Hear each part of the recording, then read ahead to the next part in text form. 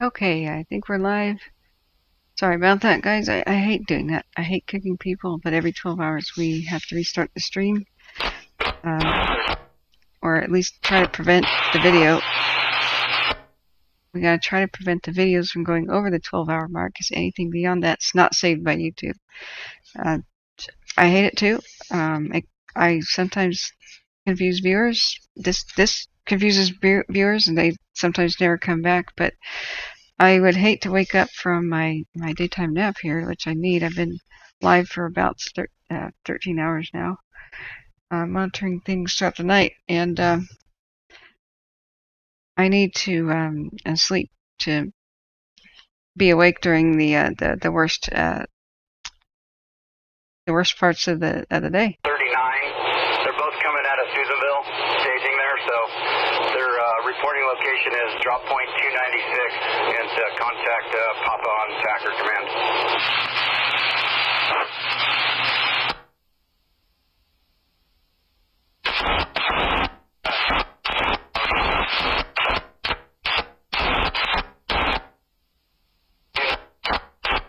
So you're going to get a task force of LNF Type 3 engines out of the Hack Creek there.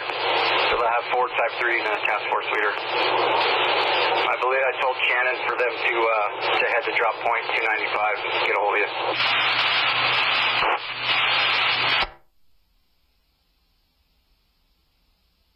Copy that. And a better reporting location for those dozers will be drop point 297. I copy. Well, they were told this about, 30 minutes ago, so it's going to be, they won't be out here for a couple hours, so you can have one of your heavy equipment bosses try and wrangle them up.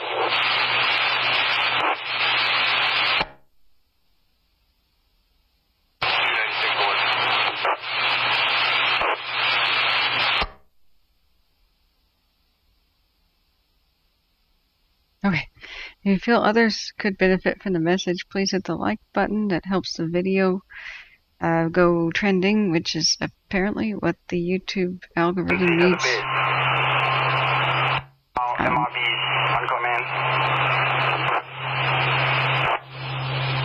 To connect me with people that need the info. So my mods are here to hold down the fort and answer the questions and update people. This is the look at Schaefer Mountain, which might get hairy. Aircraft are already taken to the sky pretty early this morning, and they're requesting more planes.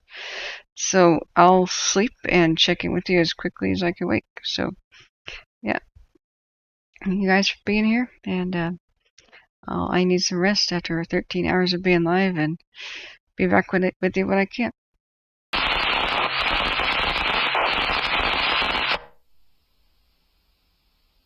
You might see me click a few windows to close tabs for a bit, but I'll be going soon.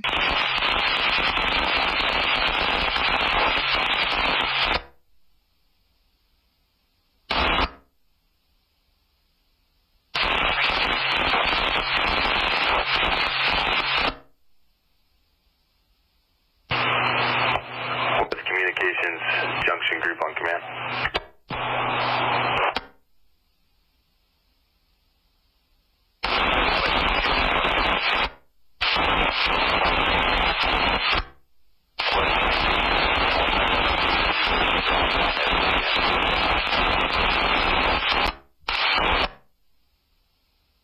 Junction Group with communication copies traffic.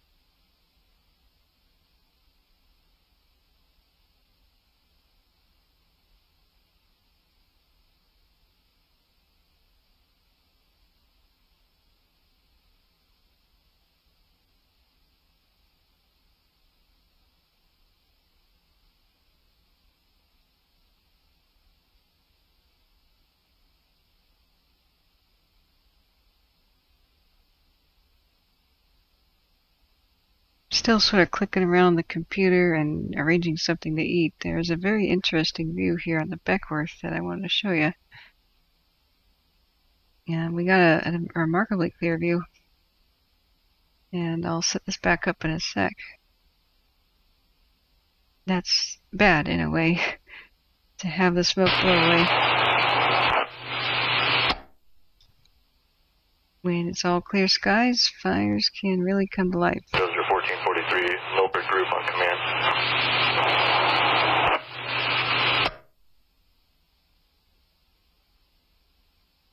The smoke is like a lid on the frying pan, they say, and it's true. When it blows off, look out. Milford Group.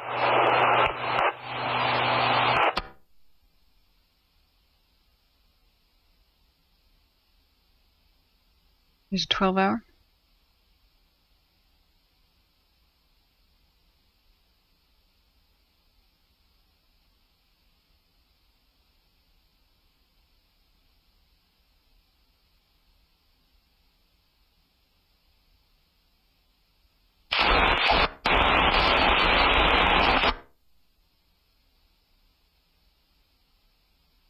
It's Dixie looking to the north from south of Portola. I've never seen it quite this clear.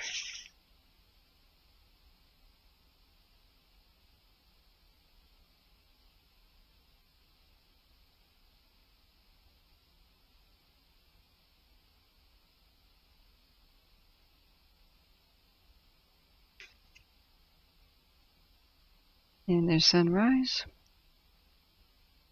Look at that.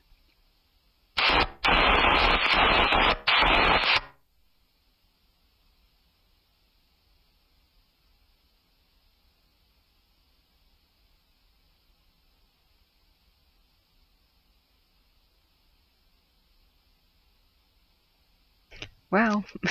So in a way, it's beautiful. We can see stuff, but look out for activity today once the winds pick up. So let's see, what time are they supposed to? Do we have windy open?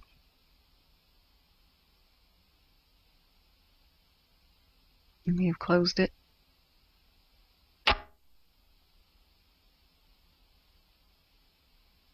Don't ask me why there's chickens. 1443, Milford Group on command.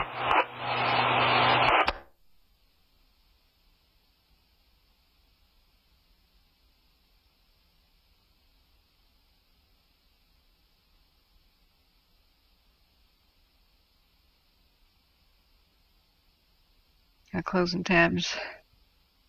There's windy.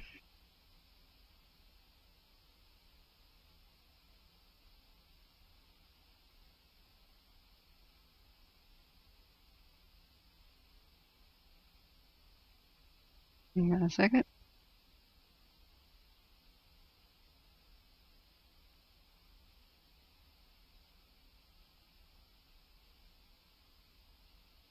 So here it's only saying 5-mile-an-hour to 9-mile-an-hour sustained winds, but almost 30-mile-an-hour wind gusts. Depends on the model you use here. But either way, wind gusts by around 5 p.m. That's when I gotta return.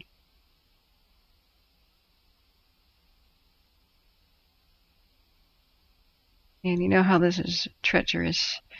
In about 90 degrees today, so not a fun day. Not great, not terrible.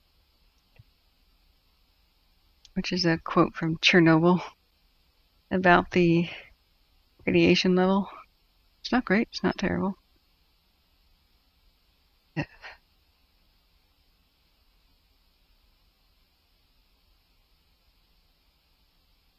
Okay. Those and some tabs. It'll help the computer handle everything.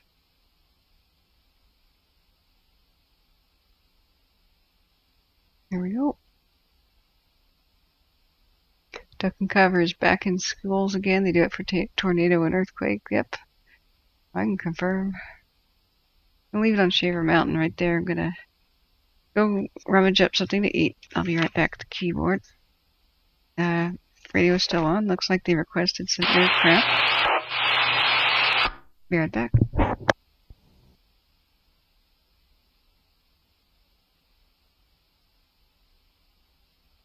Thanks for the update, Kit.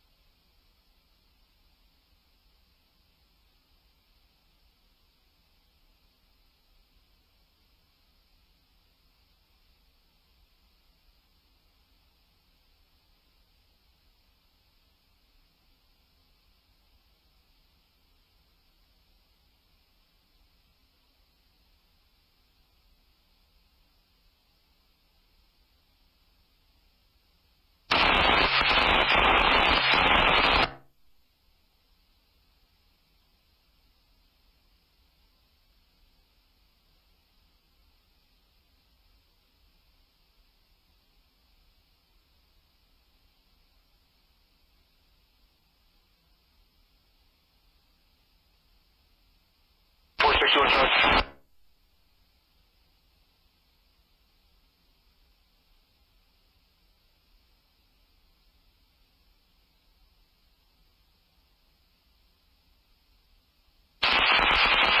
Yeah, we can facilitate that. Break 66, just confirm the location of this at headquarters.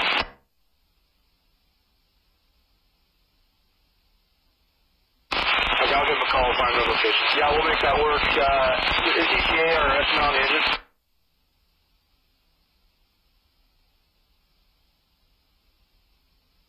Okay. We're going to actually put it back in service. We're ready to swap it out.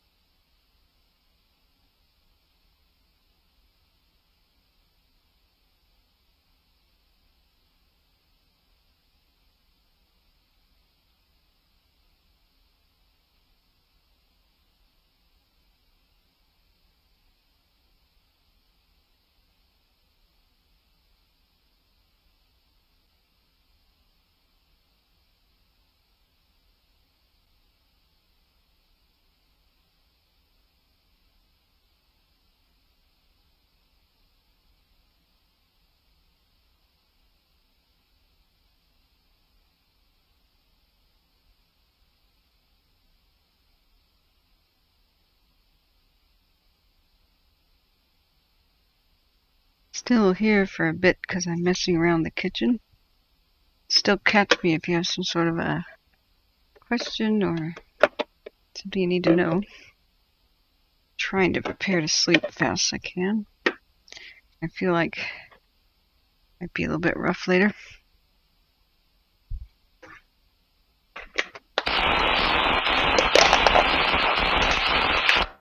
Forecast is bad, and in general, when they're struggling on better forecast days, you kind of know that it's potential for quite a rough day. It's not always some sort of a doom forecast, though. I mean, sometimes the weather turns out better than forecasted. We saw that on a Fire Weather Watch day, which I kind of nicknamed Orange Flag Days. Not quite Red Flag, but just about. They pulled off some miracles, especially with aircraft. So aircraft are the big deciding factor. And, whether or not things can go bad in many cases. Everything just looks like terrible weather. Things we have a clear sky today.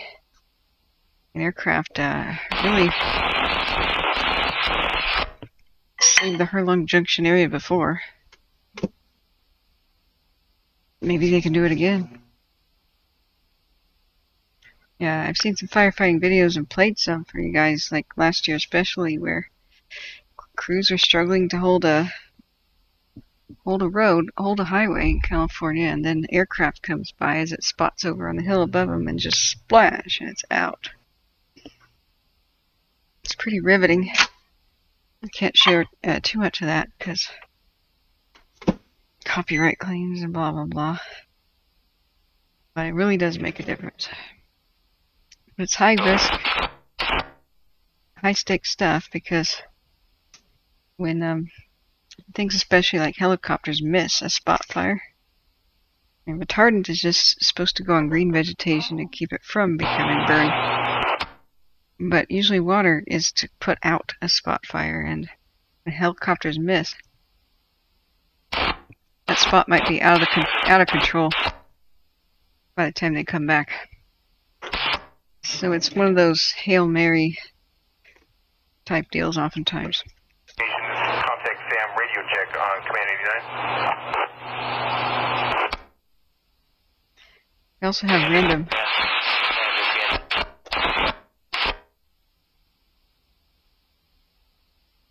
random unforeseen events like new fire starts and such. Contact, West Communication copies traffic.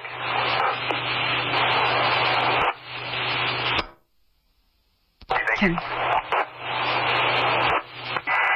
16, go ahead before you go, Echo. Inbound Branch 16.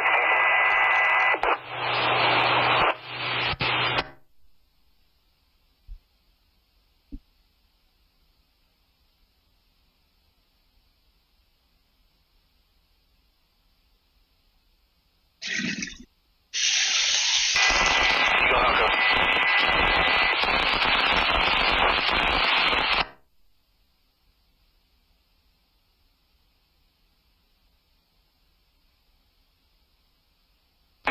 Any aircraft over the west fire, copter 5 Alpha Sierra is inbound west 16, Branch 16, at 7,03022. Please identify CFO sector 125.175. Yay, aircraft.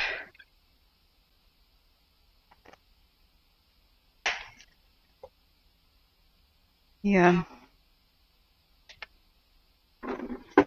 It's kind of a Hail Mary thing. If Okay, pump up to Ruby. What's available? never mind.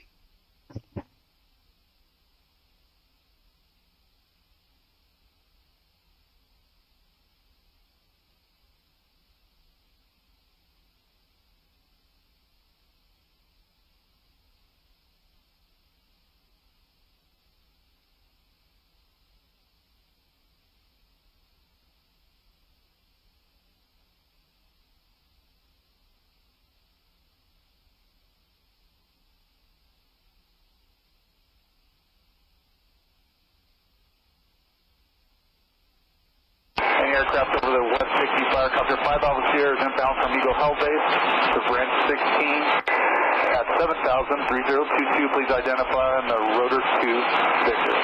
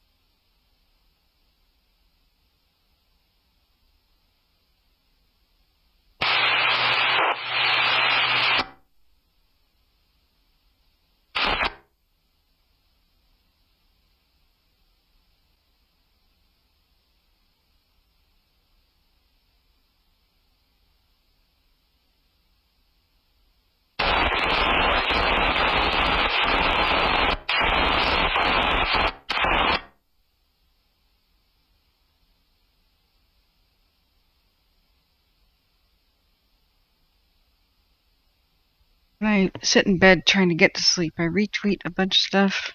Reminder, I am quite Hey Wildfires on Twitter. Not that I know how to use it yet. Let's be warned though, the stuff that fire sensitive folks may not want to see is on my Twitter. That's the whole point of it.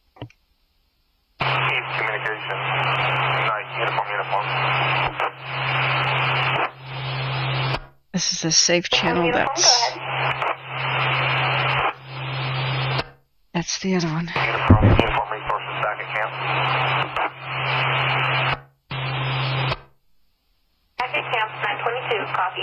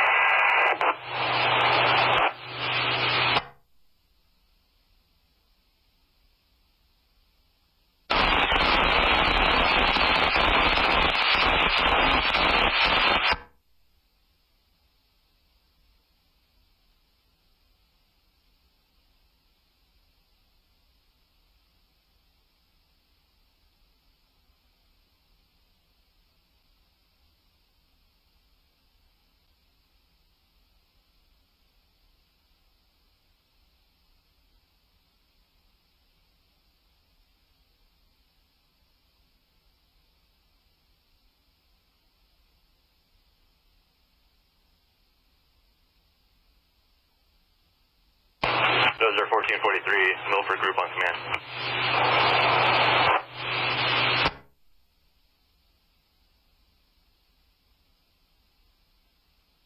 And cover was no joke.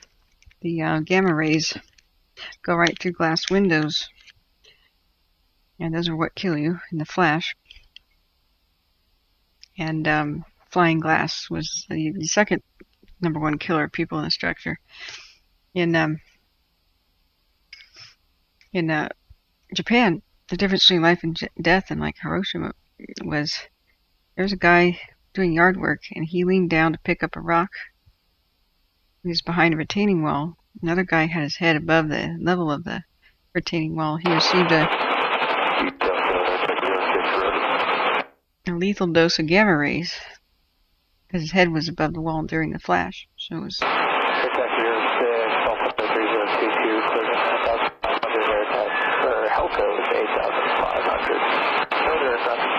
That's where duck and cover came from.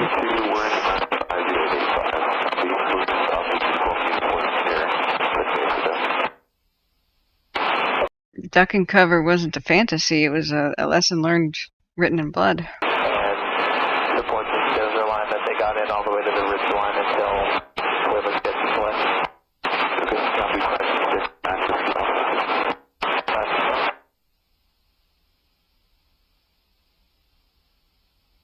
Don't think it's necessary. You would plenty of places like this to poke around the mud, so we can take 3 to do that. Okay. We can just clear out here and see how this go. We'll get this going and then come your way, see what makes sense. Okay, sounds good. Hey, do you remember someday they swapped out the one more pump pump at the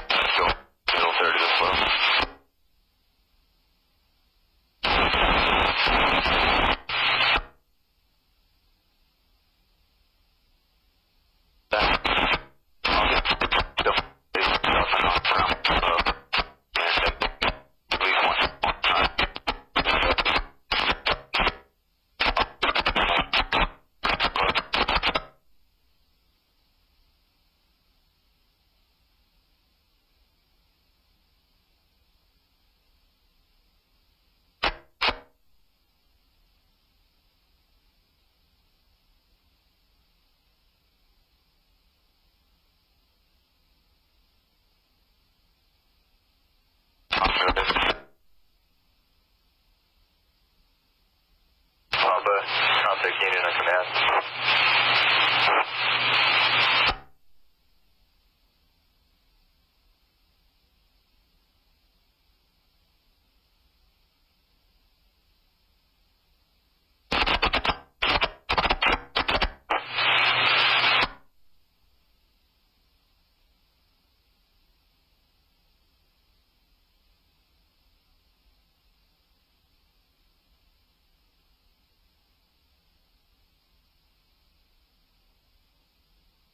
Contact Union.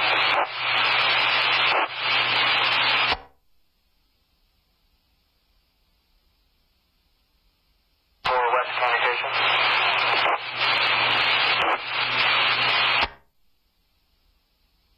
The two contacts were on a repeater battery emissions of West Prospect. We're at the turnoff off of 44 on the west side of the mountain. I'm unable to hit Papa on TAC or command, so I'm going to tie in and see if there are operations I need to be aware of before we head up.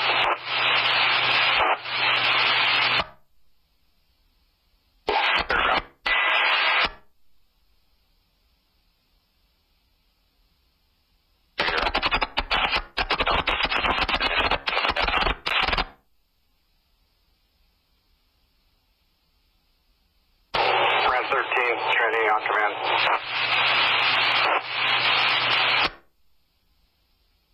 For the rope contacts, we're on the west side of the West Prospect on 44, and wanted to tell you to see if there's any operations we need to be aware of or work around to go up to the top for repeater battery emissions.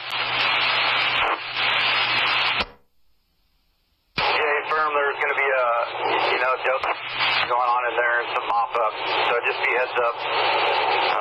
Papa's busy talking about underground. Contact Union, copy.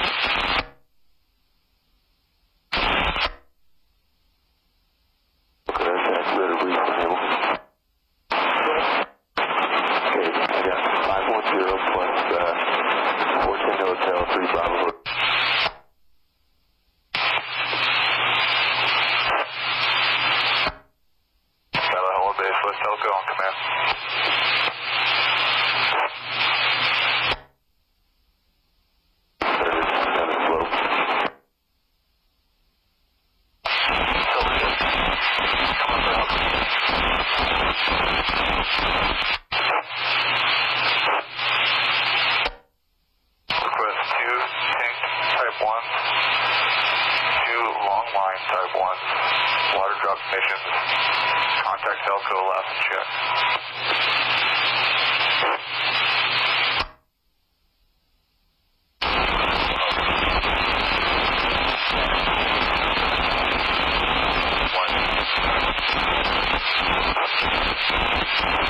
Water drop emissions, last and check. Contact Helco. Helco.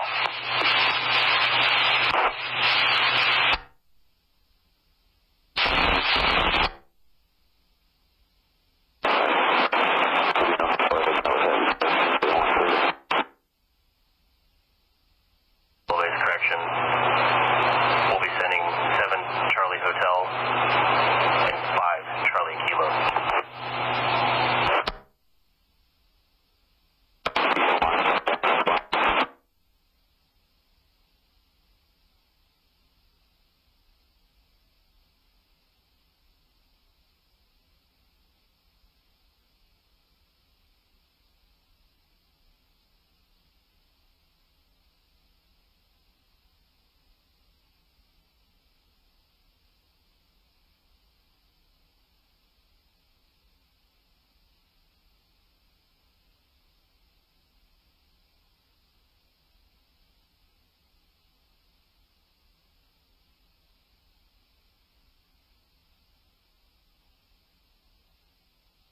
Hey, 66, yeah, go ahead and come up to headquarters and pick up 1 firefighter.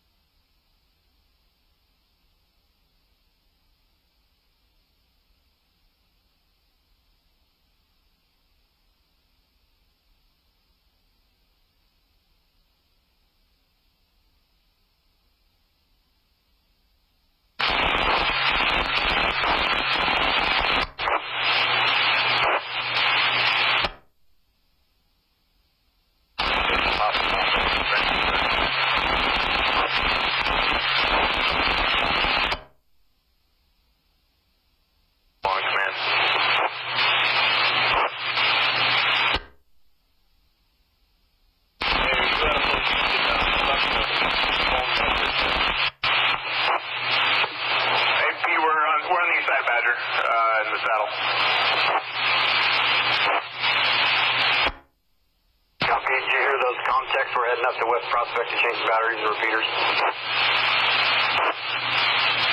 Hey, firm. Thank you.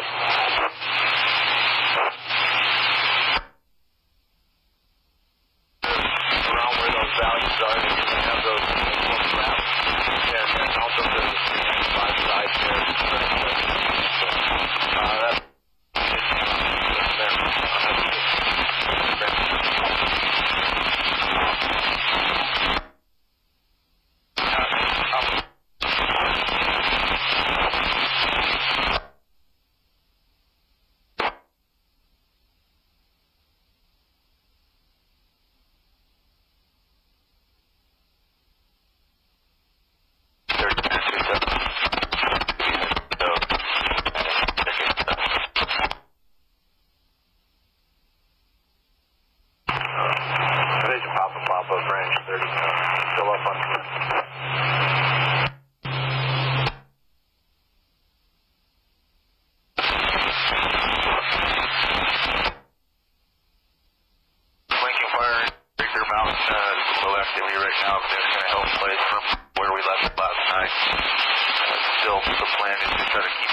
slope, and then it's still with the hammer, the mast.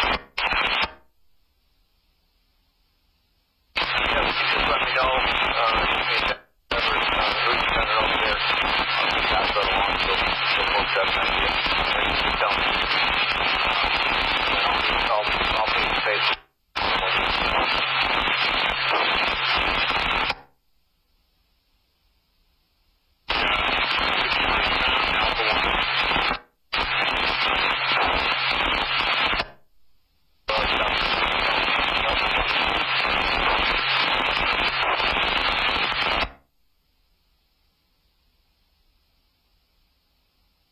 Group Battalion 24 on Command 68.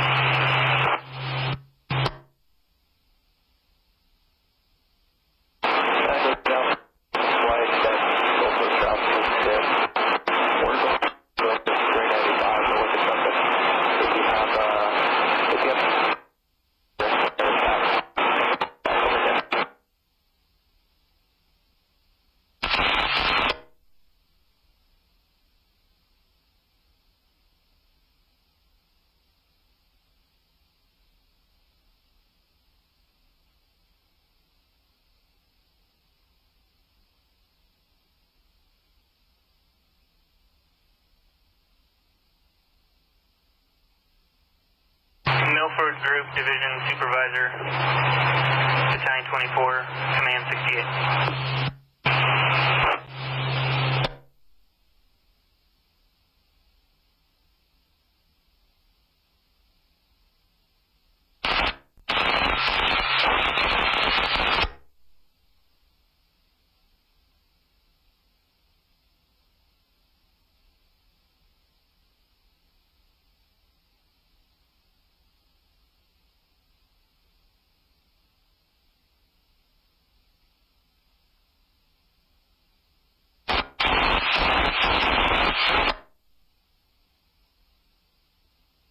Battalion 24, Command 6.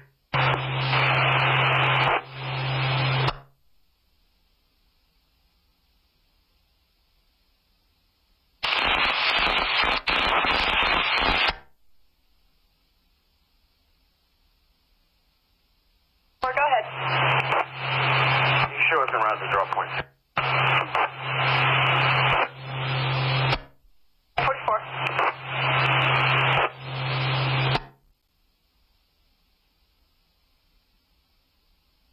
Night Romeo trainee, West Communications, go ahead. All Night Romeo resources are offline. Yay! Let's watch it. Thanks. They finally posted it. Let me put that on pause. Here we go.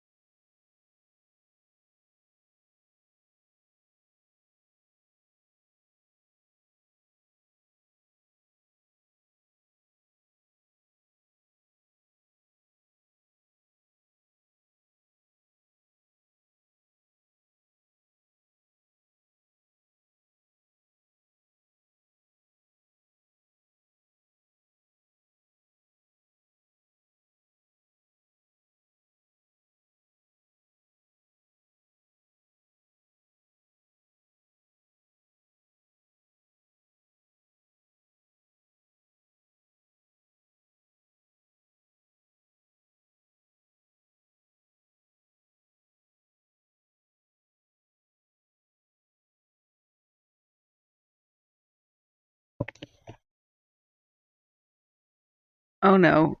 Was that muted the whole time?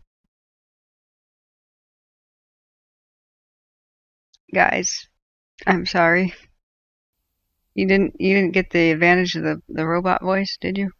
I thought I muted my headset and I muted the stream. I'm sorry. I'm so sleep deprived here.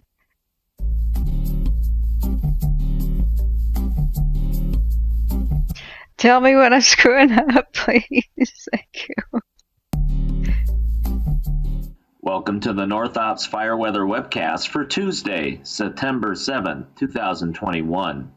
The most recent water vapor loop from GOES 16 shows the high center has shifted to the east of California. The offshore low has drawn closer to the state and is ushering subtropical moisture northward. Give us our moisture, you bastard! Stop! It's going around us. No! Make that right turn. Dang it! Out ahead of it. Some of this elevated or higher base moisture will get shunted over the region. Visible imagery this morning shows a mix of smoke and or higher cirrus over large portions of the region. Note the lack of marine layer clouds near the coast. Higher base clouds remain over large portions of the region this afternoon and provide for filtered sunshine, although thicken a bit more across the northwest corner. The dominant ridge will weaken slightly later today as the offshore wave brushes by to the northwest. The ridge will remain entrenched over the area, with the high center to the east through Thursday. The weather models seem to be coming more in alignment with some sort of weak trough passage Friday into Friday night. This pattern change would create some noticeable weather impacts, although confidence in the magnitude of the impacts is only moderate due to recent changes in the model outputs. The region should remain between ridge and trough influences through the rest of the 7-day forecast period, with no clear pattern either way due to model changes. Temperatures for the most part should remain 5 to 15 degrees above normal, although some slight cooling will occur based on potential trough impacts. It appears that just a few light showers will be possible across the far northwest corner later today into tonight with the weakening offshore low. Models have come a little more in alignment with depicting some isolated, drier, fast-moving thunderstorms across the east on Thursday, Thursday night, and possibly into Friday, depending on the trough passage. Confidence is only moderate due to the changing model solutions. This 24-hour Cansack Wharf precipitation accumulation forecast is valid at 1700 Thursday. The wind flow will noticeably increase across the region today and this evening, but especially across western and central areas. Expect peak gusts between 20 to 30 miles per hour across the higher mountain ridges, with localized gusts in the 30s to around 40 miles per hour in the known gap and funneling wind areas. This forecast image is valid at 1700 today. Areas of breeziness will continue Wednesday across the region and likely favor north. I just want to say, look at the colors for the winds. That's better. You know, it starts out cool, like the cool colors are the least amount of winds, like the purples. And then it goes to yellow, and as it heats up towards pink are the fiercest winds, right? So just, yellow, and then for some reason green is before orange, and I don't get that, but you get the idea. You can see the scale on the right, that up here to the right is the fiercer stuff. Oh, there you go. You won't be able to see the little triangles. Northern and eastern areas, plus the greater Bay Area. Peak gusts should range between 20 to 30 miles per hour.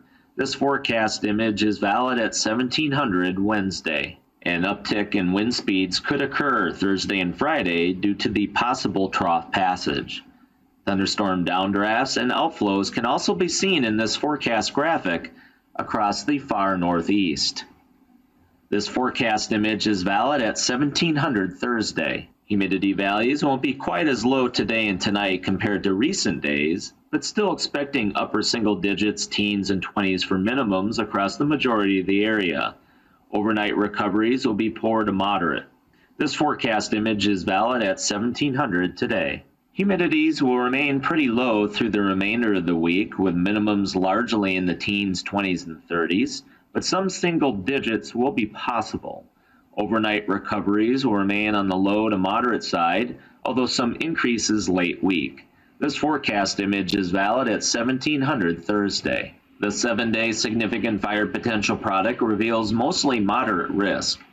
Today's weather and likely the rest of the week will be near critical, with areas of elevated fire danger due to gustier wind flows, better ventilation, and low humidity. Lightning trends will be monitored closely for high-risk conditions towards the end of the week, since it would likely be of the drier and fast-moving variety. In summary, increasing onshore wind today and Wednesday, and slightly more moderated humidity, creating near-critical to locally critical conditions. Slight chance of showers across the northwest corner later today. Can't rule out drier, fast-moving storms across the east Thursday night into Friday, but confidence only moderate at this time. Areas of breeziness will likely continue late week and possibly into the weekend.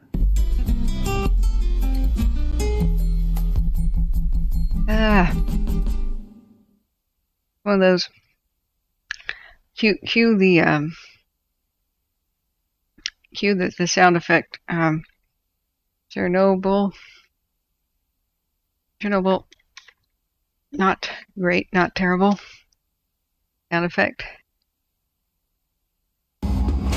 What does the decimeter say? 3.6 Roentgen, but that's as high as the meter. 3.6. Not great, not terrible.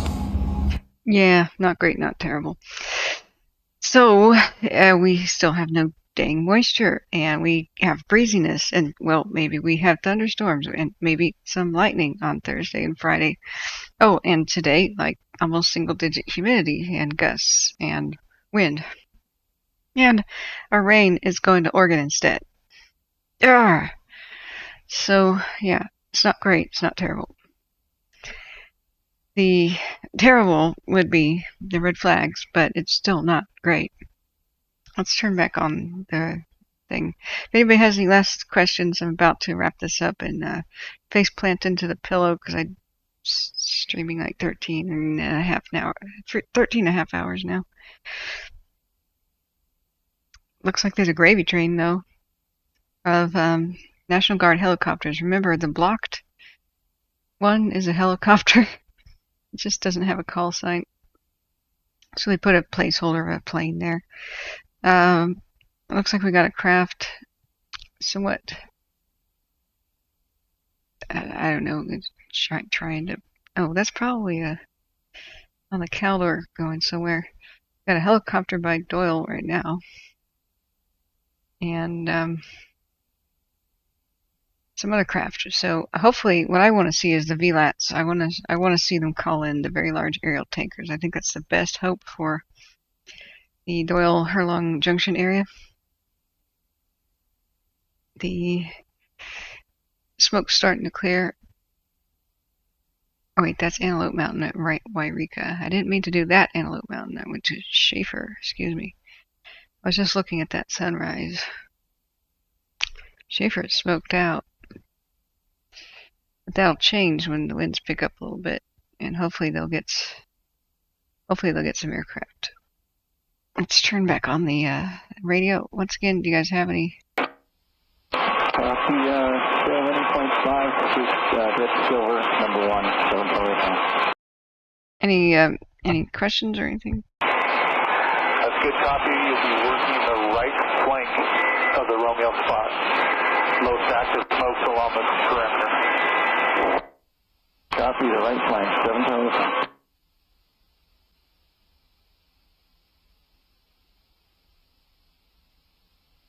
Oh, is that a morning briefing?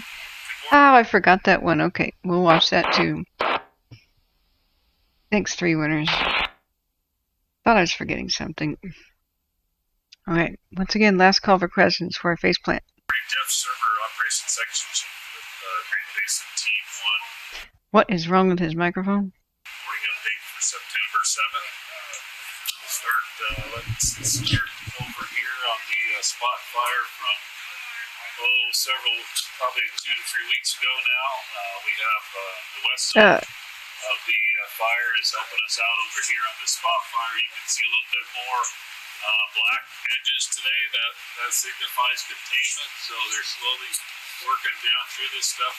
Felt comfortable enough to call that area right there contained today, so making progress on that spot to ensure that it cannot escape anymore. Over to our division Oscar, which is this northwest flank of the fire out to this protected area. That is where we had a swap over day before yesterday in the afternoon. That got caught that night by dozers and with a lot of aircraft support. It was mopped up yesterday and is no longer a problem. So we continue to watch that very vigilantly because of the opportunity for this fire, this heat that they show as scattered heat on the map to escape again and cause problems that could go to the north towards Melbourne. So we still have lots of folks in here. We have a contingent of Army folks as well as our normal firefighters and a division that we keep an eye on all that today. Coming around into the Black Mountain, past the Black Mountain prom site, and then on down to the 395 corridor. We put quite a bit of retardant in here with 2 heavy helicopters yesterday using this Herlong mobile retardant base. They were transferring retardant back and forth to coat this line from the top to the bottom of that rim. So if anybody was driving 395, you would have seen toward the afternoon, we saw helicopters working that. What we plan to do there is as soon as we can free up some of our folks from down in the Dixie area, we also have some Type 1 hotshot crews coming in that have been released from other incidents, boosting our capability. We plan to put them on that piece of line and rather than let that thing continue cross slope, even though it was not an intense fire and it was leaving a lot of green trees and really not up in the canopy. We prefer to go in there before any weather changes can occur that would cause problems and take care of that. So we're holding in check with retardant until we can get those crews over there to take care of that and work from the bottom to the top and stop that forward spread. Last night, the fire, just after dark, as a lot of folks know, you get winds off the escarpment. The winds came up last night, just like I say, probably around 2000, around 8 o'clock, maybe a little bit earlier than that. Pushed this fire off the where it was hung up. It was active here all day. We were waiting for it. We were going to take some action with dozers down in here a little bit later and maybe cut it off before it got to the existing dozer line, but it pretty much picked up a lot of steam, came down, crossed several dozer lines, crossed 395, and then was caught at about a tenth of an acre on the other side of 395 on that north side. So this was lighter fuels. I don't expect to see any problems in there today. The highway's back open. It was open during the night, early morning hours, and it ran back. This portion of it ran into the Beckworth Complex fire, and so this corner's pretty well tied up. This area you can see right in here where the fire hasn't gotten down to the dozer line. We'll look at the opportunity to walk some of this edge in here and see if it's cold. Once we get those hotshot crews, they may just hike up in there and see if that's cold enough to just work it and put it out, or whether we have to wait for it to come down farther to the dozer line. So we'll be assessing this in the next day or two to see what we have to do to seal that off so it can't come out anymore. Moving down beyond that, this area that hit 395 last night, moving on down the edge of the fire, you can see where it got caught in the earlier June-July Beckworth Complex where this brown area is. There is one pocket in here that didn't burn the Beckworth Complex in a small Forest Service facility that we're going to have wrapped with some structure wrap. It's like a foil wrap that protects those buildings in case this fire continues to come towards it. Coming on down, this whole area right here is caught on the sugar fire. Back over towards the Dixie Valley area. This line, we had real favorable winds in here yesterday that pushed this fire back on itself. So we had dozers and we had hot shot crews and we had aircraft and we had everything pretty much pounding on this line or this line right here to hold that in check so that it doesn't continue down toward and be a problem for this Highway 70 corridor in the future. We have a lot of contingencies that we've built along underneath the power line. We have dozer line wrapping back around. We have some dozer line even down south towards Beckworth. We're doing some work off the 177 road. We have a lot of stuff going on down in here in the event this thing breaks out and wants to come south again. So we're always looking 5-10 miles in front of us as much as possible to try to figure out what we can do if our plan does not work. Right now our plan's working. It's looking good. We're starting to get this edge cooled down in here. And if the winds continue to be prevailing from the south, southwest, and from the south, that'll work out very well to our advantage. We have a lot more military Army folks in here today. We've pretty much moved most all of our Army folks from where they were working over in the Genesee area and over here in Division Romeo. We keep pushing them out this way. So almost all of them are deployed in this portion of the fire, and that's about 250 extra individuals that can deploy hose, staff pumps, do all that kind of stuff to cool down all these edges. So that'll be real helpful in holding on to what we have. Moving over to the Division Romeo area, that has not been a problem for quite some time now. The Turner Ridge area is not a problem. We've had that held now for several days. Again, we're vigilant. We keep people there. They're still mopping up, but it's not a critical issue right now. We're down staffing somewhat this Division Romeo. The Army people, members that were on there are moving forward, so that means that we need less and less folks in there to be watching that. So that's some good news there. And then coming on over to Devil's Punch Bowl off of Grizzly Mountain. What we've done is, as I've talked about before, we had a plan in here to do some burning and connect the fire across the way this way. Well, that was 10 days ago when we got here. The folks before us also had that idea. 100 degrees. We had different conditions, even though we're going to have some 90s, high 90s this week. But back then we had different conditions, a lot of fire activity going on. They felt, and we felt, that this was the best solution to this issue with this piece of fire that couldn't be stopped. Well, that piece of fire has now moved into, I don't want to call it favorable terrain. It's still hung up in a lot of rock, a lot of steep, rocky area, but because we've put so much air power into that with retardant and water, the heat has been substantially reduced. So what we're going to do is we're going to insert a couple of folks, allow them to hike up in here and look at this edge and see if there's anything they can do to cool that edge, the few spots that are up in there that are hot, see if they can take just a small number, 5 people, maybe up there and work with some helicopter support to cool that edge off and just see if we can go direct instead of going indirect, which would be this burn operation. Anytime we lay fire on the ground, there's always some risk involved with that. There's human risk involved here with those people hiking in there to take care of that, and there's risk involved with us backing off and doing an indirect attack and laying fire on the ground. So we have to weigh that between the risk reward. So today we're risking very, very few individuals just to walk in there and take a look at it, and there's a lot of rock hopping and things like that has to happen. But if they assess it and some action can be taken on that to cool it, that's our preference right now, rather than conducting a burn operation. But that's always available to us in the future if this proves to be a continued problem, and if it proves untenable for the people that go in there as far as being able to work that area. And the rest of the fire is holding well, and things are going good. We're backhauling and moving things out where into the northeast corner of the fire where we need that equipment for.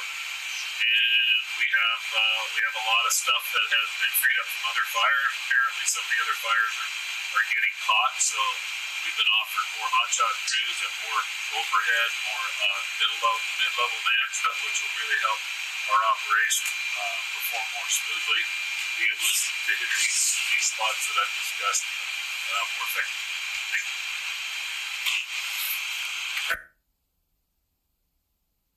Well, I wasn't able to make a lot of that out.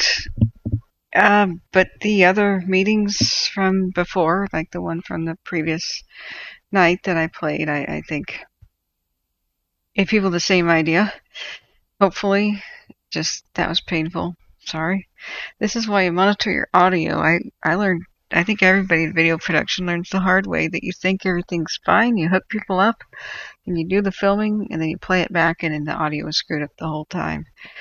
You have to do monitoring, which is have your headset test it, and pretty much throughout the entire duration of a video you have to check it out, or have somebody else watching your back at least, saying, tapping on the shoulder like you guys were supposed to earlier, hey, your audio's screwed up.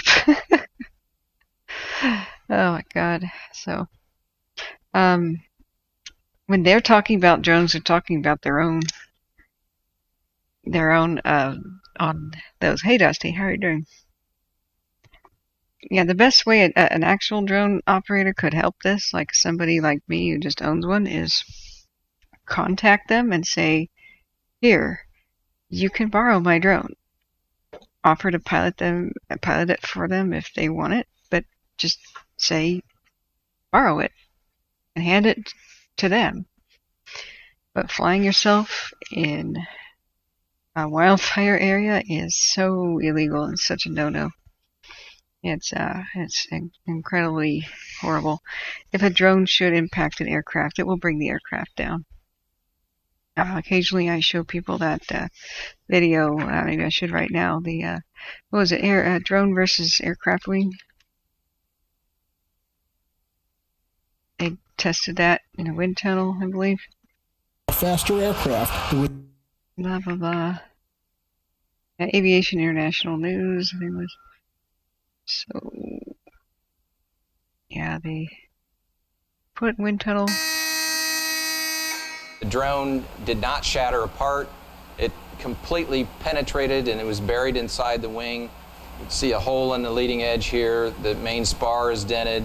There's several fasteners that are pulled from the spar from the wing skin. There's some stringers that are bent. There's also some tubing inside that was also bent. So there was a substantial amount of damage to the wing. While Poorman believes the aircraft would have survived the impact, he also believes that for a faster aircraft, the results could have been worse. Yeah. Yeah, it's really questionable. It's just how good of a pilot are you? Could you recover from that? Question mark. What if it hit the propeller? What if it hits the windshield? You know, that's Bird Strike brought down that thing with Captain Sully. That was a goose. Drones are approximately the same size and weight as a goose. They don't weigh a lot. You can pick up a goose and be like, oh, that's a light animal. They're all feathers. So, no, it shouldn't. You should not be able to shoot people's drones. I'd probably really be upset if somebody did that. That would be my livelihood. There's no way to insure it that way. That would be like ruining a video producer's like $10,000 of their equipment.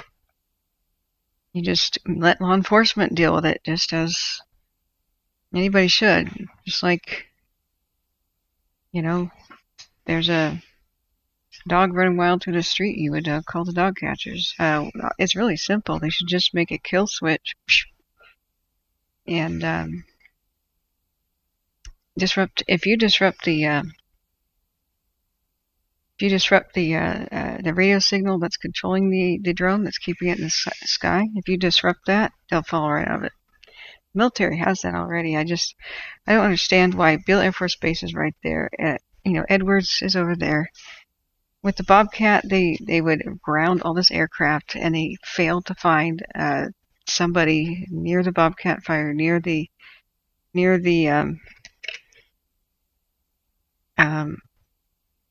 what was that lookout observatory, the one that James Dean was in? Oh gosh, I keep forgetting it. The one I did the majority of my streaming with last year. The Griffith Observatory. There's so many military bases right there. Why don't we let loose one of the? Why can't the military get rid of a tiny drone? You know, it's just they're there to protect the country. We know that ISIS and other terrorist organizations pack explosives like C4 onto drones and fly them at our troops in the Middle East. So they should have some anti-drone technology that would just simply scramble their signal that keeps them in the sky and just drop them out of the sky. Why on earth didn't they just press a button, dispatch? And why didn't the military interfere? I don't know. I think they should in the future. But anyway, you can't count on people doing the right thing. It's like, well, why don't people just not drive drunk? You know, that's why you got to go after them. You got to find them, and you got to do your roadblocks, and you got to make the penalties work. Just saying, oh well, people are going to drive drunk, not going to do anything. That doesn't work. These fires are causing more damage than enemies do in a war. So, not responding to it, I mean, what the heck's the military for? So, the majority of drone operators are responsible and want to help, and so I'm telling people this is how you can. You can go and make your phone calls and say, I have a drone, especially if you have FLIR capability or a FLIR camera, I'd like to volunteer it. They may just invite you over there and say, come to Sector 7. That sounds good. And they may say politely, thanks, but no thanks. But that sort of thing happens sometimes. Don't assume that a volunteer fire department, for example, is very well equipped or has a lot of good gear. They might really appreciate you. More likely you are to help is if you've had experience with FLIR type stuff, and if you get special ratings to fly at night, especially. Most drone operators are not qualified to do that, though. But, anyway, looking back, hey Dusty, how you doing? Yeah, the briefing showed the blow-up last night of the escarpment appears to have finally tied that edge with the Beckworth burn. Yes, that's what they said on the better briefing last night and the ones this morning, except for the one I just played, which was horrifically plagued with audio problems. So, although they're expecting a battle there, Dusty, from the morning. The West operational briefing update, there was another Mike Wink speech about the numerous structures that are really in danger because of the winds blowing stuff across the lines, and how to catch up real quick, prep those structures real quick. We can't only try harder to protect those structures, and they lost structures last night.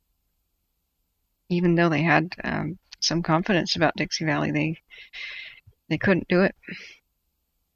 But I think I'm much more worried right now for the Herlong Junction and area. They described how the embers went past. Those are lines that were 10 blades thick, and then went over 395 with at least a 5 wide dozer line on the other side. It was hard for me to tell, but with Amber's footage, Luna's footage that she provided with us the other day, that was under very mild wind conditions with only 4 mile an hour to / dead calm with only 17 mile an hour wind gusts. So we're going to have 12 to 14 mile an hour sustained winds with potentially 20 to 22 mile an hour wind gusts on almost a record-breaking heat day, at least for Redding, and 12% humidity. This sucks. This is worse today than it was last night, and they had like 3 or 4 spots over, so it's not too good. So my official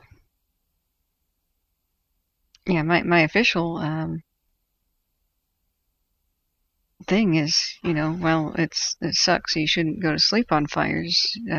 that have the potential to affect you at night. The daytime threat's worse. So, yeah, they are cycling a lot of people out. That's why they said they keep losing people. For the most part, it's people timing out even with their overtime.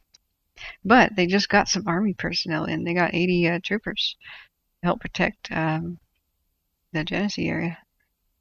So, yeah, what says we called that narcissistic and sociopathic? Exactly. That is it. That's what I tell people is, people are so nasty. What can humans do next? I say no. The majority of evil that's committed by humans is by sociopaths, narcissists, and psychopaths, and a couple of related conditions. You can't judge humanity by these people. They kind of do evil almost every single day of their lives and repeat their behavior. They often tend to rise to seats of power where they can wield it and do even more evil. But just like you can't judge dogs by rabid dogs, you can't judge humanity by people with extreme mental illness / mental disorders. And most people are pretty good. They just simply make mistakes a couple of times in their life, ethically. But anyway, it'll help you. If you ever thought humanity is bad, just that realization will help you to feel a lot better about people. I mean, if drone operators are really that bad, for example, aircraft would never fly. But let's go back. Does anybody have any questions while I go and try to sleep? I've been alive for 14 hours now. But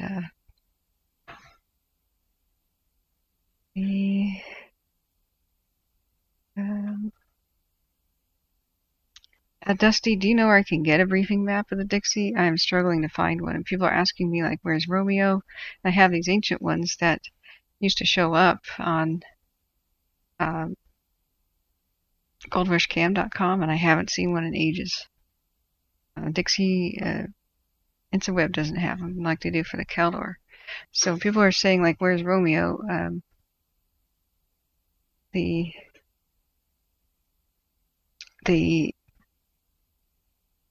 Westwood area. In fact, this is extremely old. This is the 3rd of August. Where's the one that was newer than that? Like the 13th. A lot happened between the 3rd and the 13th. So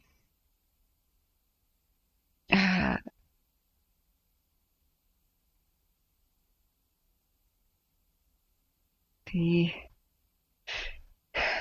Devil Romeo's down by Quincy now, according to this one. So I'm sorry if I was mistaken, but earlier when they were defending Westwood, but it was probably that at the time they were moved here. That's probably when Westwood was in critical danger. See, I don't know if they've been moved ever since, but I keep hearing them saying stuff like A21 every once in a while, so I'm actually unclear, and I'm really dying to know.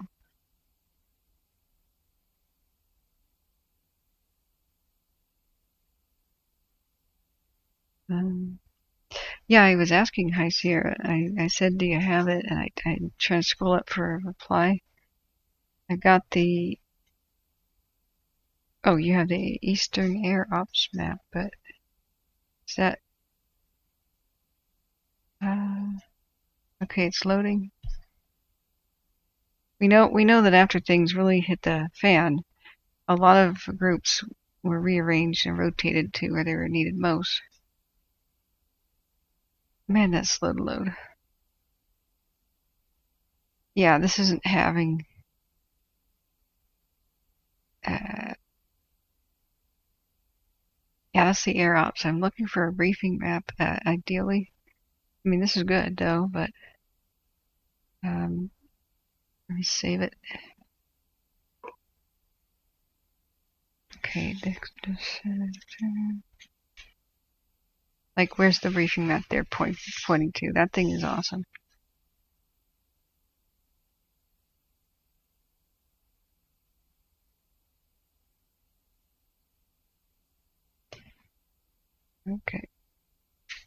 Hang on, let me get that up for us.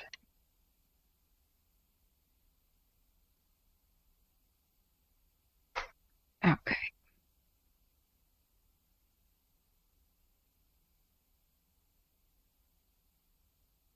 So that was shared. It does have some divisions. It's just harder to see. I didn't zoom in. Hang on. So the Westwood group has got umbrella on the peninsula, or uniform, excuse me.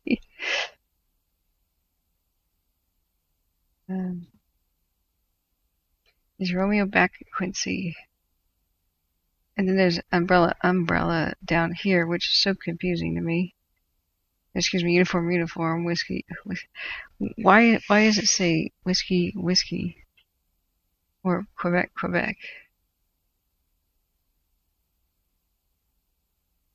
Okay, this is enormous.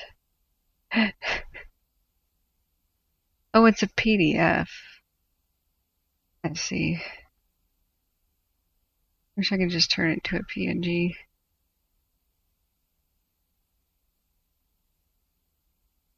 It's Ranch Dip. Quebec is over by the Davis Lake to the east. Romeo is south of, well, it's on the ridgeline southwest of Davis Group, okay? Just a little discombobulated. Is Portola not even fitting on the map?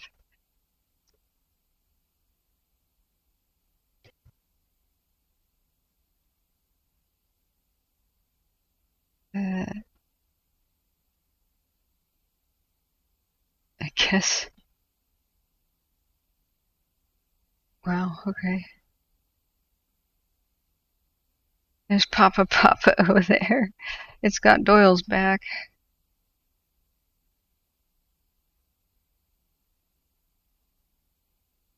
I mean, it's a good thing they did a lot of that firing, but it's not complete as far as I know, Dusty.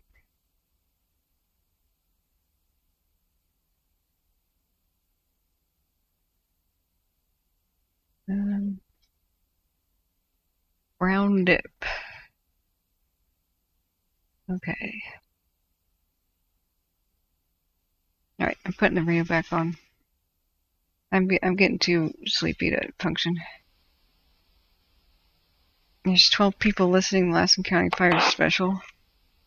Sometimes that means that, like, Branch, Shasta contingency, heavy equipment boss.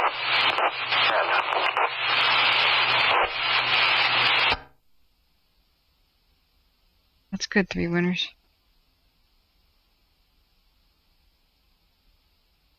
No, the oftentimes the drones are not for social media. They don't share that stuff. Sometimes it's people that want a quick look to see if they're in danger, like at their own homes and stuff. And they think, well, nobody will see this, but once it's spotted, I can just take it up to 200 feet, look around real quick. They really can give you an idea of where fires are and around you. And then nobody will notice. I'll take it right back down. And it's that wishful thinking that oftentimes gets people hurt, where good people have wishful thinking. Oh, this won't harm anybody, Same thing with, oh, the kid's having fun jumping around the back seat. I don't need the kid to put on a seatbelt. I'm just going to the corner store just a few blocks away. What are the odds? And then you get in a car accident and the kid's hurt. It's that kind of wishful thinking, Drink? Okay.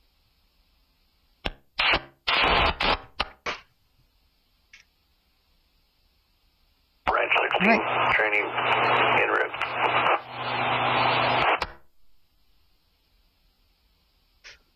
And can you explain why is it Romeo? And then Romeo.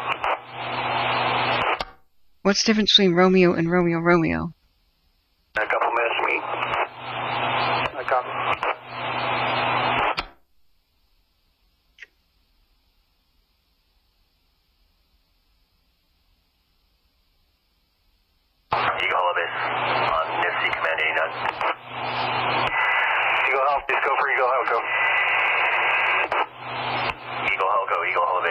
station. 1 Charlie Golf out of service. We'll be replacing them with 2 Charlie Hotel. Additionally, 3 Papa Delta just lifted from Eagle Hollow Base.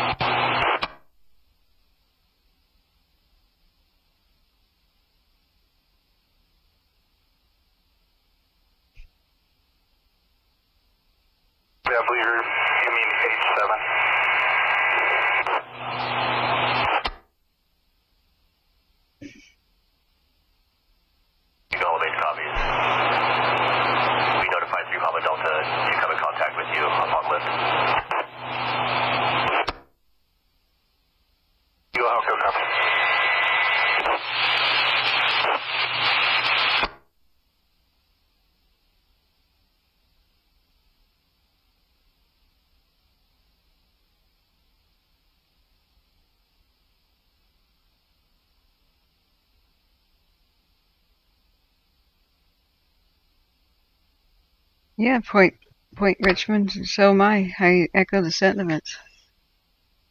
I'm glad to have you with us. I hate the bad apples. It's those jerks that got drone banned from national forests. It's like, you know how much I would love to go and film, to recreate some of the helicopter shots of Mount St. Helens when it erupted. I wanted to do a documentary and show before and after, like how has the land healed. You know, here's okay, escarpment on command. Hang on. And now we're banned from national forests. I think that should be overturned anyway. Like, it's the people's land, not the government's.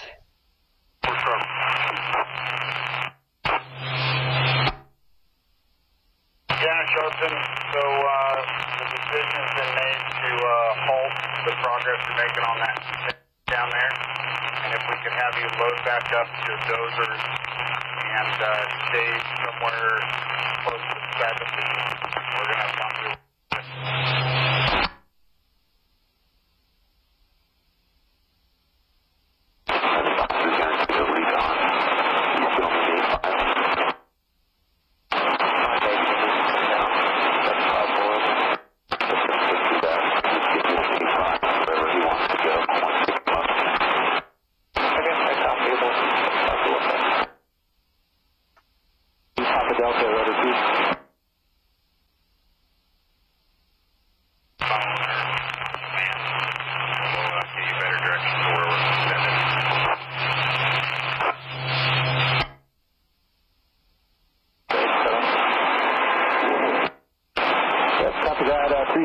We're climbing out of 7,000, and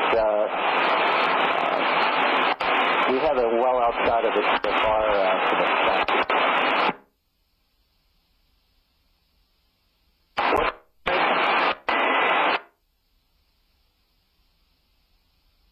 Report H37. Head to the south. Just to the south. 3 Papa Delta.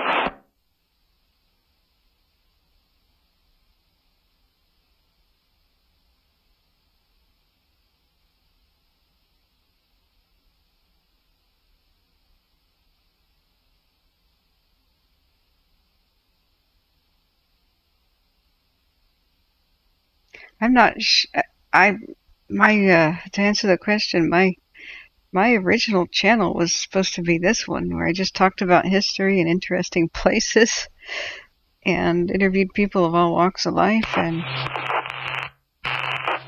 I didn't think this would develop into a fire channel, because I didn't think I'd be live more than 4 days during last year's fire crisis. I figured that the wind would die down in 4 days, and people would start putting out the fires, and it was more than 35 days of crisis. So I ended up having I didn't even name it anything. It was just my name. I had uploaded one video to YouTube before under my own name. I had a couple of others that were just for fun and cutesy, video game clips or something. But the one for like Kathryn Davidson, video maker, I just did a test by putting that video of my tram ride at OHSU. So I didn't think this would become a fire channel. I didn't name it that, and I just went live to help people, and then all of a sudden I had more than 31 days of fire content. So people have suggested that I create a new channel for what I do, and the thing is that one doesn't have any dang subscribers. It would be brand new. I'd be starting over from day one. So what you can do is just make different playlists. I think I'll just have the one channel and make different playlists. Fire content here, history content here, ghost town content here, Kathryn's world here, weird things happen to me here, ghostly bedtime stories and spooky stories here, and just put it all in one and divide it by playlist. Running this fly. Oh man, Point Richmond, man. Yeah. He says,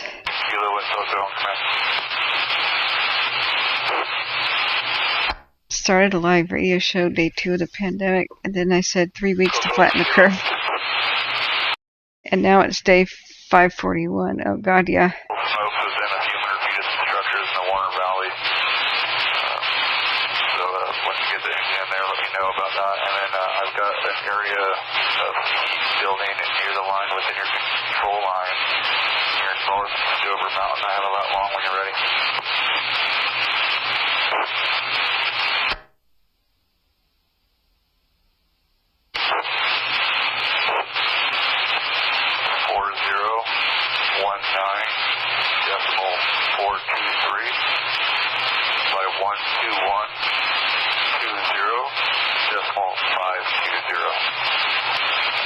Type 2 long line to start working this, and make this the priority for you to get some ground folks in there. It's probably about 2 to 3 acres. It's in an island near the line for senior line.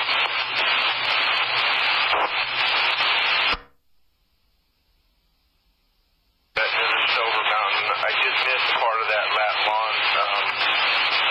When we get to a point, I'll get back to you to get that second part. I got the 1, 2, 1, and the rest, but I'm kind of in a bad spot right now to write that down. So give me about 2 minutes. Copy. Let me know when you want it, and I'll go see you again.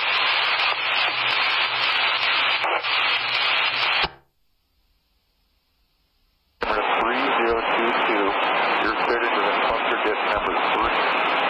8,500 to the dip. Just sent down 8,000 for the work area to be working.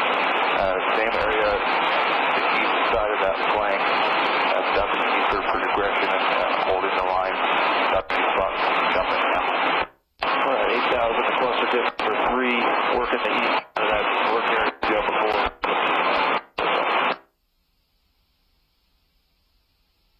Drilling up the kind of summit dip at the bottom of Ranger Mountain. 7,000. I'll do the job.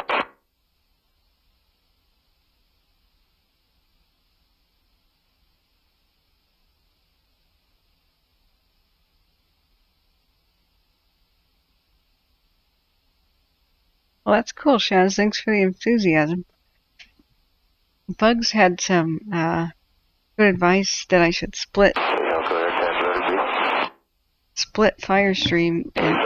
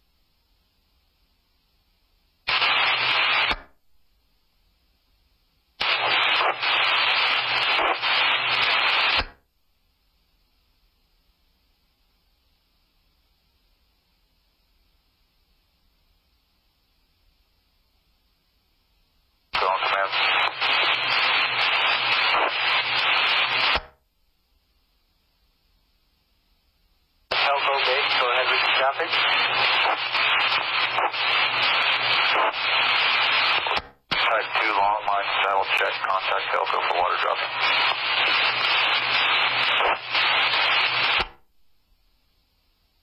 With your guys' kind donations, I'm well on my way to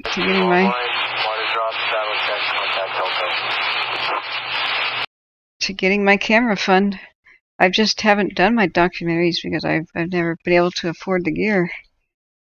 And I thank everybody who's donated to the camera fund and helped keep me fed during this. Oh, I need to post the donation link. Please give generously to the victims of the fires. This is the pinned comment. And just, all I need to keep going is leftover pocket change. But please, don't feel obligated by any reason. Just sharing the channel, hitting the like and sub button, the #1 way to reach people. And what I appreciate most, with the goal of reaching people, is just share the link to the channel to people who need this info, who are completely unaware. We're like 87% of the way that people find the channel is through social media links, and I haven't done like any of that.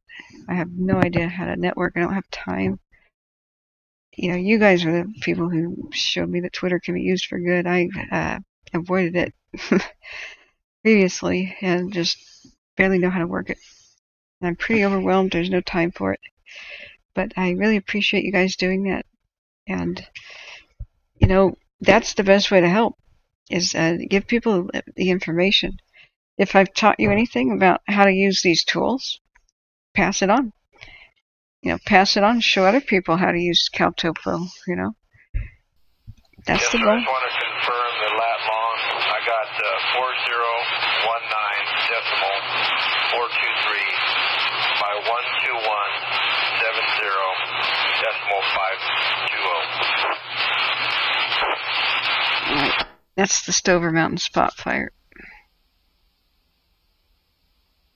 Latitude 121.20.520. Jack copy 121.20.520. Thank you. Affirmative. I requested 1 type 2 long line. They'll be out there working. Just to have anybody that comes in there to work the ground and come up to them on their ground task. They said that was over by. I'm going to get a hold of crews that are working their way in there and let them know. Thank you. They said that was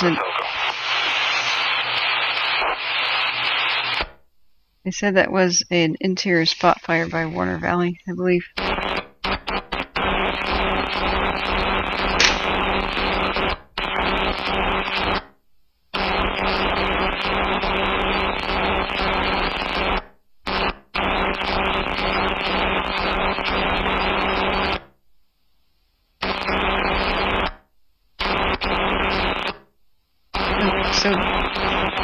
Or whatever that sound is. Dusty, what do you think will happen today? Yeah. That's my sentiment too. The Daily Set Trip says current cost of fighting the Dixie fires at $471 million. Please send the bill to PG&E. Thanks.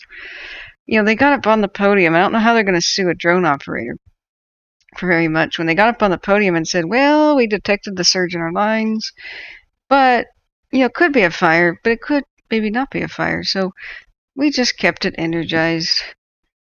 When they're on probation for doing that and killing people with that policy, with the Zog fire and the campfire, and pleading guilty to manslaughter, the company is on probation for the court system, and they promised they'd never do that again, especially not in the same area where the campfire started, and that had nothing to do with the drone.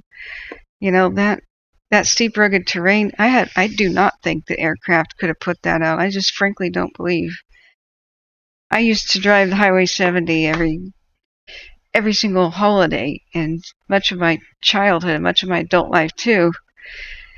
That is hopeless. If you have a red flag day fire escaping you, that's completely hopeless. No matter what kind of aircraft, you just can't have a fire started there in such conditions. when you have energized lines, the people who first arrived tried to fight the fire and couldn't because they're energized lines. I mean, they may not have been fire crews, but they get electrocuted. You know, it's just like, dang. So what did I do to type in wrong Latin law?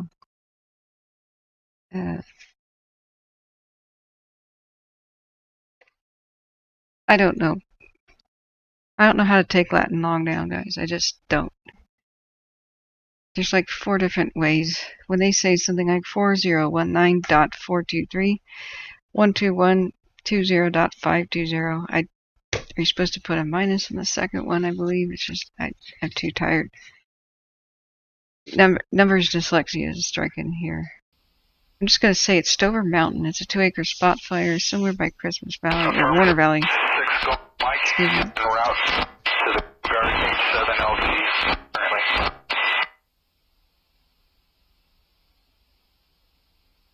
Well, that's what the whole massive protest thing is about, John Robinson. That people have come in here and proposed everybody stop paying the bill. That's a very intriguing idea to me.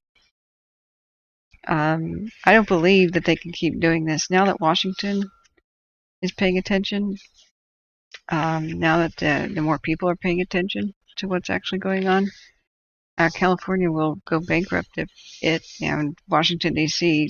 keeps paying these bills. And they keep raising the rates on ratepayers, excuse me. Businesses will leave California if energy costs are too high. It's now at the point where the elderly are dying because they can't run air conditioning and can't afford it. That's not sustainable, so at a point it'll stop.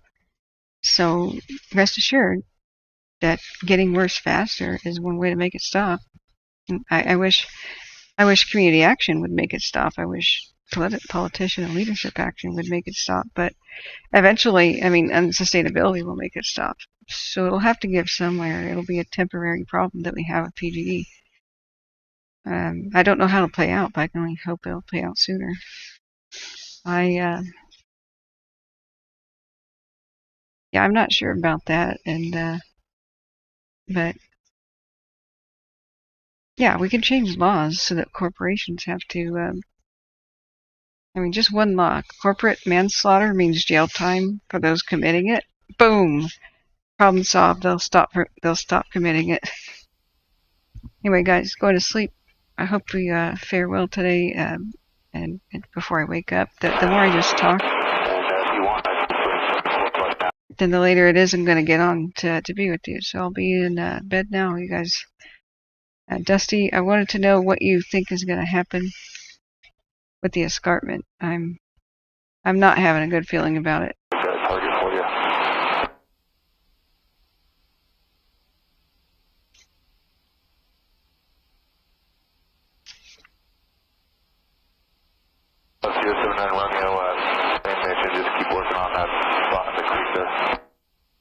The nice thing is if we don't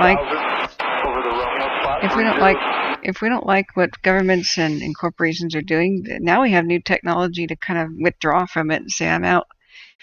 I'm going to go off the grid and I'm going to generate my own power. Old technology for a new era. Pelton wheels, mix of new, like solar, battery banks. At least now we have a choice. That's good copy. 7 Charlie, 5 Charlie Kilo are working the right flank. You'll be working the most active smoke on the perimeter of the left flank. I'll get back to you with the ground contact.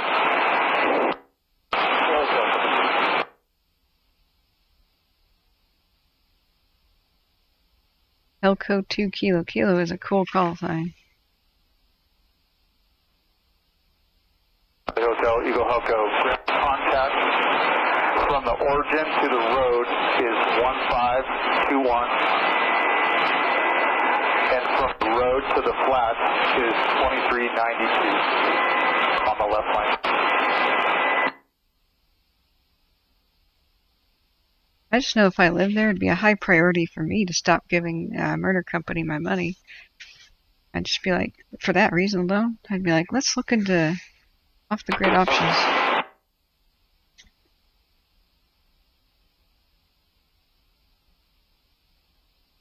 these gold mines in the middle of the mountains had electricity before a lot of the towns in the valley did, because they use Pelton wheels.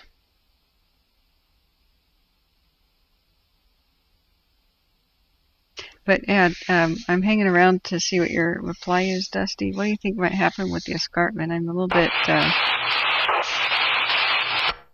worried about it.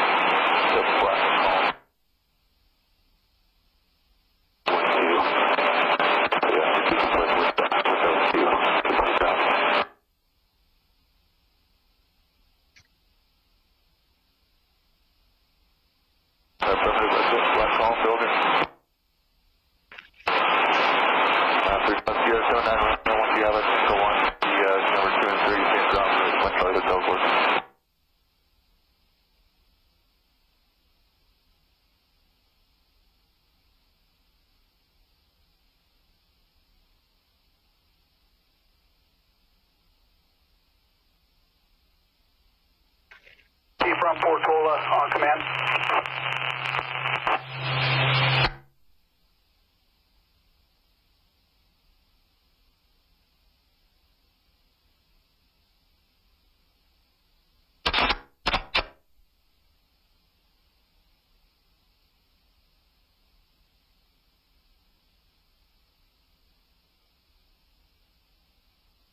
On command.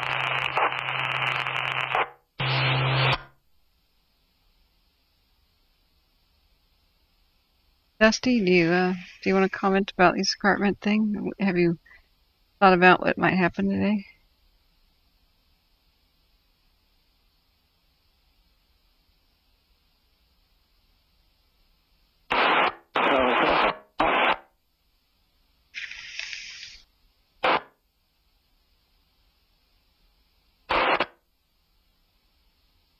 Yeah, we have many options. Instead of focusing on the problem, we can focus on the solution, and that's a good way to not be depressed.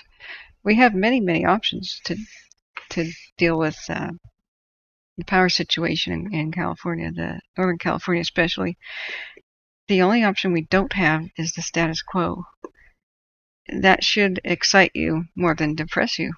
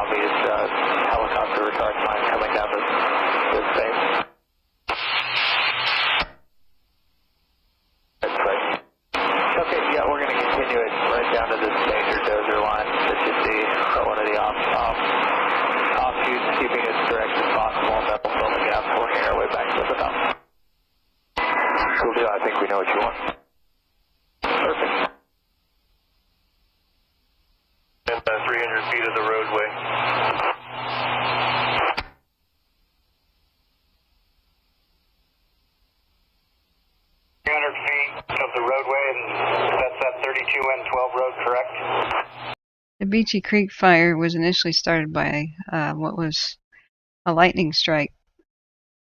I went over that pretty thoroughly, Dusty. I didn't think that they ever figured out what the origin of the river fire was yet. Do you have a link? Because the Beachy Creek fire was the big sad story of the Jawboon Flats ghost town that I tried to visit in March. I saw snags everywhere. I tried to walk to the ghost town, didn't make it all the way there. And then next thing I read about was a July or early August lightning strike. Stayed low, stayed small. The fire crews couldn't reach it or put in hot shots because there was no way out because they didn't maintain fire access roads. So they tried to put it out with a helicopter, then they couldn't. It was slow and small for a long time until the big wind event. Now what helped spread the Beachy Creek was independent starts along the west of Detroit Lake. Now. Yes. But the main thing was that lightning strike. Continue this retardant line down to the dozer line, correct? Chevron. Thanks. If you got a link, I know that the Beachy Creek got way worse because of the power lines spread way faster. Eagle Huckos at 8000, 3022 over Division Romeo spot. You're cleared in, 7,500 below to Silver Lake. This will be the number 4 point.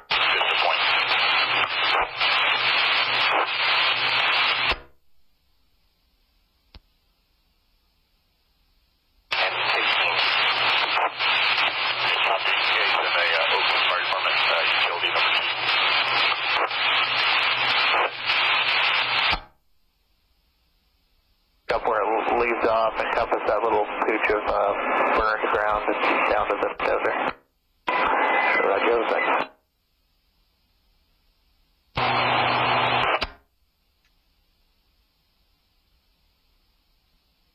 First Eagle Helco on command, go ahead.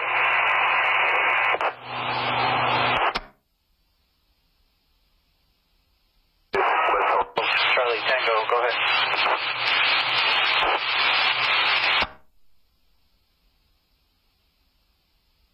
Elevator plus Helco, go ahead.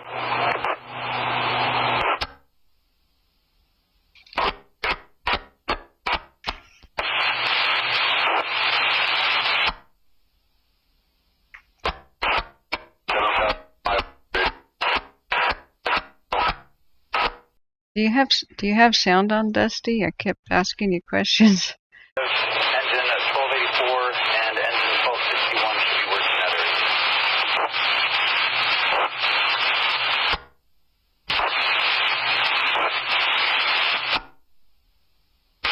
Copy 1284 and 1161, is that correct?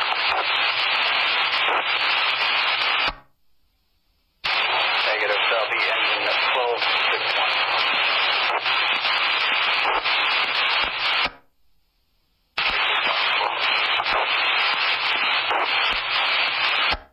By the way, a lot of times your power meter reading thing is incorrect. You should challenge it if it doesn't make any sense. Same thing with your water bill, same thing with your internet bill. I remember an elderly client of mine kept having this gigantic, "You've used way too much of your internet quota" thing, and they were charging her crazy stuff. And she basically checked her email, played solitaire on her computer, and didn't even have a 4K television. So, and didn't even look at YouTube. They're wrong oftentimes. So do investigate stuff like that if it doesn't seem right.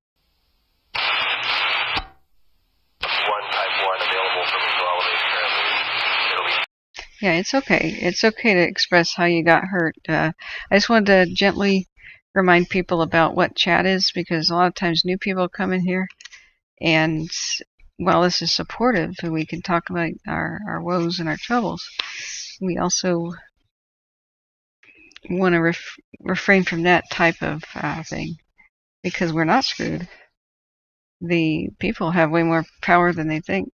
They just have to wake up.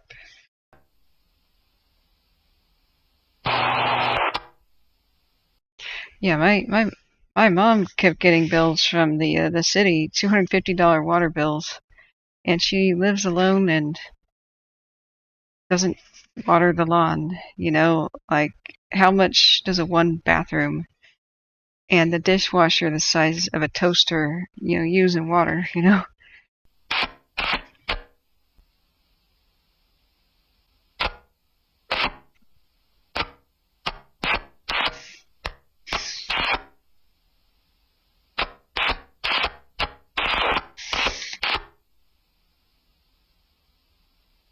Copy that, 114. Check, he'll come up for you. Check. Charlie Golf went out of service. Yeah, I checked that. She had good. She didn't have a Wi-Fi. She didn't have Wi-Fi. That was the funny thing. Had only a flip phone. There was no way that she was using that much.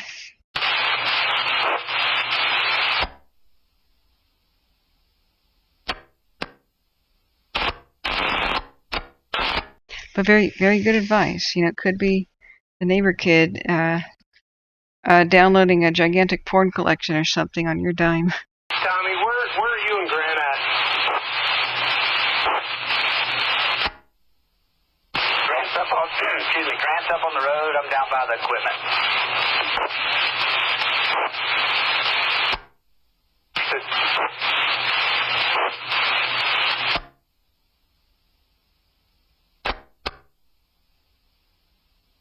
Routing is DP 114 to snack check, 7,500.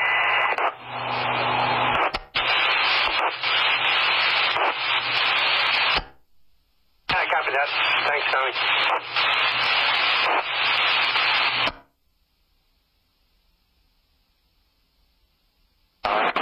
Decimal 423,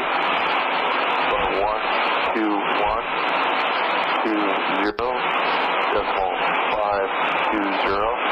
That'll be that predominant smoke out there at Division Kilo. Looks like it's supposed to stick will be dock dip. The units at scene, and they'll be coming up to you on your ground path when they're there. Okay, good copy. I believe that doesn't focus that.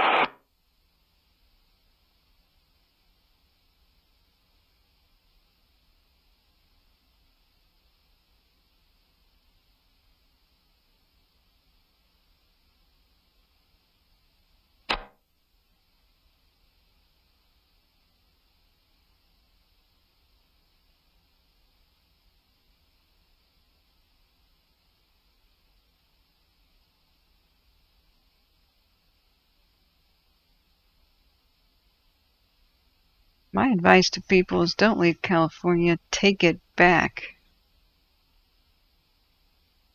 It's the most populous state. There's the most people. Wake up and take it back. It's got to be fixed. It's a paradise under mismanagement. And that can be fixed.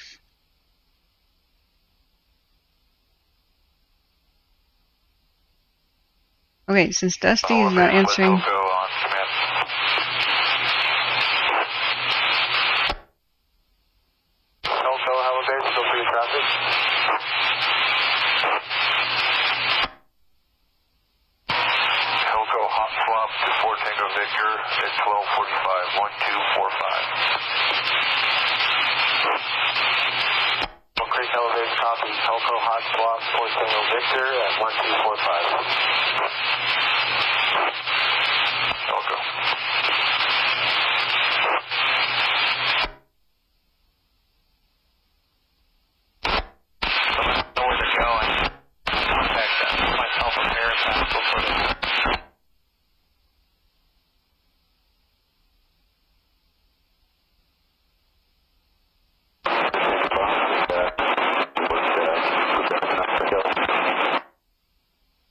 Yeah, Dusty, I haven't gone to bed for 30 minutes because I thought you were typing a reply this whole time.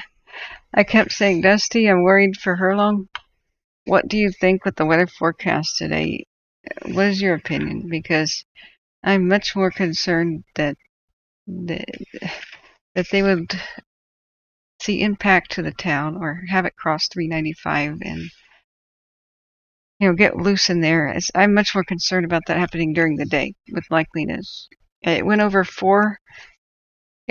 a 10 wide dozer line and then skipped across 395 and then skipped across a 6-wide dozer line on the other side of 395 and landed in 4 different places. So the beginning of the broadcast was looking all about it. It's not looking good today. So we have 10% humidity, 12%, 14-mile-an-hour sustained winds, and around 22-mile-an-hour wind gusts. I think that looks damn terrible. I think they really need aircraft to have the best chance of saving the situation. But look at the smoke over there. The other cams are really clear, but it's not. It's too smoky on the east side. I see a helicopter, which is probably just eye in the sky. But when people came in panicky last night and were wanting to leave town, and some did, I was telling them that Tuesday and Thursday and Friday look actually to be the tough days. I mean, they lost control at night times when that was easier in weather. So today's it's going to be 89 degrees as well. Record-breaking highs for Reading, probably in triple digits, but it's not great. It's not terrible. It's not red flag, but it's still pretty dang bad.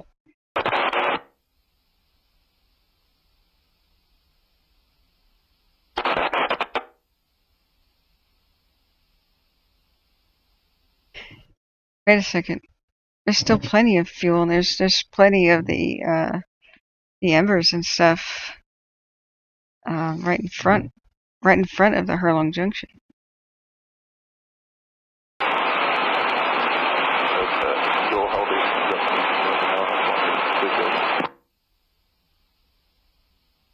Well, here's our time lapse. See, this is the last 12 hours.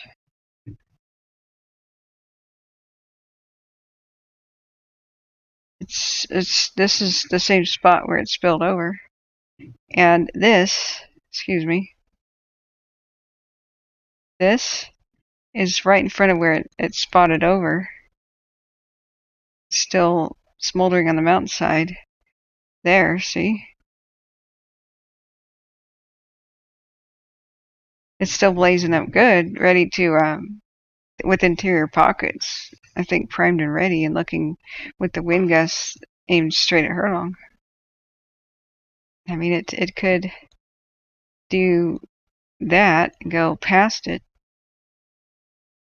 but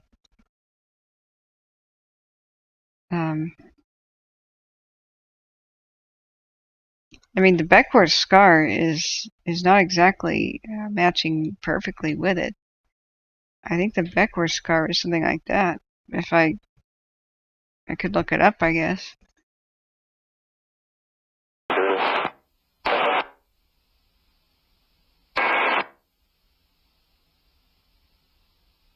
They still have interior pockets that haven't gone.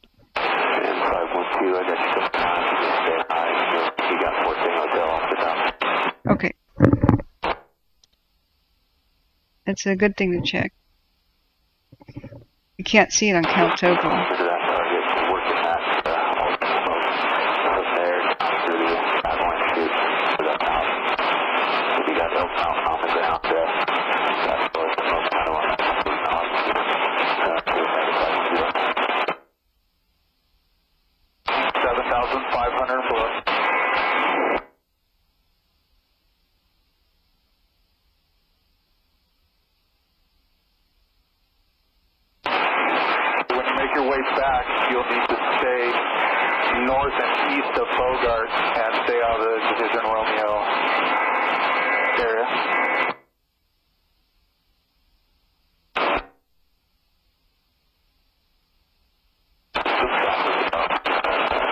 Okay.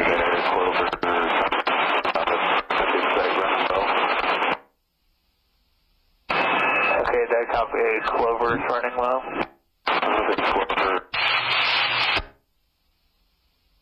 Section 31 and 30. Those pumpkins, they can, if they run low, those guys can just go back to range tip.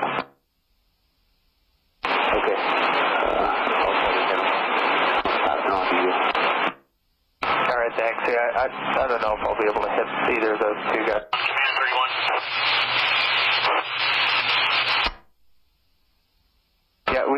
We can come back over now. I passed along the MRB to ask that pilot to give us a call when he comes up. Okay.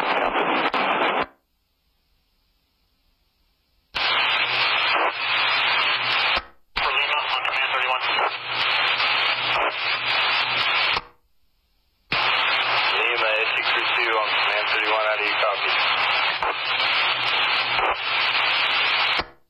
Yeah, you're coming in pretty scratchy, but if you can hear me, I've got another assignment for you. I need you to meet me down, make your way back down to Highway 36, and if you reference your map, Highway 36 just west of Chester.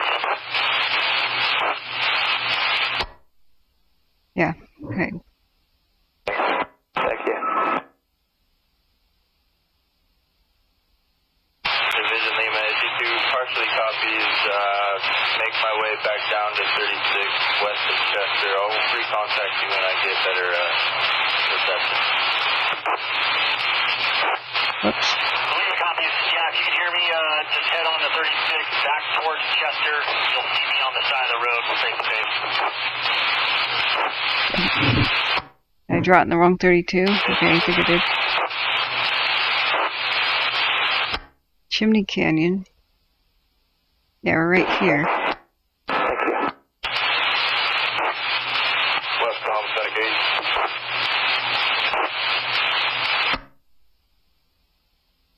Yeah, so it's right around there. Okay, West communications, go ahead. West homicide gate goes out to Old State Visual. I'm really confused. Is this the same grid numbers? Because that says chimney. That says chimney. Okay. 32, okay. Yeah. I lost it now.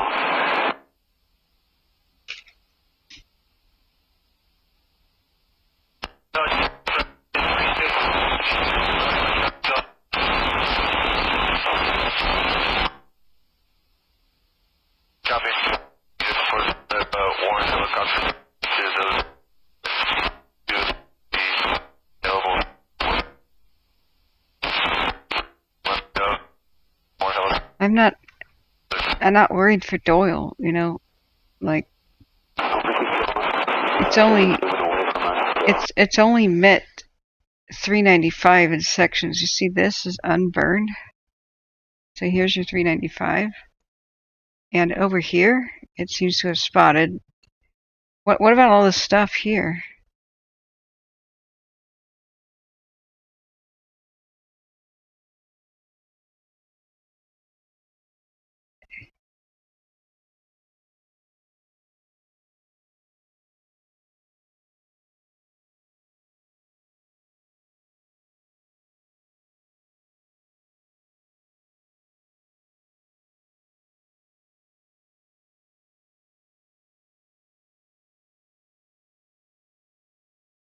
They are good. We'll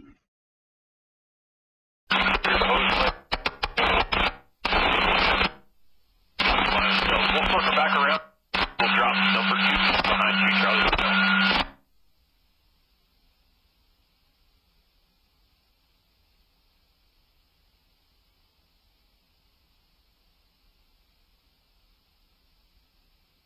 Anyway, I just think there's fire on the mountain.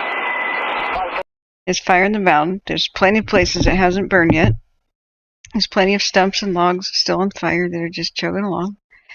And any bit of the wind can blow straight towards Herlong. I'm not that worried for Doyle because Doyle has got the burn scar partially protecting it, but there's a lot of structures right there that I should have put on the structure map that they're extremely worried about. And you should just see the morning ops briefing. It's not good. He's like, guys, you've got to protect those structures. You've got to protect them. And it's right things like this. This is really, as Mike Wink was saying, this is extremely worrisome. There's tons of structures that are in danger.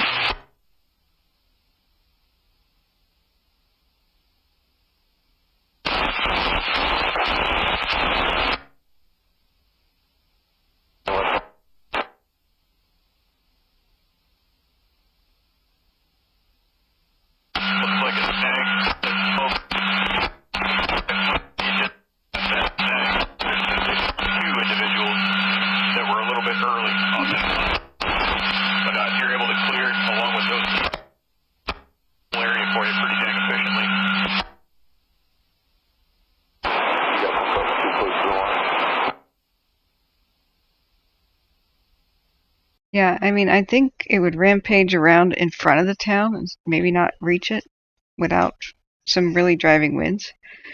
But the thing is there's so many structures by the 395 that's just really sketchy.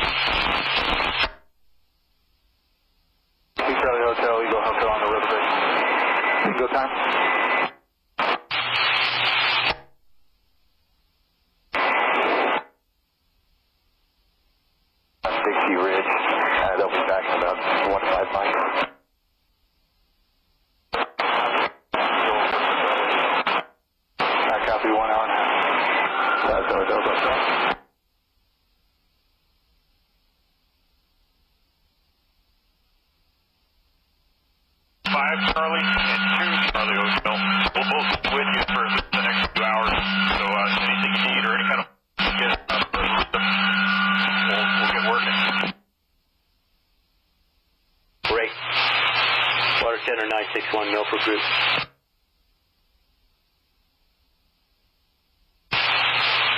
So, 61 Charlie trainee is going to meet you at the intersection of Linko Mine and Dooley. So, from Black Mountain there, you're going to continue down Dooley to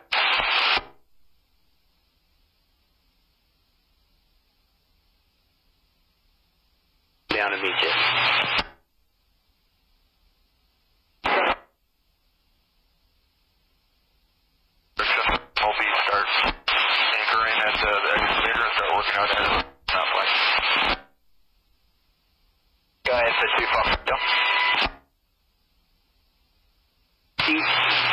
Milford Group. That's the flank underneath the mountain. New priority is start at the excavator and start working that flank to the north, going in front of the excavator. As long as you're to the north of the excavator, the line is clear. Negative need to back to ground.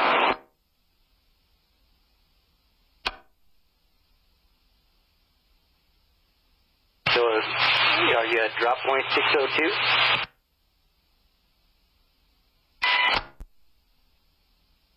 The hotel, bingo time. We got 3 hours left on station, sir. Confirm 3 hours. 3 hours on station.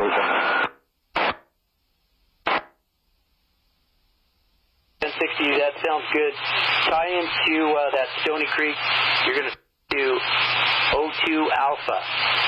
And you may be going elsewhere, but stand by there once we figure out where we're going.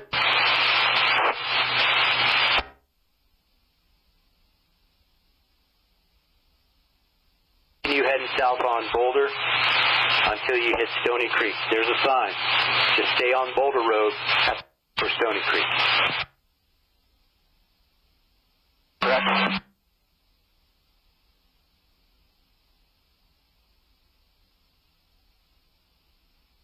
Unit talking to Milford Group, are you?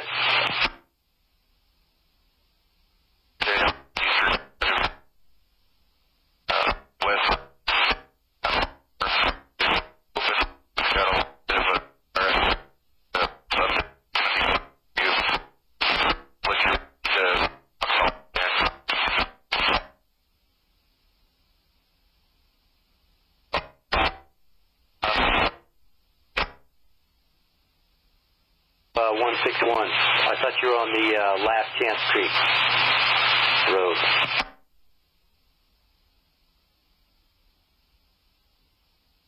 I'm a little confused. Are you on Last Chance or Boulder?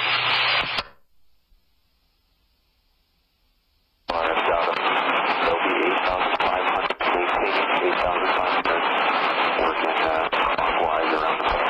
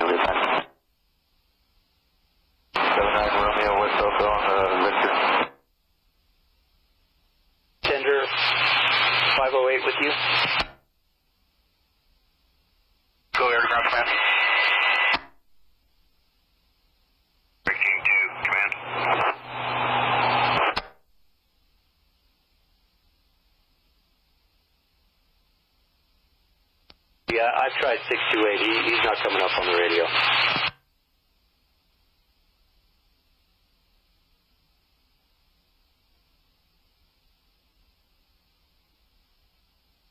Hey, do you need another water tender?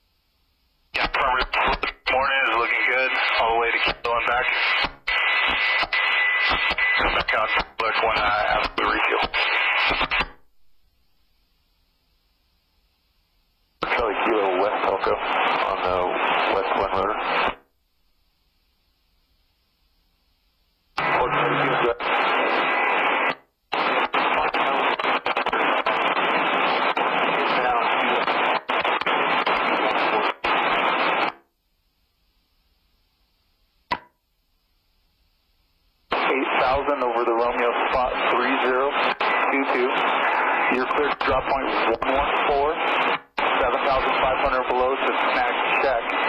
Come up on West Rotor 1. West Hotel. Okay, come down. We got 3022 in the window. 7 passengers. Clear to be snag check. We got window veto hold at West Hotel on Good copy. Eagle Helcos RTB. We got 4 copters.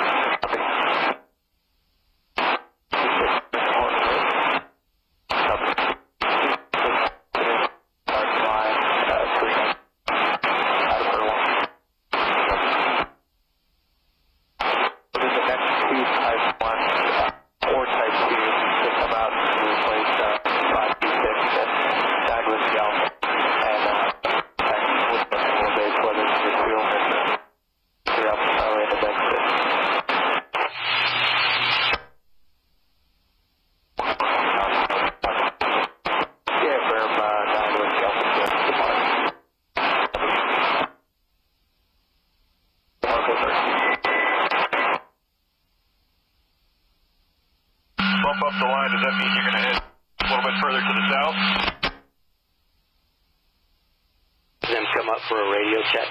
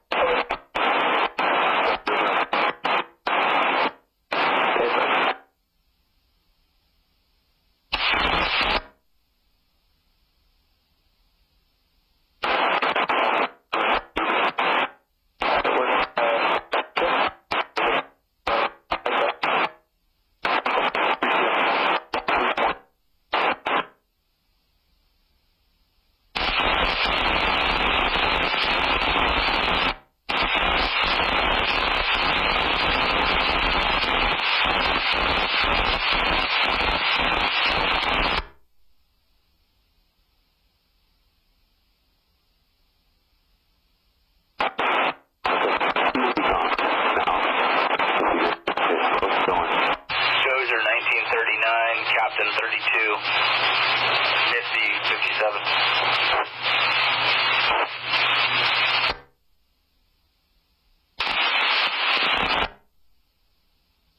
Calm here.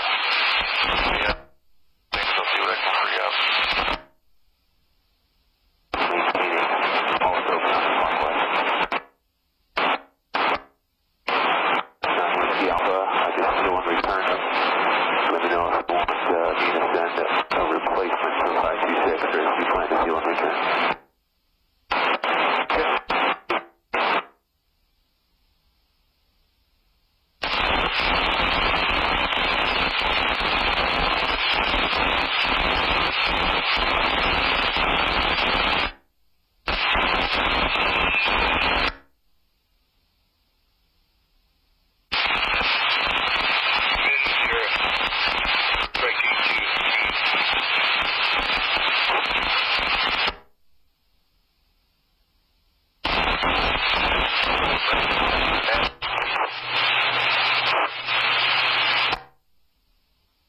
Yeah, go ahead, branch 9 for Kilo.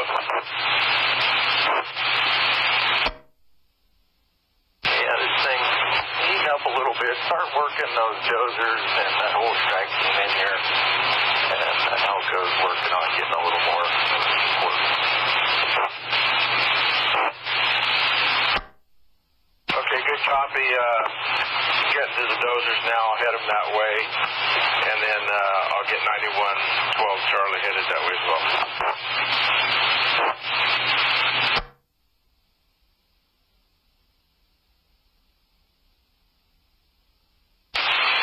Charlie, Milford Group. He can hear you. Maybe put on your monitor button. Copies that traffic. I'm on my way from Warner Valley. Additionally, I got the Latin Long. Okay, and we have 1284 and 1261 headed that way. I just passed 1175 and I believe 1182 or 1282 near drop point 20, so you could wrangle them up as well and get them out that way.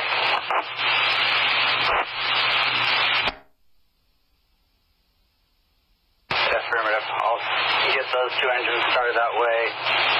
Confirming this is access from the ice cave mountainside.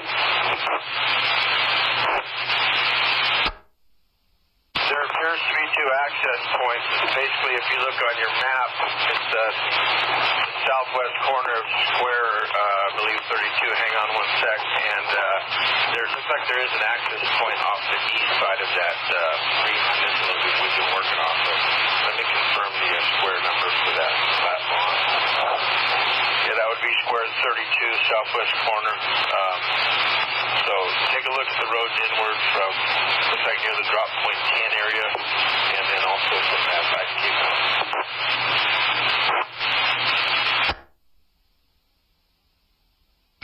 Division will meet you at drop point 140. From this other side.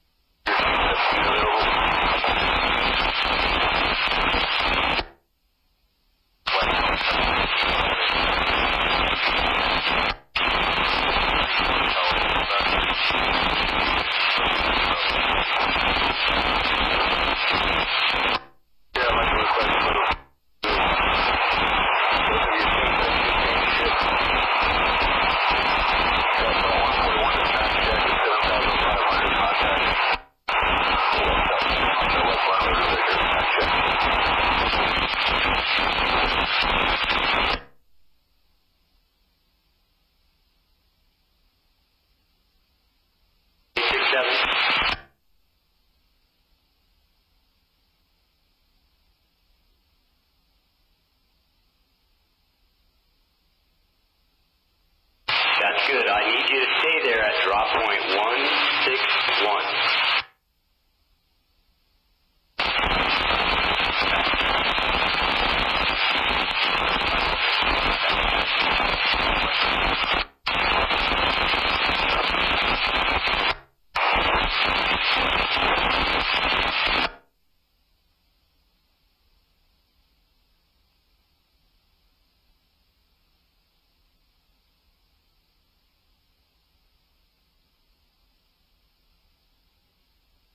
Off the drop. You guys, you want to know that?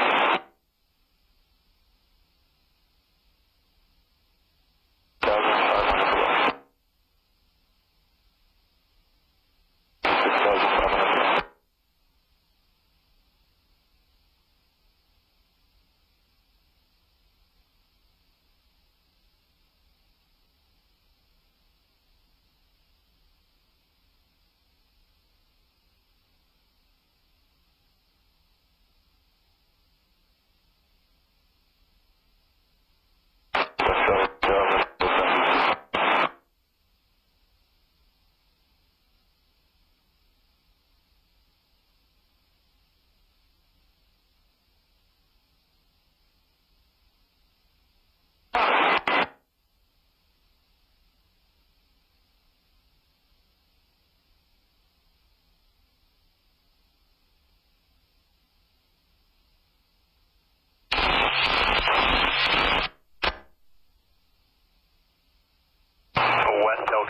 Strike team 9148 Charlie on command.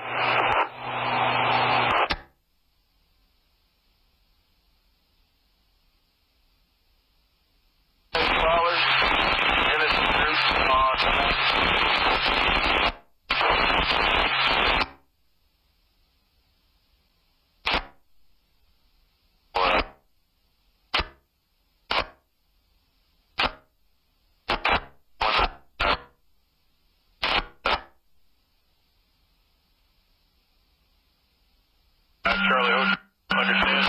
Here's Charlie Hotel will be the first headed your way, 374. They'll call you on their way out of the dip.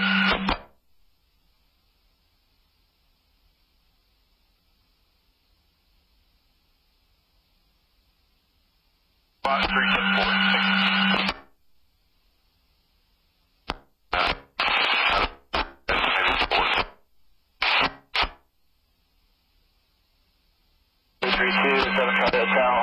Back at you, our last bucket there.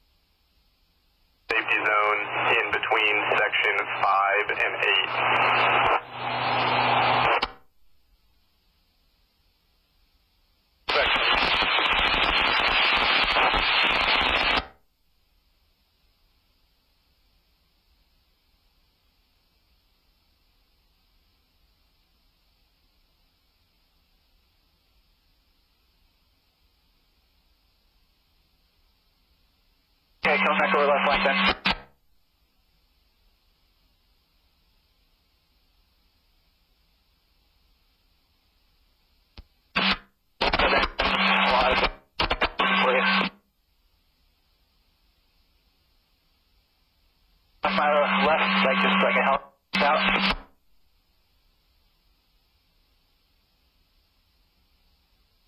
Distance?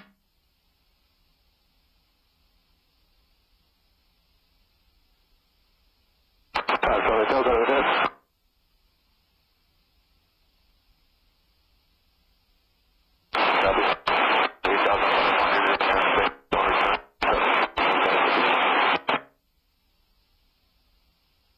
Brief, 9 Whiskey Alpha, back to get down to you, Dorado route. Charlie Tango on command.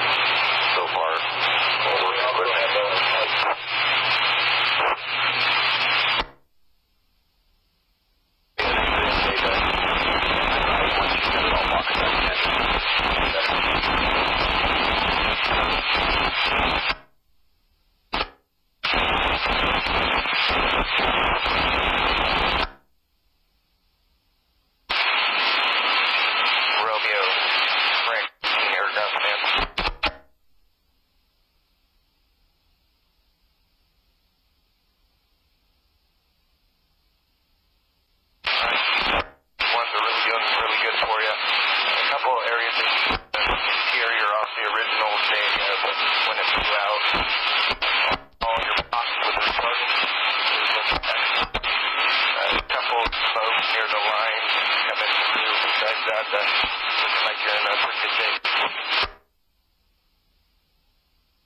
There was a circle that starts in the spot, anything like that. It's a little bit interior. We'll work on tamping that down. Still on the main haul road, but I don't know if you got us right now. I'm flying at 9,000.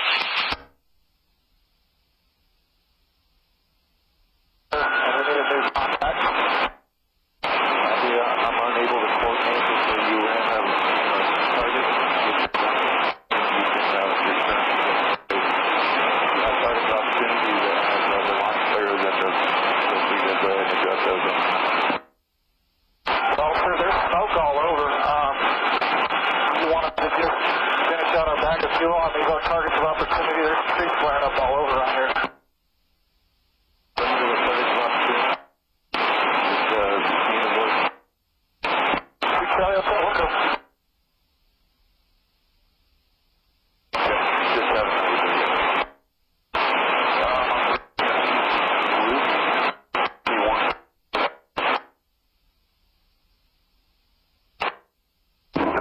Know if that can be done with a medium, or does it require EVAC or something?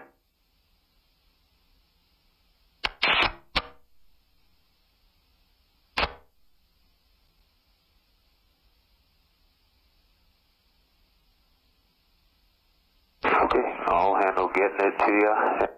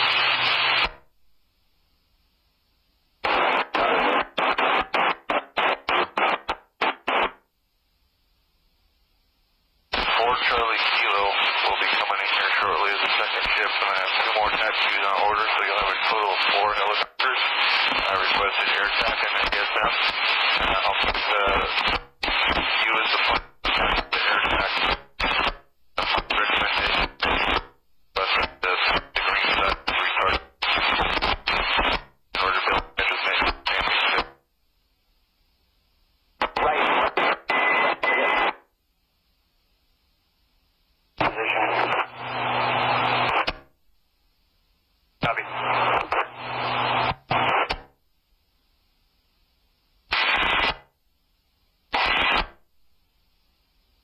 You'll be from Modar.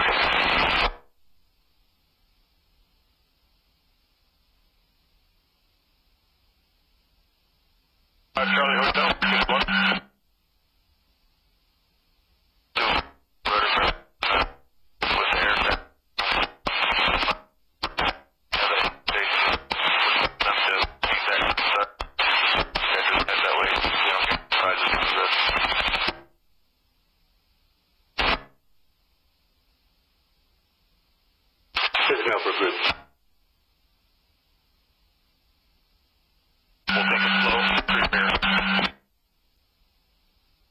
The retardant over here, we pretty much got it painted from top to bottom, minus a small gap at the top of 2 Fox Hotel.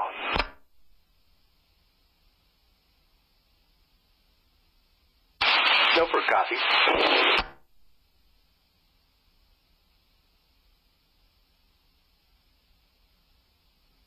With the rest of their fuel cycle, which is about 30 more minutes, they should be able to tie it into the top, and we'll have hold after that, and call us if you need further, but it will be tied from top to bottom.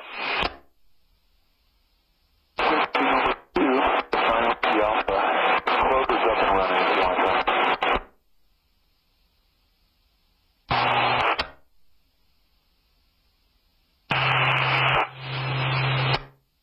Running communications, go ahead.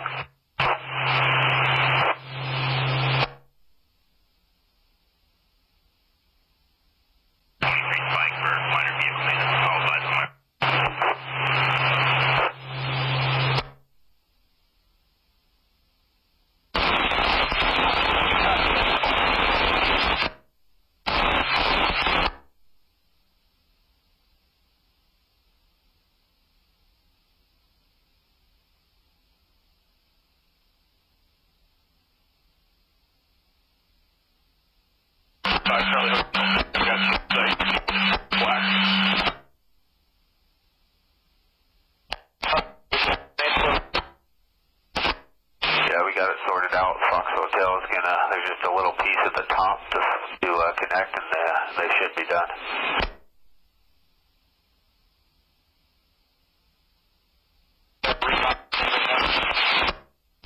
Okay, yeah, we were talking with Milford, and somebody must answer for Junction, or if I was talking to him, but you got to look at that. We should be almost completed with Fox Hotel on that project.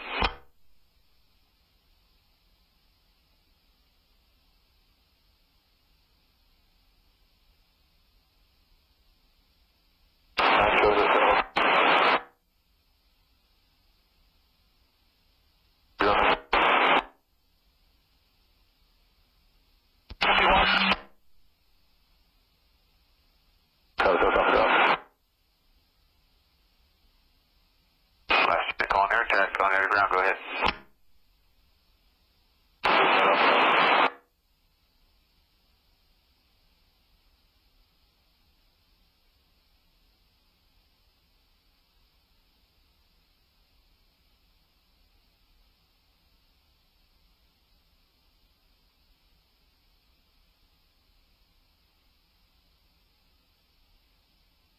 We're going to call 3 now. He called me a little bit.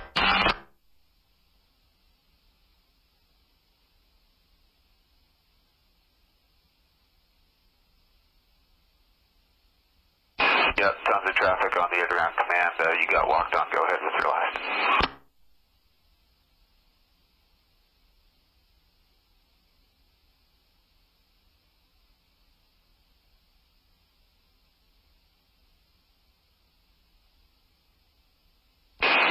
Okay, last unit for attack. You'll have to do it one more time. Again, other traffic stepped on you.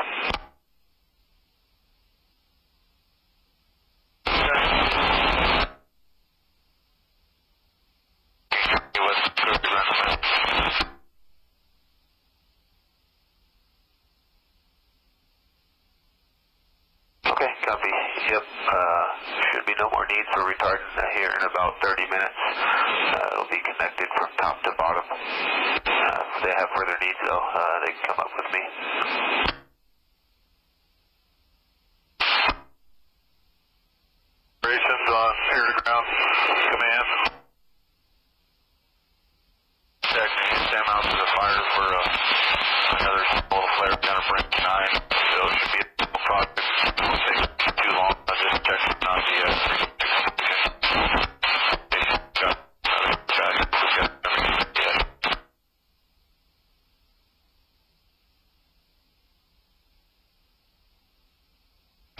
Alpha operations on Air Ground Command.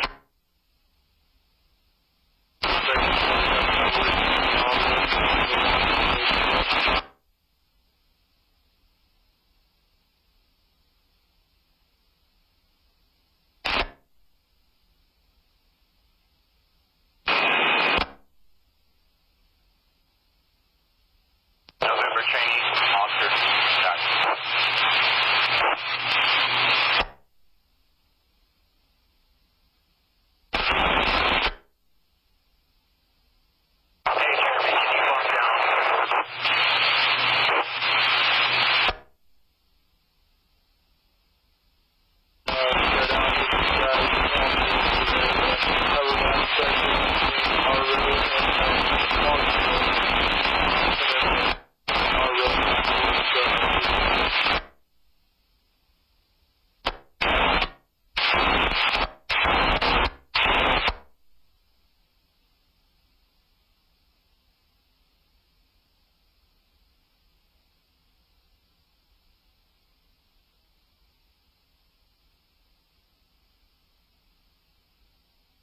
Officer tails off Herlong, MRB.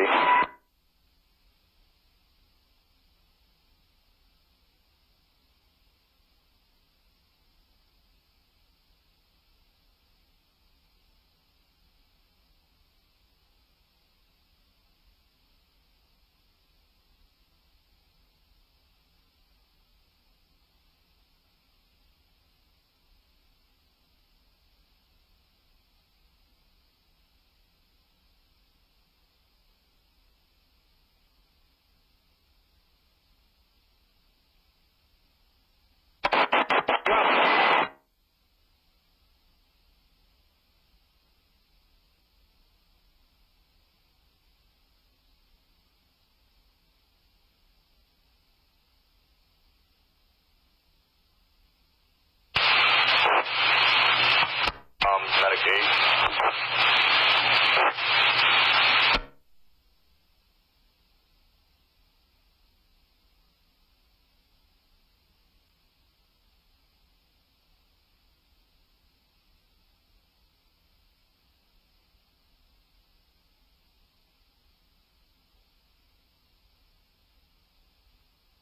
Chief Officer tells just off Herlong, MRB for the slope off to the southwest.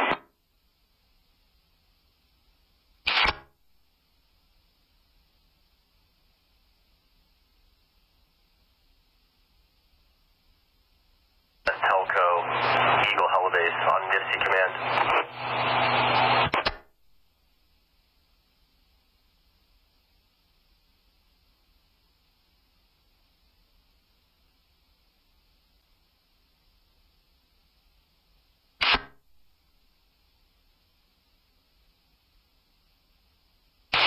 West Telco, Eagle Helibase on Dixie Command.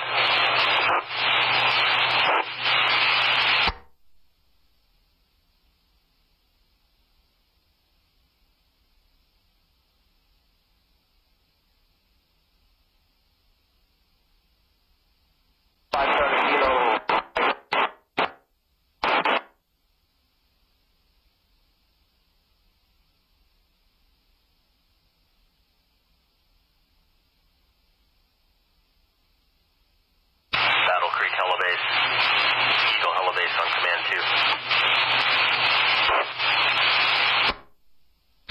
Eagle Helibase, Battle Creek Helibase, go ahead with the traffic.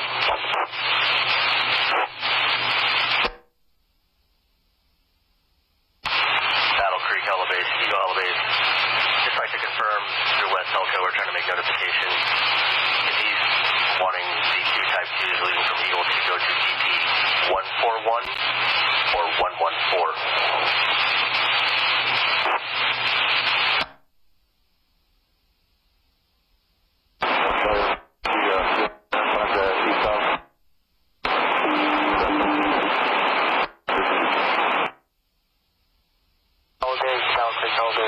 Stand by. I'll try to reach out to West Telco for you.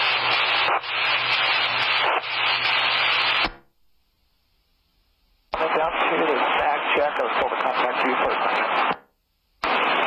Copy.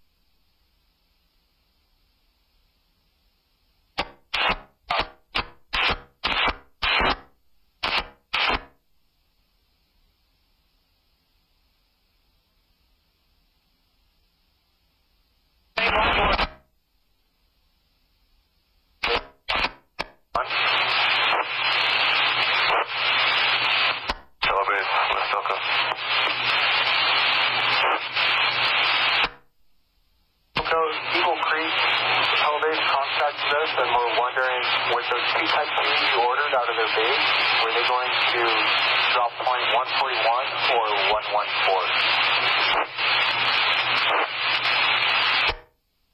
I believe it's a 141. The snag check, 7,500. Battle Creek Holidays copy. 141, snag check at 7,500.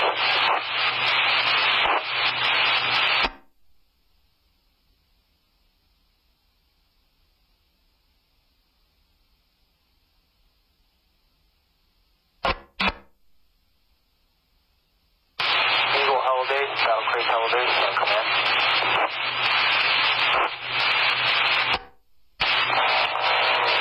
Battle Holidays, West Elko, come in. Yeah, West Elko would like them to transition to 141. West Elko, Battle Holidays, go with the traffic. I'm going to correct that. The original drop point of 114 will be correct. Battle Holidays, copy the correct drop point 114. Eagle Holidays, copies all. Thank you.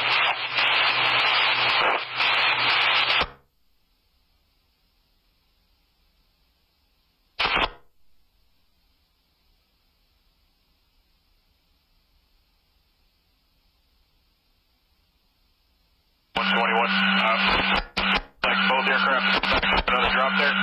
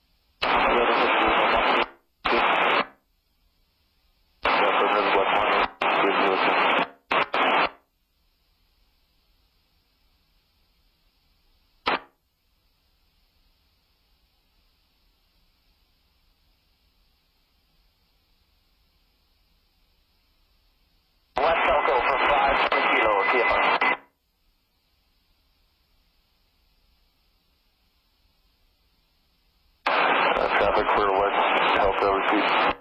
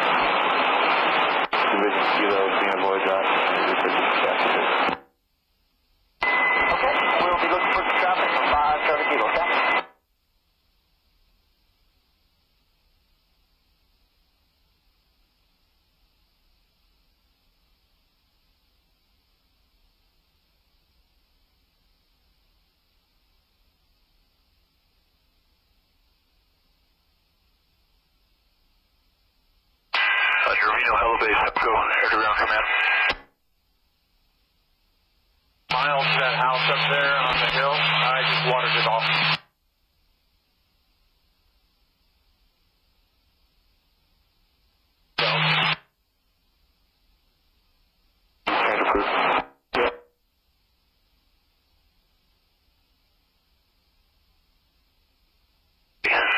Advise once close to complete, and I'll take a tail number once you have it. Appreciate it.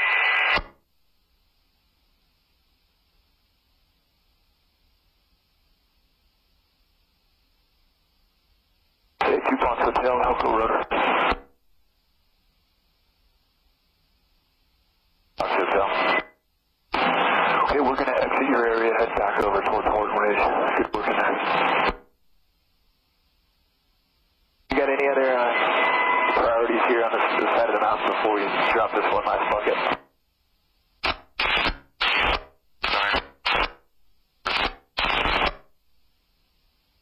Behavior observed.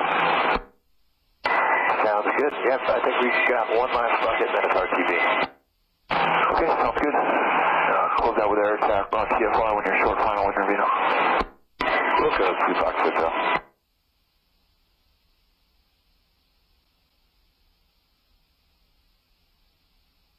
Alpha, 1893 on command.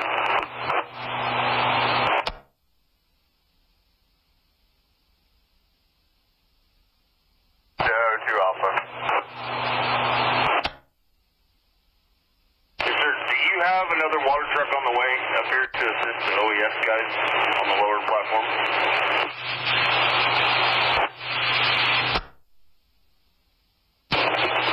I do not yet. I'm trying to find myself another water tender or two. The only water tenders I have right now, I've got one up top, and then I've got that 866 down at the bottom. About those other pumpkins, or the other snap tanks. Copy that.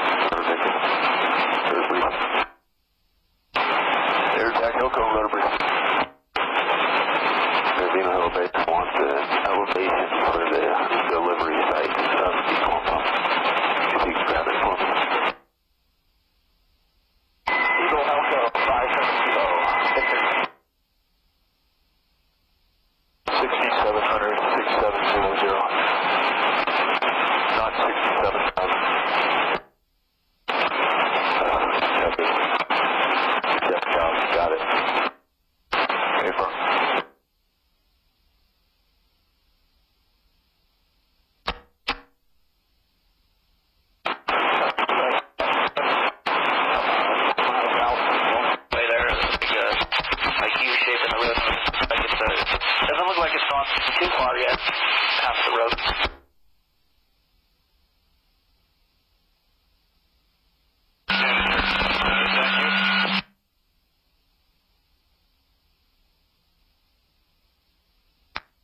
Radio check.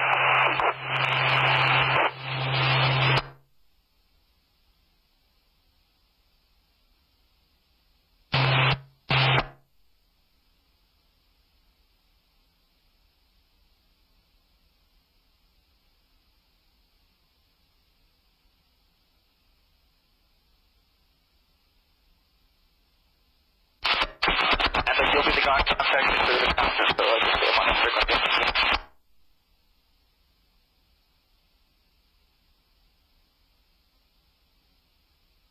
We'll head back over to Sherriff.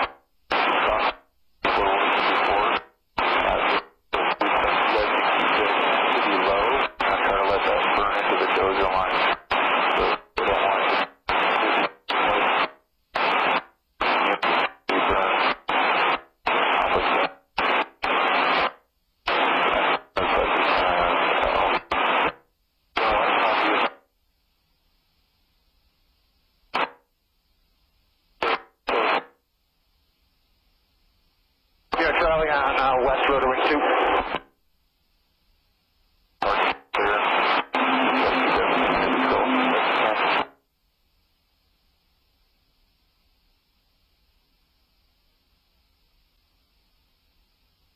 That's the spot that's on fire park, just let it slowly creep out to the dozer line.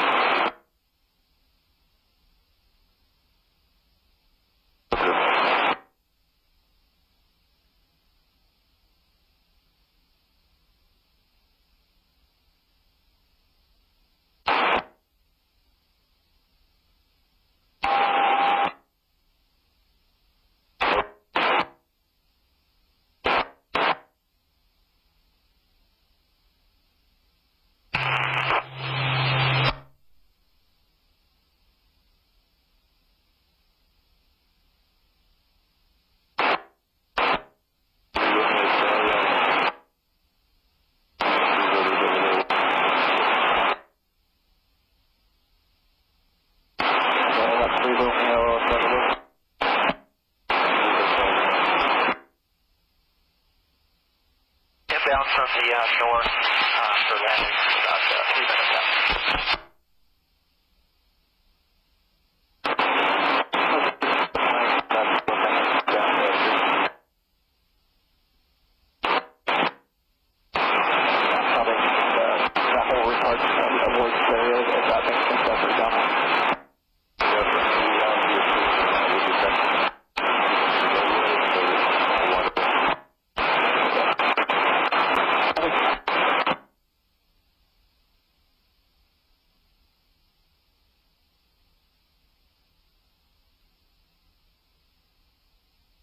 Falco 3 Romeo Charlie.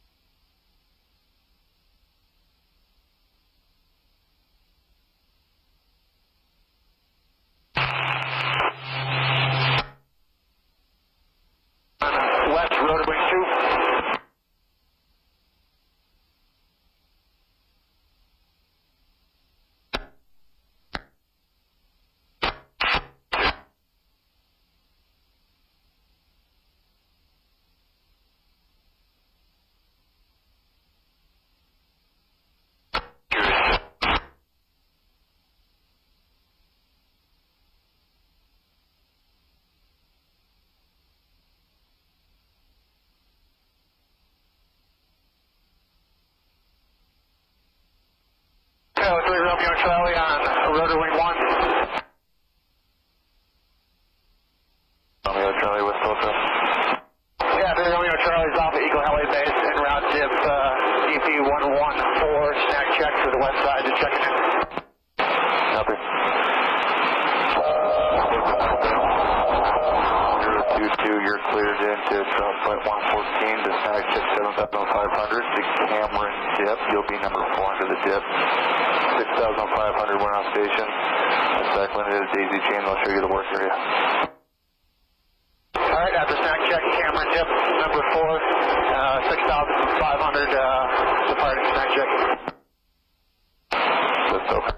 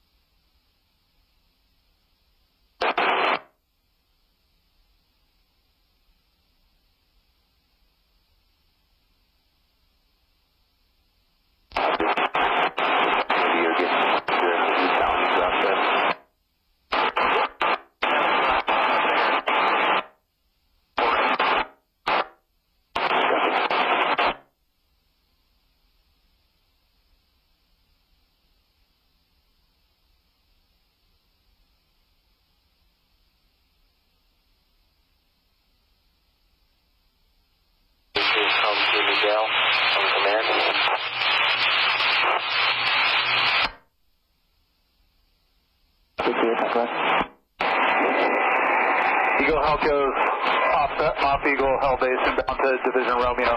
Reassume Eagle, Hugo. West 68, that's at 10,000, altimeter 3022. You can have a 7,005.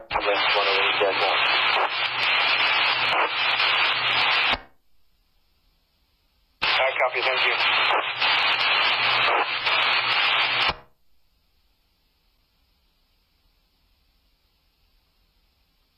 Romeo, branch 25, command.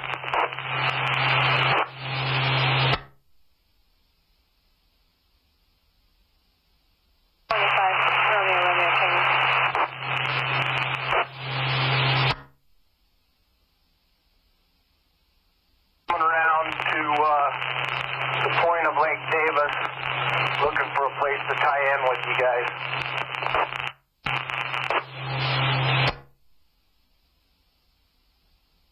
Currently on the west side of the division, about 0.606. Task Force Kunkel is on the east side.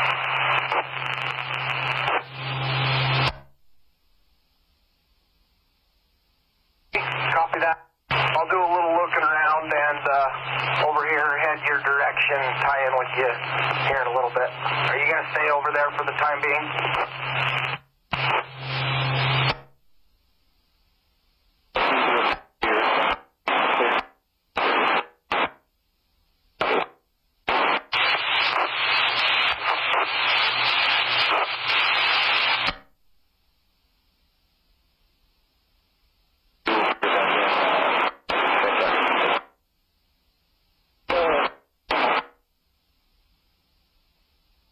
Over here on the west side for a little bit.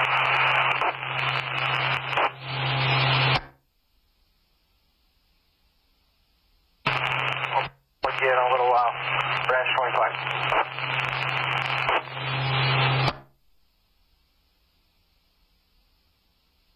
Together with one. I know there's the lava ice out there. That road probably are.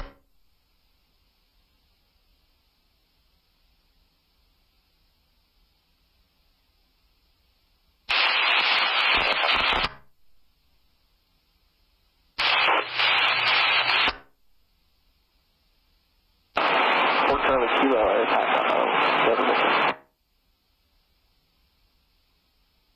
I'm going to get a couple of SPs in here to box this in and try to get a fence set up.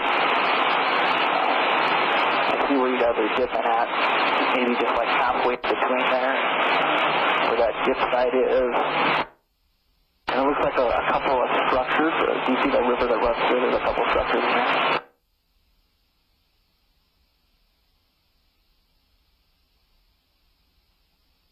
Out of the dip, and I'll describe it all to you guys, and we'll make this way. We'll make that a whole fence for you.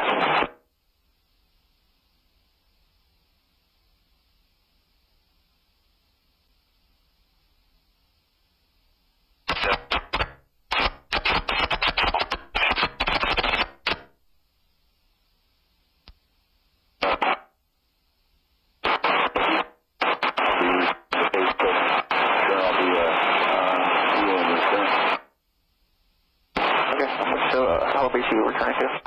Going over to Battle Creek. Probably Battle Creek.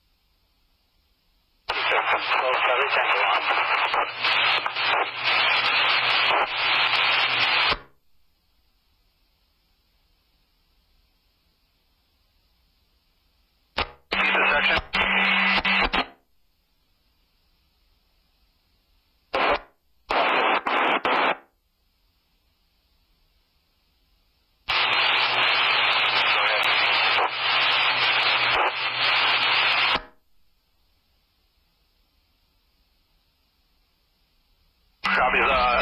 Then back out from Eagle Hall Base. I'll make it out there and we'll get switching in.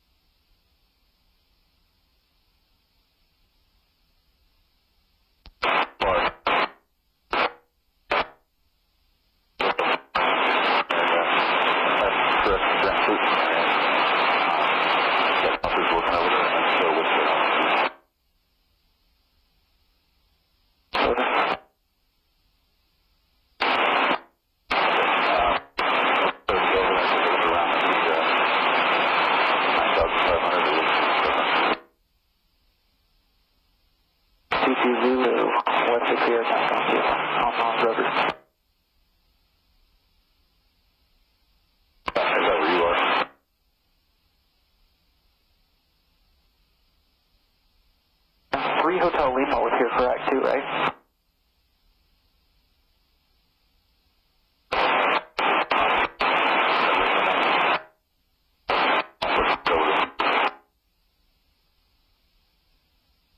Branch 30 on command.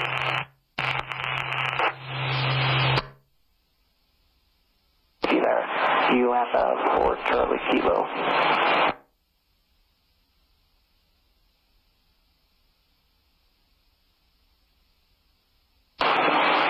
Attack on PMR.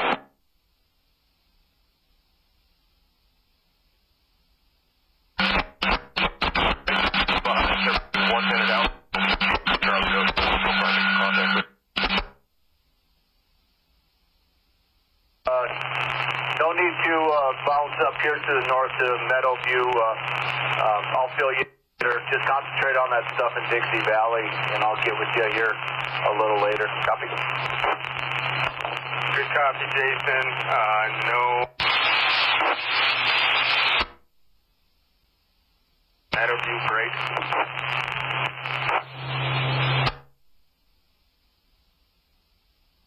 Is Ruby Mountain Superintendent en route to Janesville branch to scout out line. Correct?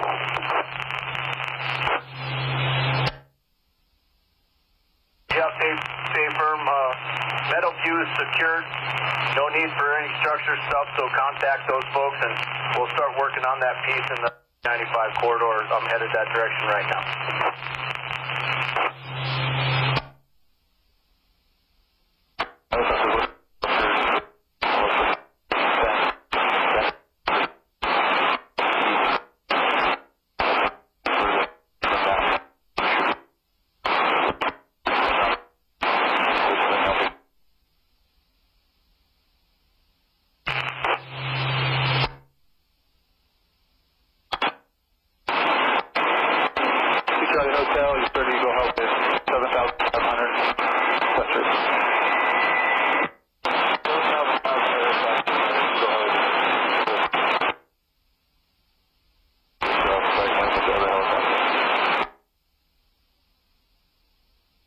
I was going to borrow from you. Now that it's staged along the highway, let's just get it back to the spike staging area. This Meadowview is secured, so we'll just pump it into the staging area there, and if we need it, we'll.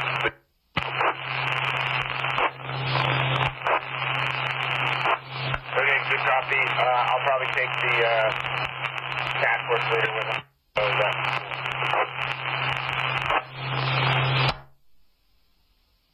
Confirm we're set. The smokes are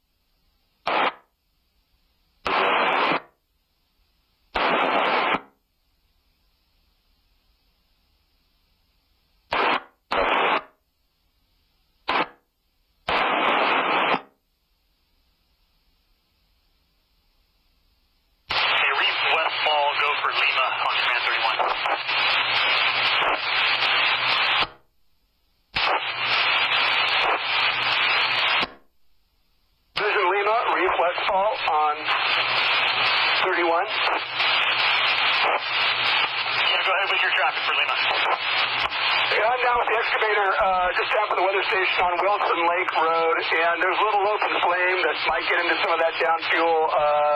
We just wanted to advise you about that.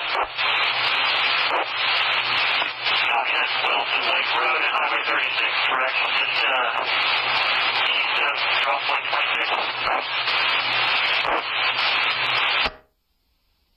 That's correct. About a couple miles up Wilson Lake Road, right at Wilson Lake. All right, good copy. Thanks for the heads up. Request all clear. Engine 1262 Lima on command 31.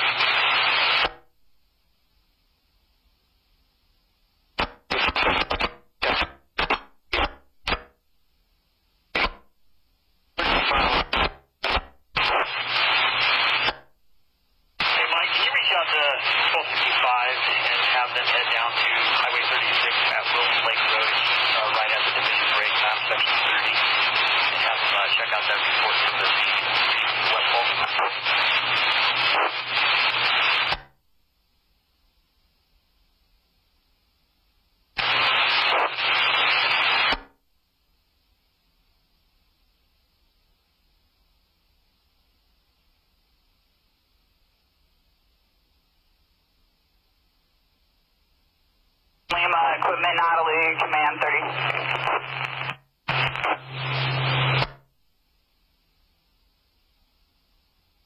Working with 4 Charlie Kilo and 3 Hotel Lima. You guys are all working out of camera dip, correct? As you guys just getting a daisy chain and we're kind of supposed to stay together, so I'm going to hold you guys at the dip line, get the tankers in here, so it's not just pushing out. You don't have to hold yet, so let's get the tankers in here. But are you the helicopter that just dropped?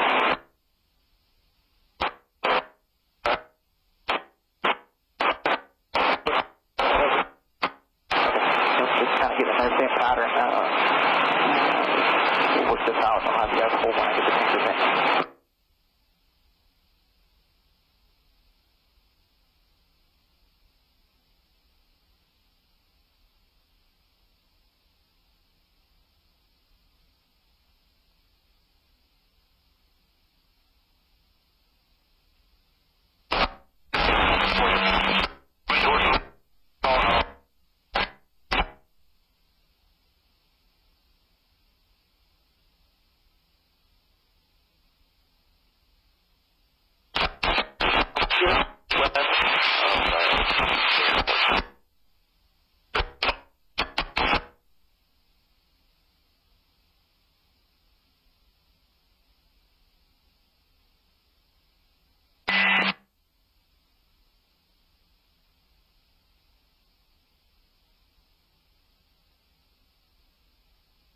Helicoder to Preston.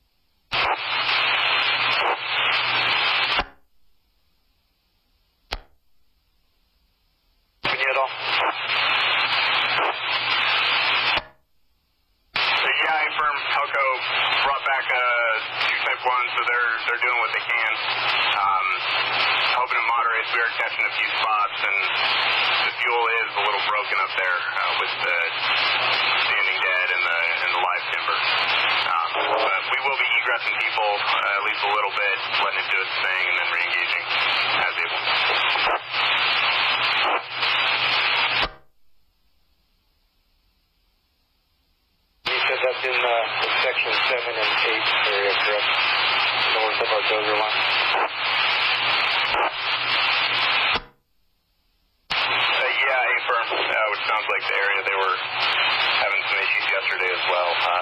Main activity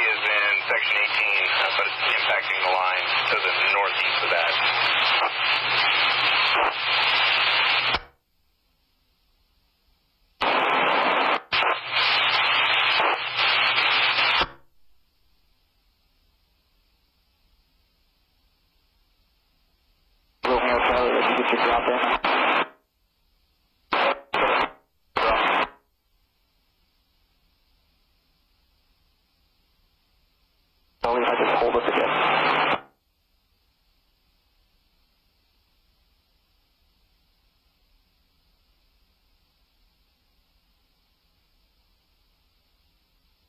Eagle Helicopter 3, Papa Delta. Communications, Antelope Group, command.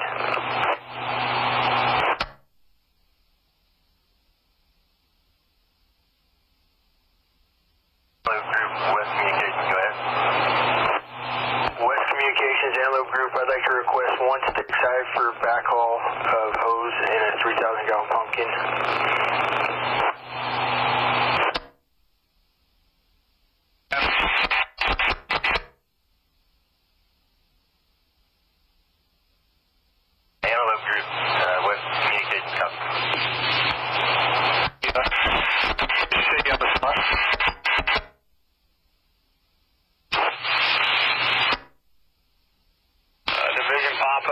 Papa Trinity, Captain 33 on command 31.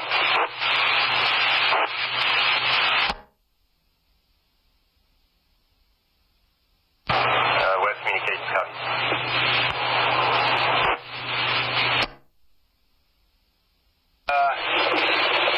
My 4 engines back down to the safety zone. Nice, copy. It's a good plan.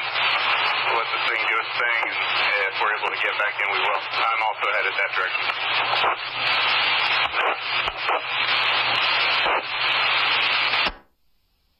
Water tender 1362, on command 31.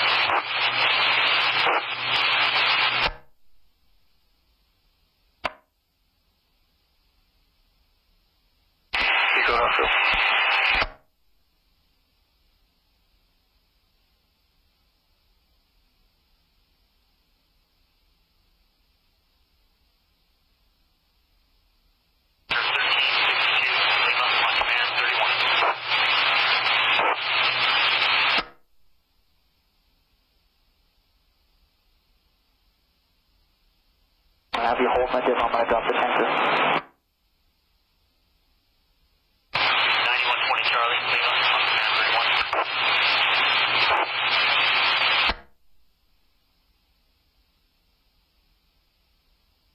Let's call that the northernmost smoke, call that the head, right? So we're swapped over there.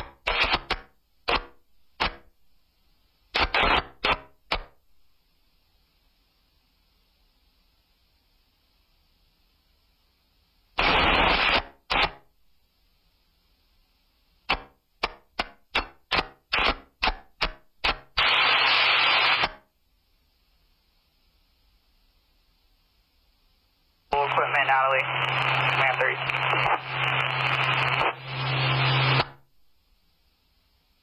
Jack on, headed off command.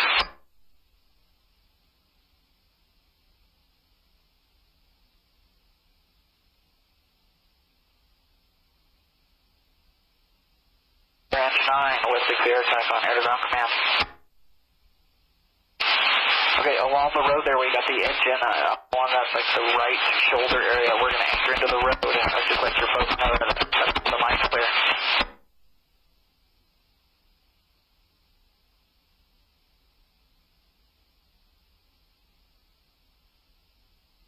So here's the engine. We're going to tie it right there and just bring it around the flop. It's a crop 7 hour on command.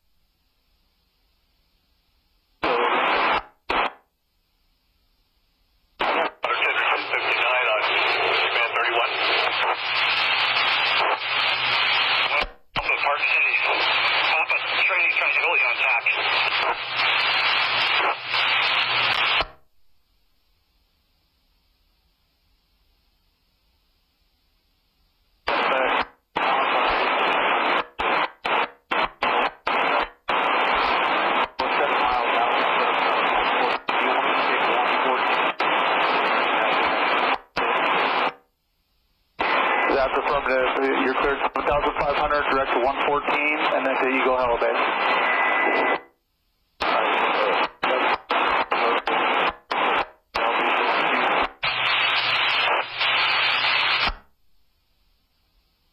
Charlie Kilo flight with 3 Hotel B.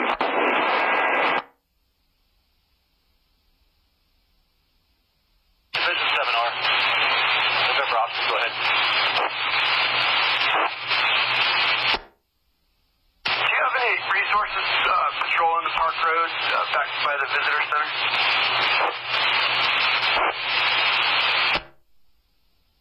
We have one roving engine patrolling Main Park Road from 36 all the way up to King Creek Meadows.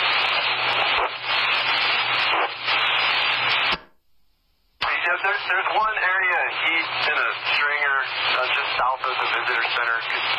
Could use some water.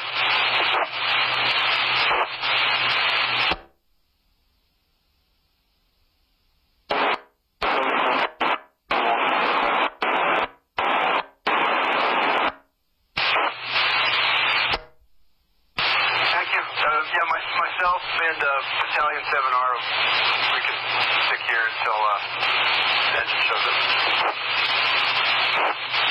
Copy that. Are you at KYBC? Firms, yeah, best access will be off the little service road to the water plant south of the DC.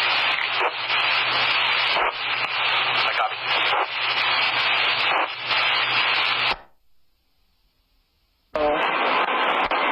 Helicopter 7 Charlie Hotel on the left side of the Victor.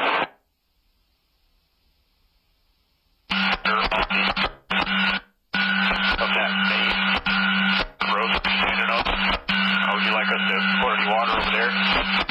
To rework that area.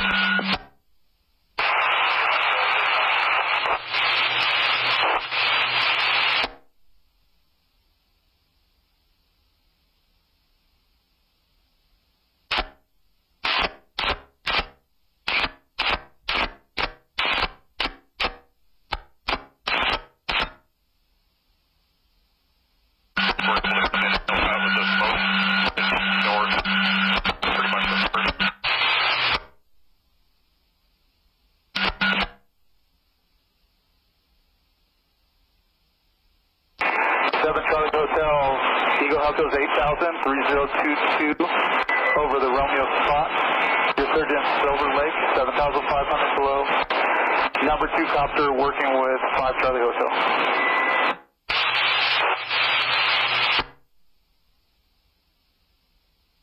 Work at the same spots as 5 Charlie Hotel. It's the active smoke in the Romeo spot as before.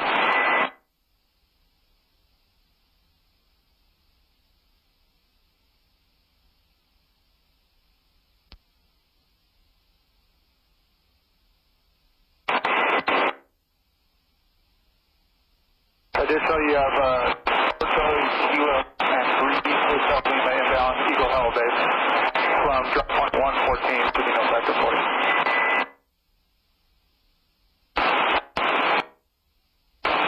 Yeah, I understand. It's not going to work. I think I can box this in here just a little while. Maybe I'll call you back up in a little while.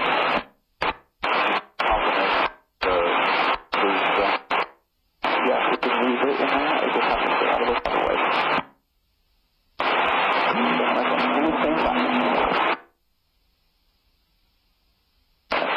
I'll finish this project. This could take a little while, and I'll probably have to get it back in field and come back out too.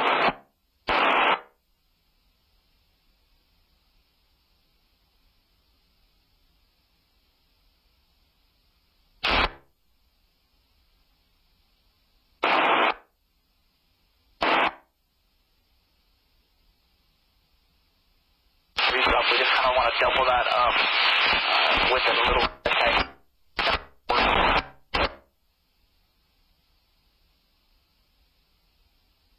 We'll be back in about 5 minutes, and we'll just do slow overflights down here. We're going to take it from there.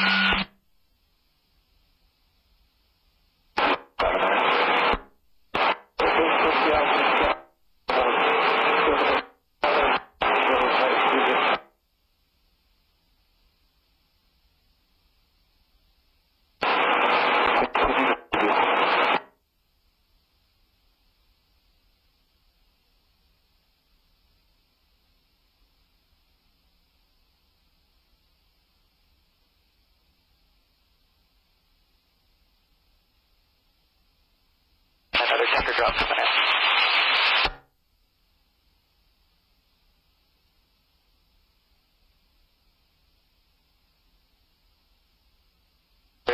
Another drop coming in.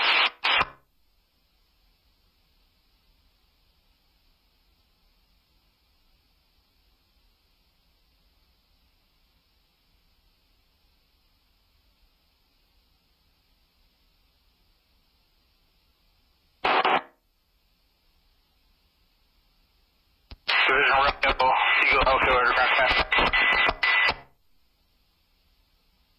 1362 line, Charlie 31.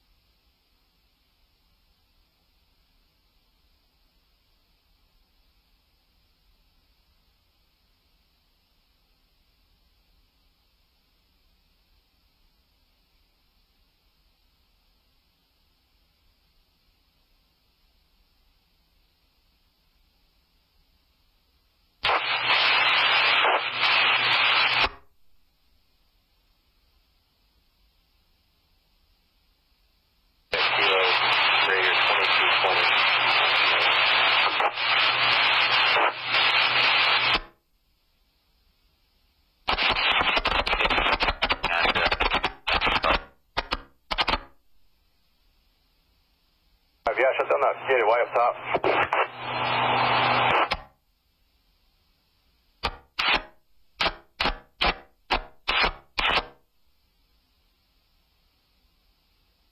Very well, Charlie, I just started back in.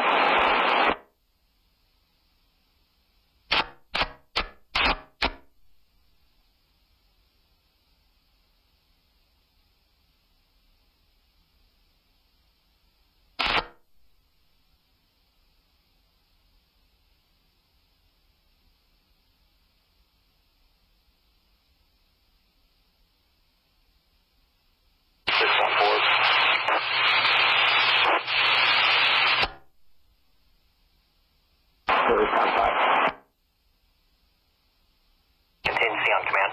Kilo greater 2220 on command.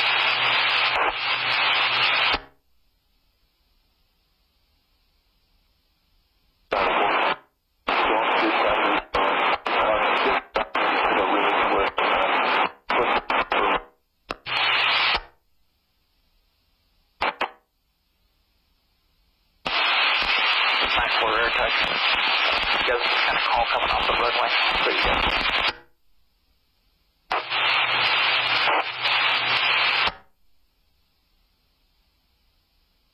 Yeah, to the west side, the same route, drop point 114, system next check.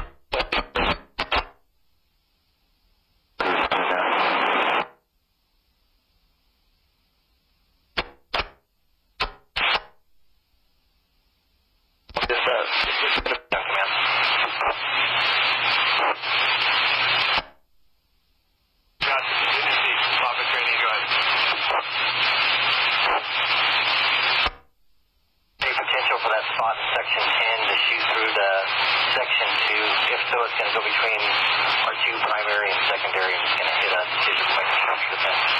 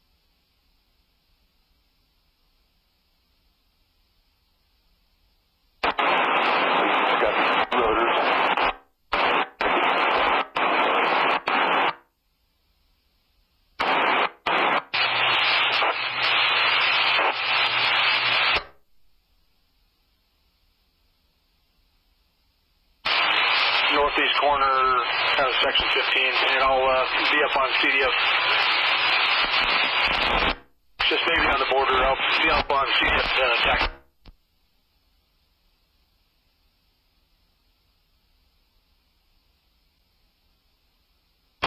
Monitor. Keystone.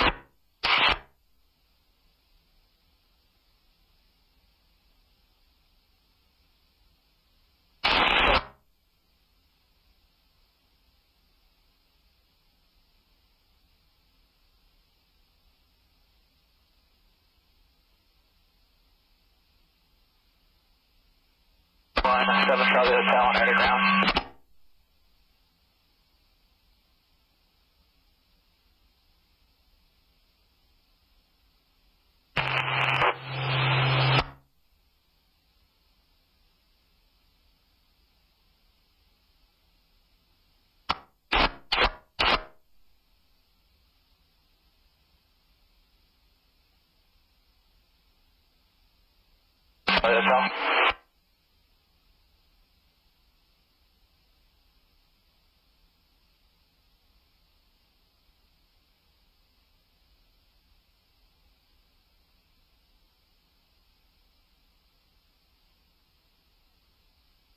Hotel.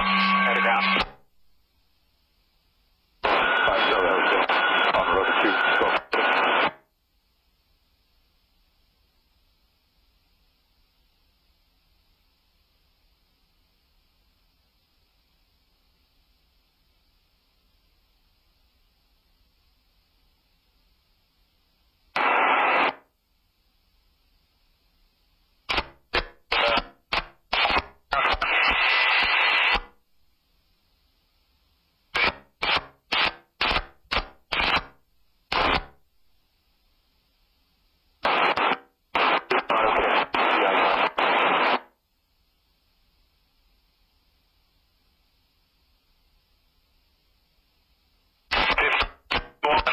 Elko underground.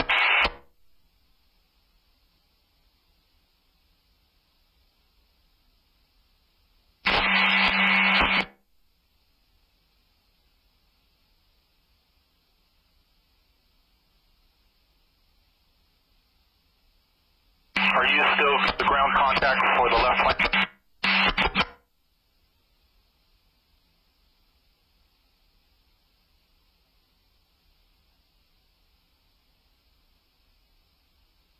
I copy, Captain 351, break. Captain 351, Eagle Helco, underground text.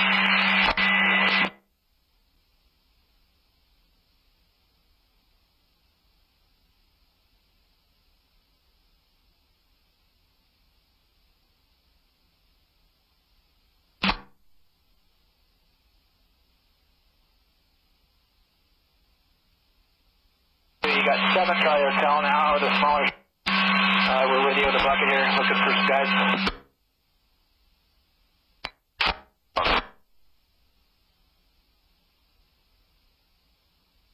You got right now?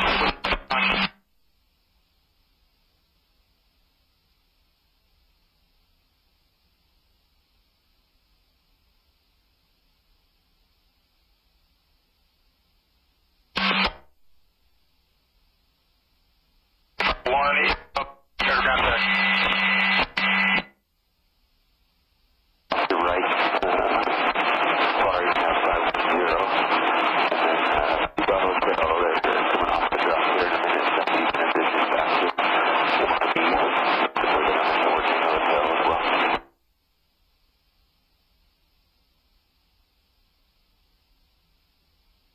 To right, alright, so be out to right, don't go with the fires out in the top.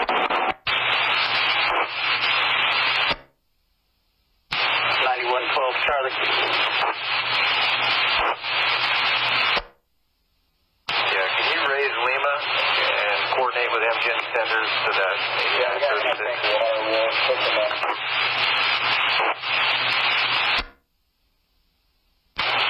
Affirmative.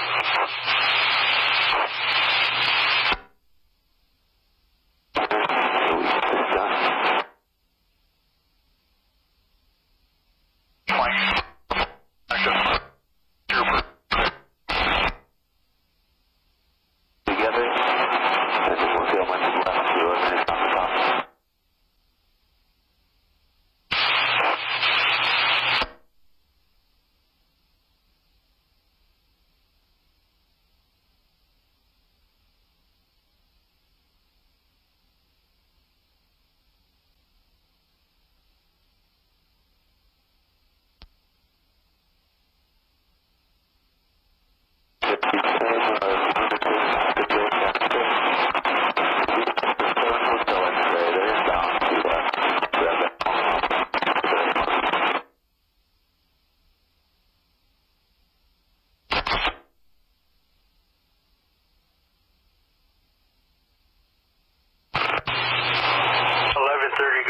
subgroup.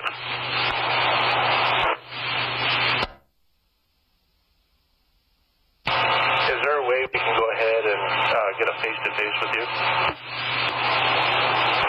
Affirmative. I'll start working my way there. It'll be about a half hour.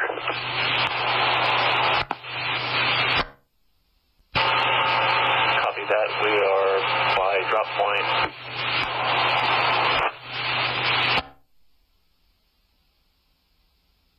Or by the transport by drop point 282.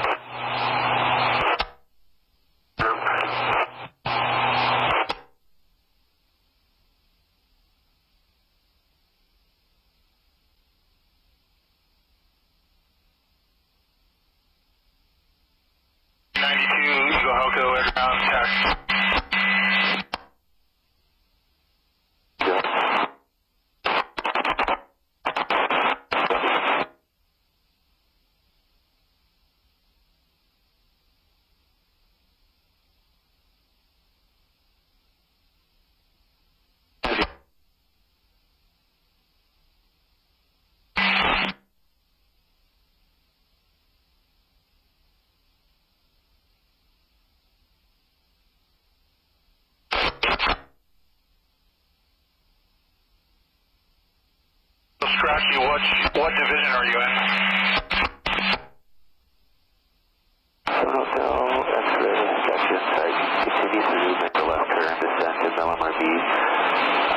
60 type 1, 3 Bravo Hotel, 14 Hotel will be transitioning from MRB back and forth to the right around the corner is the area.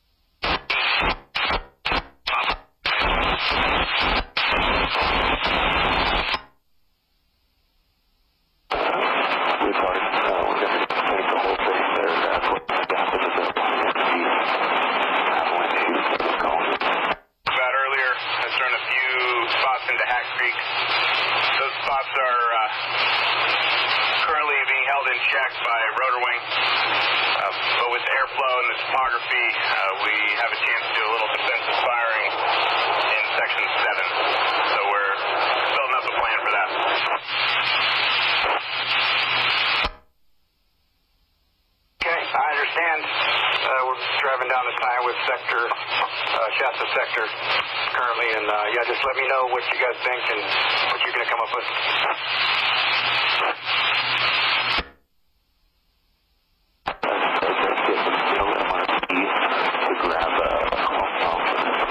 Whatever it is, and take it over to Dixie, put roof down on that ridge we put river ramparts on, east of Dixie down.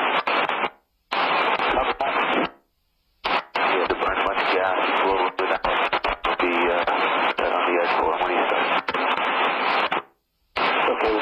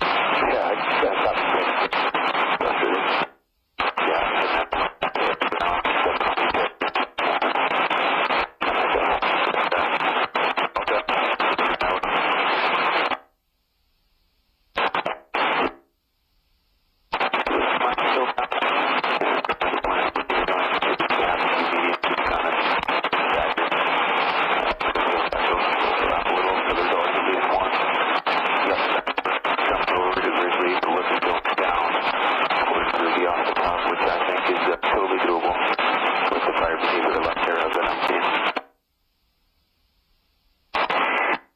Let's go, sorry, Joe. What's the good time?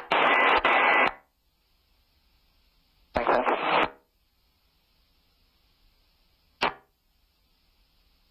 Sorry, it's approximately an hour, 10 minutes. I copy hour 10.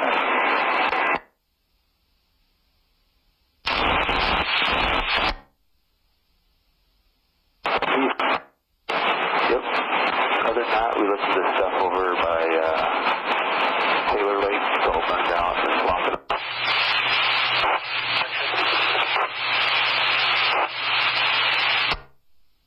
Yeah, I copy you. I've got 4 water tenders heading to your location. Are you able to stay there until they get to your point of rendezvous? Yeah. I'll be in a prevention 12.2 pickup.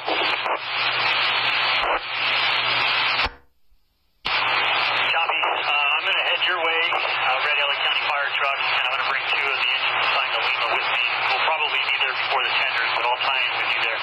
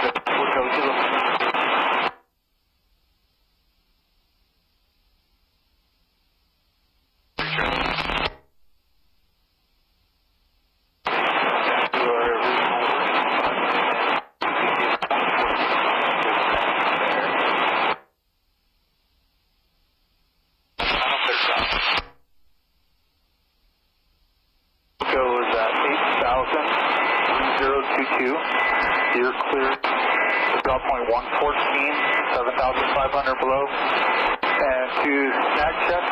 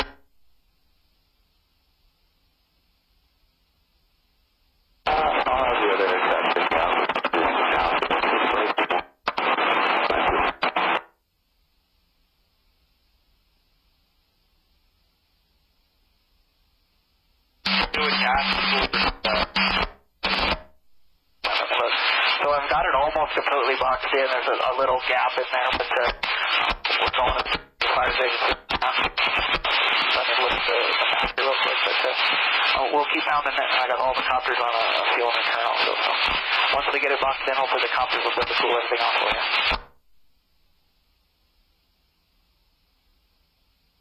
Showed up. I gotta look at it. School's going down on it, so I just don't know if they'll go down on it today or we try to give them a full day. Yep, it's been here for a while. I'm ready to stay away from the stuff here. Just a little amount.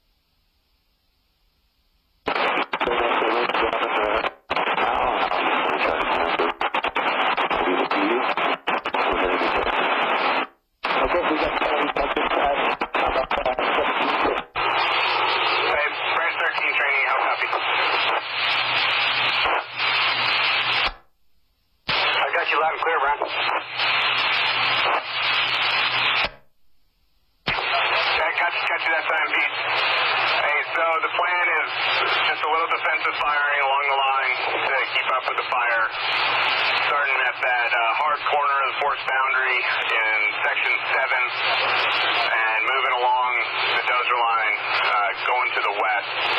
We're burning below the fire. The activity in this bowl is creating a nice draw, so we should have good air pulling in, and we've just got a very short spot doing the fire. Egress, see what happens, and come back in when conditions change.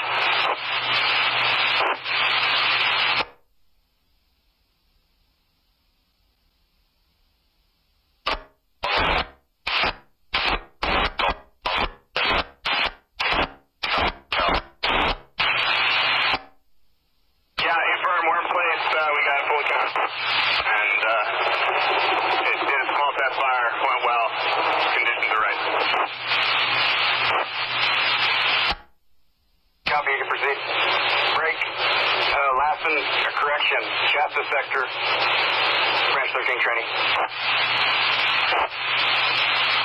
1372.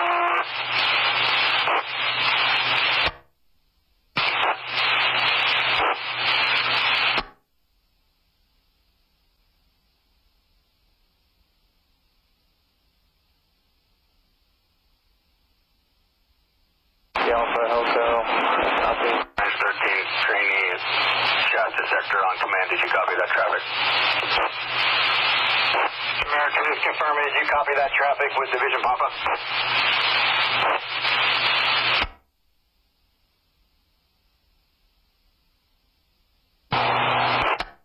Yeah, are you anywhere near 146?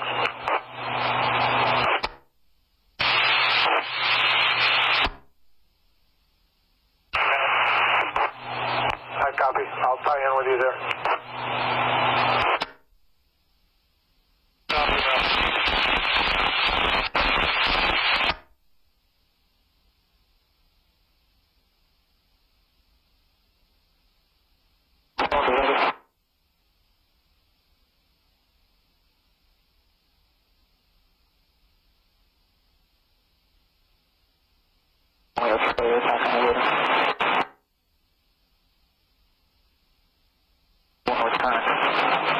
Eagle. Contact Eagle Helco on the TFR frequency for routing across.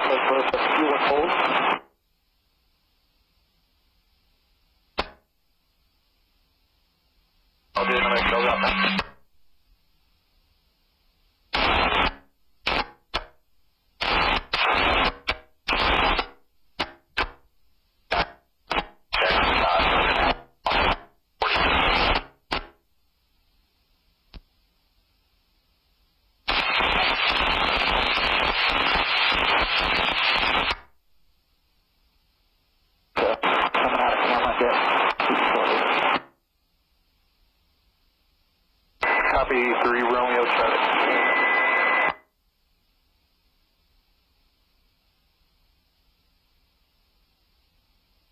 Roger, it's on my mind to go back and have a look at it. Go correct.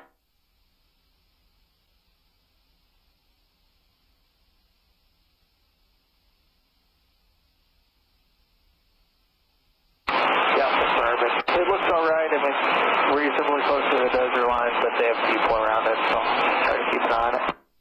Okay, we'll check it as we go by. Thanks, buddy.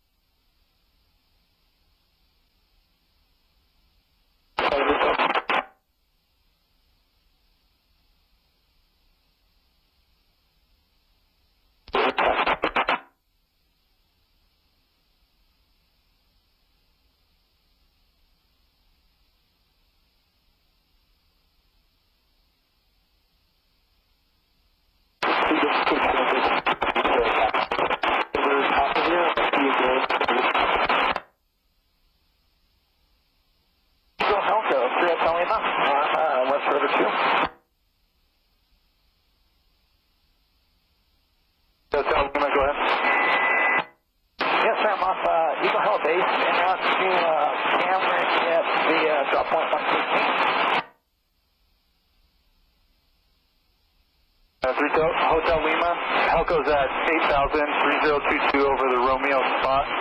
You're cleared to drop point 114, 7,500 below, and snack check. 3 Hotel Lima, from drop point 114, it's more or less direct, so straight camera, is it all the way over to snack? Okay, I copy from drop point 114, you're cleared direct. Thanks, sir. 114 direct to camera, so just on the back.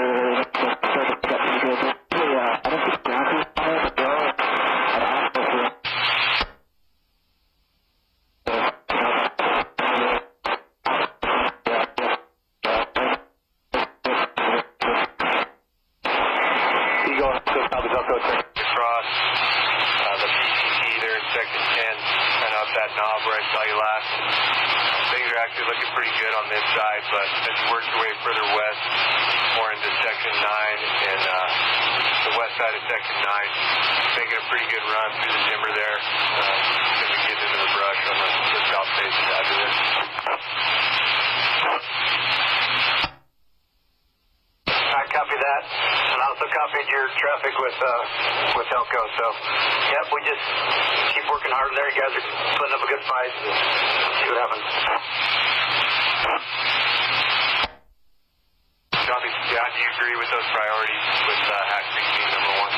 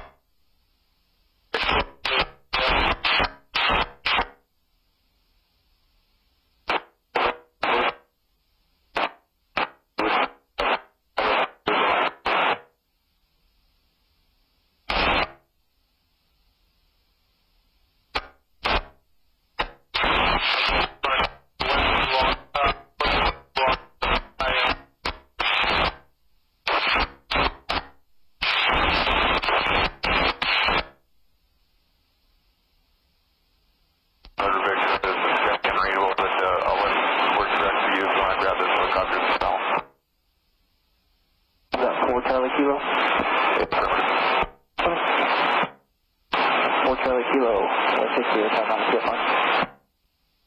You'll be on the West line, letter problem. 160, attack on. Noted.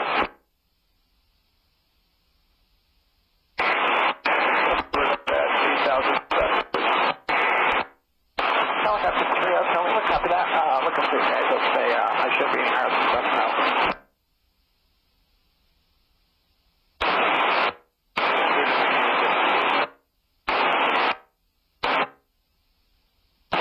Sir, your WhatsApp repeat.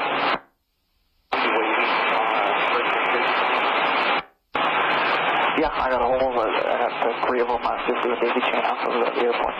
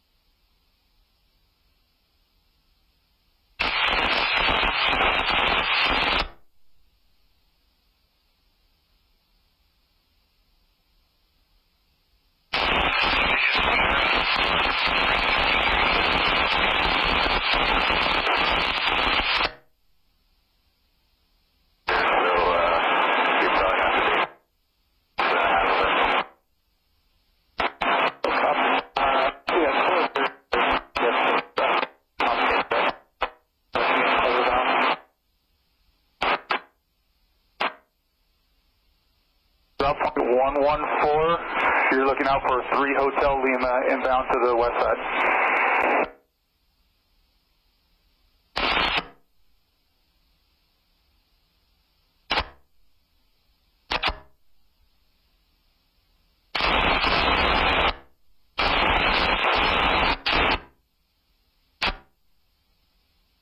Currently in Division Romeo, but I can move over to meet you at drop point 140 if you'd like.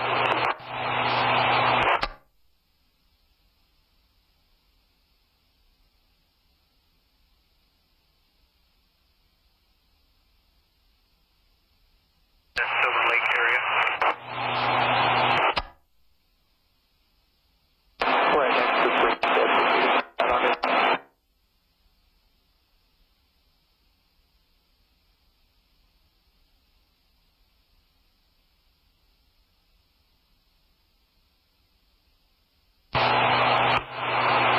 Brand 16 Trinity, I'm on the Westwood Logging Road, Section 5.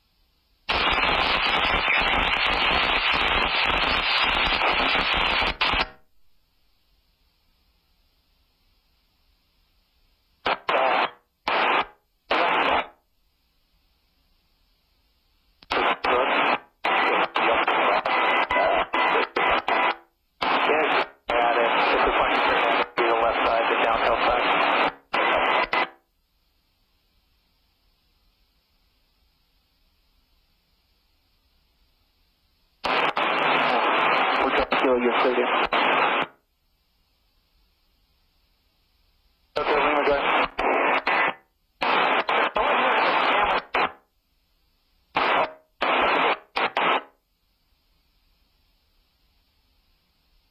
Hotel Lima, you can stand by my James altitude. Negative.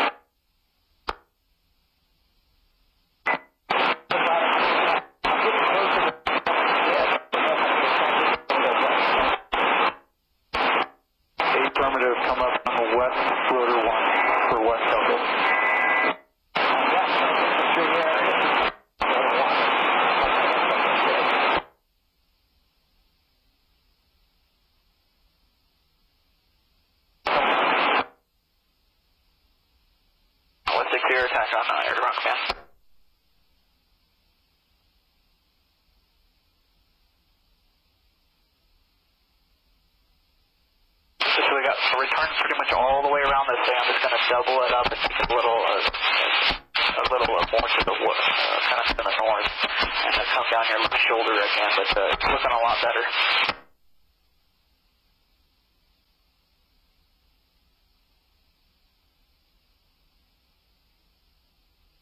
Coming in right now, and that's a 4 Charlie Kilo. He'll start working stuff interior along the roadway.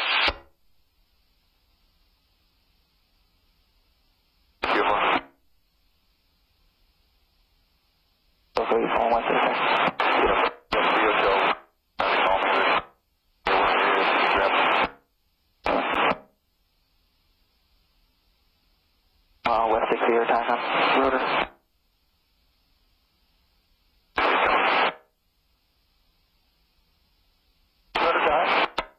So West Dixie air attack, you're cleared all the way back into Cameron Dip. Call me in Cameron Dip.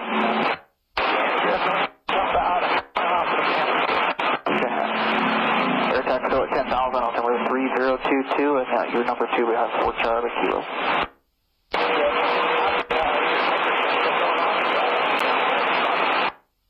They're just coming up on the drop now.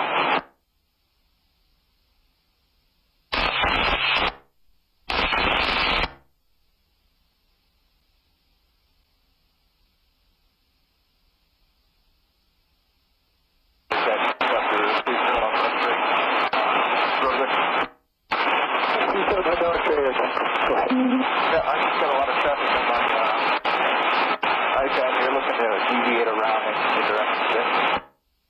Yeah, did you make contact with Elko over there? I can't make contact with Elko. Yeah, Elko is in the aircraft over in Two Valley, so if you could contact with this frequency and help you guide you through the drop of those 2 helicopters working over there. Okay, right, Elko, Captain 3707.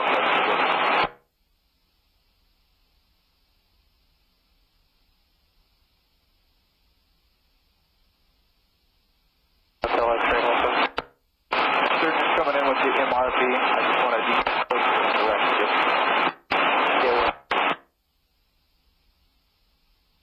Just that big off of these doors go down with it.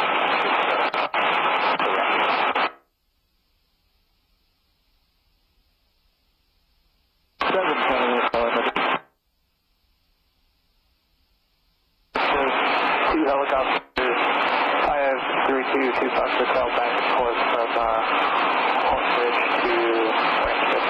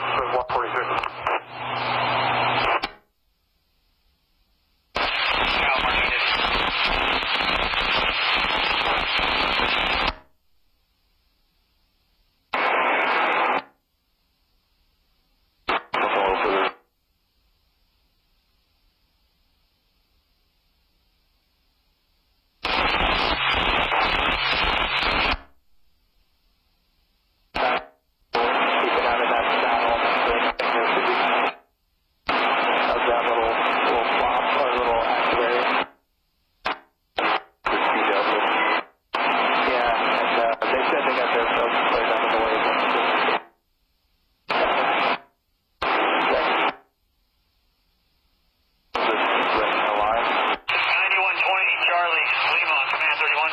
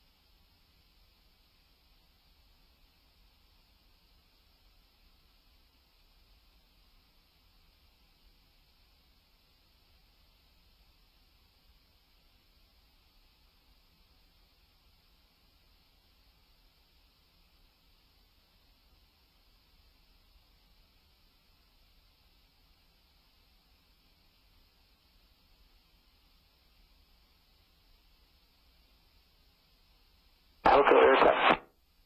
So, 2-3 Alpha Charlie, just checking in. He's up on the rudder now. Headed out to the discussion. And it works for us to go direct with him if you want us to cover that. That's fine. Once you've got some the rudder or the assignment, we probably would be able to hear. Yeah, we'll go direct with him. He's going to take the section route over the discussion. Okay, I'm going to coordinate for where these guys are if you want it. Yeah, sure. Go ahead with your coordinates. Now, 3 Alpha Charlie, if you're up listening to where you're headed.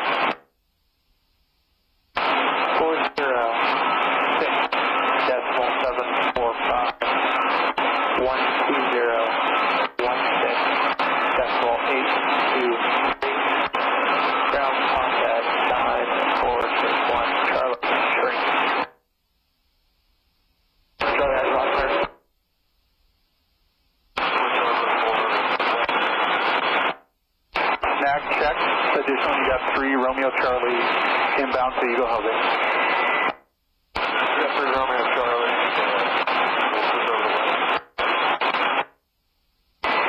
Eagle Housing. And Eagle Housing, November 161 Charlie, also en route. Snag check by 114 7500, switch over to snag check. Kind of double everything up underneath the head and down the left shoulder area, left flank area. 461 Trinity. 1,500 below and then snag check. 7,500 below, come up for West Halco for the air attack.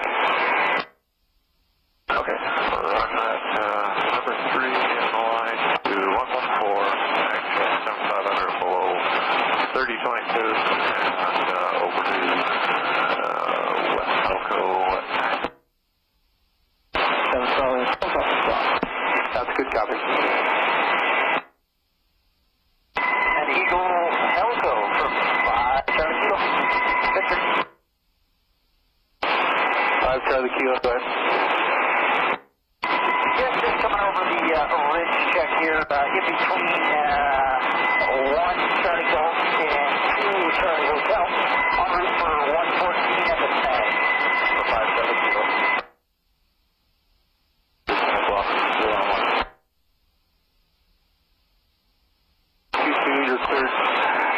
drop point 114, and then the snag check 7,500 and below.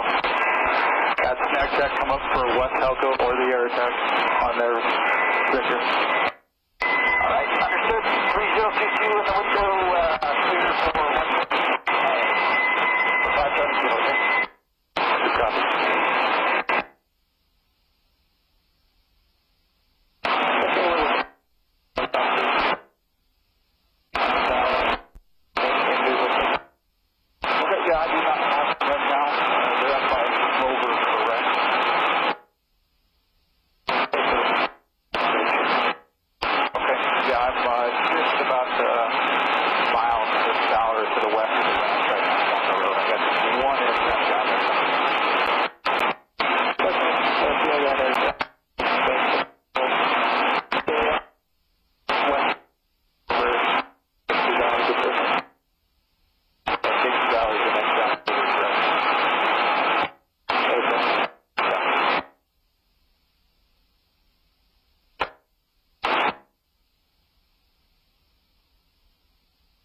Good. You guys run a full fuel cycle here. Make sure everything's soaked down real nicely and be comfortable with what you got.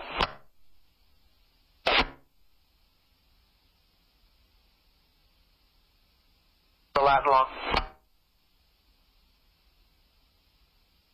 Jack 3 Alpha Charlie on the rotor. 3 Alpha Charlie, air tech, go ahead. Yeah, what are we using for water point? Yep, from overhead. Correction, 1 type 1 coster, 14 rope spot, and for fuel and return back to the rope spot. Can't dip. It got burned around it, but it might be usable. Okay, yeah, that last chance dip would probably be a real good one. I'm not sure if you want you down to the toe of the slope or up near the top. But I don't think there's much out here right now this time of year. Yeah, I agree with you.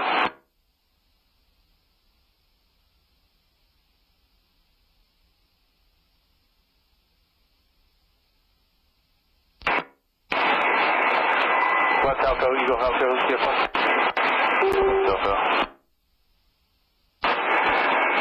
Eagle Helco's doing RTG and a fuel and return. 1 copter and 1 on order for Romeo. Yeah, copy. For the 1 cop on order, Clarence in. Is it going on? 20 Charlie, Lima on command 31.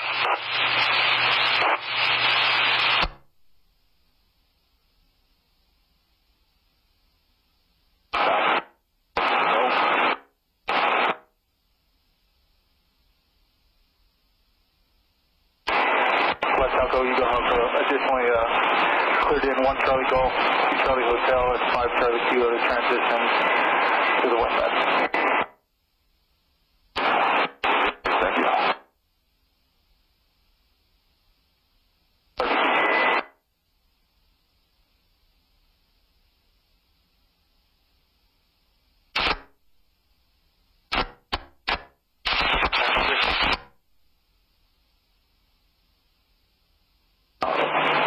Charlie Kilo and 3 Hotel Lima.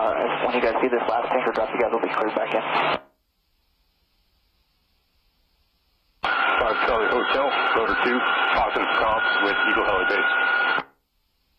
Frequency improved. 5 Charlie Hotel. Okay, I drove the part up to the northwest corner 15, so there's probably a little bit to go.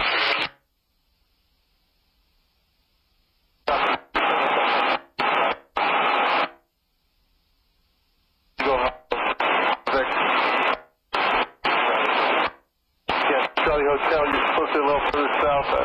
7 Charlie Hotel working out of Silver Dip. Cover that.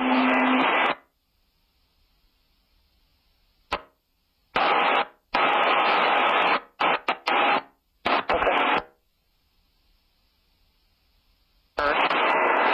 Both West Helco and Air Attack are up on the west side if you need something.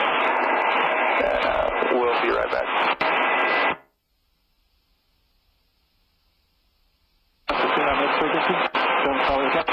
Yeah, you can maintain this for you. You'll hit them up on the TFR if you need them. So same project. Keep working the smoke. I know it's a little much, but just keep putting them out. And 5 Charlie Hotel Zone if you want to return to help you out again.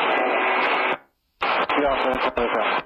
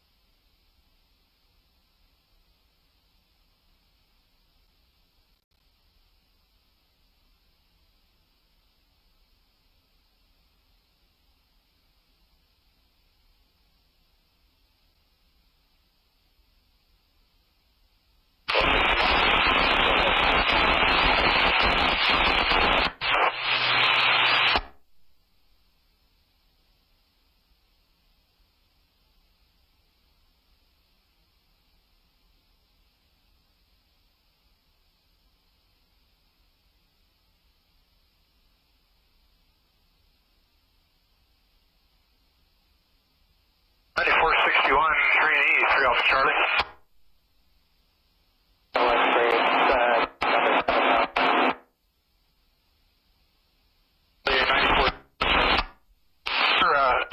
think we're on the escarpment here in the general area. Yeah, I'm coming back down now. I don't know if you see me. And it's going to be just kind of south of that Latin Long. There was some stuff up in the rocks. Just trying to prevent it from getting going and throwing some spots across the line. Let me get around the corner here and take a look at this.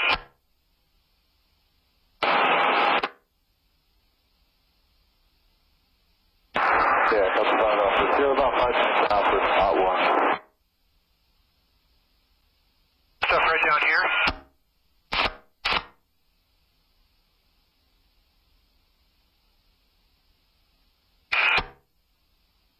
Coming down the hill there. Gotcha. Spot southwest hill.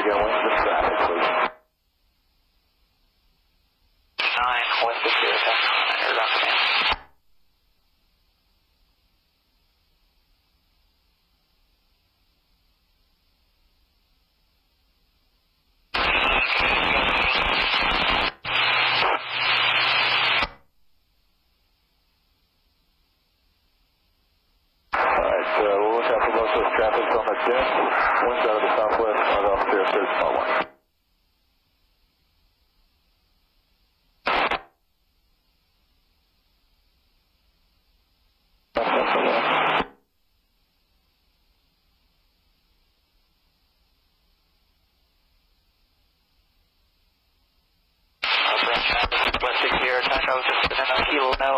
We're going to do one round of tankers in there, and we should be good.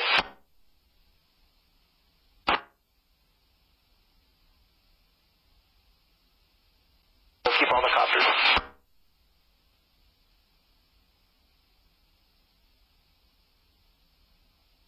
West Hills, 160, time.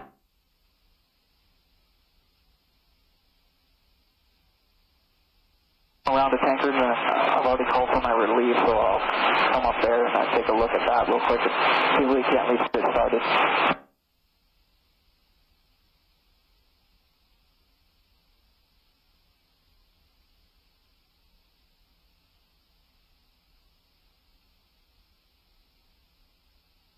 Yeah, I tried to get I typed in tankers, there's none available right now. I was going to use a tanker, so I got 3 2. I'll get the trailer unit to come out here in a few minutes, and I'll just get the comments to what is that process.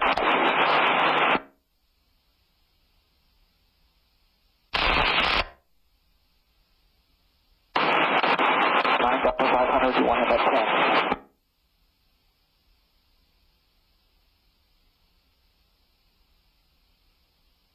Let's go to the Wildfire. I'll see you at 9,500.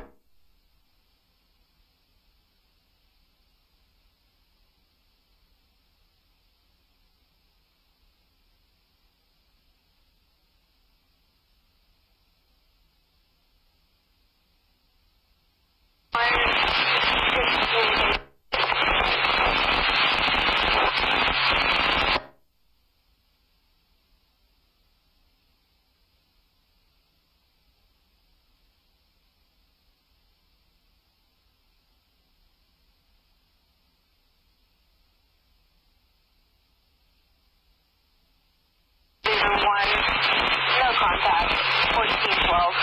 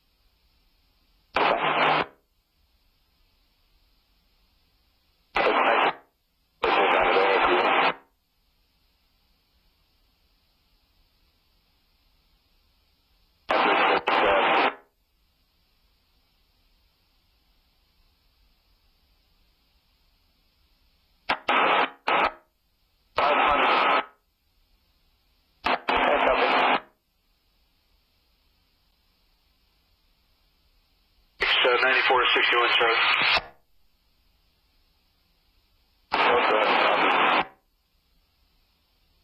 To the northwest corner of Section 15. I'll be working there and around this corner.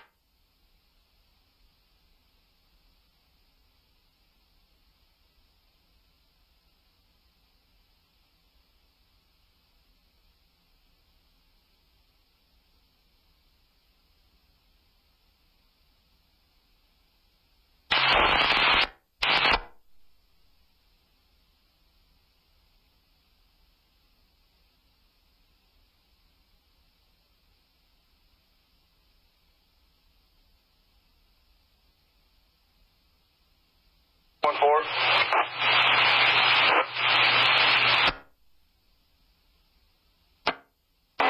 Yeah, looking at the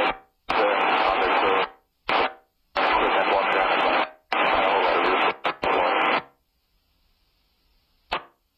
basis again, inside.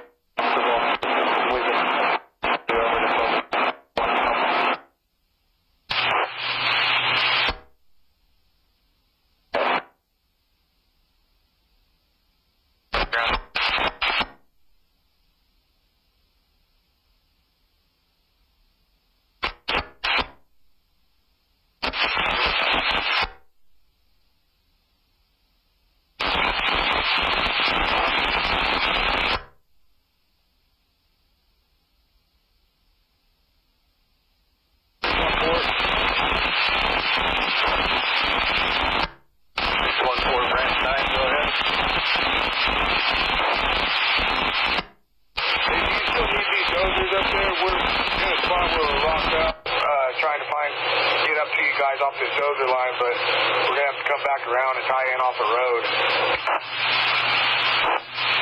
Yeah, that's affirmative. You guys are needed up there. 5 to 10 acres to cut out.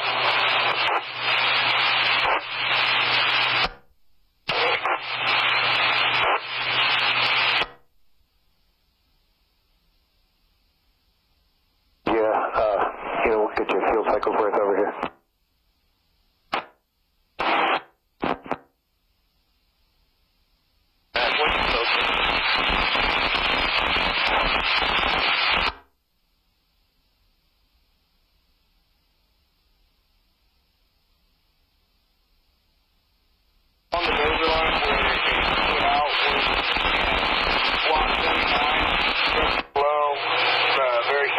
Just below the 5400. Yeah, how far are you from your transport?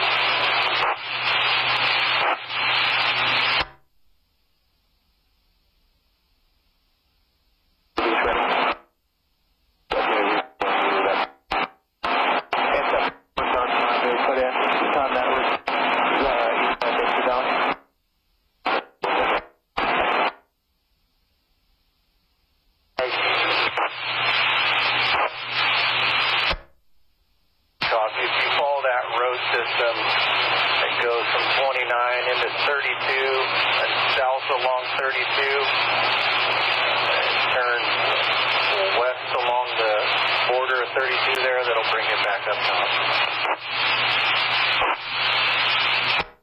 Copy that. We'll get tracking up there.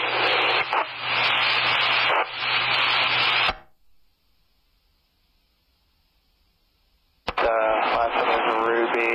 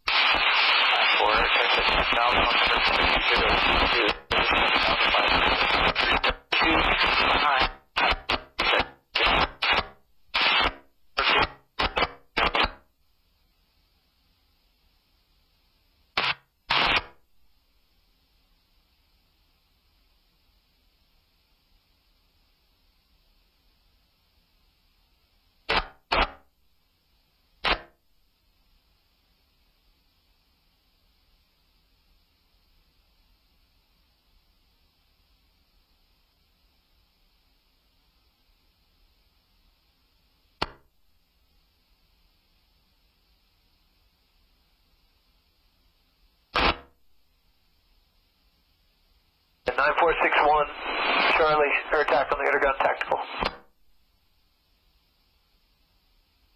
Hey, I got a few other targets for 3 Alpha Charlie over the escarpment. When you guys are done with him, you know, he's got a fresh fuel cycle. He'll probably be out here for an hour and a half if you needed him. But we'll just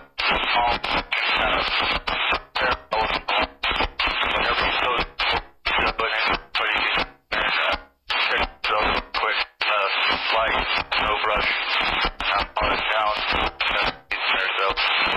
probably about 5 minutes, on the wood.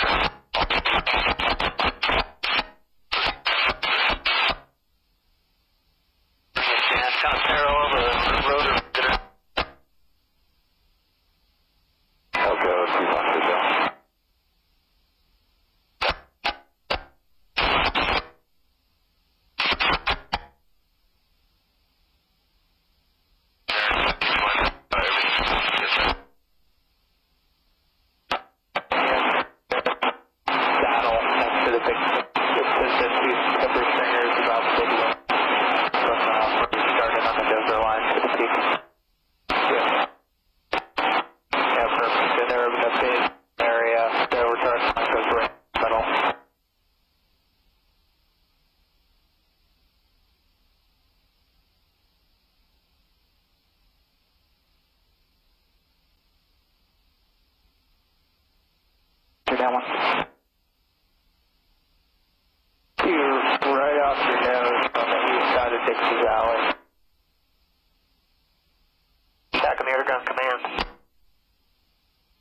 9461, that should do her. Sorry, 2 Fox's Hill. Yeah, man, they're on the other side of the valley, the east side of Dixie Valley, up on that retard line we did 2 nights ago. Okay, the far side of the valley, and that from retarded line. Yeah, sorry about that. Yeah, no. Black around it.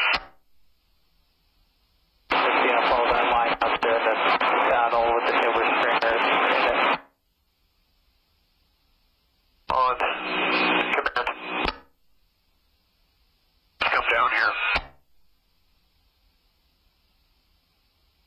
Yep.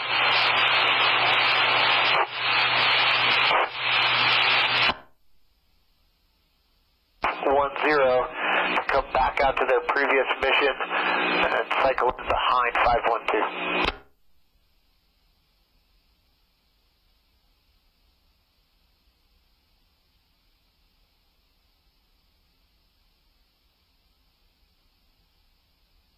Dixie, communications.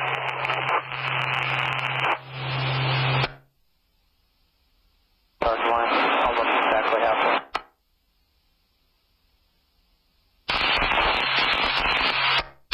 I have a smoker point with and a legal as well as a lat long when you're ready.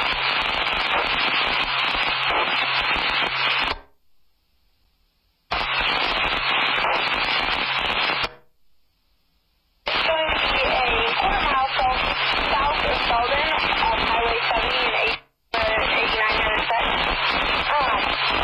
It says it's already in the black but close to unburned. The legal is going to be 25 north. Division Pop on command.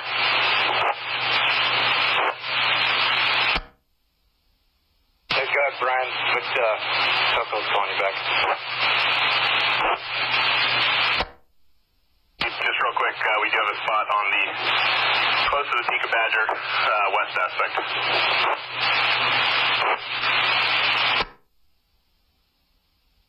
And RC will be Blake. Phone number 530-906-32.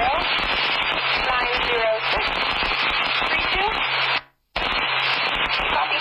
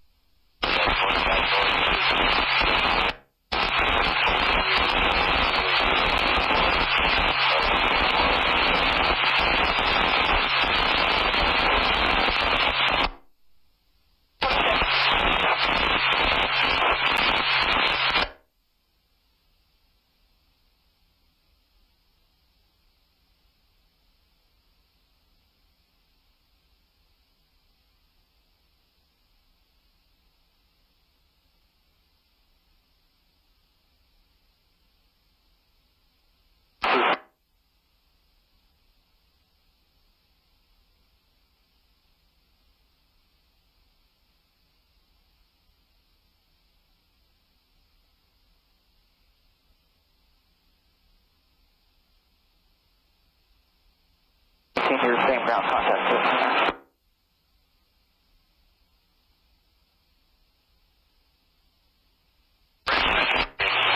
Papa, come in.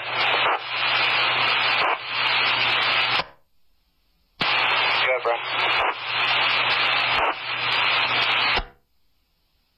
Back with you. The rotors are on that spot on top of Badger. There's only one we've identified so far, but good chance there will be more.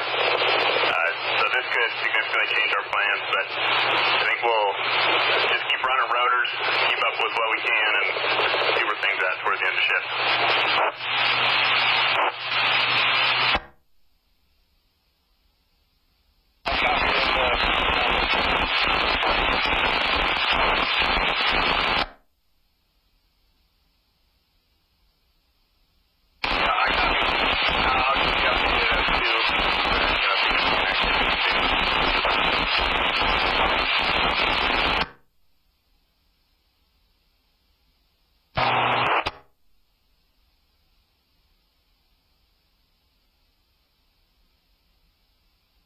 Got another target for you over here.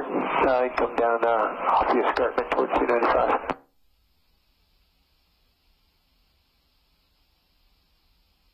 Right up from where you dropped last, just jump over that ridge and head down the hill, and you'll see where we've been running retardant from the ridge to the valley floor. A couple smokers within that retardant line. We can pick those off.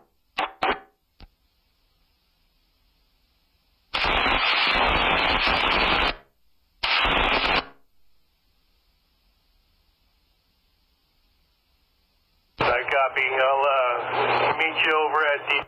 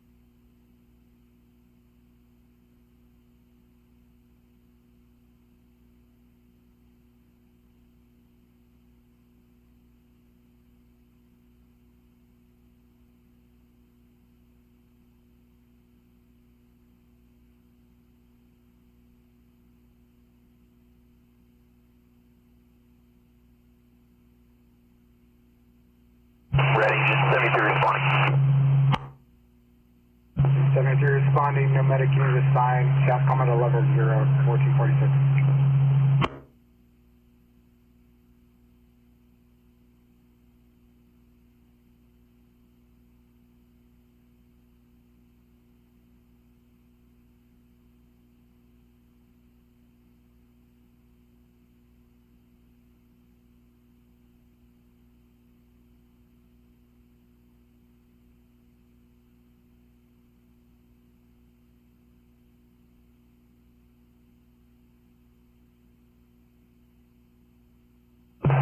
Running 241 responding, confirming vehicles under the overpass.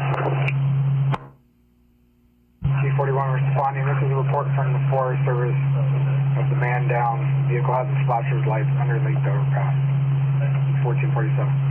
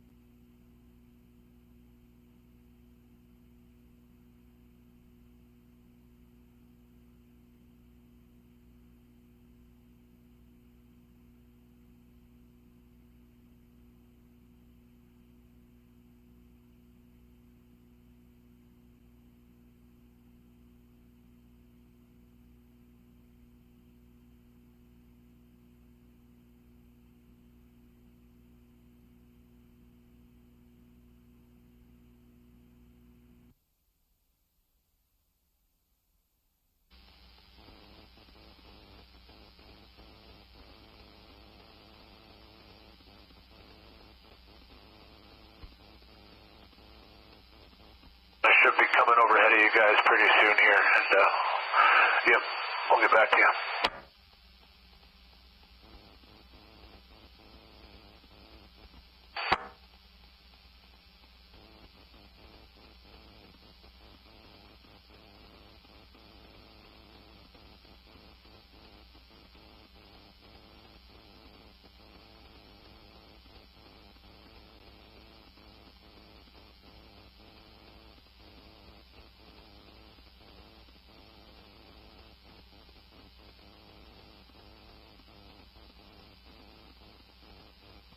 Telco air tax dropping to 11,500.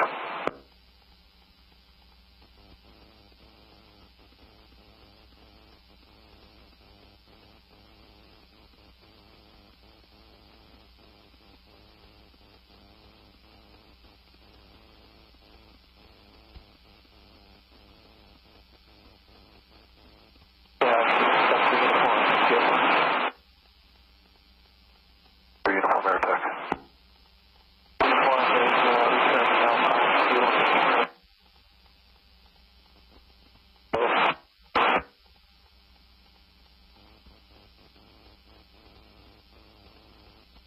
Uniform air attack copies. Give me a call, landing assured. Okay,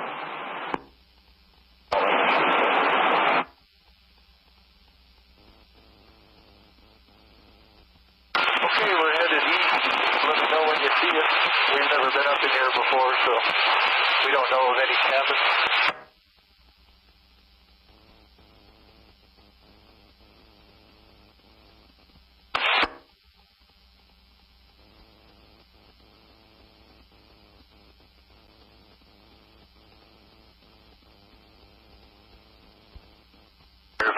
Air attack air ground.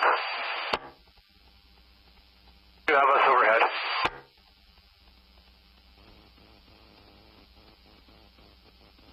Just coming over that activity, what we're calling that cellar drainage. They're east of that.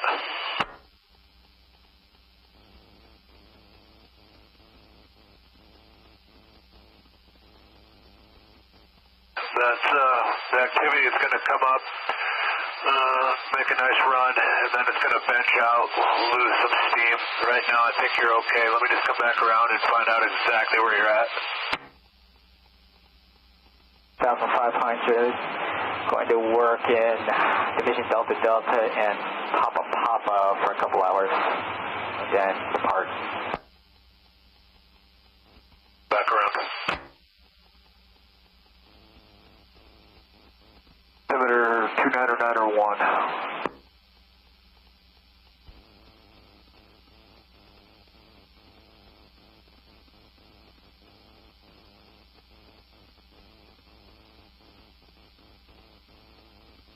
Fine, what's that for Caldor? We're using altimeter 290901 and stay altitude. I'm 1, we're approaching level 17,500.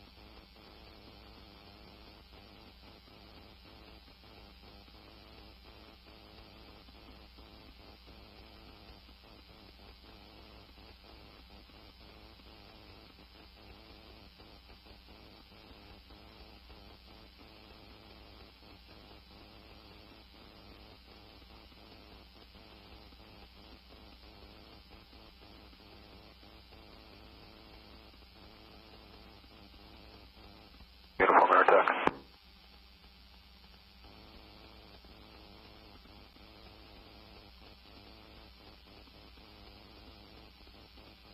Good deal. That activity you're seeing to the south of you, south-southwest. It's going to come up, bench out, get into some sparser fuels. Right now, it's no factor for you guys.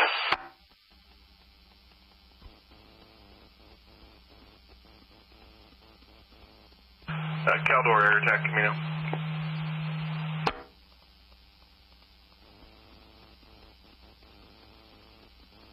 I don't think so, man. I don't want to bet on it, but I don't think it's threatened anytime soon.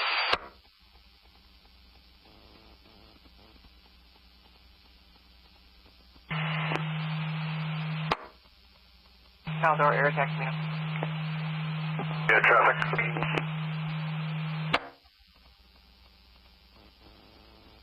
Caldor air attack, Camino. Celstar 6 is requesting permission to fly back to South Lake Tahoe and enter the TFR from the north end into South Lake Tahoe Airport.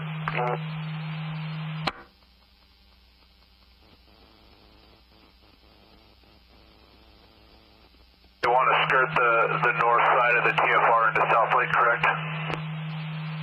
That's affirmative. Their home base is South Lake Tahoe Airport. They're trying to get back after the EVACs. They would fly around the TFR until they get into the north end of the South Lake Tahoe Airport portion of the TFR. Approved. Just have them contact me on the TFR. I'll clear them in. 1500.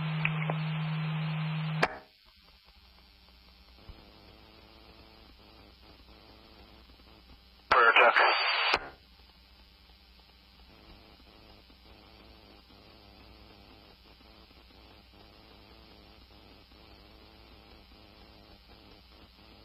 Unit calling air attack. So that's the first half. Yep, he was wondering if that activity was any threat to their operation. It wasn't. I can swing around and give you a better idea where the activity's coming from.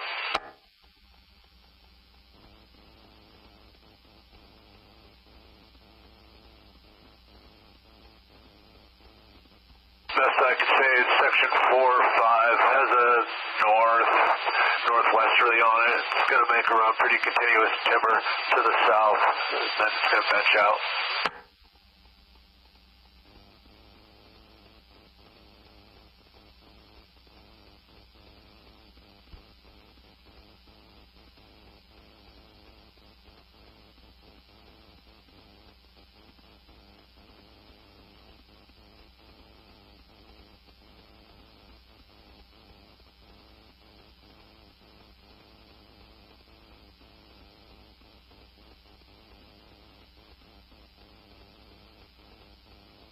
Air attack.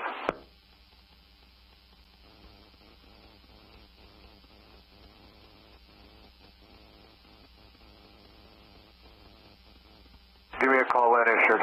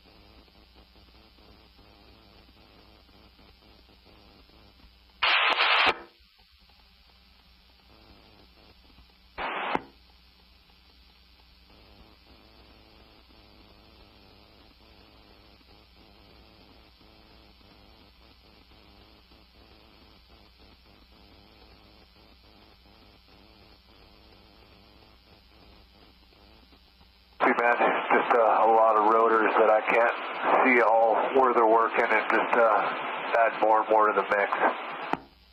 Good with the top doing it. And when I overthrew it, up there, not a real block to go, so I'm with you. I can't see them. We're not over there. I just flew in there, poked my head in. That's where we were dropping the scoopers last night. You want scoopers too, and it's right now, no. They're good with one. Very moderated fire activity, a lot of rock, and it's shoring up to a lake. It's right by Echo.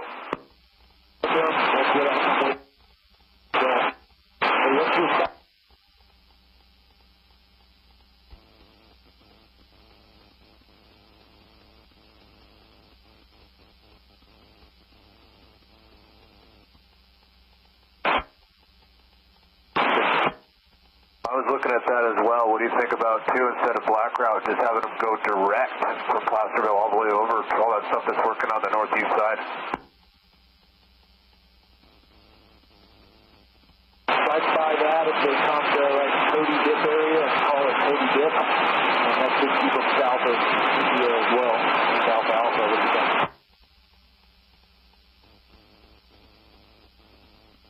Take them all the way to Cody Dip and hand them to you. How on that? Don't know what the smoke is, but if they can do that,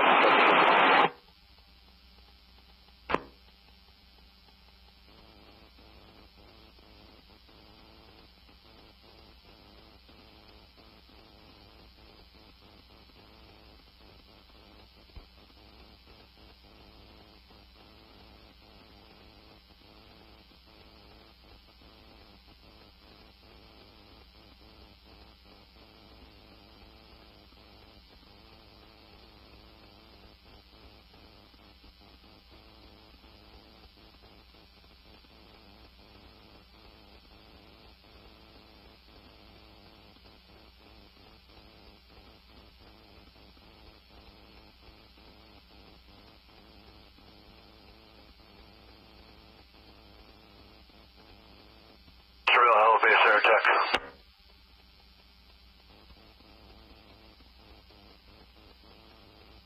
Jack, go ahead for Placerville, Helby. Order up 3 Tango Hotel for Division Papa, utilizing Silver Dip.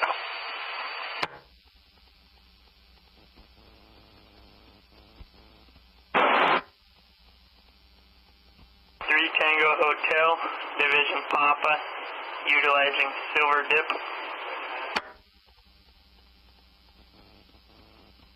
Pull Black Route up and contact Air Tech.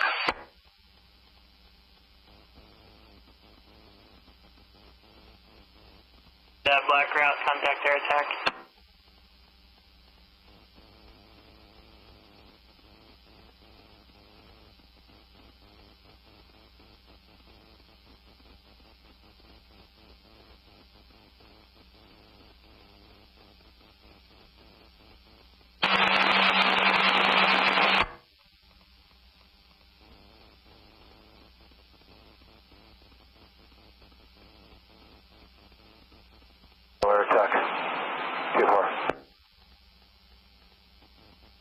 Pretty active piece here, just northeast of Caples. It's going to bump 88. Can I borrow a couple of your rotors from Caples Dip?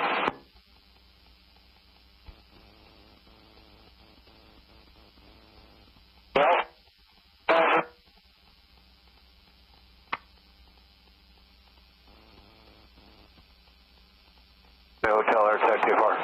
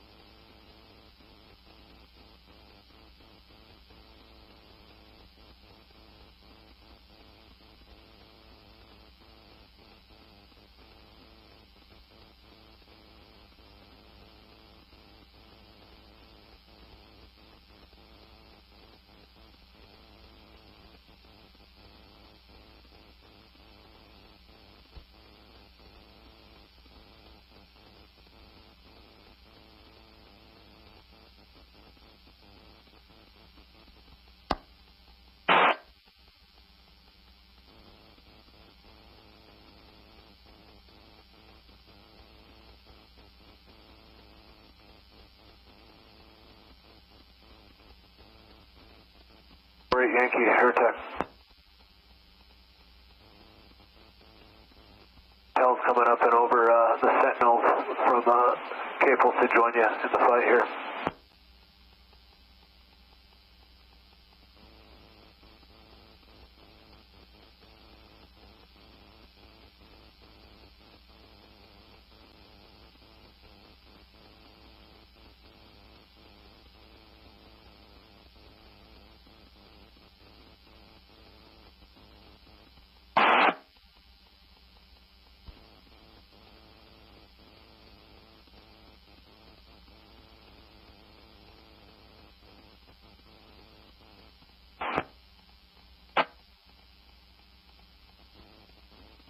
Romeo Hotel's coming up and over. Sentinels join you guys.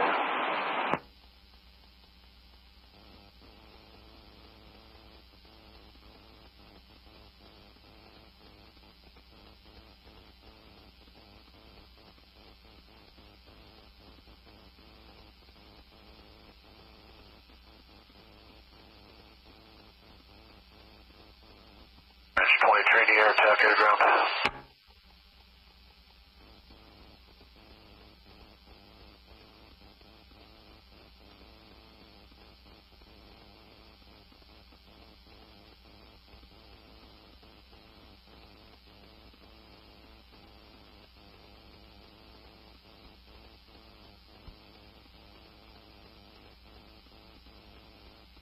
Juliet air attack.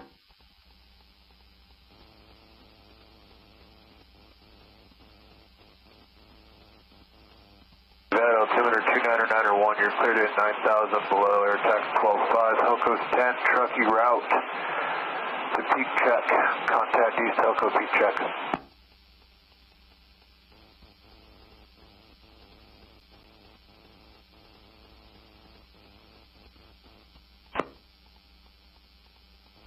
Go air attack, copy direct. Thanks. And you see the target right there, pushing towards 88.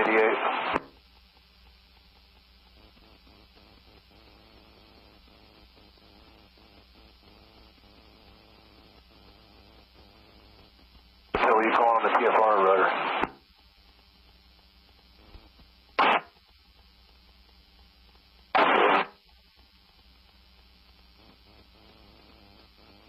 They'll be on the 124.075.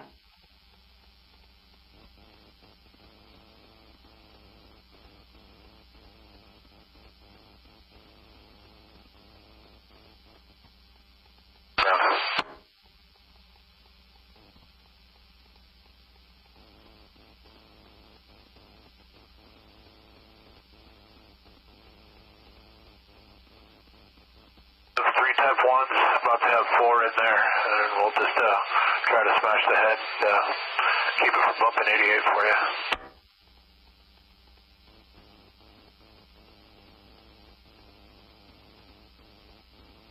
You do have a nice north-northwest wind on it. It is going to continue to push. Do have a consistent fuel bed all the way to 88.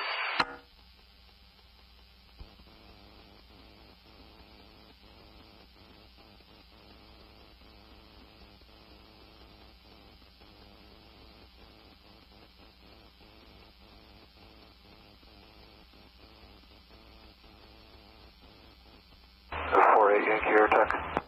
On your next drop, I don't want to micromanage you with the ground, but if you can take some of the gusto out of that thing across the top of it, keep it from bumping 88, I'd be stoked. On my left, or close to across the head of the fire where it's going to hit the road here in another hour. Okay, after let me come back around.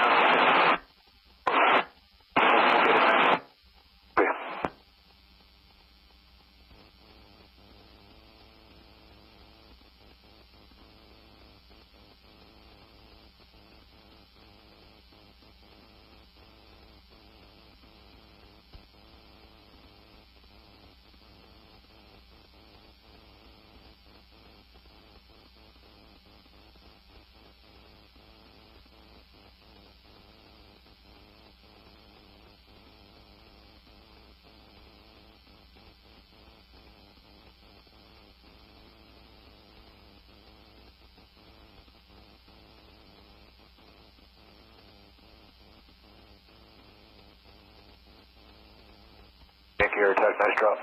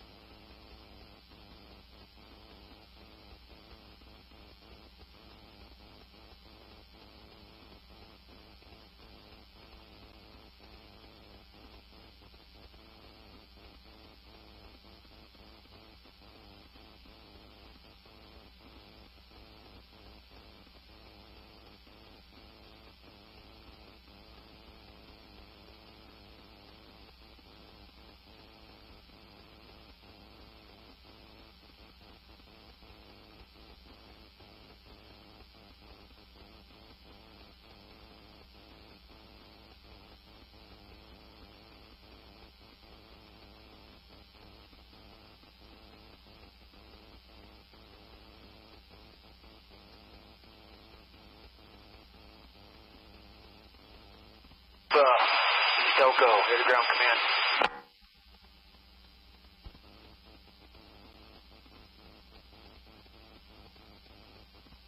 Yeah, I got, understand 8635 Tango Alpha working with you. First time I've seen this area in a long time, seeing what they're doing for you and what the plan is on the ground out here for this stuff.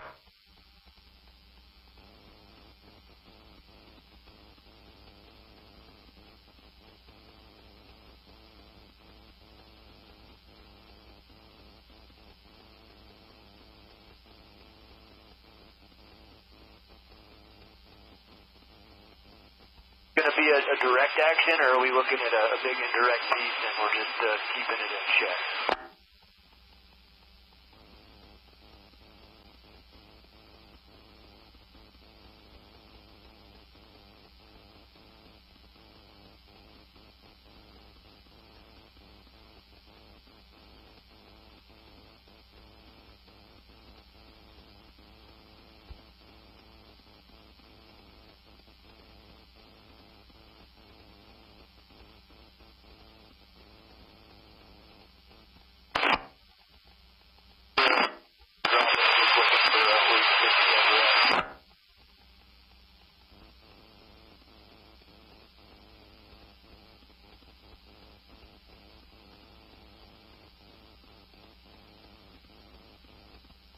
All right, sounds good, man.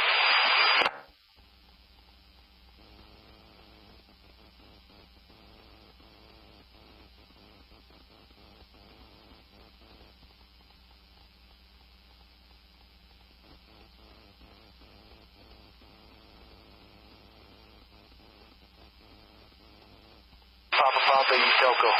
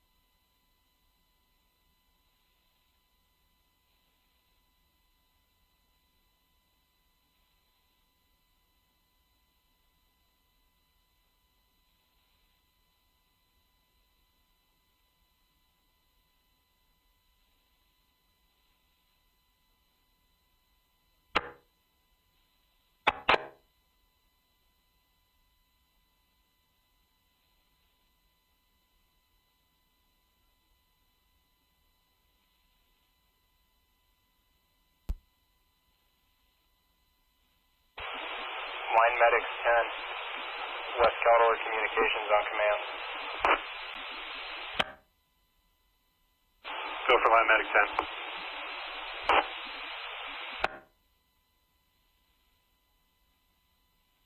Line Medic 10, are you aware of the burn injury on Division Papa? That's affirmed. We are parked down the road with Division Papa.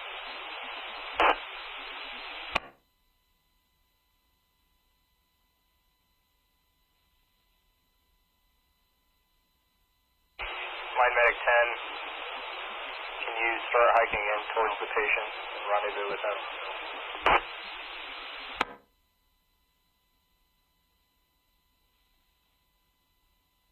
Line Medic 10, copy.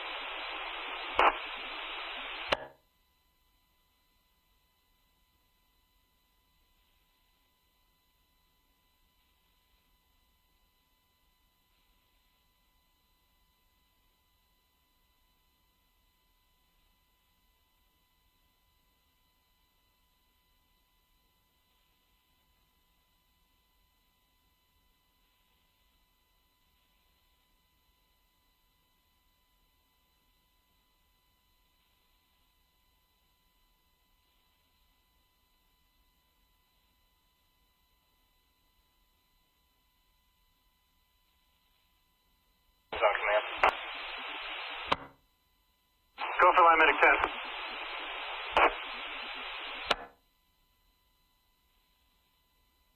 Line Medic 10, when you make patient contact, can you advise on airship? Can you repeat that, caller? You were broken. You said advise.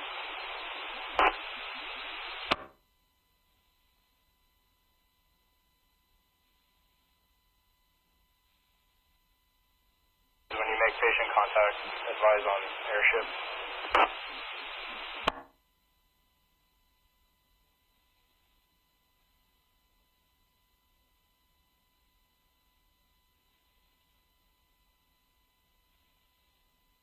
Line Medic 10, copy your transmission. We're still devising a plan for access currently.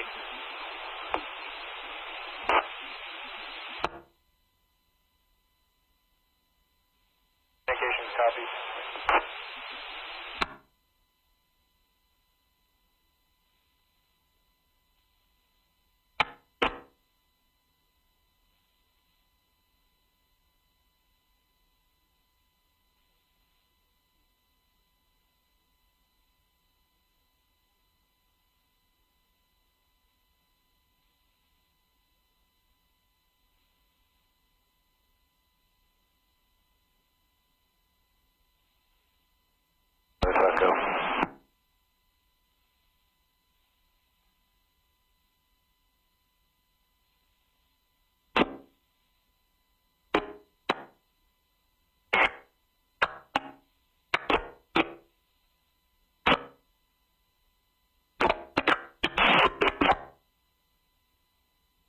Grab 9 Romeo Hotel. I'm going to hold on to him for a fuel cycle if you're good with it. I'm transitioning to 16 Hondo. They're over here, Silver Dip. It's the same deal, dude, but it's pushing 88 with that north influence on it today.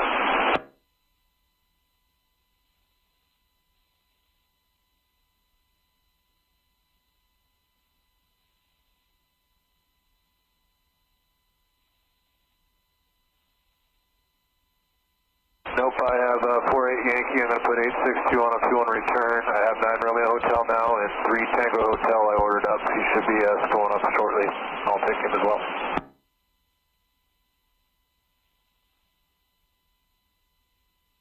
And that's just how it went. I offered to take some off of Luke's plate, but he just stuck with it. So, yeah, we can talk tonight.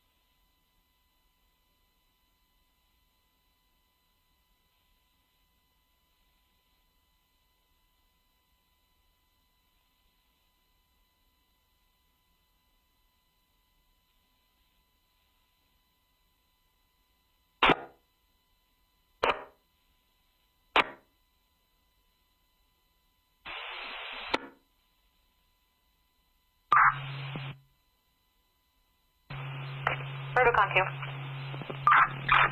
assisting fire with another tree that they'll be falling. Be out at approximately 30 milestones on Highway 50, blocking the highway for the firemen.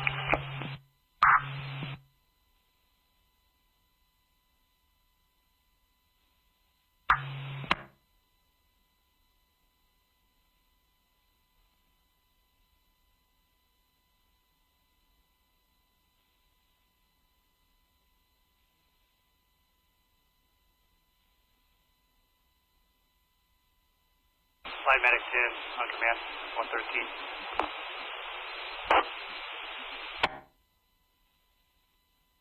Have a Type 1, 8 Charlie Hotel, answer November Whiskey, Type 2 over there. The Type 1 was blowing the tops out of the trees because the pumpkins are too stacked to the canopy.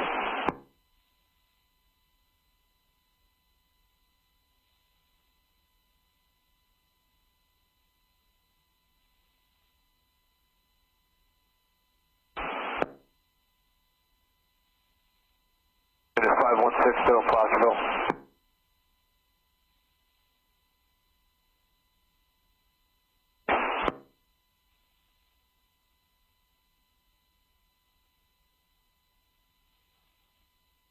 Go for Placerville, hello base.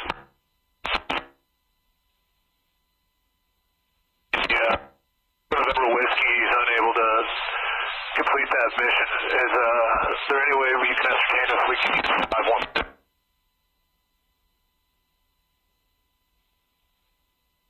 Yeah, we got 516 next on the rotation. We'll get the contact information to them. It's just Pumpkin Fields in Division India. Division India, just have them go 50 route or depending where they're at Pacific, correct? Correct. India, there. Just 516, 50 route, Division India for Pumpkin Field.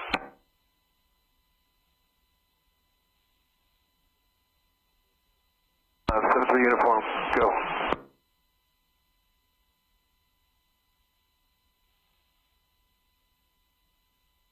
Air check, Guard 864 on CFR.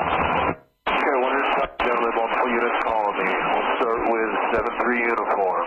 Altimeter 29901, you're cleared at 9,000 below. Air tax 11.5, Helco's 10. Contact East Helco when in the area.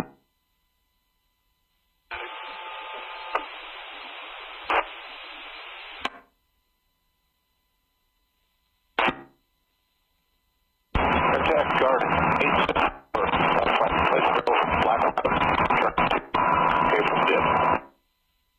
Copy that, altimeter 29901, you're cleared at 9,000 below, air tax 11,500, Helco's 10,000. You have 3 rotors in silver, should be no factor, route north of Silver Dip to Caples.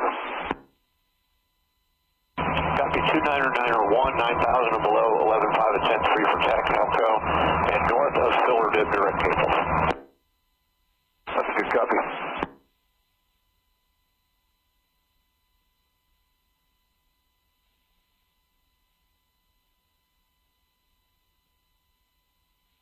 And 9 Romeo Hotel air check.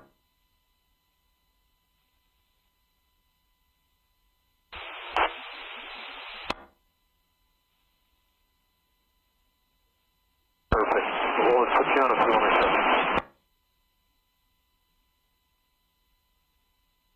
Flight Hello Base Air Tech.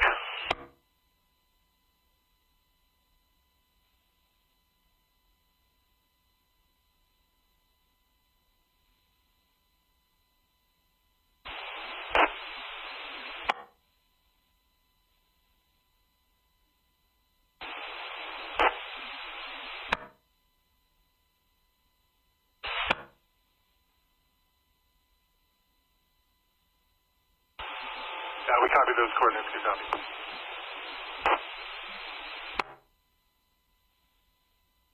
Hondo.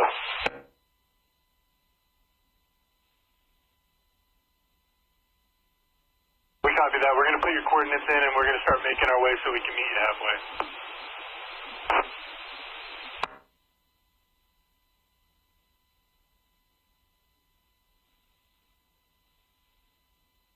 Sorry, haven't been over to your neck of the woods in a while. How's it going over there?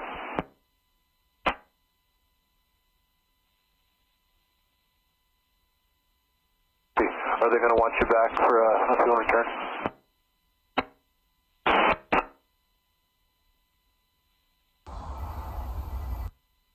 Sorry about it. Attack Air Ground Command.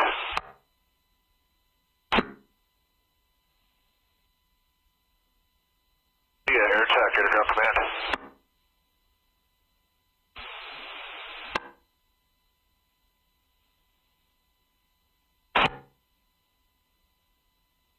India Air Attack Air to Ground Command.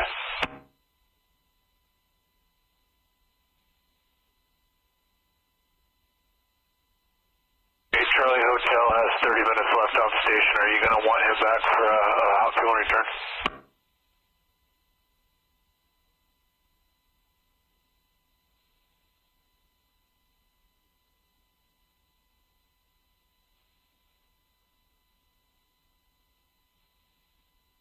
Copy. Additionally, ordered up 516.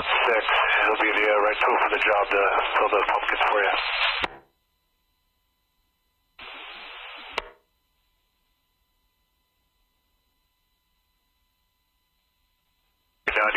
Last ground tact was 4453, so 9440 now. Here it's going to be 3839.668 by 12008.552.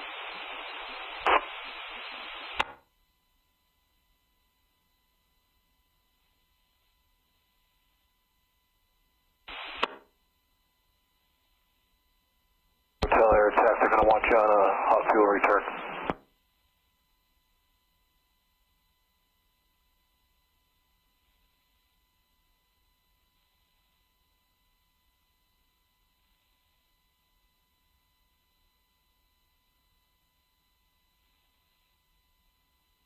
West Caldor Communications on command.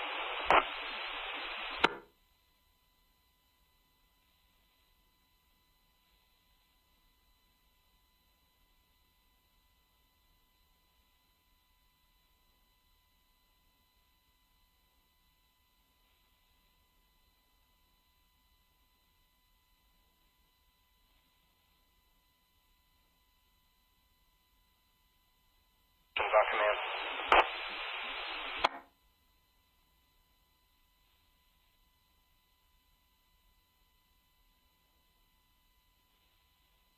Division Papa, can you confirm agency of the patient?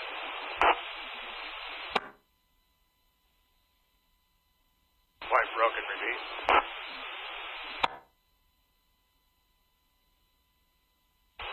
Division Papa, can you confirm the agency of the patient?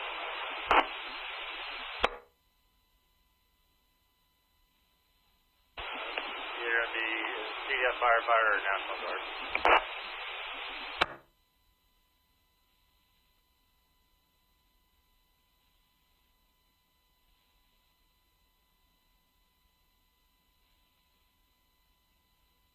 Division Papa Communications, can you find out which one?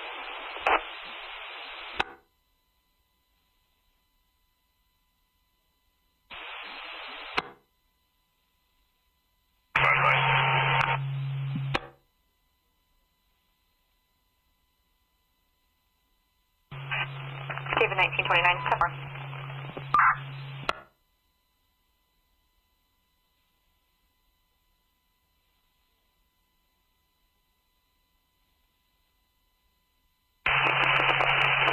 Central is Roseville 1.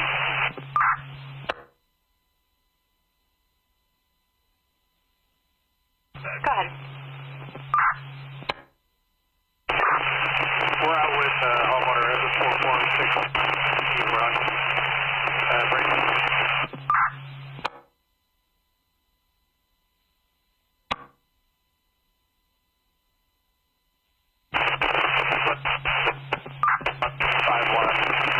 David over Victor.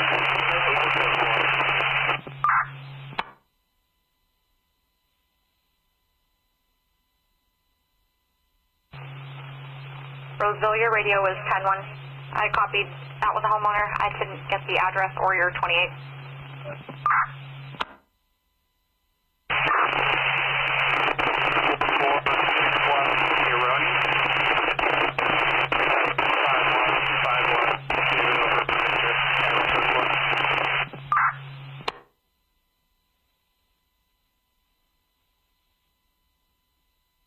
Roseville 1, 7.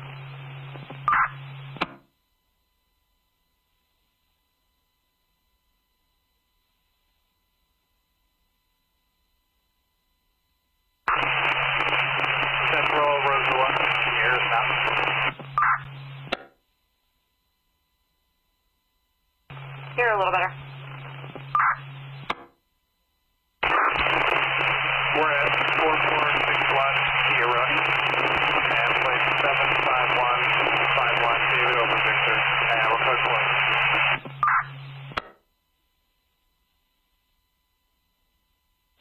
Roseville 1, I copy.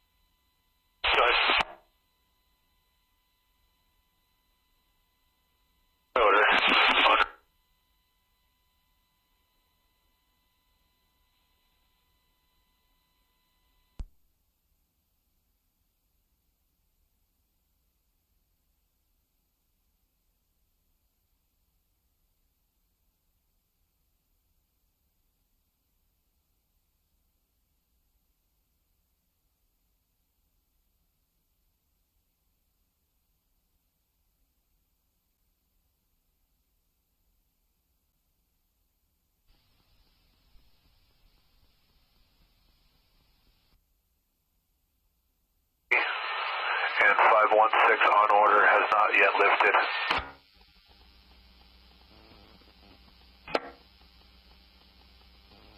Contact over there is engine 4453, and 516 mission when they get up is to finish with the pumpkins. The other guys were not the right tool for the job. Charlie Hotel 0 November Whiskey are just got a little bit more active above Forney Dip, Forney Cabins, and they're just chasing it and flanking it up into the rocks. Lake Aloha, all that country.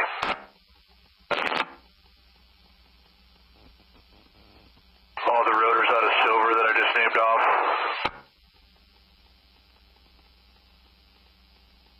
Tango Hotel, altimeter 29901. You're cleared in 9,000 below.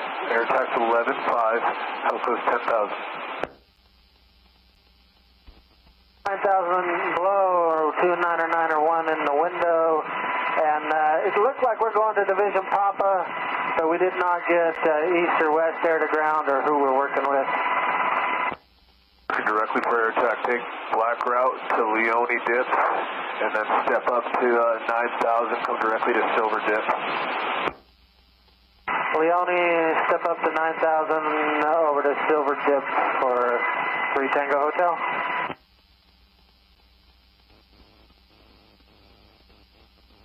Back with you. Correct.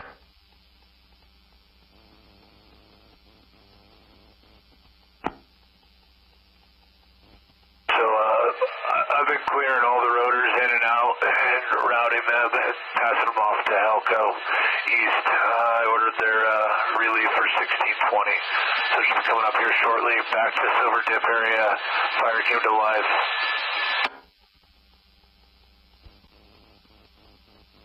Whiskey or Turkey calling on the rotor. Did they let you know they want you back on a fuel return?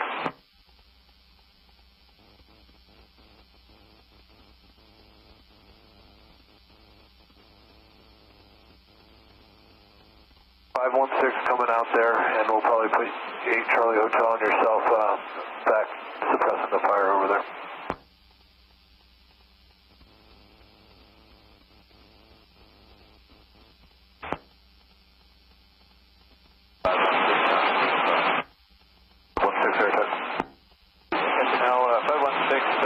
Unable to reach you when I'm on the ground Pacific, but I just lifted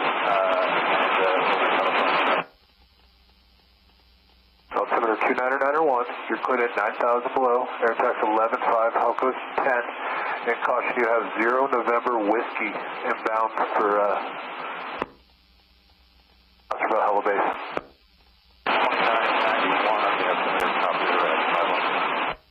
Get in the area if you want to contact engine 4453, filling pumpkins over there on the west road of Texas. 4453. There is an East Helco up, but I'm managing stuff on the west side right now.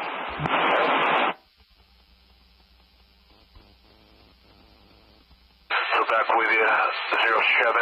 There's a little piece that came to life, bumping 88 over here just northeast of Silver. That's where all our efforts with the rotors are right now. They're starting to get a handle on it. Probably acre, 2 acres, same deal as every day. Comes to life and the green stringers just starts forcing our hand with the north winds.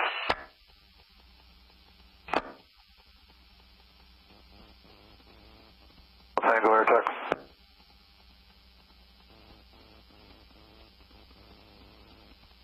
Call landing assured when you're positive calls. Alright, you ready for the east lineup? Okay, it's busy. 5 Hotel Tango, inbound Alpine. I'll get back if they're fuel and return. 7-3 uniforms up. Same mission. Quebec, Caples.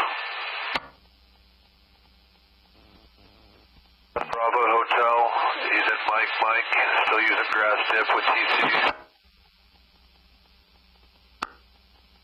Guard 863 and 5 Tango Alpha are still up at Papa with Dardanelle dip. 4 Papa Juliet is over in Alpha still, Echo area, working with Price Valley. And 864.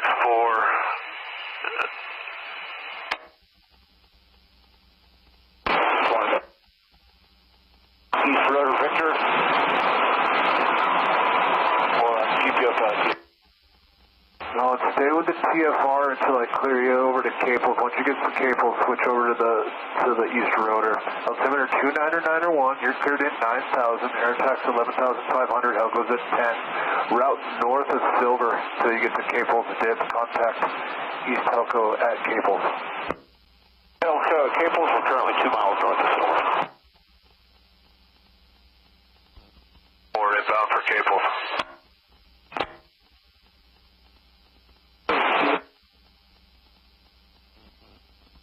4 inbound for Caples.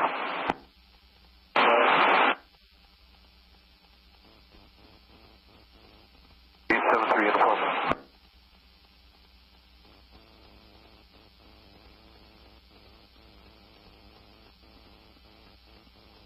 Okay, no, first I've heard of that. I was transitioning right now.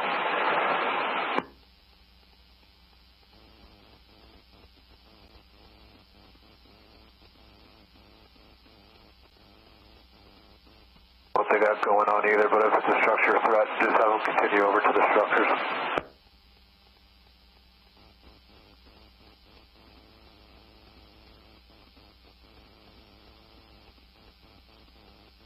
The first I've heard of that. I'll clean it up real quick.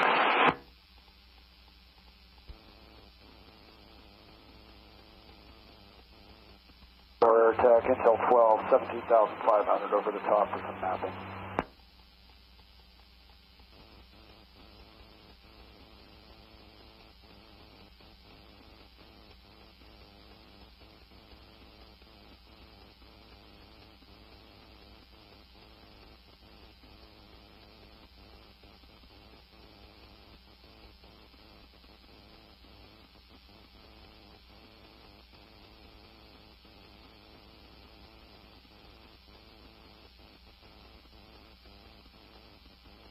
Hotel Air Tech, go.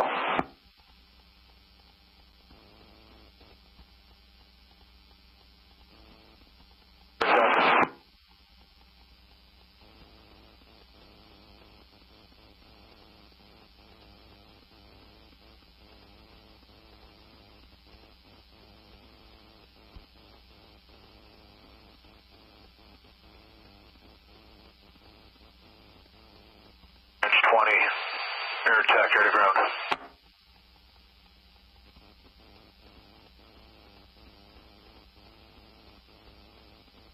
Your branch 20 training, air attack, air to ground, command.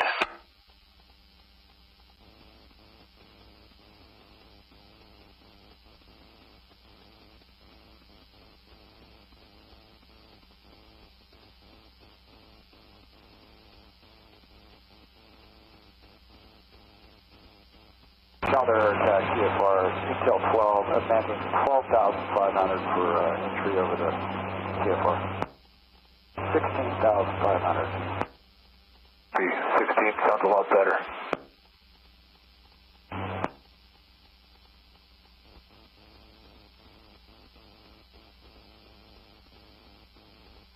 Two air attack, you calling on CFR?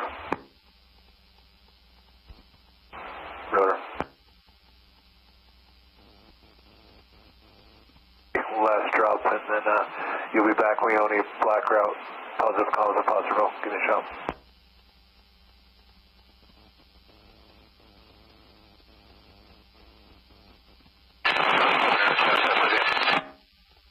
Go ahead. Okay, kind of a shit show all of a sudden. I don't know. Did you copy that? 7-3 uniforms coming over to Silver. Okay. I was unaware of that. They'll be over here now. And then you copy everything else. You don't have anyone at 13.5, do you? Negative. Alright, we're 13.5 with an AC that's out.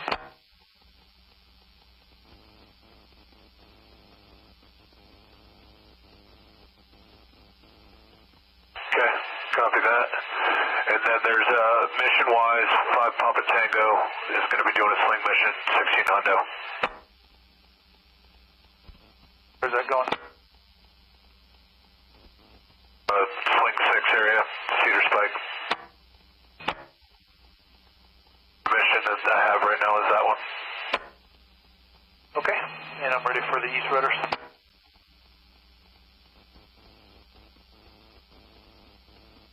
Alright, 5 Hotel Tango, Hope MRB.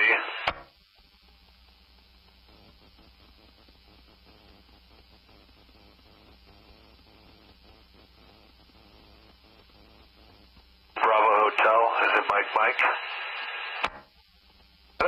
I got, you told me about 7-3 uniform, 1 Bravo Hotel, 863, and 4 PJ, and then who's up the telco right now? Is that 4 Hotel X? Affirmative. Matt Line, Todd. When are they bingo? 1620, relief's been placed already.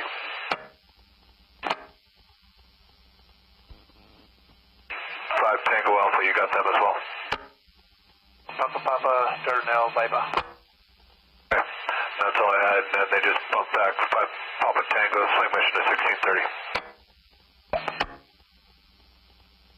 And where you at? You over Cable Silver yet? 2 minutes to cables.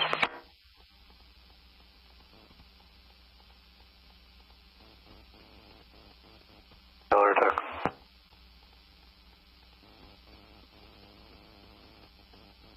Go Caldor attack. Rotor. Caldor attack. Yes, sir. 3 Tango Hotel. We're still about 3 miles out of Silver Dip.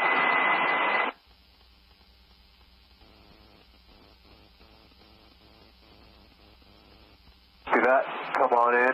Caution 48 Yankee. And I'll show you the target. Put you to work. Okay, we'll be working.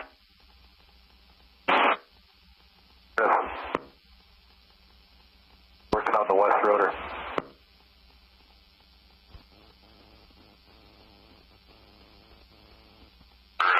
On the south end of Silver Lake, told diverted to you.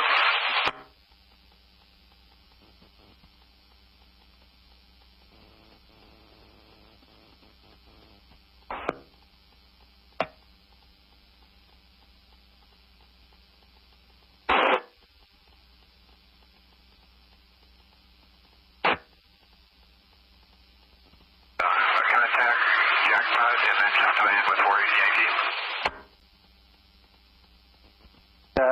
3 Tango Hotel. A couple miles out looking for you.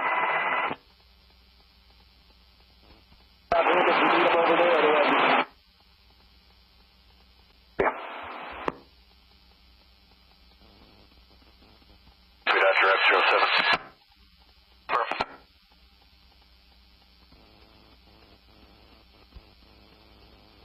Over the activity north of Silver.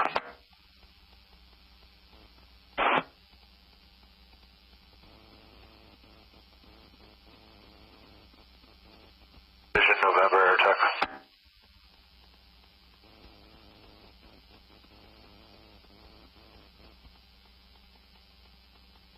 Airground command.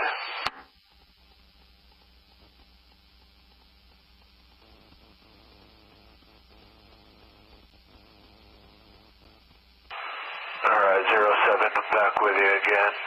Once you get Silver in sight, you'll see the smoke closest to 88. That's what we've been working with the rotors. It's come down significantly from an hour ago. This should have it hopefully down to 2 or 3 rotors here. Smash it pretty quick here. Okay, and 3 Charlie Hotel was calling TFR.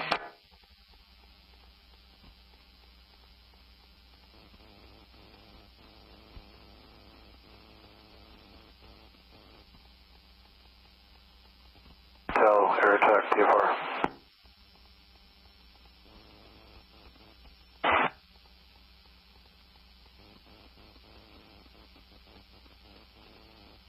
Tango Hotel's got 261s in sight.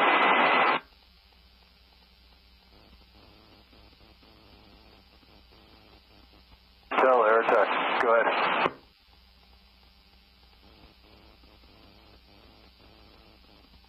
Tango Hotel. Rotor Victor. Same mission, altimeter 29er91. You're cleared at 9,000 below.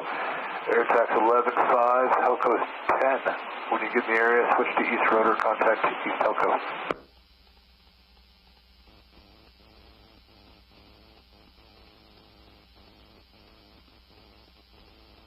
Helco, you copy 3 Charlie Hotel inbound from Alpine. Quebec, Quebec.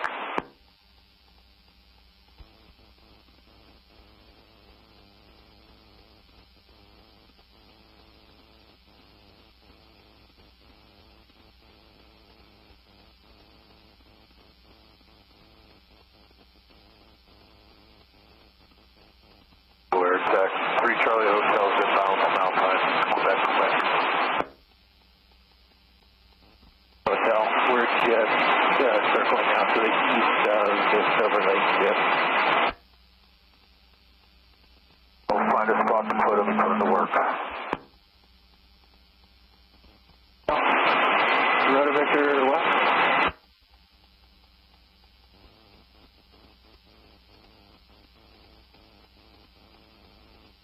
Deck helicopter 0, November Whiskey is positive communications with Buster Holding. Whiskey, air attack, copy. Air attack, helicopter 5, Tango Alpha, TFR Victor.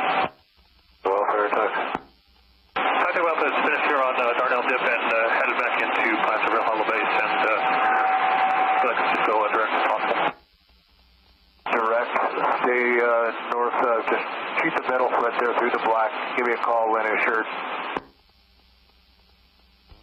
Say the bill through the black end, I'll give you a call up. Tell me, I'll take off. At 07, you copying all the traffic with the rotors?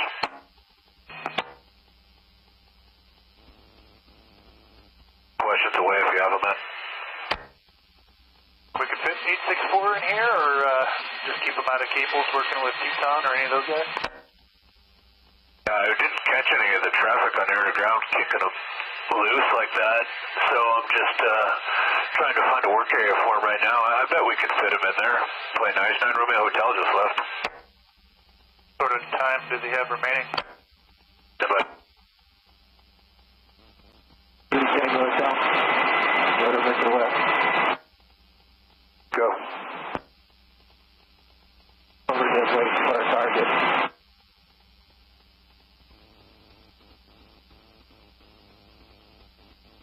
Tango Hotel air attack. So, branch 20, the target you've been hit, do you have that in sight? We've been out here today. My apologies, sir. I was transitioning. Come up off the drop and follow 88 to the east. And it'll be the predominant smoke just north of 88 right there. I'll bring your eyes to it. Where the 261s are working? Affirmative. Copy.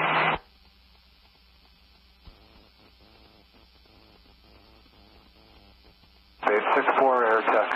CFR.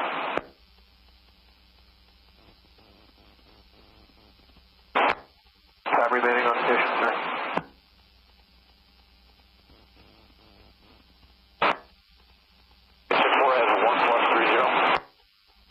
I copy that. I understand. They didn't need anything from you over there. Need a new assignment, correct?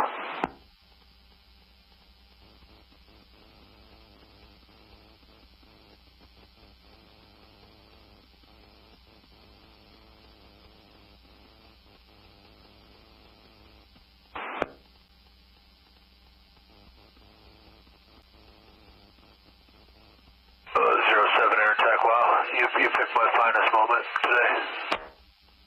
I've got it. No other questions, unless you know of any other pending missions besides the long line, Swing 6.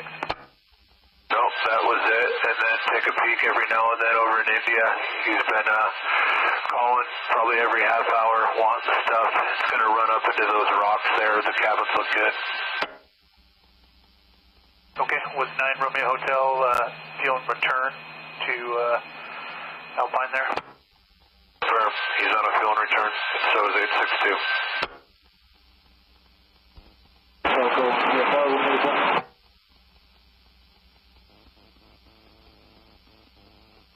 I've got it. I'll get with Elko. Thank you, sir. Sorry, man. That wasn't very clean. Dude, same happened to me, man. I'll talk to you later. Transition. Good afternoon.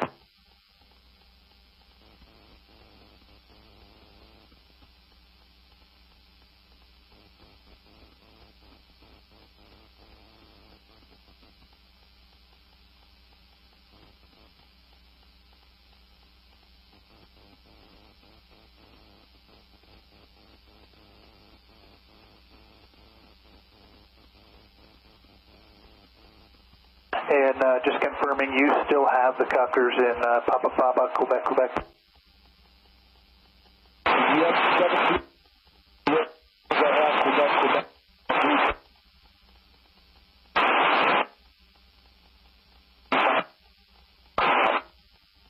Okay, you want me to take everything out of cables? Does that work better for you? If you wanted me to take them, we could send fine, but yeah, if you good with that, it's just 2 of them there, and they spend time moving them back and forth. So yeah, that probably makes sense. I'll take 3 Charlie Hotel 864, and I'll get them some work. Thanks. With air attack 0707, now Caldor air attack 173 turning Grass Valley, 15 minutes en route. Vision India. The air attack 17 transitioned with air attack 07, returning Grass Valley, 15 minutes en route, 1605.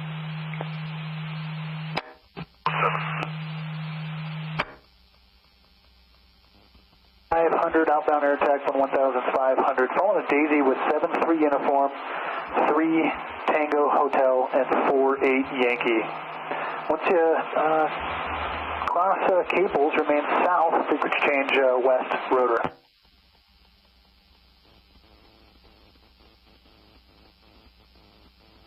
Remaining east and south of cables for 2 rotors working there.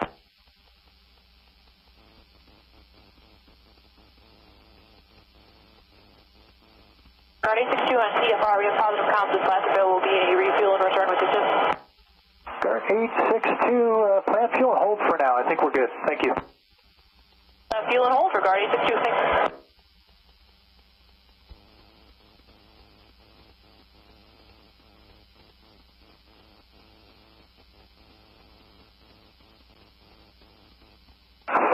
Yankee 3 Tango Hotel 7-3 uniform air attack west rudder.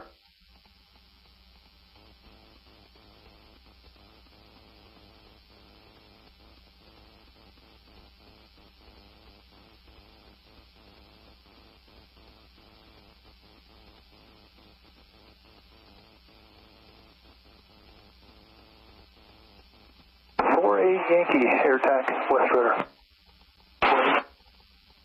3 Tango Hotel 7-3 uniform working with you, and then 9 Romeo Hotels inbound.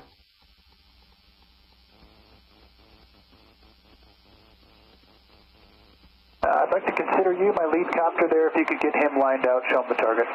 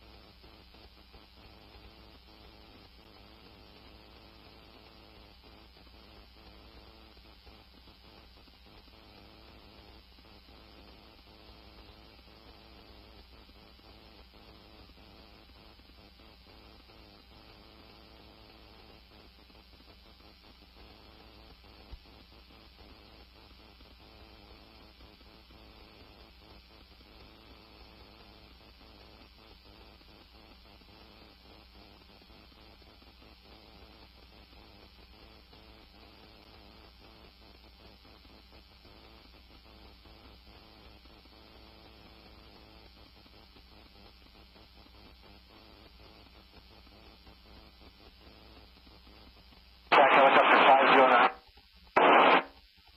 509, go ahead.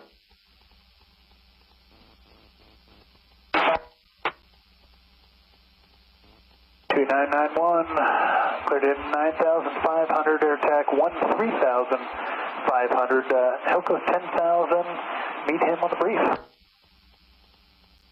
9,500, Helco at 10, and air attack 13,500. Firm, Helco East, air attack TFR, relief inbound.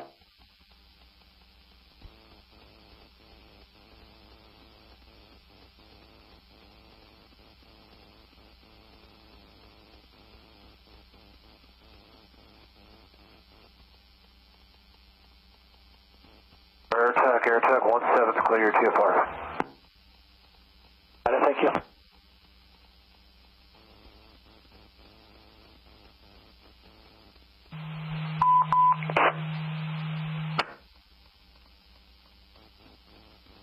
Air attack, up first.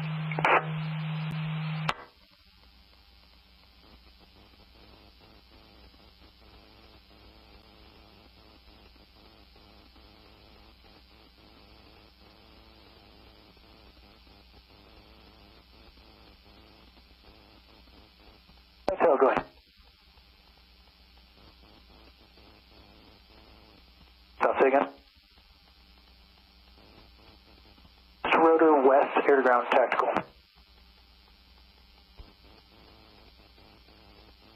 48 Yankees expecting you. He'll get you lined up.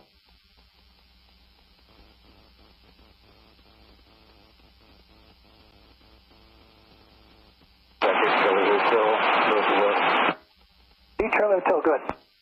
Bucket in India, the turn spot.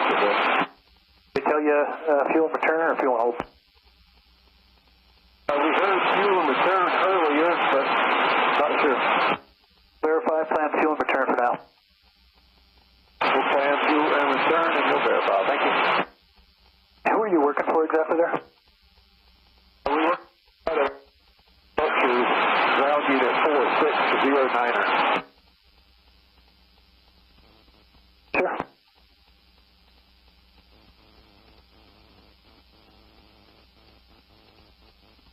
Bill Hummelbase, 3 Tango South, go to Victor.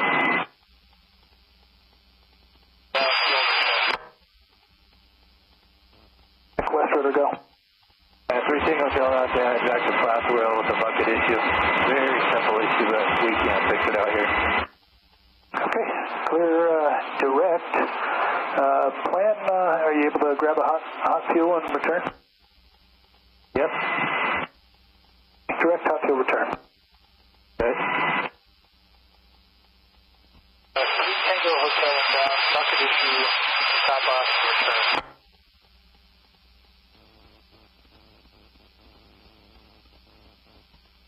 Tango Hotel, inbound, bucket issue, they're going to fix it, top off, and return.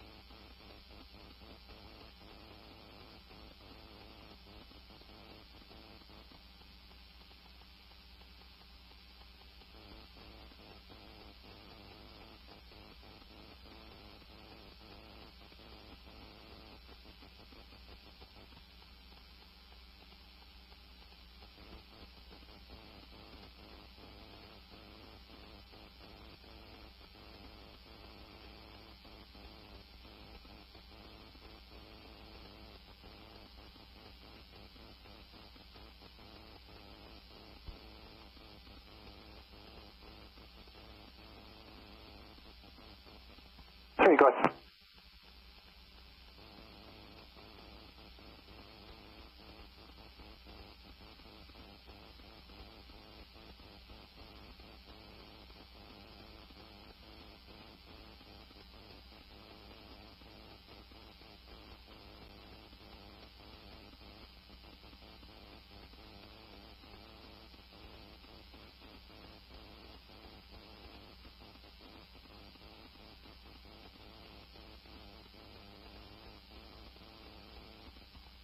Three, clear direct, field return, report landing assured, possible.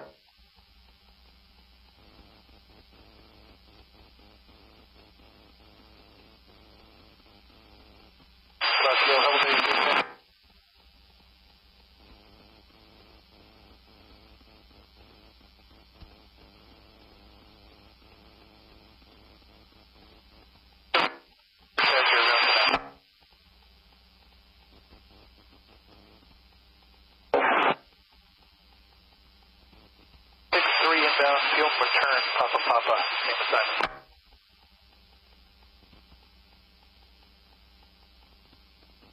Turn, Papa Papa, same assignment. Break, Division India or India training, air attack or ground command?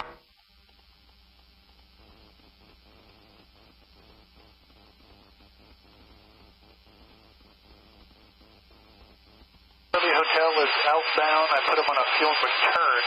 Would you like to change that, or does that work for you?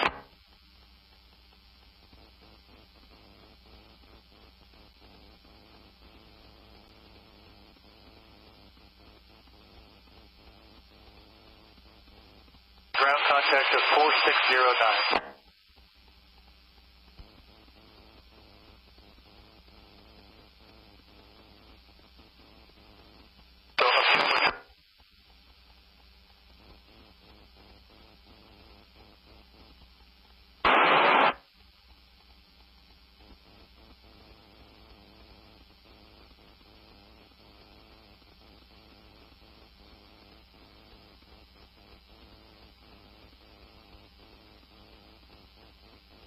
Attack helicopter 5, Tango Alpha, TFR Victor. Tango Alpha, go. With Helibase, we'll talk to you later. Sir.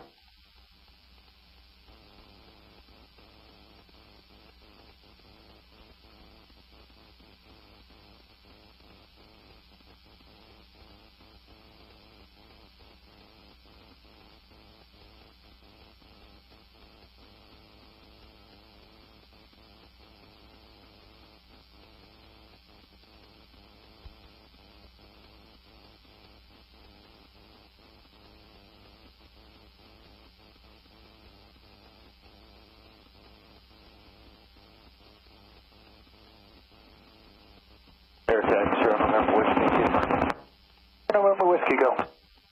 Alpha base, down. Confirming you were in India, working in the area of Forney Dip, correct? Yeah, that's correct. I was doing the pumpkin dipping, but I'll move over to whatever you need. Okay, I believe 516 is doing pumpkins. All verified. 2991, 9000 below air attack 13500. Caution, 8 Charlie Hotel inbound. Helibase. Whiskey, Roger. Yeah, I think they wanted me to work with 8 Charlie Hotel out there. Okay, 8 Charlie Hotel was right around the cabins there in Forney. I was given ground contact 4609. Please change west rotor. 49, Charlie Hotel, caution, 0 November Whiskey outbound.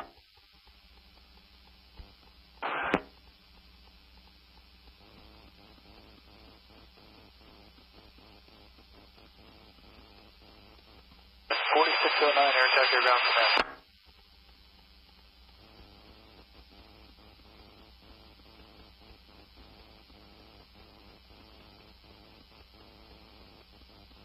November Whiskey, back inbound for structure protection there in Forney. Pick them up, air ground tactical.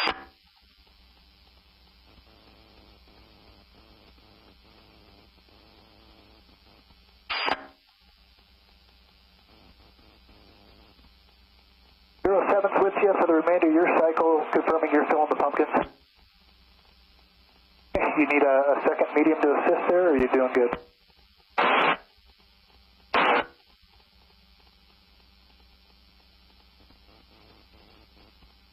Rights or twin?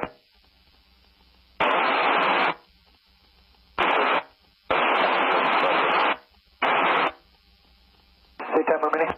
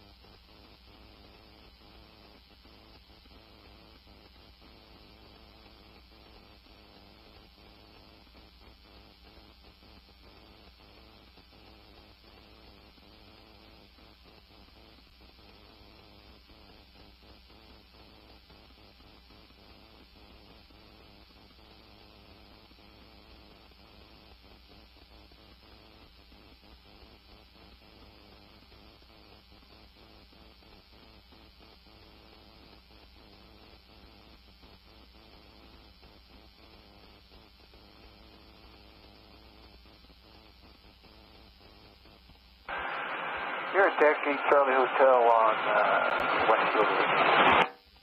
Charlie Hotel, go ahead. Contact the Tel Aviv landing shirt.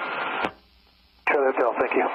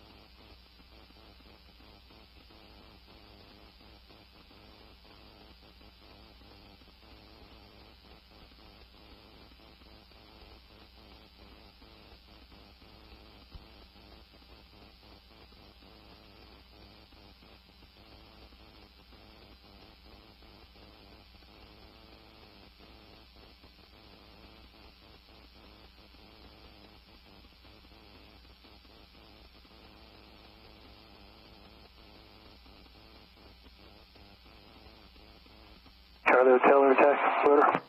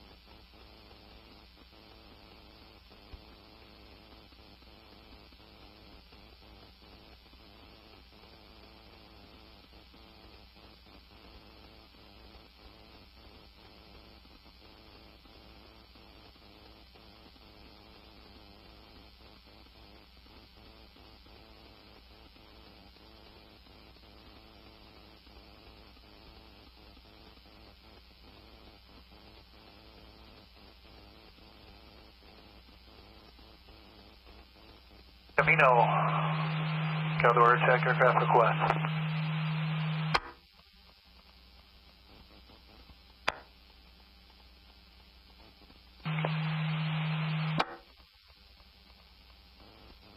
Fair attack, 1830, 1830, please.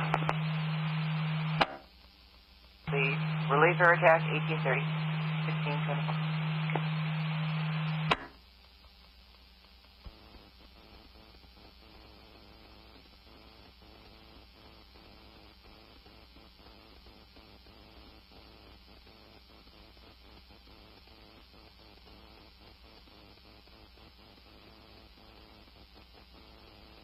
Helco air attack TFR.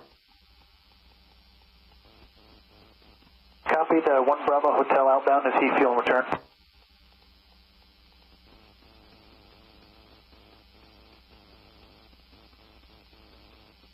And I'll take those bingos that I heard you getting if you have them.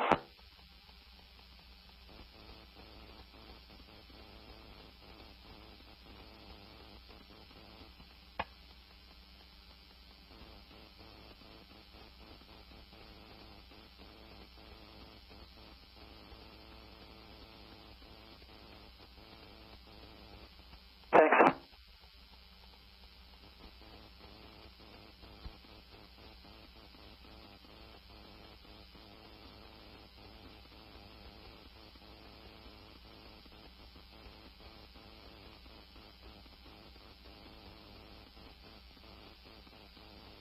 Tell X-ray, thank you.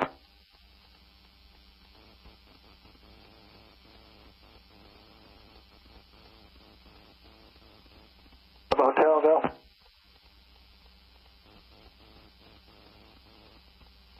Report landing assured. Get a bet.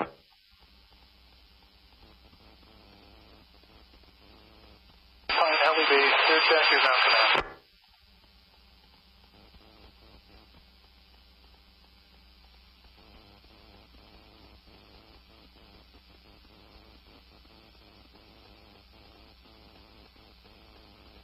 Alpine Hello Base, air check.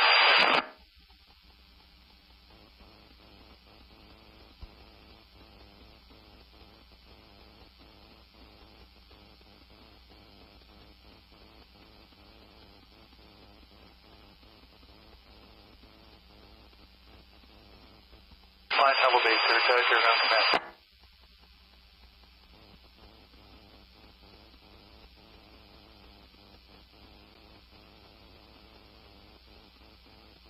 November, air check, air ground command.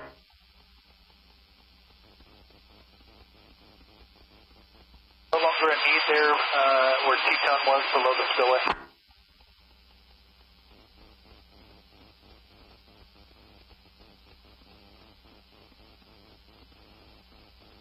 Would you like replacement?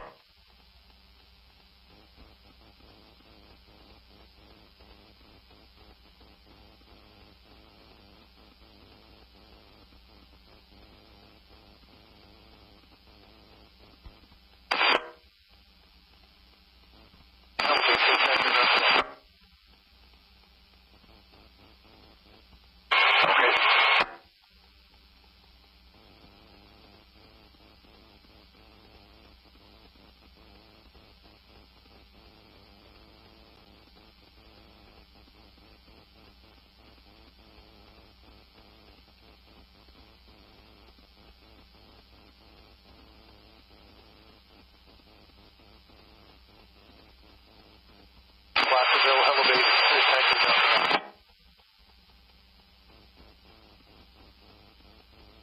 Tag, go ahead for Placerville, Hello Base.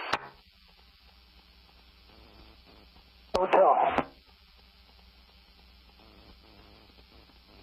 Hotel, go. You read them, let them know you're feeling return, so if you could pass along, thanks. For Placerville.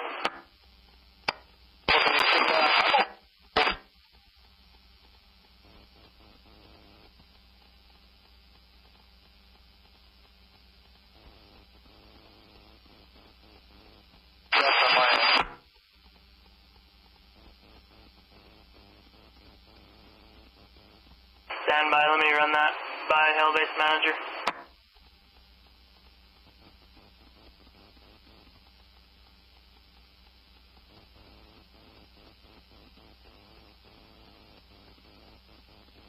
Copy that. Hotel X, good day.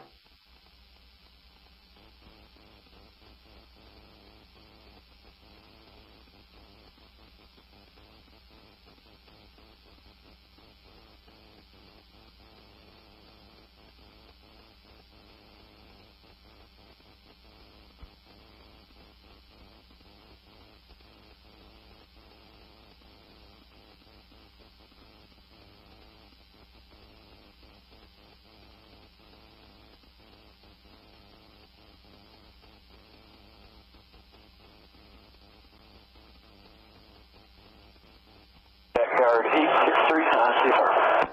863, go. Positive counts with the Hello Base, so we're just about to clear CFR. Roger, see ya, field return.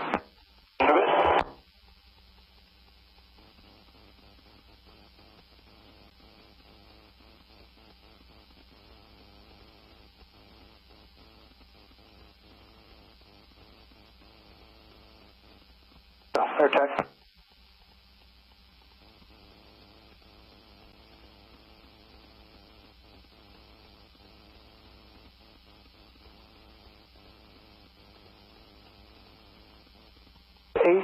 Hold your position for now. I have not verified there's personnel in place. Let me get with Hilco. Break. East Hilco, air attack, TFR.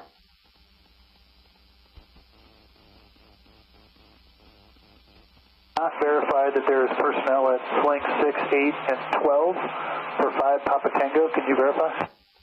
Yeah, I'll work on it. I'm over in Alpha. Just transition in. I'll give him a call. Deal. Thanks. Break 5 Papa Tango. Hold position. Stay hot. We'll get right back to you.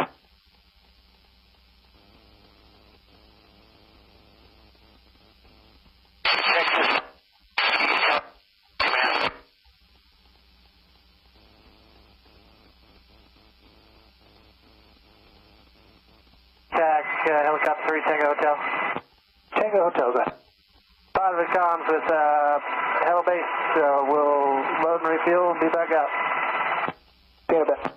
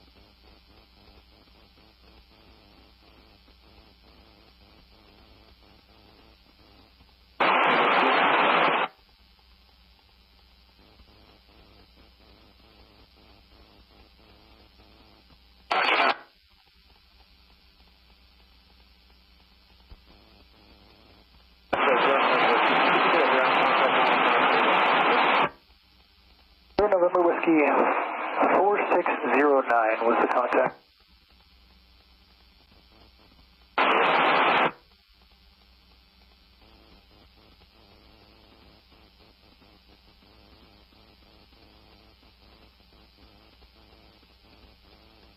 And at 9,000 below, air attack 13,500. Cloud leaves 10,000, perhaps 9.5. Caution. Actually, 1 Bravo Hotel is outbound. He shouldn't be on station. It would just be you. If we could change east rotor, please. Now you got.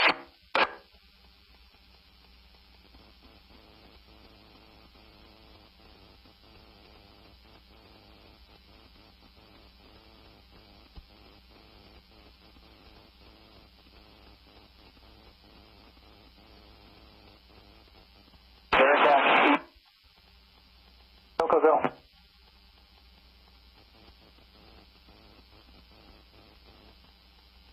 Roger that, and 5 Hotel Tango coming at you.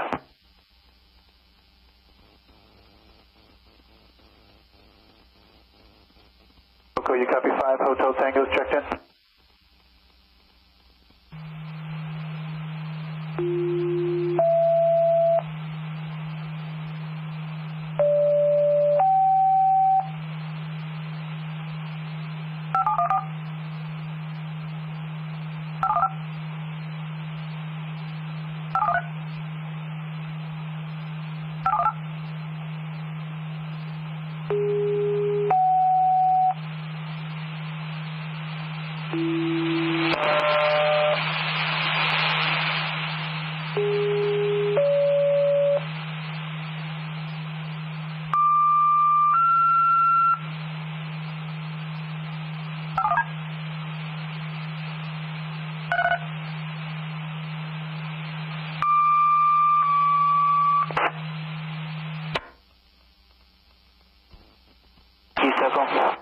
Telco, go. Within 5 Hotel Tango, MRB, Texas. South of Lanham Street in Plymouth, with the exception of battalion 5103 and engine 5221, you can cancel. Fire is extinguished. 1635.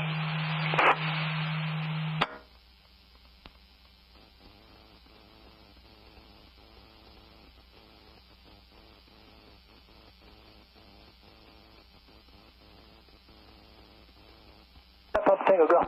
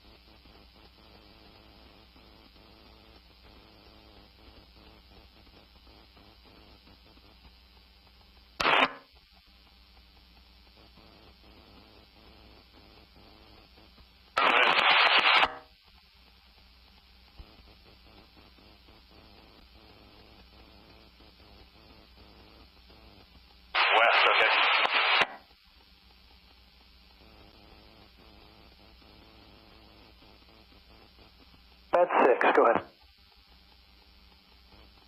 Air ground command.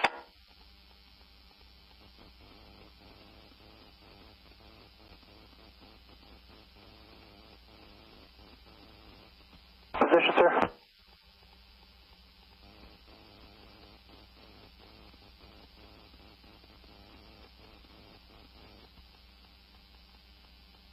Direct, 8,000 below, air attack 13,500. I have one copter doing long line work out of the Tahoe airport. And he'll be on 133025 if you could also monitor that.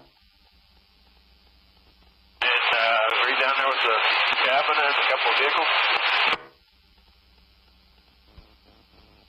And his tail number is 5 Papa Tango, Cena Boy.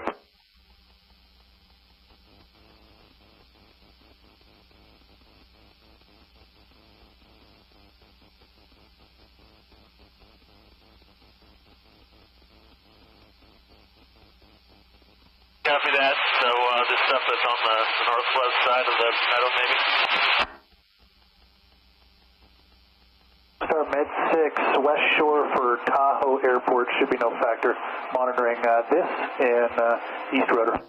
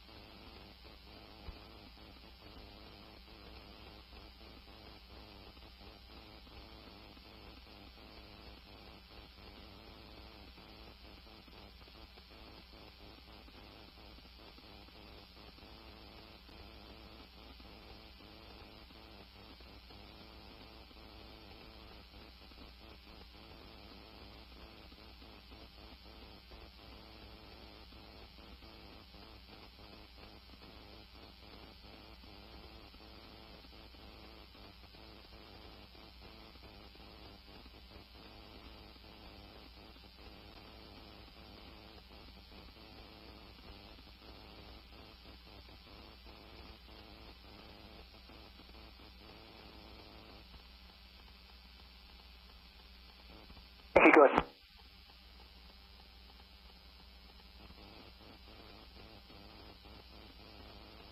Clear, direct, Placerville, give me a call on Yeah, Buzz Hotel.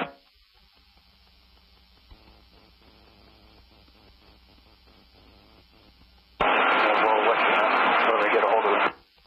We'll take a break for now. You guys got some? Who's your last? Hold. Base, check your craft info. Attack, go ahead, Pottsville Hill base. 48 Yankee inbound from your hold. 48 Yankee inbound, hold. Additionally, your request of ordering, if you cannot reach Alpine Hell base, we can break. Relay that information for the time being, but we would like to keep the ordering the same because we don't know what is on the ground at any given moment at the other Hell base. Okay, I have the Truckee, and we're not supposed to raise Alpine.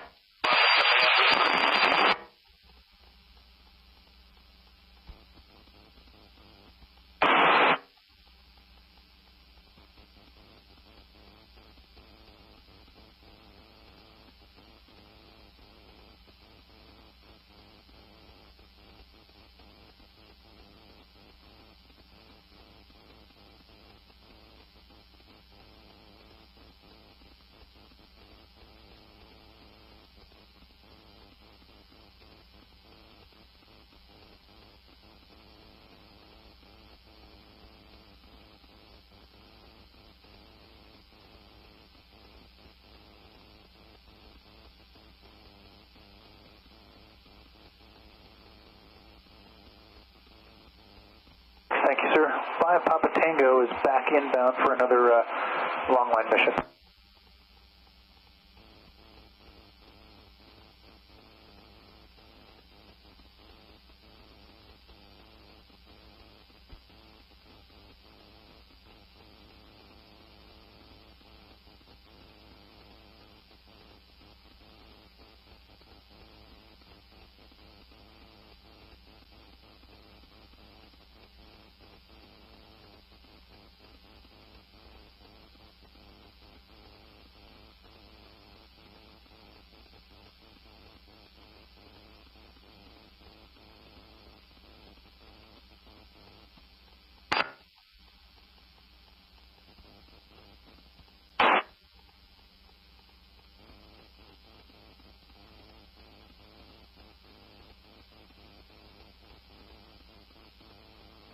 East Telco TFR. East Telco, go. Our relief is scheduled and notified for 17:30, so we can get to our maintenance. 17:30 has already been put in, thanks.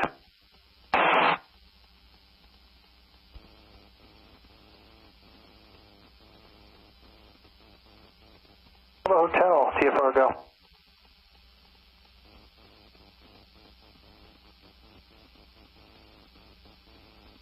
9,000 below air attack 13,500, Elko East 9,500. Traffic is 5 Hotel Tango at a Hope MRB. Proceed to your previous frequent change now.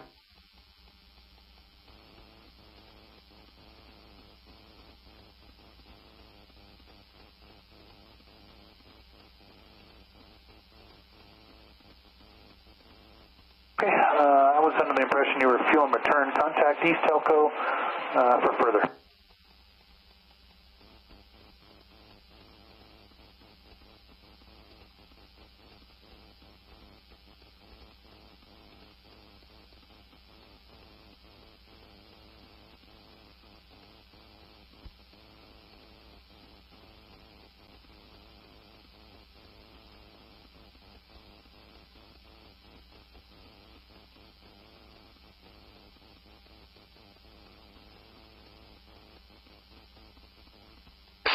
Air sectors out connect.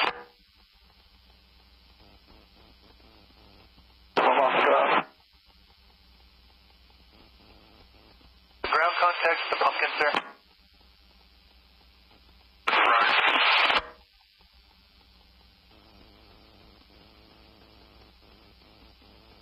4453 air sectors out connect.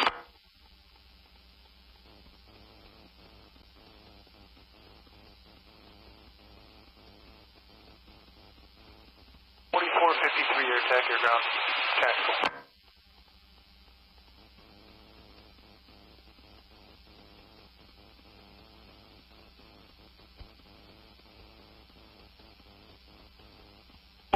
Air attack, just confirming you're going to run out the cycle on 516 there, filling pumpkins. Going to need him to turn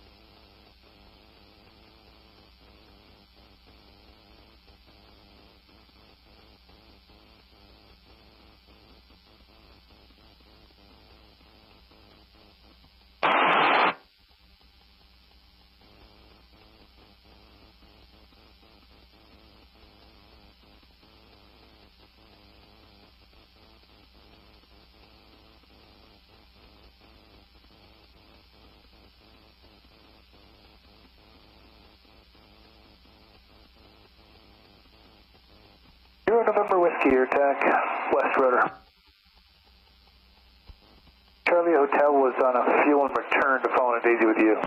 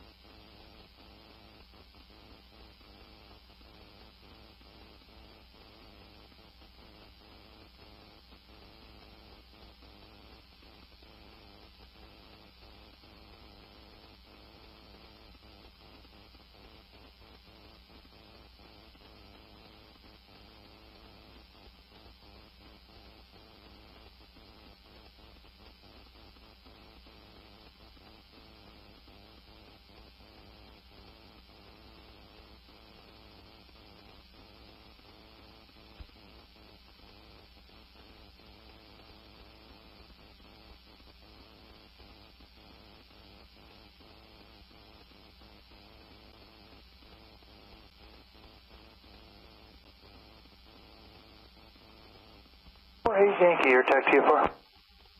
Air attack over for Yankee on TFR.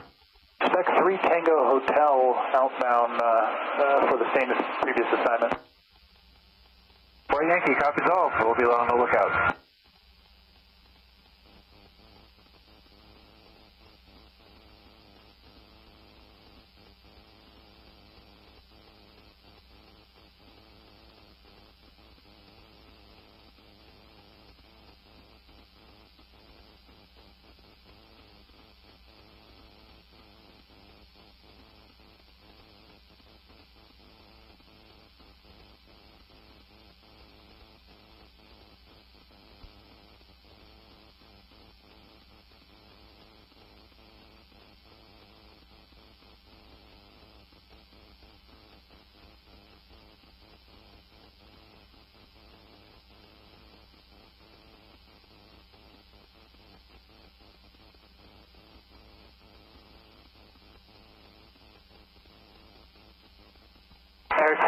Tango Hotel on CFR. 3 Tango Hotel 2991, 9,000 below air tag 13,500 direct. Caution 48 Yankee for Placerville. Following Daisy with 73 Uniform 9 Romeo Hotel. Quick change west rotor. We'll be looking for them 2 aircraft, direct 2, and we're headed over to west rotor for 3 Tango Hotel. Yankees out your left door right now.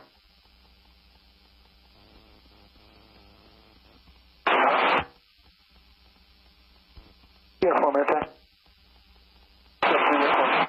Tango Hotels back inbound. Say time remaining for you, sir.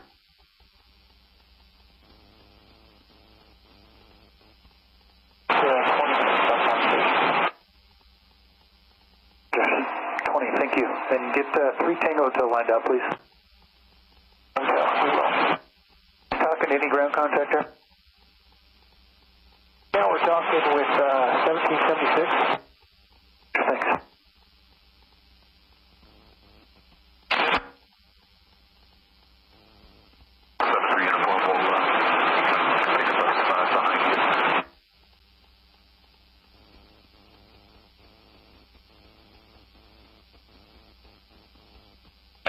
Got cyclone targets over there, but I think the Charlie Hotel also coming in.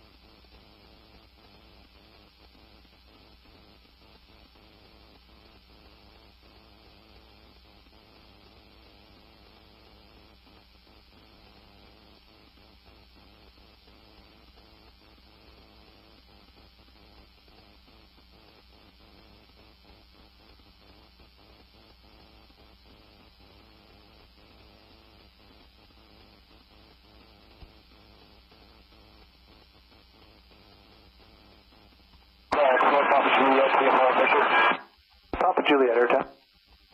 Check outbound for Truckee. You're direct Truckee. Were you a fuel and return, sir? Port positive com, Truckee. Positive com with Truckee, please.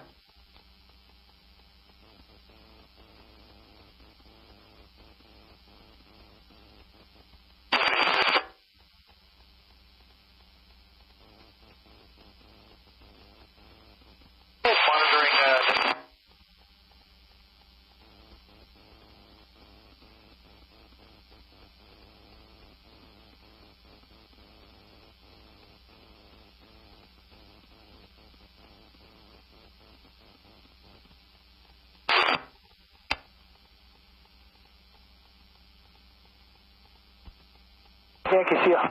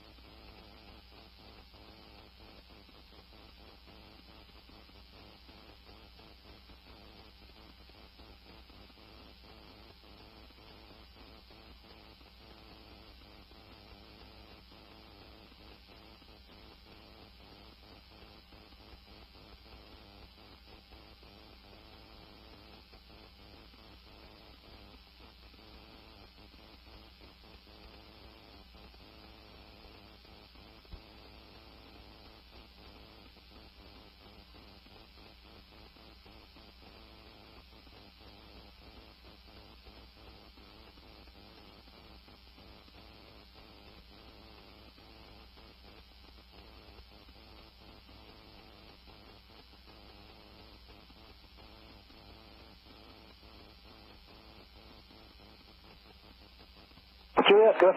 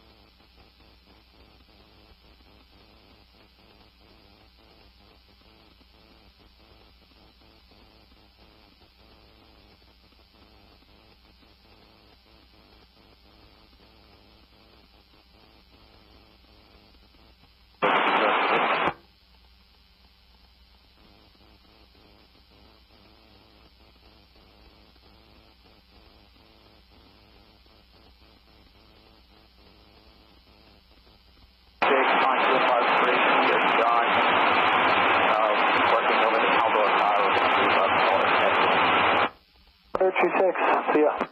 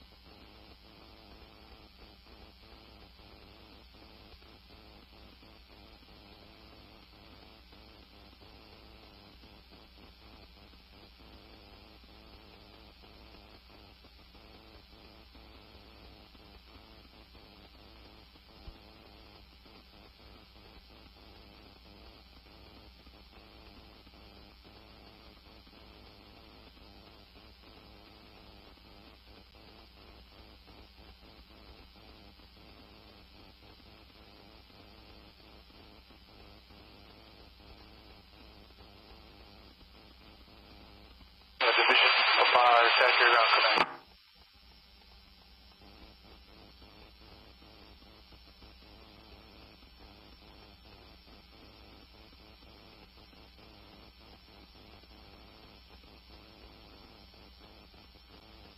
The green eyebrow we were working this morning at south end, he was putting up quite a bit of smoke. Did you want another copter working that, or you guys push those to this? We digging. And tighten the quantity.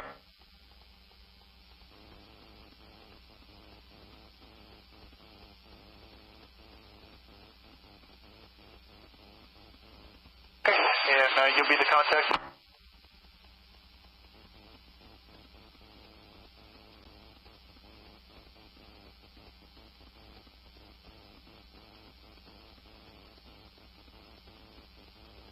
Vision, Papa, are you going to be the ground contact?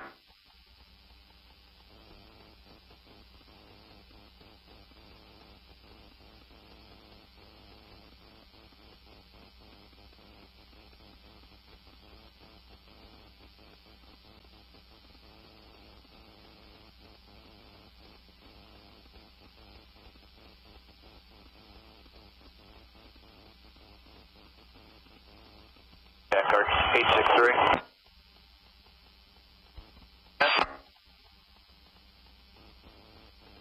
What do you want, Roger?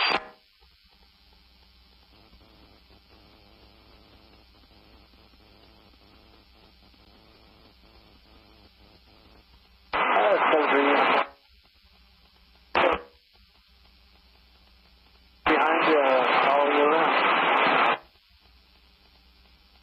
Jack Guard 863 on GFR. 863, your tech. Oh, Guard 863 off Placerville, direct route back to Dardanelles, Able, and Field Base for that. I'd like to say that Guard 868 is ready and available if you need them. 2991, 9,000 below, direct Dardanelles, air attack 13,500. When you fly through the BRAC and come up on the east side for Dardanelles, report East Helco on the east rotor. 9,000 or below, direct Dardanelles, black to the east side will go up East Helco for Guard 863. Firm traffic is 3 Charlie Hotel, working out of Caples Dip, not Caples Lake, the Caples Dip 4 miles west of Caples Lake. Roger, Guard 863. Helco East, air attack GFR. Air attack, Helco East, go ahead. 6-3 checked in for previous out of Dardanelles. We'll pick them up.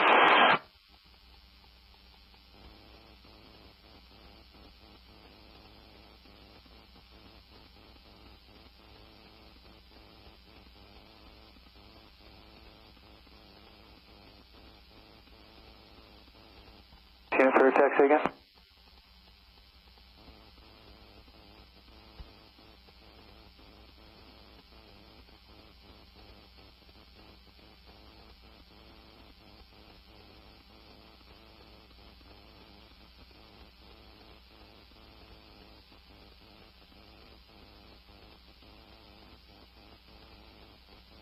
Uniform air taxi.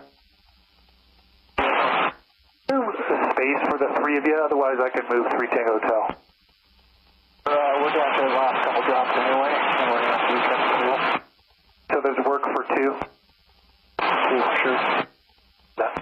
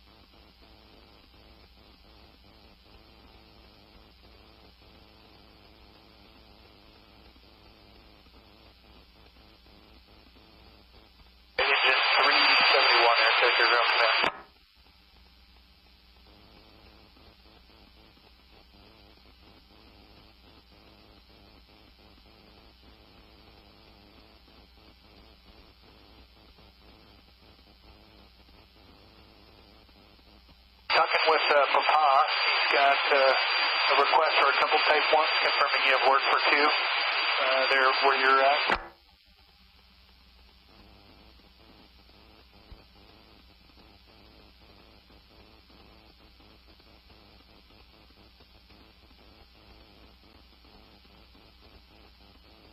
Start with 1, I'll place that request now. Break Placerville, hello base, attack airground. Command aircraft request.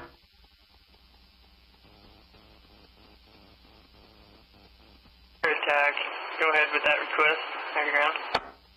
Type 1 Division, Papa, Silver Dip, ground contact 371.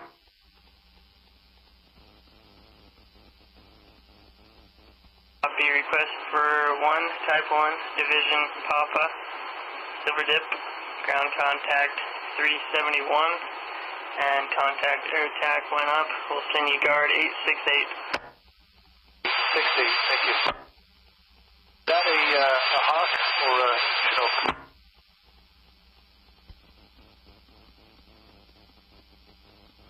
Attack, that is a Hawk. Sorry, Hawk, got it. Last unit for attack, go ahead.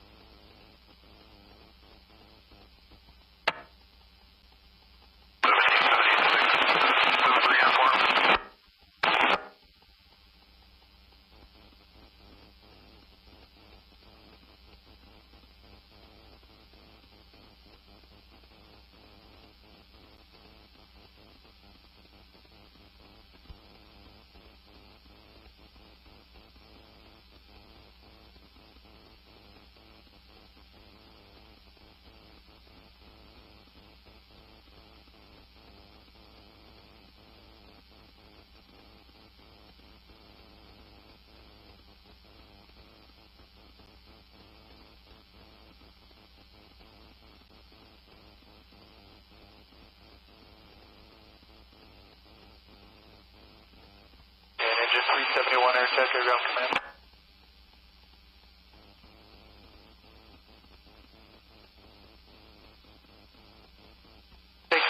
On order for you, sir.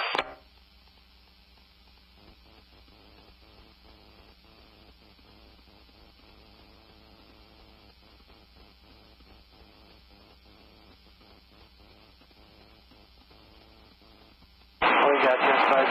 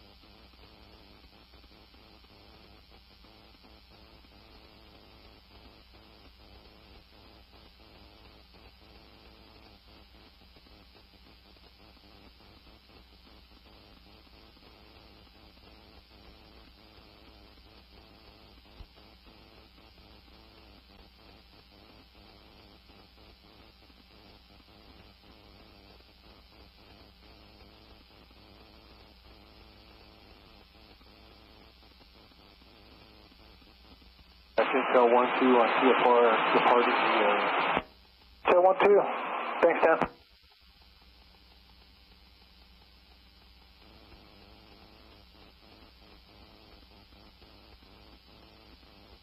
Vision, November, Air Tech, Air Ground Command.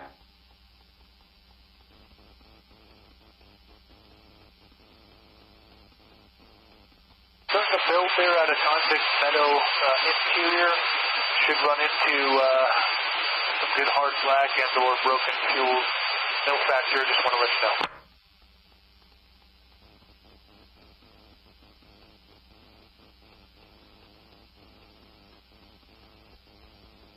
West of Kirkwood and Martin Meadow there.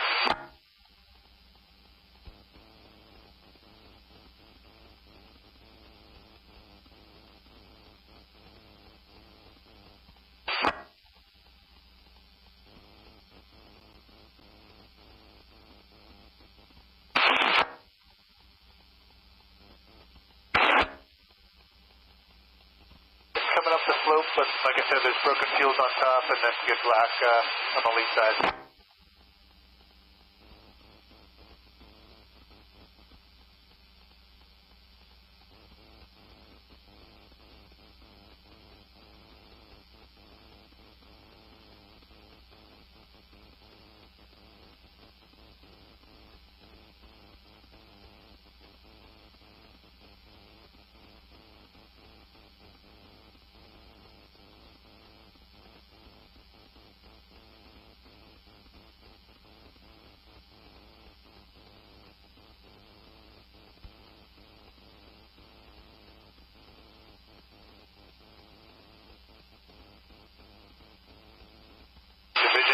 Quebec, Air Tech, Air Ground Command.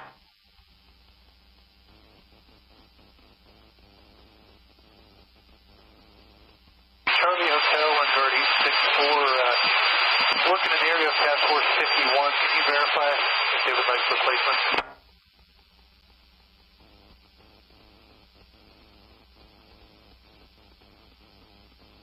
So we'll run them out and be down coming up anything else.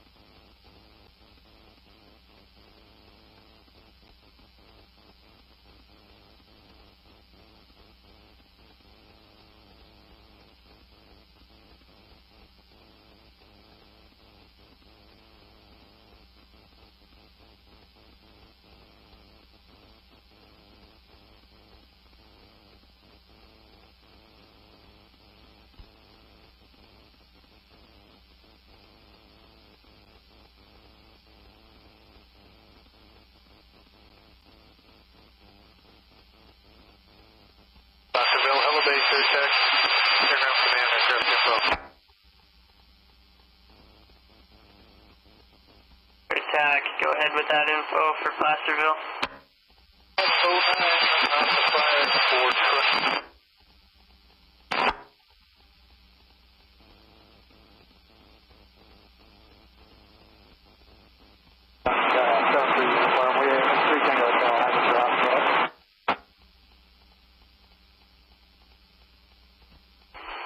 What is the current Hotel number? Copy.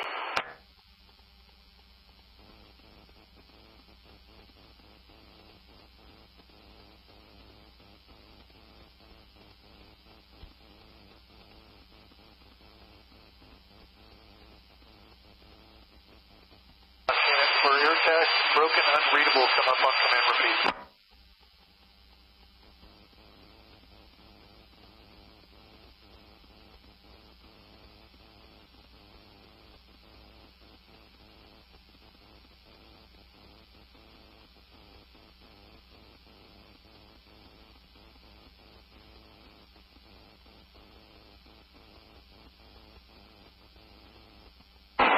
Tango Hotel's off the drop.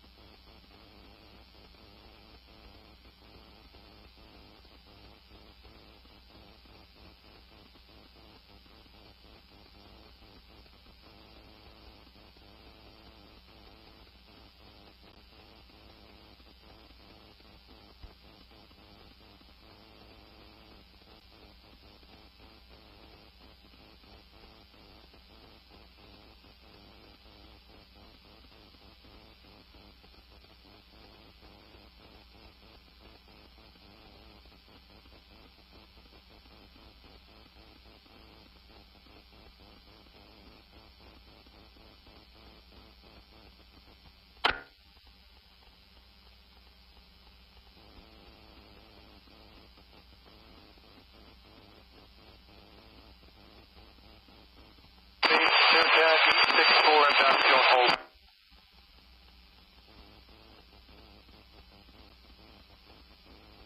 That air attack 864 inbound fuel and hold.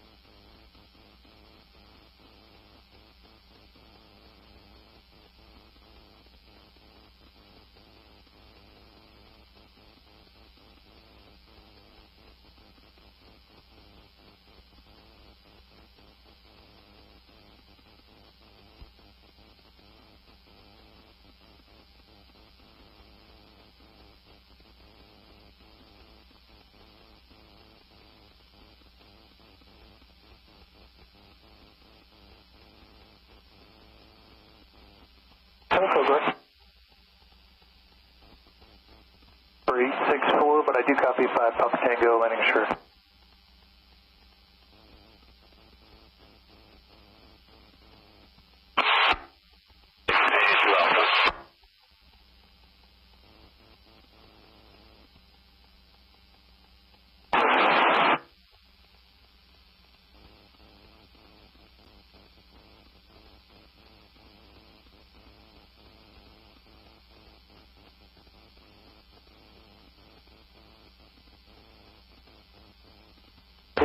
Attack TFR.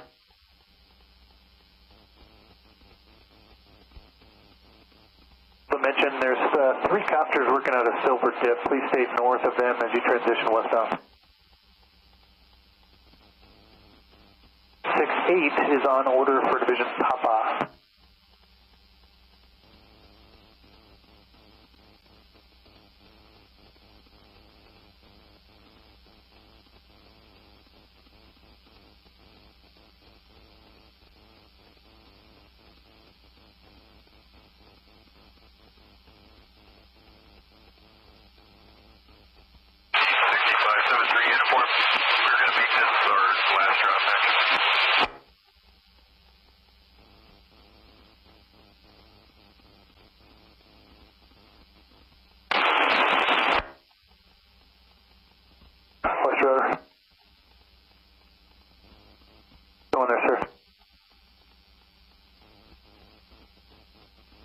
May work for each other, Hotel.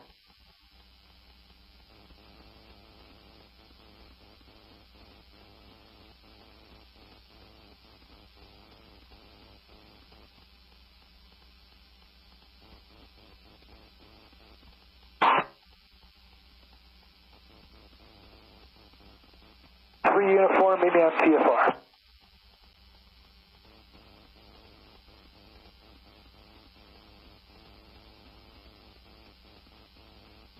Uniform, caution 864, also inbound from Quebec for Helibase. Opposing traffic 868, guard on order for Division Papa out of Silver. Report landing assured, TFR.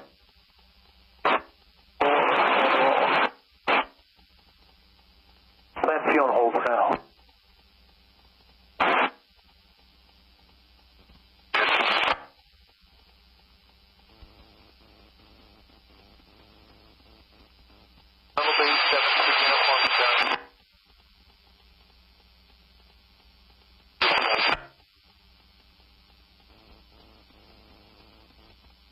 Pleasantville Hill Base copies, 7-3 uniform, 864, inbound, fuel and hold.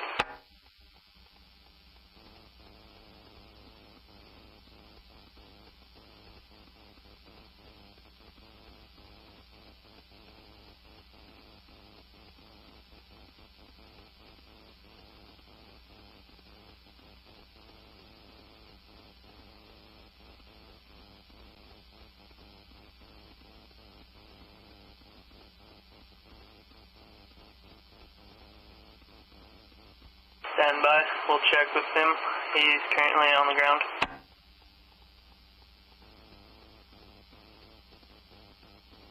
Attack guard copter 868 on TFR. 68 2991 9000 below air attack 13500 clear direct Silver. Ground contact engine 371. Caution 864 and 73 uniform outbound Placerville.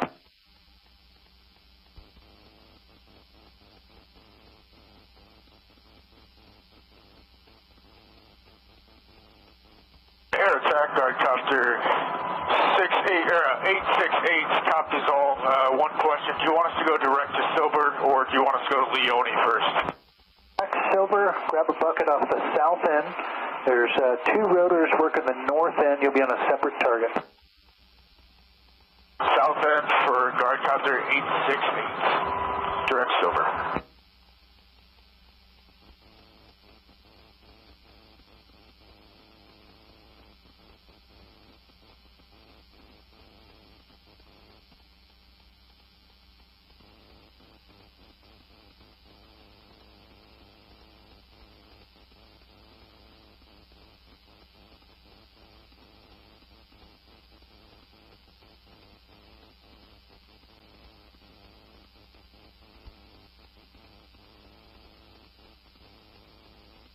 Go air attack TFR.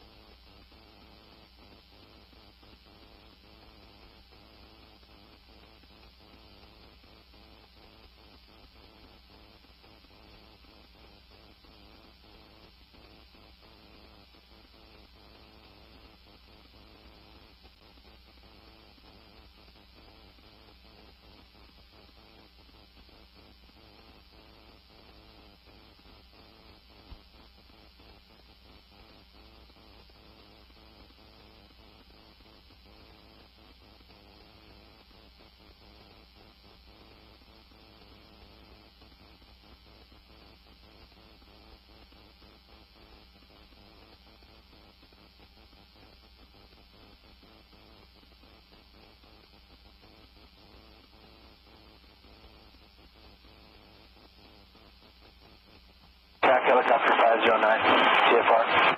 09, go ahead. Heat check, entering truckee route, departing the TFR, so long. Thank you. Expect 4 Papa Juliet, fuel and return, report positive, tell him Holiday. Papa Juliet, Wilco on the positive contact.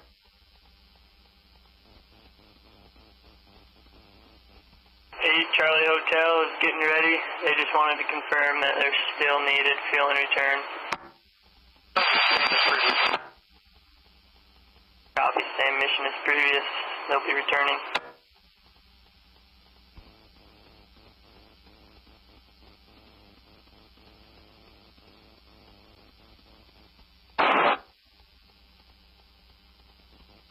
Yeah, go ahead.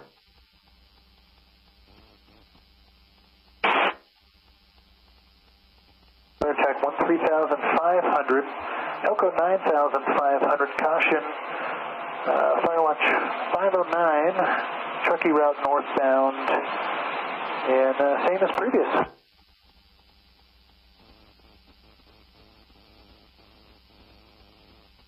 Change to east rotor, please.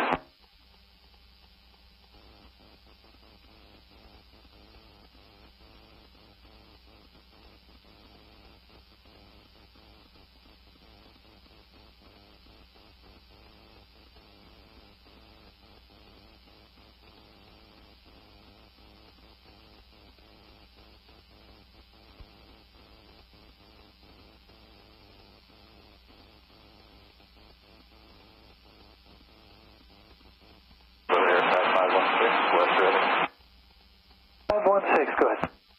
Sir, outbound Pacific Elevate for fuel, and these guys are asking for a fuel return. What are you looking? Return. Thank you.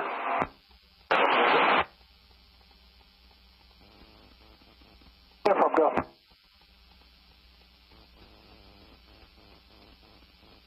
Plan fuel and hold. Thank you. Romeo Hotel, go ahead. Back to Elevate for fuel.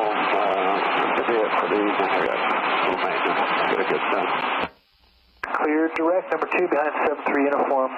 Thanks for the work. Report landing assured, TFR. Tango Hotel's off the drop.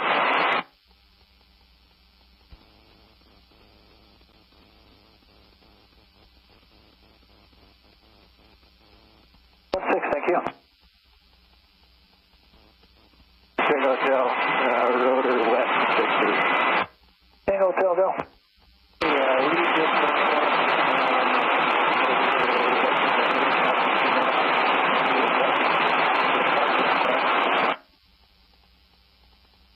Affirm. Grab a bucket and head just south of Shaler Dip. Ground contact engine 371. That's what guard 868 is inbound for, so the two of you will be working together there.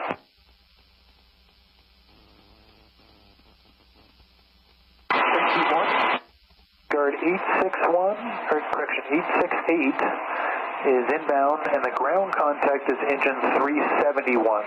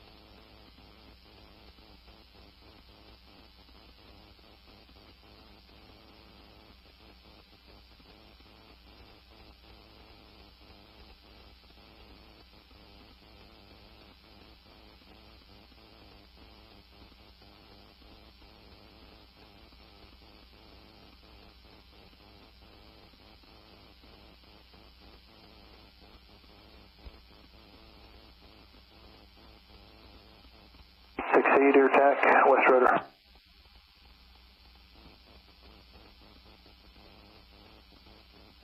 Air attack, TFR.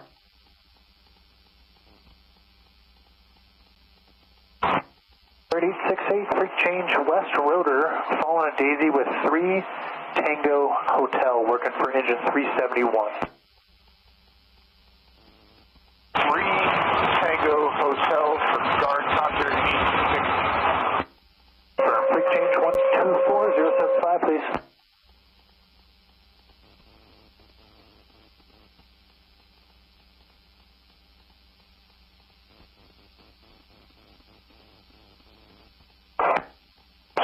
864.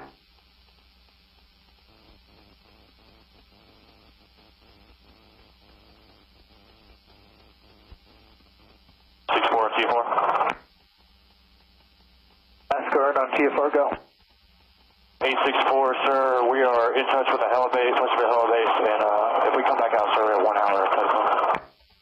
Thank you, sir. Appreciate it.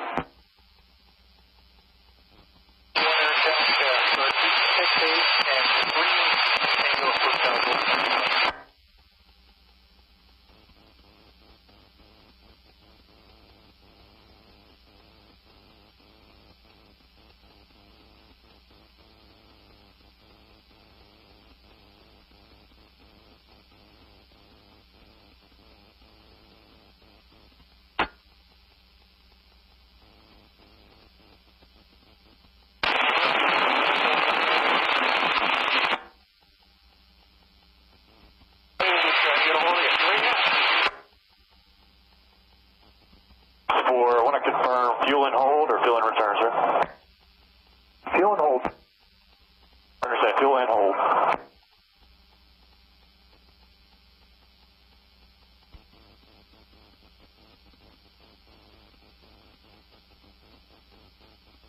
Rotor West, guard counter 868.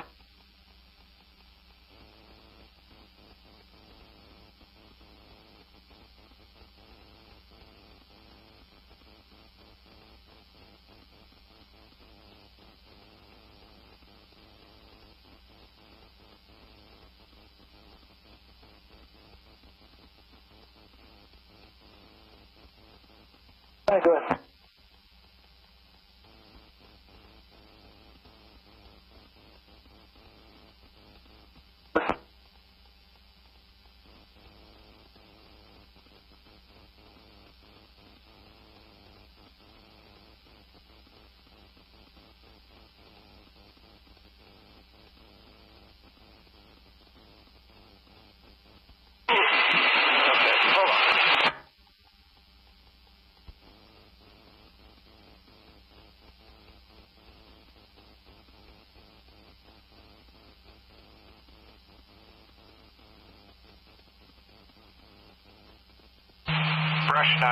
Fresh 9, Breach 7 helicopter on Caldor.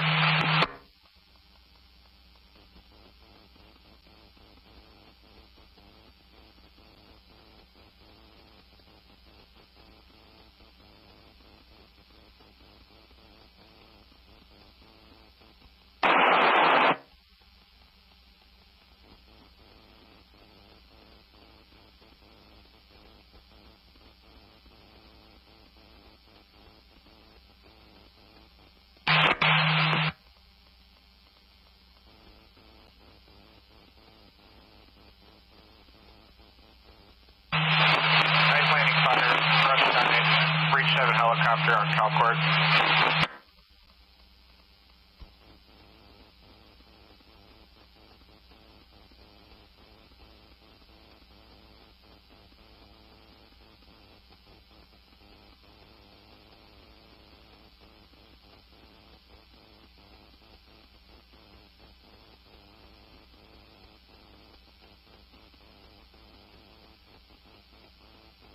Air attack, Placerville Helibase, air to ground command.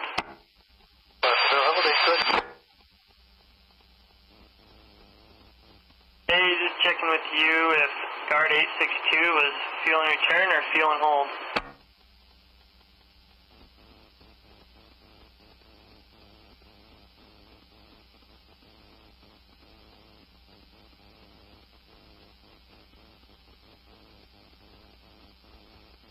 I have 862 up on my leg. What was his previous assignment?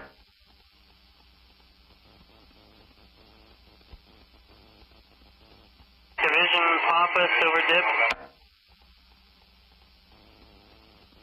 Yes, hold. Copy, hold.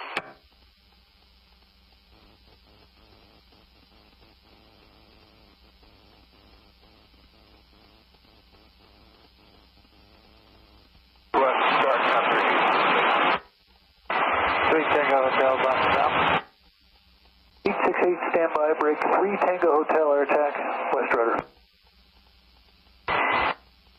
Go ahead, air attack, first 3 Tango Hotel. If you'd like Shaler, that'll be your closest, and 868 will be looking for you this frequency. He'll be out of Silver. Roger, we're going to this little sealer dip here. Hello, good day.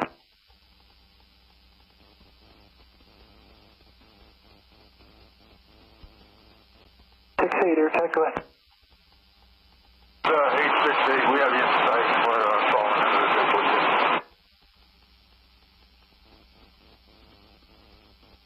Sorry, that was air attack. If you can get into Shaler and share that with 3 Tango Hotel, your discretion.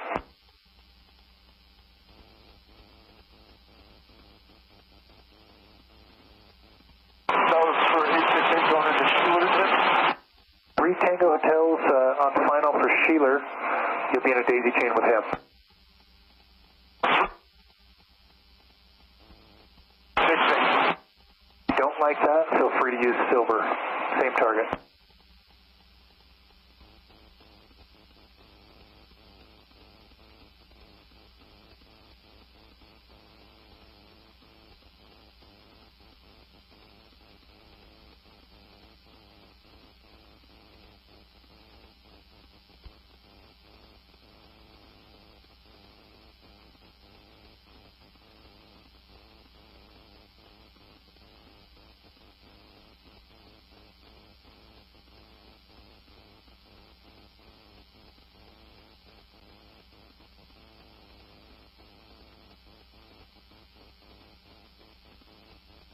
Whiskey, go ahead. Roger, clear direct. Plan fuel and hold. Expect 8 Charlie Hotel outbound.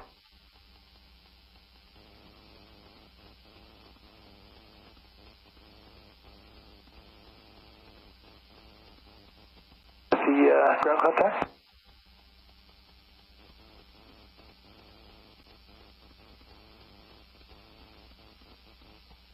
Got it.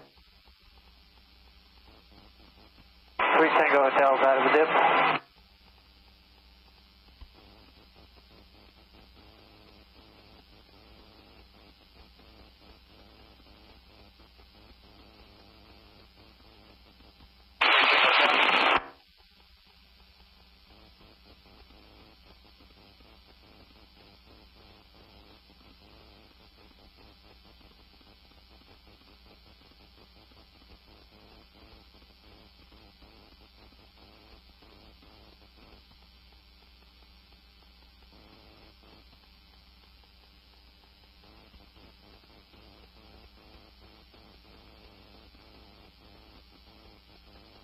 Fosterville, Hello Bay, attack, 0 November Whiskey inbound, fuel and hold. 0 November Whiskey inbound, fuel and hold, Fosterville.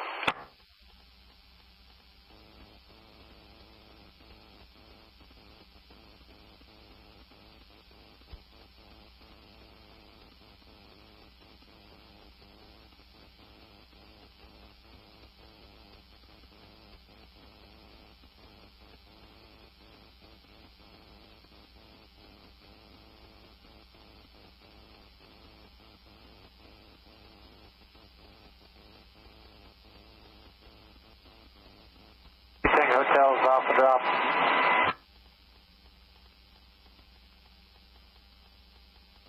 Drop. We'll start working in there. We're going to use silver dip just because we keep a little bit more water down there.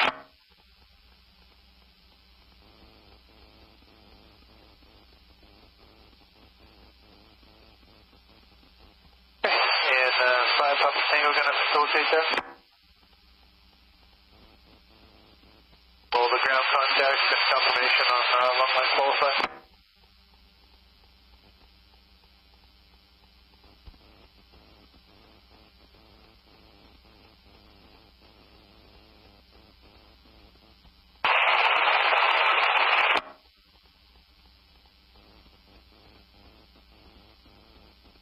Got my hands full. You go direct on command.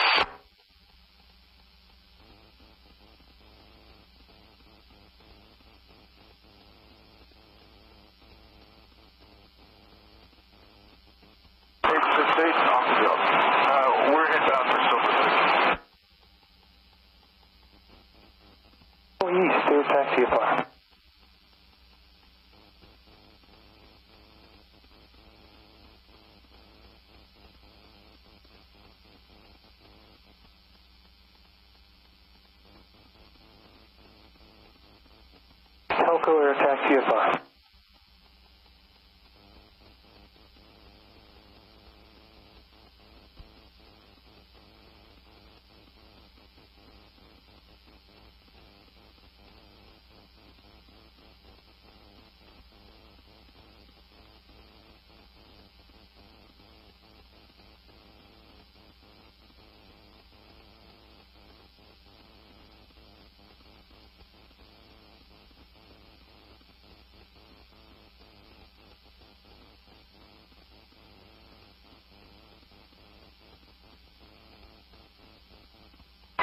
Please take a hotel out of the distance.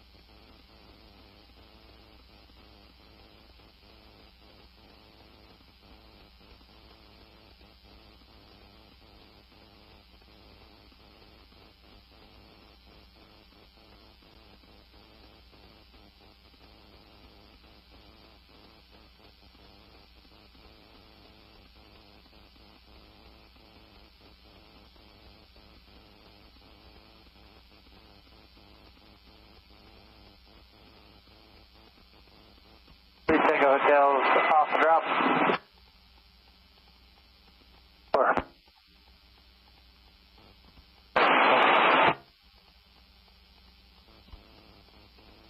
Copy the traffic with Tahoe Helibase about hot cans for Sling 6, 8, and Cedar City Spike.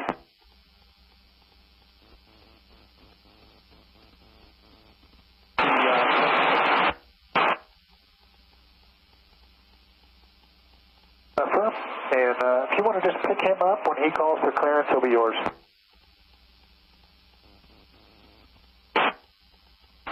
Clarifying personnel in place now.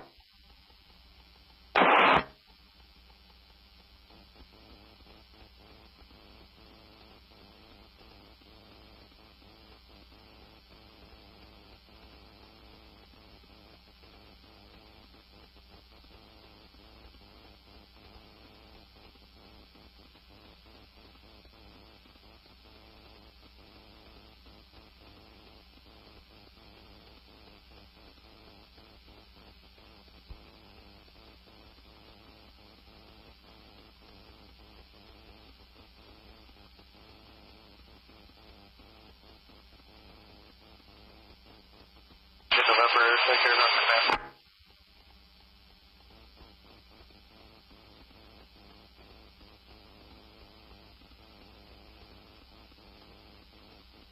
Two water droppers in Papa.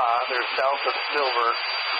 If the folks there north of Silver need a drop or two, just let me know. We can slide them over as needed.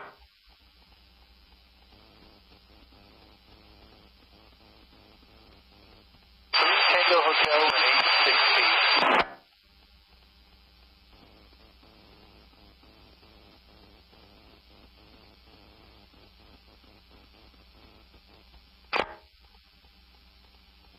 Hotel on CFR. Charlie Hotel, go ahead. Yes, sir, just lifting from Placerville. We think we're en route to India again. 2991, that's a firm, 9,000 below, air attack 13,500, caution. 0 November Whiskey, outbound for Placerville. Same as previous assignment, quick change, west rotor. 15991, did you say 8,500 and below for Charlie Hotel?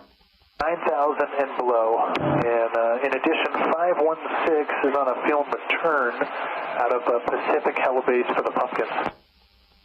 Hey, Charlie Hotel copies all, and we'll be on West Raider. November Whiskey, you copy? 8 Charlie Hotel outbound.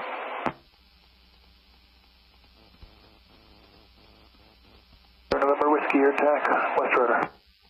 November Whiskey. TFR, caution 8 Charlie Hotel just checked in to replace you.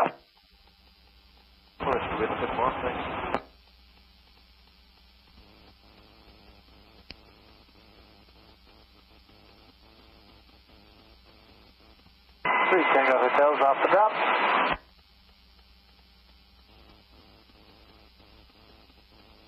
Stay off the drop.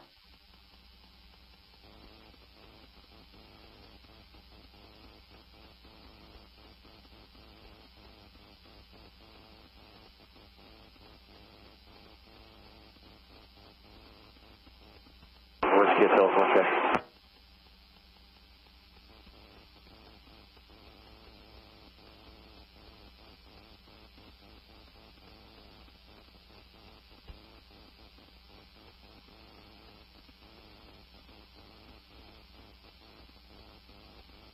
East Toco Air tax out of 13,500 for 11,500.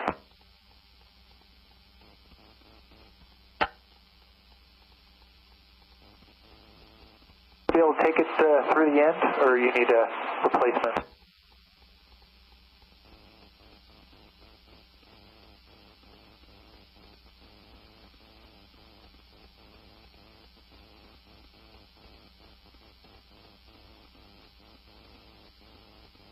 Telco Air Tax TFR, you're going to be able to take it to the end?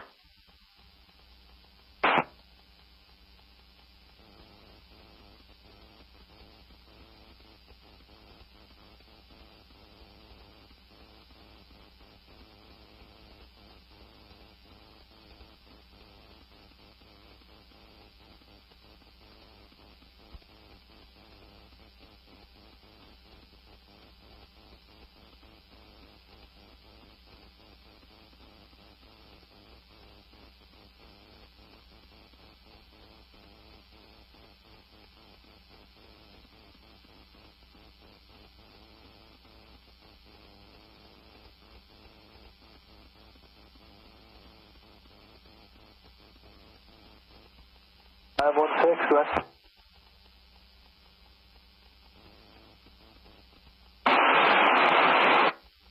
991, 9,000 below air tech, 11,500. 8 Charlie Hotels just behind you for Forney, same as previous, big change west rotor.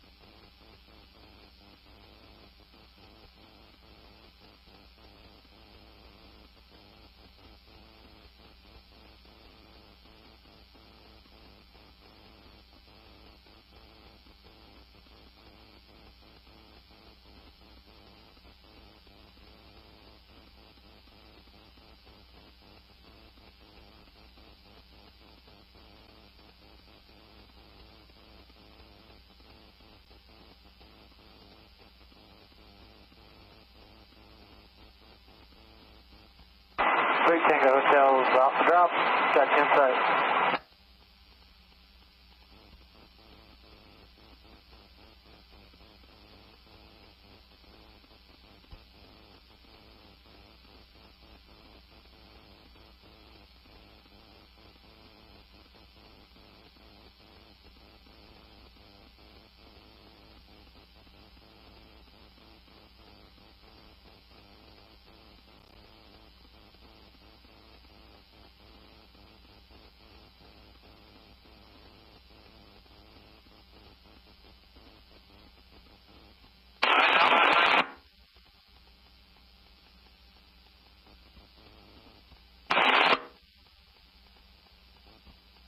Charlie Hotel, go ahead. Full check for the fire. See?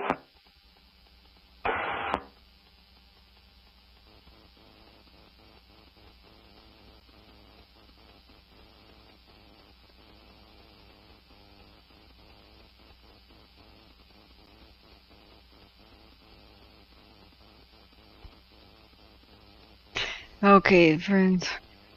being sick means I can't sleep. Not quite yet. I've been trying. Don't we have a community meeting to look at? Isn't it the Caldor? So let's cue that up. Might as well.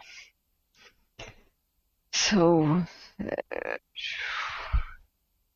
where is that on Facebook? It's Facebook, right? All right, it's Amador, right? Okay.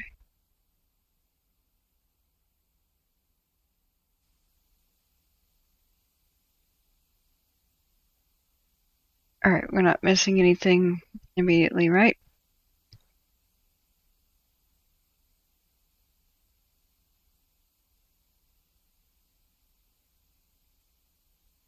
All right. Hi guys, by the way. Thanks for being here. Sorry I'm sick as a dog.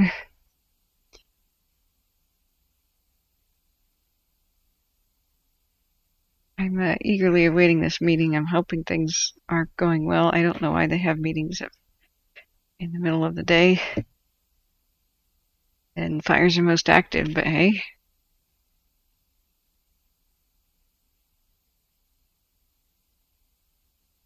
Micha, hello. Amika. He's saying they just diverted 2 VLATs from drops on the antelope fire on the way to Dixie West 20 minutes ago, shutting down. They're also shuttling in tankers from Reading. To which zone? The west, I assume.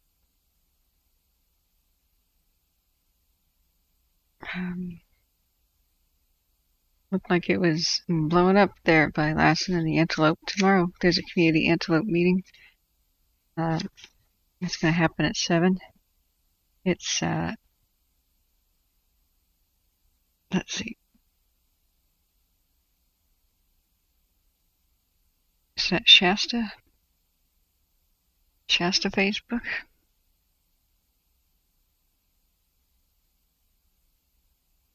I wish we had a good idea of what's going on with the Dixie.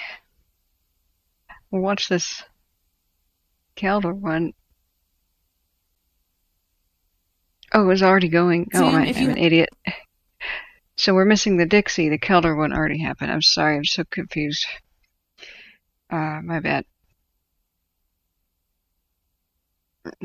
Where was the video? Isn't the Dixie on at 6? Am I missing something?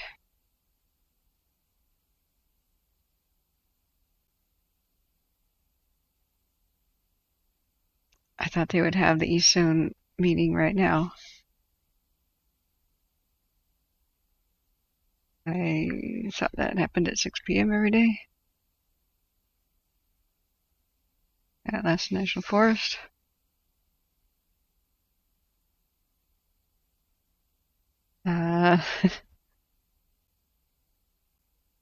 We have the morning operational update, but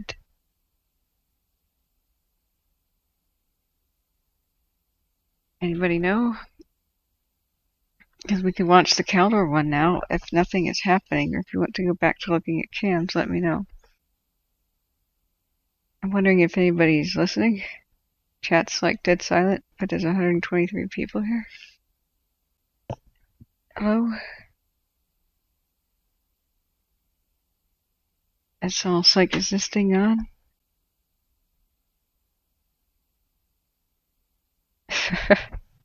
I know I have a little bit of a light fever and I'm confused, but I can't be that confused that 123 people can't hear me. I'm on the wrong channel.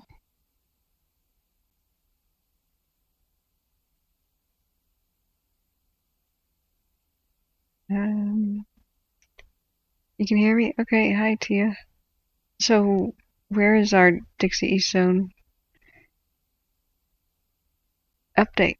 I thought it was at 6 p.m. at night. Or is it like 7? Okay, now chat's alive. Okay. I wonder if I have a weird delay. That was kind of strange.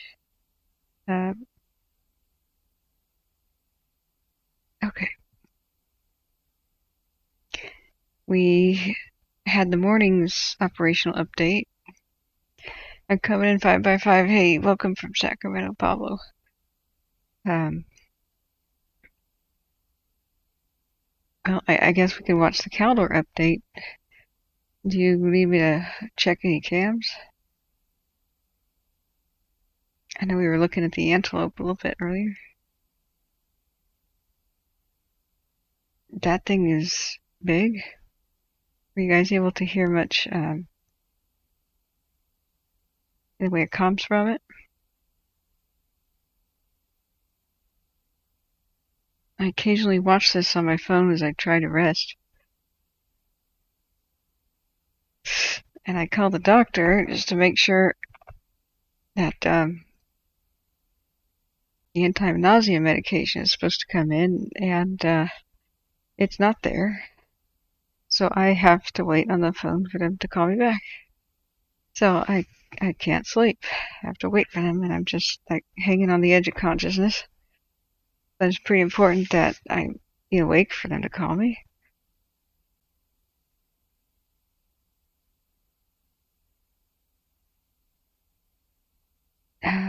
Okay, let's check our heat detections.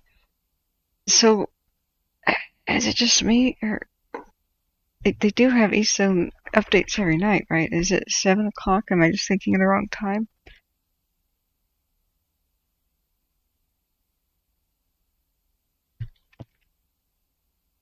Thanks for bearing with me. I feel I've got a little bit of a fever.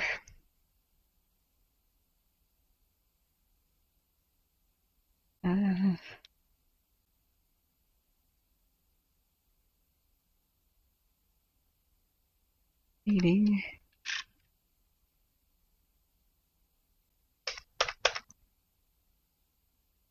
Wow.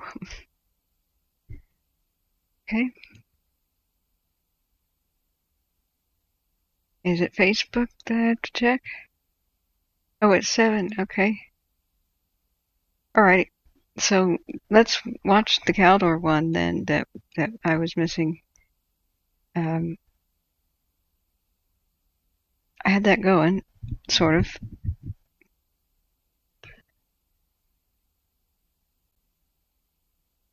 Before I changed it. Hey, go back. Anyway.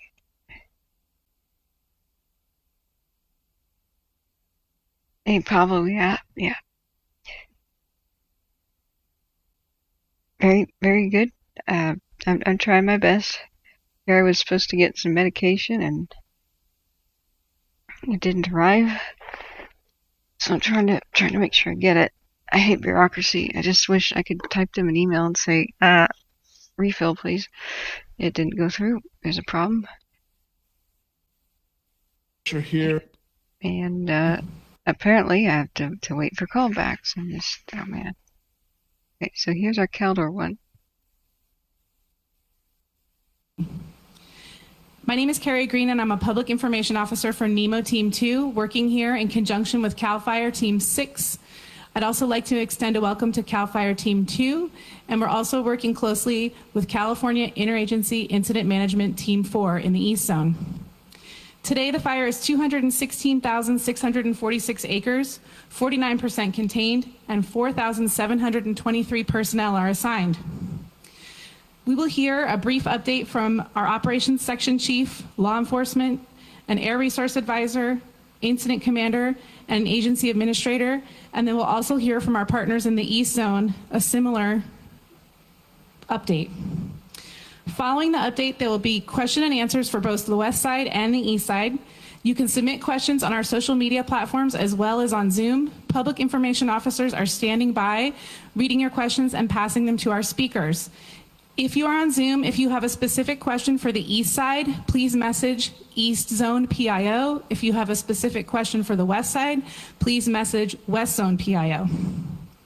Y después un sumario en español. And now I'd like to invite Operations Section Chief Bill Monday.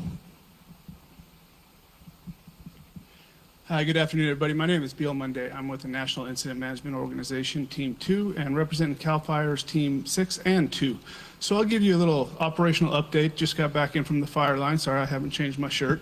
So I'll start over here at the zone break up here in Kirkwood and come around the horn back to our division, India, up here. So things are progressing down here in the Kirkwood area.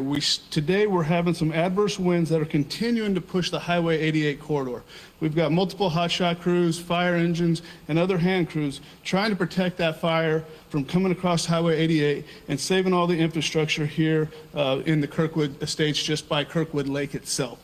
So things are looking good. No structures have been lost in this area at all. So hopefully in the next 48 hours, weather dependent, we'll have this whole area secure and the rest of Highway 88. Again, this is really weather dynamic stuff. We've got north winds coming across Highway 88, and then all of a sudden we'll get some west winds. So we're trying to move resources around, trying to prevent that fire spread any further to the south here.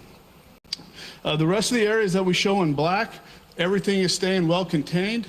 We still have interior smokes popping up, and you'll continue to see that over the next few days into the next few weeks until those stumps, those snags burn completely out or fall over and go and burn out. So this is all good. You'll still see a big presence. We've got a lot of fire trucks, crews, equipment still in all of the residential areas in here. They're removing our hose. They're removing our pumps. They're rehabbing some of the interior fire lines. So please be aware, we're going to maintain a heavy presence in this entire area over the next few weeks until we are completely confident that there's no further threat to any of the communities or residents down here on the west end of the fire. Coming around up towards the Highway 50 corridor, this area in Plum Creek, that had been an issue for us the last few days. We finally got that secured. We're comfortable in there, so we colored in our map in the last 24 hours up here. This area, the entire Highway 50 corridor, there's no threat from fire right now, but we have a lot of weakened trees. So we have heavy equipment, we have professional falling modules that are working the highway corridor, trying to figure out where all those hazard trees are, cut them down so they don't pose a threat to the highway or any of the cabins and any of the tracks all the way up through the highway corridor. So that's one of our main focuses right now, is to get all the safety mechanisms in place throughout the entire highway corridor system. And then coming up into Division Hotel in India here, we've got some hotshot crews and some of the CAL FIRE resources, multiple fire engines working this piece all the way up into the Desolation Wilderness up here by Wrights Lake. That's progressing. Again, with the winds being really shifty on us, we're getting winds out of the north here, kind of push back, and then we'll get some southerly influence trying to move things around on us right now.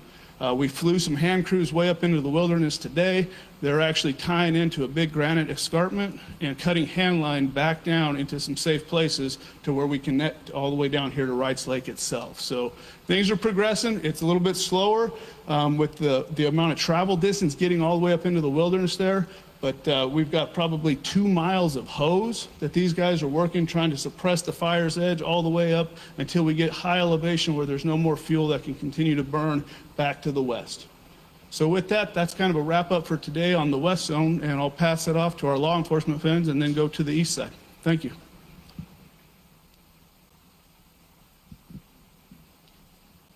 Good afternoon. My name is John Davis, Law Liaison, Incident Management Team 6. We'll go over some repopulations and open areas that we got today. We'll move over to the evacuation map here. Starting with the repopulation area that we got today that reduced to a warning was inside the forest, and it is from Placer County to Highway 50 west of Ice House Road. Ice House Road is open, but this is still the forest, so any access into the forest land, the forest is still closed, so access for that still goes through the forest for permission. With this lifting out of a warning, or into a warning out of an order, we were able to open the area of Dry Lake, South Wentworth Spring, Northeast Pollock, Northeast Camino and Northwest Pollock, Southeast Camino and Southwest Pollock, and on down through, along with West Omo, Omo Ranch, and Barney Ridge. We were able to lift the warning out of there, so we opened those areas completely up. Again, I want to stress that if you're trying to get into the forest area, go back through the forest. If you're in any other area that is in a yellow color, in a warning zone, be aware that that means there's still a potential threat. So be cognizant of where you're at. If you're in a green zone around here, that doesn't mean that new fires couldn't start. So still be aware of where you're at and what's going on in here. We have a lot of equipment. We have a lot of apparatus and fire personnel in and around the areas. So driving still, please be very slow and as you come around blind corners, because we may have people working in the area. So be cognizant. There are a lot of resources out here. Law enforcement still patrolling any area that is in a closed or evacuation order status. They're driving through the warnings and the order areas. Looking on down through Highway 88, coming up through the El Dorado, Amador, and Alpine County areas, and at the zone break between the two teams. Coordination and planning for Highway 88 still continues. We're trying to put that plan together as close behind fire threat as possible and get anybody in here who needs to do any type of render safe procedures or clearing the routes for a minimum safe level for opening. But that's still in a planning process. Time frame, I can't give any time frame on when that opens because it really depends on the threat of the fire as the first mitigating factor. Same thing for Highway 50. We are planning and talking about how that looks as we go between the two zones, but time frame wise, as it is available, we are opening what we can. I can't give you a time frame on when Highway 50 opens because there's a lot of work and a lot of coordination that goes on through Highway 50. Although between Highway 88 and Highway 50, we understand what that means to have those areas closed, and we're very cognizant of that, and the continued cooperation between our stakeholders and assisting agencies on getting this area open continues to be very fruitful and very well attended with our meetings and discussions. We have multiples per day. Thank you. Good evening, Jen Croft. I'm an Air Resource Advisor with the Wildland Fire Air Quality Response Program. We've seen two distinct patterns on this fire over the last 14, 15 days. When it's really windy, the smoke wants to channel up Highway 50 on its way to Tahoe Basin, finds its way up through Carson City and into Reno. Right now, we have lighter wind conditions, and those lighter wind conditions are providing for that smoke relief to be less. So we see more hazardous air hanging for longer periods of time in the Tahoe Basin and in Highway 50. And in the evenings, it finds its way back down that Highway 50 corridor into Placerville, and last night I think it extended into Folsom. So along that line, those short-term and long-term health effects that we keep speaking to, an N95 mask is your best friend. That will filter out that particulate matter down to 2.5 microns. Put that in perspective, your hair, shreds of hair, are the size of 70 microns. So this is the really little stuff that gets down into your lungs, scratches and abrases your alveoli in your lungs, and creates opportunities for all kinds of issues with chronic illness, like COPD and asthma. Those folks are our first to have symptoms. The folks who aren't aware that they have symptoms or they have heart problems, they'll find that showing up when we get into the hazardous conditions for multiple days. Lack of oxygen in the system, aggravation to the circulatory system, and then that wheezing starts to begin. You're working so hard, you'll see strokes, cardiac, and other respiratory issues emerge. So keep that in mind when we hit those hazardous conditions. I really would encourage you to wear that N95 mask. It's for your goodness. On the long-term range, good news. Once this air clears out, your lungs are great at recovering. The human body is very resilient, and after a couple of weeks, you'll see a dramatic improvement in that coughing, wheezing, burning eye condition you're seeing in the hazardous air we've had. Thank you.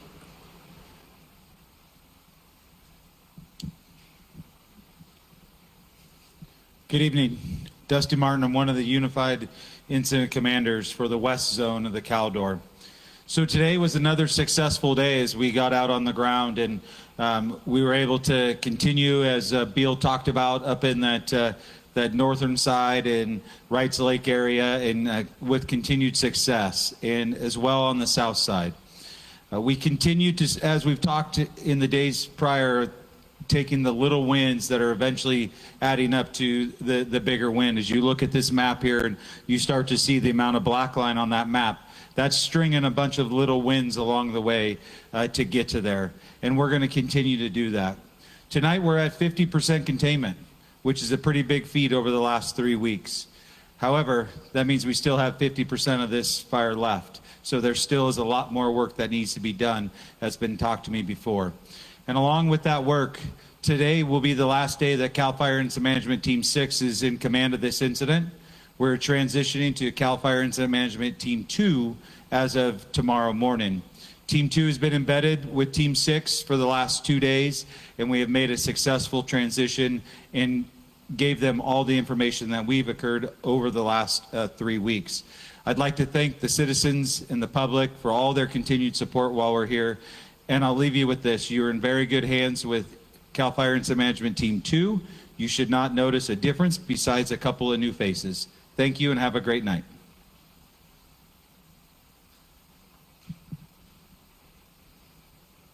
Good evening, everyone. Jeff Marcellet. I'm the Forest Supervisor for the El Dorado National Forest, and I'm one of the agency administrators responsible for this incident. As Dusty Martin just talked about, we are in a transition, so I wanted to take this evening to reflect on the last 3 weeks and also look out on the next 3. That this fire is long from over, and it's going to take a continued, sustained effort for us working in partnership on behalf of the citizens of El Dorado and Amador County and all the citizens of the state to get this fire really wrapped up. But I have high confidence in our efforts and the team's organization and the continued partnership and the leadership from community members and individual citizens and all the people who have poured their hearts into the efforts here today. I will say that it's a little bittersweet watching CAL FIRE Team 6 step away at the end of their 3-week assignment.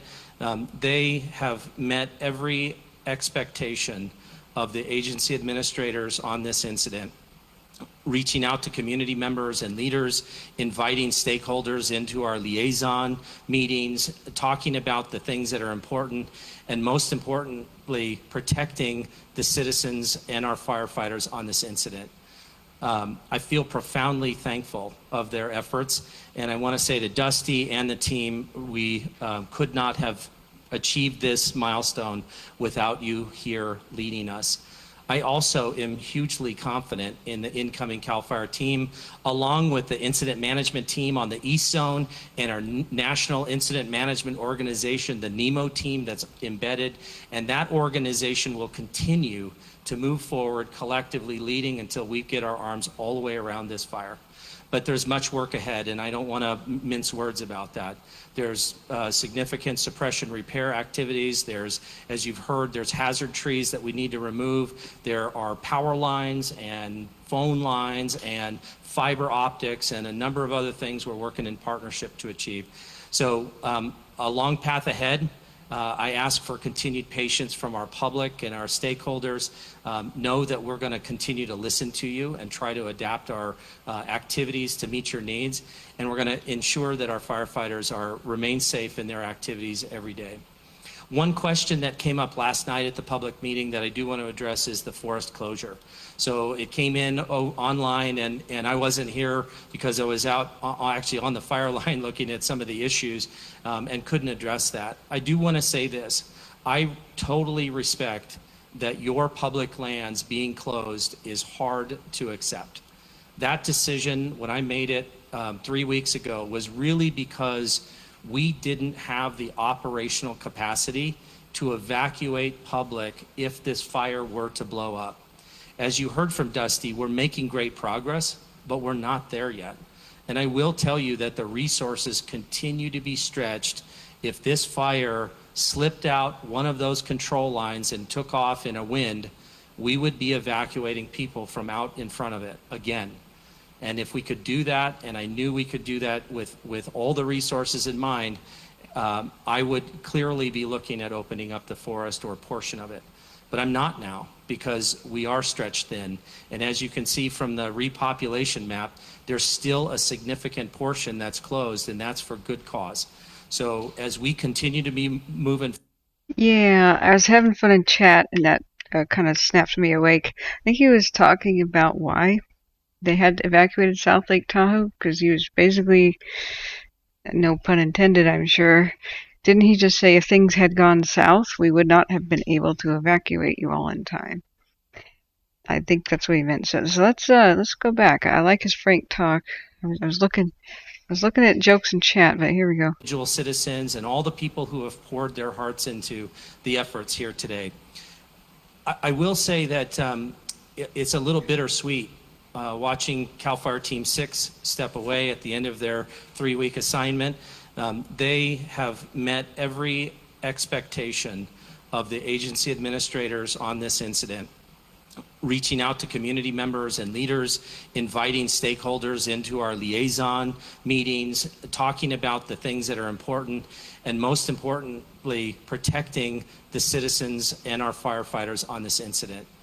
I feel profoundly thankful of their efforts, and I want to say to Dusty and the team, we could not have achieved this milestone without you here leading us. I also am hugely confident in the incoming CAL FIRE team, along with the incident management team on the East Zone and our National Incident Management Organization, the NEMO team that's embedded, and that organization will continue to move forward collectively, leading until we get our arms all the way around this fire. But there's much work ahead, and I don't want to mince words about that. There's significant suppression repair activities. There's, as you've heard, there's hazard trees that we need to remove. There are power lines and phone lines and fiber optics and a number of other things we're working in partnership to achieve. So a long path ahead. I ask for continued patience from our public and our stakeholders. Know that we're going to continue to listen to you and try to adapt our activities to meet your needs. And we're going to ensure that our firefighters remain safe in their activities every day. One question that came up last night at the public meeting that I do want to address is the forest closure. So it came in online, and I wasn't here because I was out actually on the fire line looking at some of the issues and couldn't address that. I do want to say this. I totally respect that your public lands being closed is hard to accept. That decision, when I made it 3 weeks ago, was really because we didn't have the operational capacity to evacuate public if this fire were to blow up. As you heard from Dusty, we're making great progress, but we're not there yet. And I will tell you that the resources continue to be stretched. If this fire slipped out one of those control lines and took off in a wind, we would be evacuating people from out in front of it again. And if we could do that, and I knew we could do that with all the resources in mind, I would clearly be looking at opening up the forest or a portion of it. But I'm not now, because we are stretched thin. And as you can see from the repopulation map, there's still a significant portion that's closed, and that's for good cause. So as we continue to be moving forward, know that I don't take that decision lightly. I will continue to listen and work with our law enforcement community, and when we are ready to reopen the forest for your use and enjoyment, I absolutely will. So thank you for your patience. I appreciate the continued support. As we transition the incoming CAL FIRE team, I'd like to personally welcome them. I'm excited that you're here and you've transitioned and are taking the helm first thing in the morning. Okay, so I just wanted to make sure what he said. This is wise. Anybody mad about the forest being closed is not being realistic. He is, and I like that. He made the call that even though it might cost them further, dollars or whatever with revenue, he's doing the right thing by keeping the public safe. Forest closed because if it were to slip past the line right now, we probably couldn't evacuate you in time. Very sobering. I like it. That's erring on the side of caution. People yelling at him or putting pressure on him, be damned. It's good. Thank you. Thank you, Jeff. All right, now we're going to pass it over to our team on the East Zone.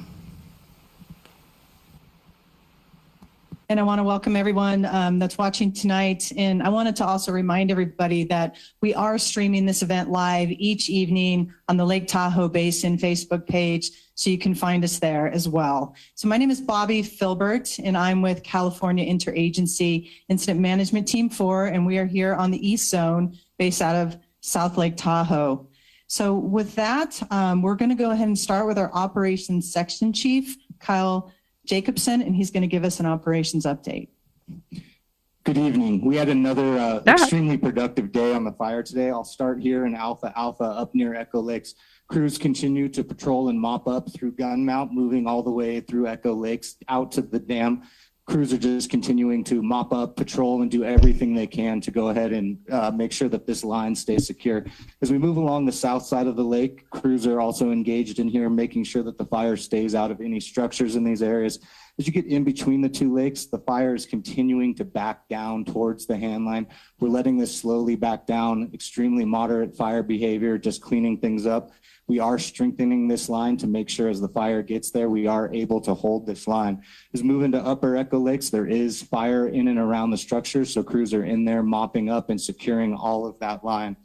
We have pushed several fire use modules out into the wilderness as well as a helitack crew.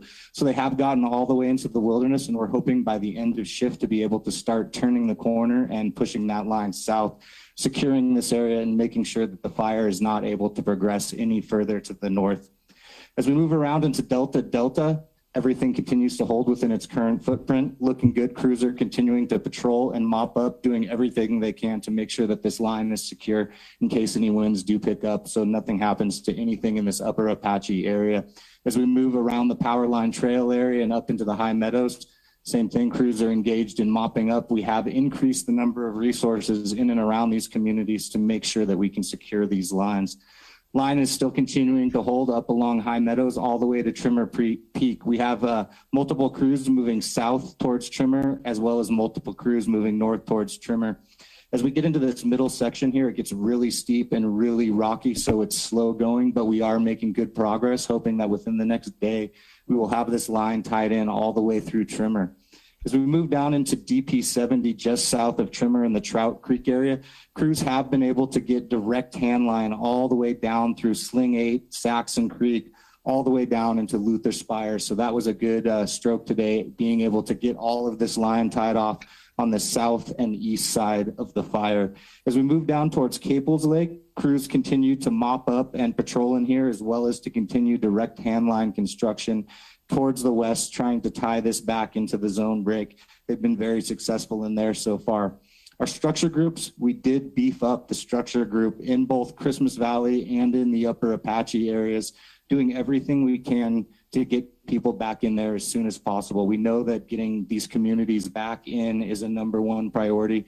I want to make sure that everybody understands, just because we have black line on the map, it doesn't mean that it's safe for the public to go back into those areas. We have hazard trees to fall. We have to coordinate with infrastructure. So we're doing everything in our power to increase the number of resources we have in those areas, minimize these impacts to the communities, and get people back into their homes as soon as possible. Thank you. Thank you for that update, Kyle. Now I'd like to bring up our Lake Valley Fire Chief, Chief Brad Zlendick.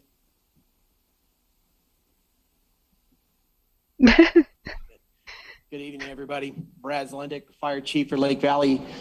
We made progress today. We were able to open up a large section, bring people home. We're happy to see that. Thank you, operations. Thank you, Rocky. Anyway, to clear up, I get a lot of phone calls.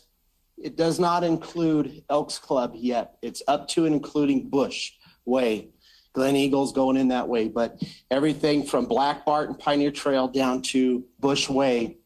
And if you look at the maps online, they'll show you that in the yellow. You're back in a warning. So we're glad to see that. Good work. Bunch of folks to know that I receive a lot of phone calls. We are here for you. Our town is there, and we want you back in the worst way as soon as possible. Kyle and I have talks all day, every day. He's tired of hearing from me, but he knows where I'm coming from. But I appreciate your patience and time, and we'll get you home soon. Thank you, folks. Thank you for that. Now I'd like to bring up our agency administrator of the Lake Tahoe Basin Management Unit, Gwen Sanchez. Yeah, good evening. My name is Gwen Sanchez, and I am the acting forest supervisor for the Lake Tahoe Basin Management Unit, and I'm also one of the agency administrators for the Caldor Fire East Zone. So as you all are repopulating in and around the South Lake Tahoe communities over the next several days, I want to make sure that you all are aware that there's going to be some ongoing effort and work happening in around the Caldor Fire area. I think of this in terms of 4 different stages. The first stage of a fire is the suppression phase, right? We have a lot of wins on this map, folks, but there's a long ways to go still. We are still in the suppression phase of this incident.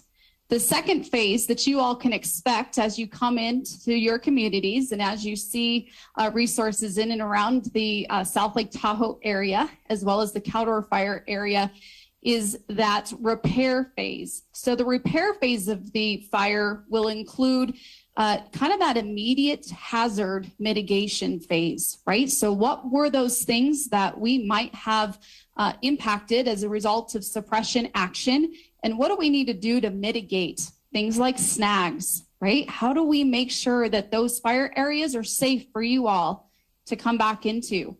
Again, a lot of work that still is ahead of us with regards to the repair phase. The third phase is going to be emergency stabilization. So we are working right now to gather a team that will be working on that emergency stabilization phase. They will go out, they will assess the conditions within the Caldor fire, and they will make a recommendation to me on what those actions need to occur in order to make sure that we can prevent further issues as a result of this Caldor fire, right? So again, emergency stabilization. The fourth phase, and probably the most important phase, is that long-term post-fire recovery phase. That's where a lot of that work happens in order to try to get this fire area back to pre-fire conditions. It's going to take some time, folks, and so I want to make sure that you all are prepared and know that we're going to be in and around these communities for several weeks, months, perhaps a year or more, in an effort to try to make sure that this Caldor fire area goes back to, as much as we can, post-fire conditions. So thanks again for your time. I appreciate the patience that you all have had and shown us. And more importantly, thanks for being part of this larger Team Tahoe effort. It's such a pleasure for me to be able to work next to and in partnership with all of you and be a part of this community. Thank you. Thank you, Gwen, for that. And thank you for really laying out those phases and the long journey ahead. And to conclude here on the East Zone, we're going to bring up our incident commander, Rocky Oplinger. Good evening. Again, I would like to welcome any of our new viewers to the virtual community meeting and certainly thank all of you that log on every night to this format to get the latest information. As you heard from operations, the condition of the fire, and certainly we heard from the local fire district and we hear from our agency administrator, we've made great strides and great progress, and we saw windows of opportunity today where we're able to reduce the evacuation order to allow additional folks go and come in. I want to talk about some of the secondary effects. Our major concern, of course, initially when we're fighting the fire, is the direct cause of fire, what it can, and to the threat of your safety. And so when we do evacuations and make those recommendations, we don't take that lightly. And as we get into the phase now that we're starting to make progress on the fire, we start looking at the secondary effects. And what we're looking at, some of those areas that we haven't allowed folks to go in yet, is just the number of dead trees, fallen trees, weakened trees by the fire itself. So we have trees that have fallen that still have a lot of heat. Operations is making every effort to put folks in there to continue to mop up. We have stump holes that have a lot of heat, and we've had in the past firefighters have been working those areas that fall in one of those stump holes that can cause second and third degree burns. So we're ensuring that when we put you back into your communities, those types of things are certainly mitigated and taken care of. The roadways, always there's a concern about the highways, like Highway 50, the sheer number of trees that have to be removed. And that coordination with, in this case, Caltrans and the contractors that have to go in and do that work. And then we remember that we had a loss of significant vegetation. So we also have debris that goes across that road. And so when we take a look at that coordination and access to allow people in, we take that all into consideration, and all the agencies working together to get to the point that we just saw today, that we were able to reduce an evacuation order and allow the folks back in. I also want you to think about some of the things you'll see. You heard our agency administrator talk about suppression repair, and that's the repair that we go in and to do the repairs to the suppression efforts that took place. And so you're going to go into some of your properties and you're going to see dozer lines, you're going to see hand lines. And the forest and the team that's going to be left dealing with that is really going to take care of that, both short-term and long-term. So we just want you to be prepared that we want you to get back in, but those effects are out there from just the suppression actions and the efforts of our young men and women going out there every day, every night to put us in the position we are today and where we hope in the future. And then finally, the weather. The weather is always concerning. Throughout the fires we've seen this year, not only in California, Western United States, the biggest threat has been that wind component, whether it's a thunderstorm, and they're predicting some of that coming here shortly, or as you've heard from West Operations, the winds they face today, pushing it against their fire lines in two different directions. We also take that in considerations. But I can tell you, your fire chiefs, your local PDs, your local business folks have been in here diligently because they want you back in the communities. And we're here to ensure that happens. So my final thing tonight is I really want to put a special thanks to CAL FIRE Team 6 and the coordination they did as they completed their assignment here and they transition out, and certainly welcome CAL FIRE Team 2. So on behalf of California Interagency Incident Management Team 4, thank you.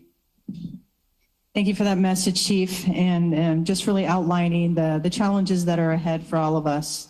And I wanted to remind our viewers that we are monitoring questions. We have information officers that are taking your questions that you're putting into those chat boxes, and we're going to have those folks that you have spoke tonight come back and answer those questions. But first, we're going to take it back over to the West Zone. So, Carrie, I'm going to pass it back to you. Thank you, Bobby. So one of the questions that we got is, are we going to keep holding these virtual community meetings? And the answer is yes. We will be here as long as you need us. We will be here to provide information, to answer your questions. As long as you keep attending, and we're seeing good attendance on the Facebook Live, we will be here to answer your questions. With that said, we only had a few questions on this side, so I'm going to have Operations Section Chief Beal Monday come back out. And then our Q&A is actually kind of short, so we'll be passing it back to the East Zone. All right, thank you. So I got two questions, and the first one is, why don't we see black line on Highway 88? And folks may have missed the very first part of my report, but down here on Highway 88, we still have active fire threatening the Highway 88 corridor and Kirkwood. So that's why this area does not show any black line on the map so far.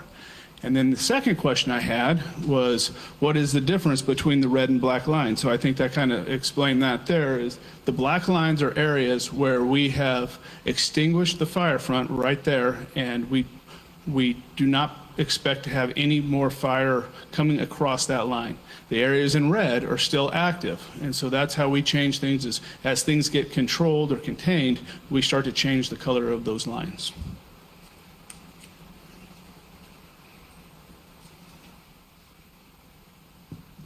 Thank you, Beal. All right, we're going to pass it back over to the east side. Bobby? Thank you for that, Carrie. It looks like we have quite a few questions for our El Dorado Sheriff's Office. So we're going to bring up Eric Palmberg, the Public Information Officer with El Dorado County. Yeah, Eric Palmberg, PIO for the Sheriff's Office. Looks like there's a lot of questions coming out about repopulation, a multitude of areas. Basically the area of Tahoe Mountain, Christmas Valley and whatnot. So ultimately, I think it was described very well by our IC and other people so far. The only evacuation order that has been reduced to an evacuation warning is that area of Pioneer Trail between Al Tahoe and just slightly east of Elks Club. That is the only area. We have one specific question here, if the Cold Creek area near Al Tahoe has been reopened. So that whole area of Pioneer Trail between Al Tahoe and just, I believe it's Bush Lane, just east of Elks Club, all of those neighborhoods have been reopened because they were reduced to an evacuation warning. All other areas, all other orders are currently standing. Excuse me, the rest of the county areas are still under evacuation orders. I think our IC gave a lot of really good description on what the criteria is. Although, a lot of the fire issues may have been mitigated, there are lots of other factors involved with repopulating these areas, as he described just previously here. There's a lot of trees to be taken down. We need to make sure that infrastructure is restored properly before we can get those areas repopulated. I think I'm looking here. Christmas Valley, these all pretty much fall under the same category as far as repopulation. So I can tell you, this is my first day up at this location on the east side. I can tell you that I was in a minimum of 3 meetings today. So these issues are constantly being addressed and assessed by all of our infrastructure companies and whatnot, as well as fire personnel, law enforcement, and they are constantly being looked at and evaluated on when those repopulations will be able to take place. That's it. Thank you. Great. Thank you so much. So now it looks like we have quite a few questions for our operations section chief. So we're going to bring back Kyle Jacobson to answer those questions for you. Actually, we only have one question, so that should be rather quick. But there was a concern about the increase in activity that residents are seeing on their cameras in the upper Apache area. And as I mentioned before, there is no reason to be concerned about that additional activity. We added additional resources to the area to do everything we can to expedite the mop up, removing hazard trees, do everything we can to get in there and get the residents back as soon as possible. So that's just us putting additional resources in those areas to do everything we can to secure them and help get those communities back in place. Great, thank you for that, Kyle. And for our last question, we're going to bring up our agency administrator, Gwen Sanchez. Yeah, so the question is, why are you choosing to suppress fire in the desolation wilderness opposed to allowing it to burn to thin out the timber? This is a hard area for any forest supervisor. I did ask the team to engage in a full suppression strategy within the desolation wilderness on the Caldor incident. The reason for that is because we are under severe drought conditions right now, folks. Now is not the time in the desolation wilderness to allow fire to play a natural role. We do always look for those opportunities if it's the right time, the right place, and if the weather and environmental conditions are appropriate to consider those. Right now, we are setting record ERCs, record fuel conditions. We have never seen this area so dry as much as we have seen it dry right now. So at this stage, with where we're at with our environmental conditions, I am not comfortable employing anything less than a full suppression strategy within the desolation wilderness. Thank you. I just want to say thank you for all the questions that you have entered tonight, and we'll be doing this again tomorrow evening. So please view us again tomorrow at 5 p.m. And with that, Carrie, I'm going to send it back to you over at the West Zone. Thanks, Bobby. If you see a QR code on your screen, you can point your camera at that, camera on your phone, and that will take you to a website with all the links for official fire information. We update those throughout the day as new information becomes available. So the current information for the fire can always be found through that link. Save it to your phone once you get it in there. And again, we'll be back here again at 5 p.m. tomorrow night. And now I'd like to invite up Ricky Tlapala to give our Spanish summary. Thank you. You know what? She's very kind and she's very patient. But you know what I would have said? And maybe we should screenshot her face right there.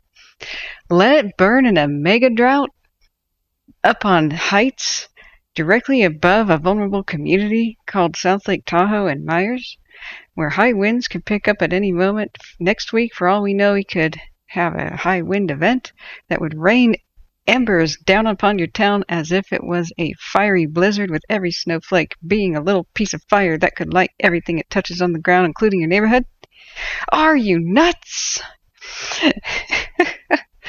I'm doing an impression of Firefighter Chronicles. You have to see that YouTube.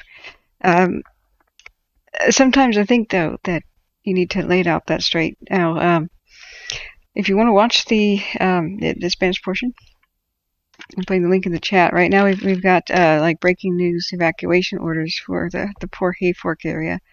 And I'm going to go look at that at the Monument Fire. Dan, do you see aircraft going over there? Because this is one of the things we are worried about. We've got such a massive flare-up. I want to check the cams. Once again, you know, if you guys need something with the Dixie, there is the red scrolling stuff is about this free Zoom meeting where a bunch of attorneys will explain your rights. Don't sign anything, of course, until you explore all options, is my advice. But definitely worth checking out. A lot of people don't know that even if they have full insurance, that sometimes they still have legal options, and these attorneys will answer the questions in a Zoom meeting. I don't think we can attend that, which I'm very curious about. However, we just have too many fires getting serious. So, Dan, over at the monument, the Hayfork area, we have new mandatory evacuation orders as of just 8 minutes ago from Trinity County Sheriff's Office. I see that there is some aircraft activity. Whoa, sorry, I have to click out of that mode to make sure it doesn't throw us around. Poor Hayfork has been dodging bullets like the Matrix, Neo in the Matrix, for the past 3 weeks with barely anybody paying attention. And they have new orders issued. So that's going by in the blue, teal chat. And they're running out of time to help the situation with aircraft, because just looking out the window, it's becoming dusk. So there seems to be a tanker still headed out there. I was wondering if we could listen to it perhaps on CAL FIRE SHU, although I haven't been able to. Usually the SHU is Shasta, and since a lot of these tankers are based out of Shasta, sometimes we can hear that channel. I don't know that they're being loud right now. If there is a Trinity County broadcastify, that would be good if anybody can check that out. But it used to be CAL FIRE SHU that had comms. And I would like to know what they're saying about the situation, because it's quite concerning that just, 8 minutes ago, I had saw it on my phone as a pop-up, but it is confirmed. For the river complex, there are new evacuation warnings. Sorry, this is the river complex, but Trinity County is next to both of them. And then earlier today was Hayfork's warning, but this is all expanded for that general region.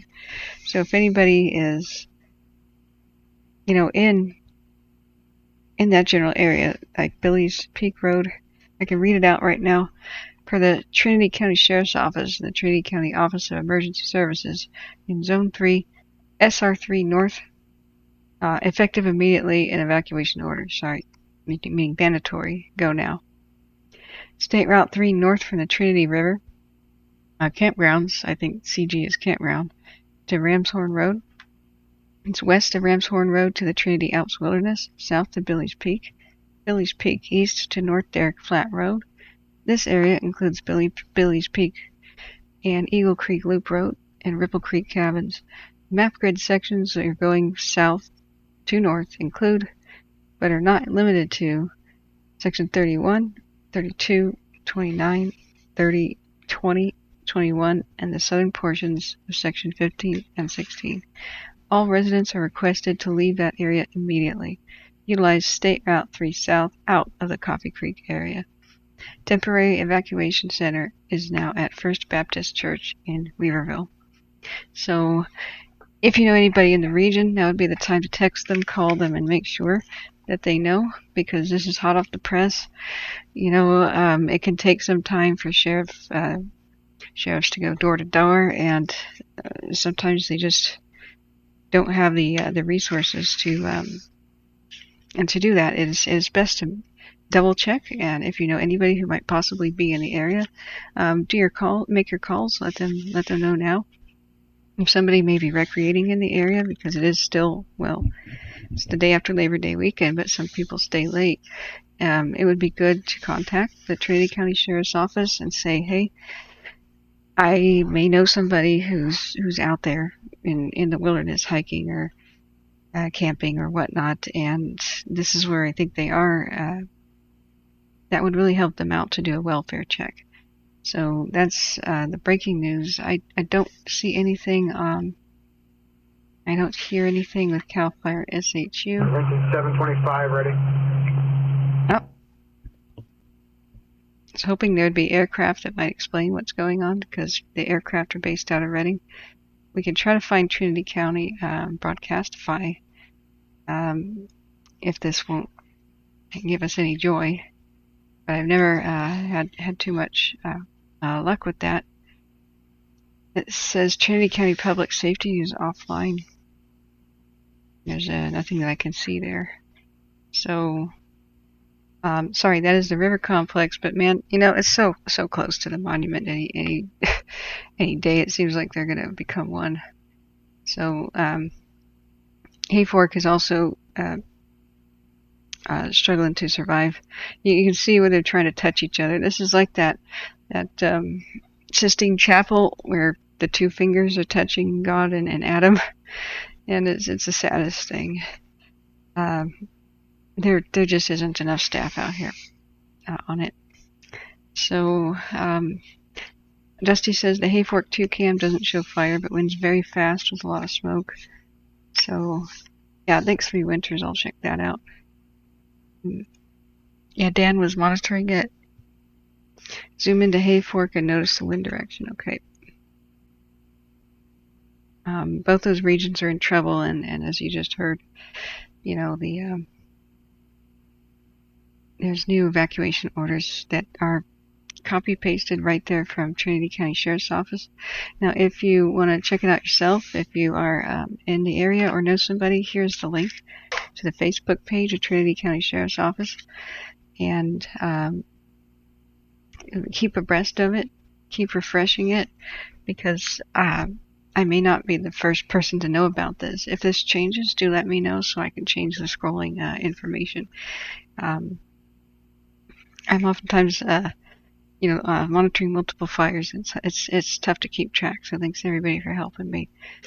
Yeah, I hope so. I haven't gotten that phone call. I'm teetering on the edge of consciousness because I've been awake and mostly streaming since 8 p.m. yesterday, and I wanted to go to sleep and found out I couldn't get my nausea medication.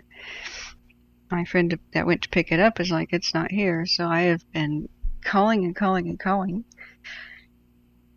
I need that to, go to sleep. I mean, I could try, but it's really minor. It's just my ear infection. That's just kind of throwing me for a loop. I've got the eardrops, but really, I need that. So I'm waiting for advice nurses and such to call, and I'm getting worried because it's like 7 o'clock. But I'll give it a little bit before I pass out. So I'm with you guys here. Which of the cams might give us? We have terrible options for cams over there. We always have. Here's Hayfork Divide 2. And we can see smoke, but nothing too serious. The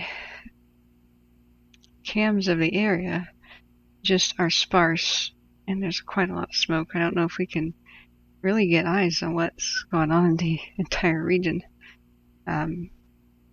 It's how few and far between the cams are. Now, you would have thought that with California's largest wildfire happening, in the region, that they might have put more cams up this year. I was really hoping for that. I tried to cover it last year, and we had the same thing where we were completely deaf and blind to the situation. But we'll do what we can do. Wow, that's one heck of a rock formation. Girard Ridge. Maybe it'll pan the next minute. Maybe it'll come back around to the correct areas for us to get an idea. Oh, refresh it. Okay. Or the Facebook page or the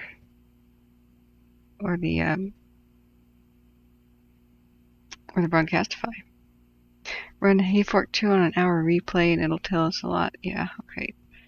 So, yeah, that's as of 2 minutes ago. So if anybody is in the Coffee Creek area, tell them to go SR3 South. And the temporary EVAC site is in First Baptist Church in Weaverville. That'd be a good place to assemble and check in so that, the sheriff's office doesn't think you're a missing person, even if you're not staying there, let the authorities know you're out. It's a good thing. Excuse me, where did I put this? Where did I put the cam? Monitoring several here, as you can see. Center Ridge. Oh, here's Gerard Ridge, sort of scanning the ground. Okay.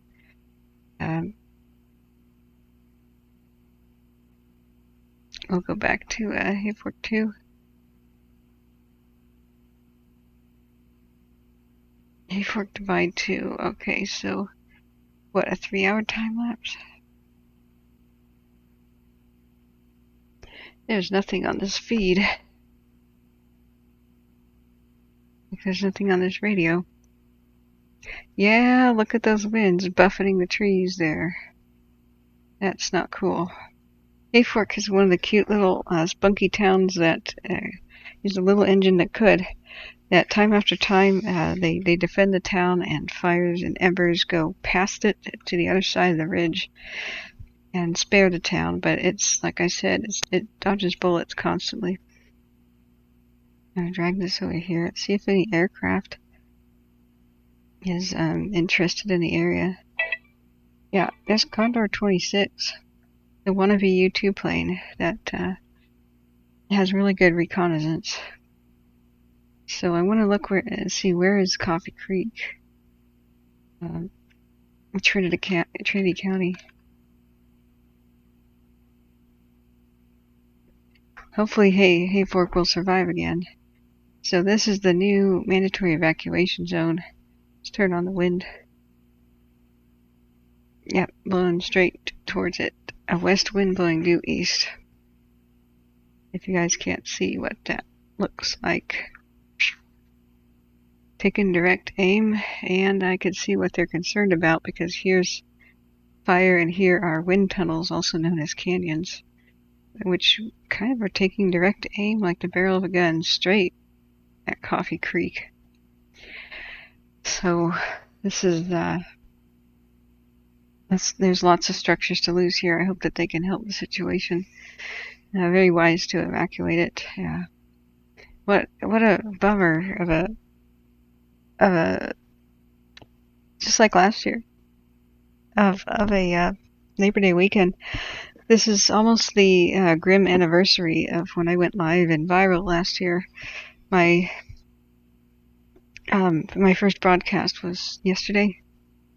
I called it Red Monday, and I thought it would be just a red week of fire, like that we'd have a hard week and it would be over. And I had no idea that the insane winds and horrible month of September last year would just be historic.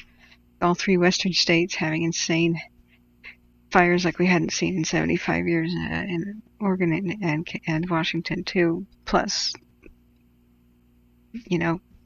repeat of the lather, rinse, repeat pattern of bad fires for California. So here we are again. Yeah, 1 year ago. So yeah, the winds are pretty bad. Let's look at windy and drag that over here. I'm still trying to get used to this overcomplicated program here, but let's see. Coffee Creek. Winds, current wind reports of 4 to 6 miles an hour sustained. 24 mile an hour wind gusts. Yeah. But, of course, on the ridges and in those wind tunnels, also known as canyons, they can be quite fiercer. So while we can't see anything here, we can keep abreast of the situation and help, get people evacuated. So if anybody was going to attend the Zoom meeting, that is wildfirelegalcenter.com. At the top, there is a button to push if you are a Dixie fire victim or affected. It might be interesting to know your legal rights. It's a free, kind of like a free group consult from a law firm that has a Quincy office called Potter Handy LLP. So that is in progress, but it's not too late to join. Hey Susan, there is no feed. We tried to switch. we try to switch to something that would tell us about Hayfork and/or Coffee Creek here on the river complex. We just had breaking news mandatory evacuations 20 minutes ago, and it's a sketchy situation. So I was told we could hit the NAM button, and I think it was there's something that you could click to. Reading Shasta crew 1 is down staff. 1 hour call back. I forget which button it is now. Copy 1906. Which button is not a model but just reported? Can't quite remember.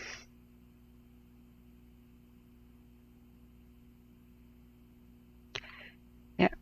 Either way, the fire is threatening it from 2 different directions.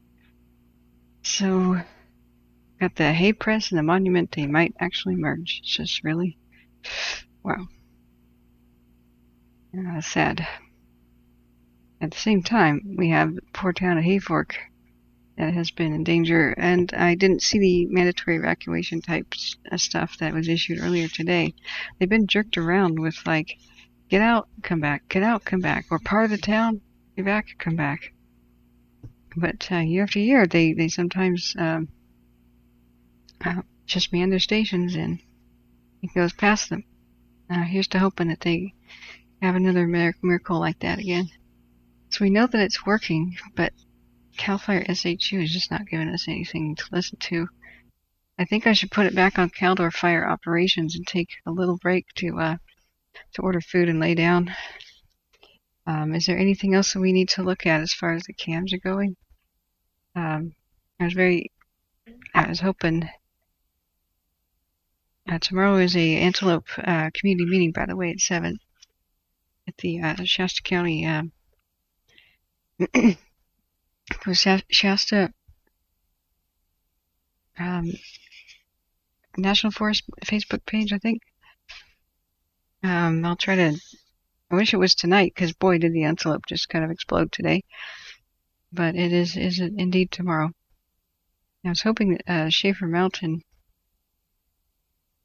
was looking good, but well, it's not looking like anything. Looks like smoke's kind of settling over it. It's been really smoky, I understand, at Susanville today. People losing power and having it come back on in the general region. We lost our comms today and we couldn't hear Dixie, and that's why I reluctantly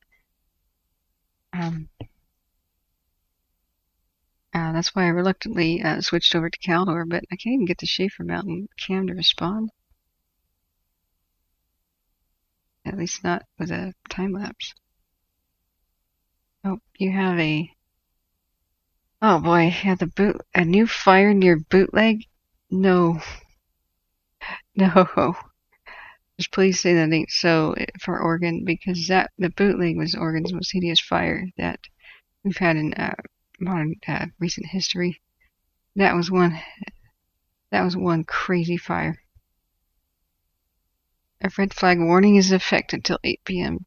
today for strong gusty winds. Great. A wildfire located northwest of Lakeview was estimated at 60 acres and growing rapidly. No. The Cougar Peak Fire is located about 15 miles northwest of Lakeview within the Fremont-Winneman National Forest Lakeview Ranger District, and we have a pretty horrible image. No, just no. No. I keep covering this year after year. This poor Paisley, the little town, and those others, they keep dodging wildfires every single year. And they just were like, whew, breathing a sigh of relief. The monstrous Bootleg is finally out, and no. Yeah, I know right where that is. God. Okay, let's make a duplicated tab. And go to, what isn't that Klamath County? It should show up if we just hit Paisley. Paisley, Oregon. Zoom out.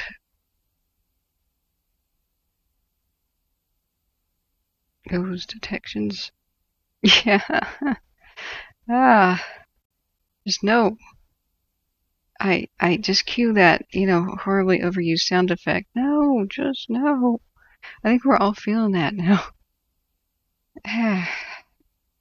Holy mackerel.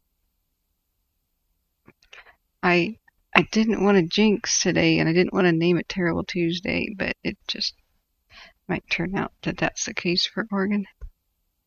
I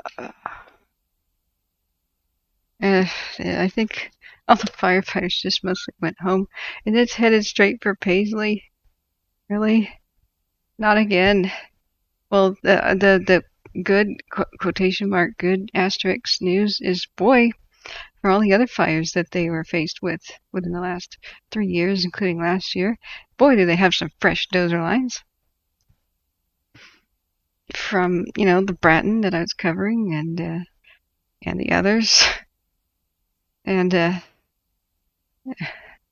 the monstrous. It's not even here on. It's not even fire history yet, but the bootleg. Oh my God.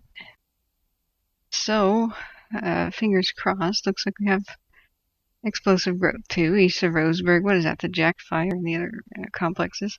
I heard there were like 25 staff on one of them. There's just been nobody to put there. They've just been letting that kind of simmer and doing what they can, as the bootleg fire took like 6,000 personnel and 800 of structures about the same time the Doyle was being consumed. Here, this just doesn't end. This is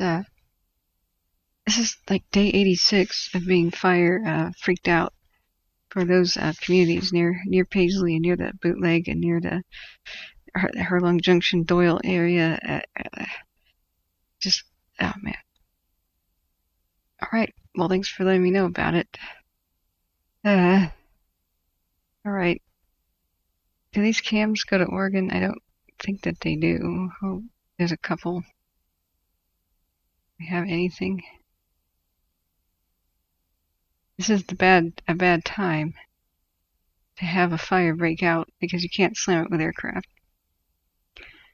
That would be the best thing, is if it broke out in the early morning when winds weren't that bad and aircraft spotted it, and then you got onto it and put it out by the afternoon. That would be my ideal situation. But evening, a red flag evening before 11 p.m. So you have a couple of hours of still like fierce winds and some heat in the day. Not good. What other kind of good news do you guys want to share with me? Can we show us the coming wind patterns in which area? So Devil's Knob is burning into the Jack Fire and blew up a lot. Yeah, I was kind of monitoring that. Dan Daly says Shasta Trinity Cal Fire Dispatch is mainly calling up crews who are on 1 hour standby so far. Okay. So thanks for letting us know about that. Yeah, we don't have good cams. And that was so hard about trying to cover everything last year, like the Bratton. We had traffic cams, and we had the media, and we had our satellites, and not much else. And that was more stressful than anything, just seeing it march towards the town. But, they do have fresh dozer lines from the Bratton, and they're pros at this now. This is the third year in a row that little town of Paisley and the surrounding community has been in danger. So, a bonus, I guess. Okay, any other cams that were pretty active that I should be checking out before I go and lay down? You found a shiny penny today. Was it head side up? The cool thing was I saw a bird. I saw a Schaefer Mountain bird. And Schaefer Mountain's not cooperating right now. Let's see, let's go to coast detections. So I had a better feeling for the Herlong Junction area due to my intense superstition and unwavering belief that birds tell the future. There were 2 vultures also in the camp that we were seeing flying around by the antelope fire, but best I could do on a call for good news. Okay. Yeah. The Dusty says, yeah, on the plus side, Dixie East and Caldor didn't amount to much today. Knock on wood. We keep saying that, and then people come in here and say, the hillside is racing, and we go, oh crap. The last couple of nights. It's, if I lived there, I'd be on sedatives. 86 days of seeing fire all around the community in the mega drought. I would need sedatives. Okay. Oh wow, look at that. Look at that sunset. That's Hawkins Peak at the Caldor. Okay. Bye, son. See you tomorrow. Let's check out Lake Springs. Yeah, I heard that they were challenged a little bit, but you reporting nothing major. Well, at least that's going for them. Patricia says, thanks, Kathryn and Mods, for all their hard work. I haven't been able to check in much today, but appreciate it. Yes, Mods, big hugs. Thanks for holding down the fort while I can just kind of teeter here on the edge of consciousness. My phone didn't ring. I don't think I'm going to get medication today. Oh well. I'll go find Ginger or something. Let's see here. Yeah, that looks... I mean, there's plumes in the distance and smokes, but not as bad as I thought it might be. Everything's a game of luck and chance with the weather. So, oh, that's burning my retinas. That's quite bright. So, any other cams that might eliminate the situation with us? Oh yeah, the Constantia. Whoa, that's kind of a dirty sunset, but almost beautiful.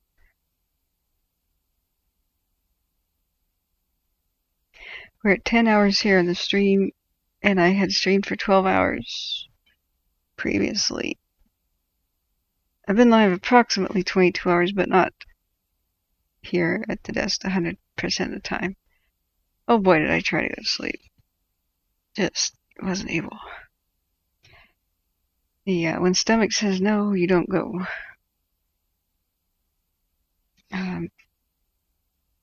At least I'll fix my sleep schedule. Maybe I'll wake up early. And wouldn't that be nice? Here's North Portola.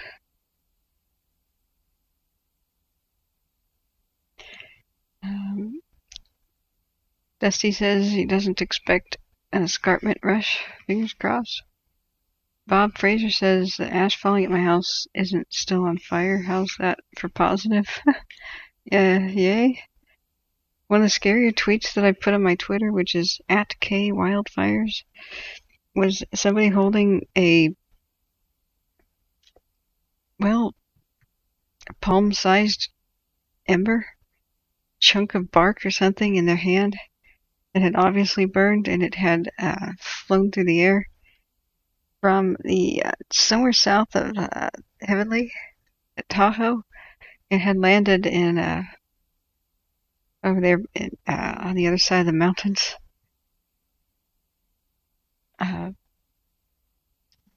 Minden or something. That was hair raising. It was cold, but it was quite chunky. So it had gone up in one of the pyrocumulus clouds. That's one heck of a long-range deposit.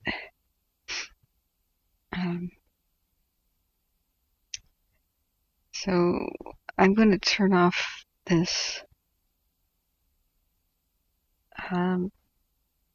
because it ain't working. The CAL FIRE SHU.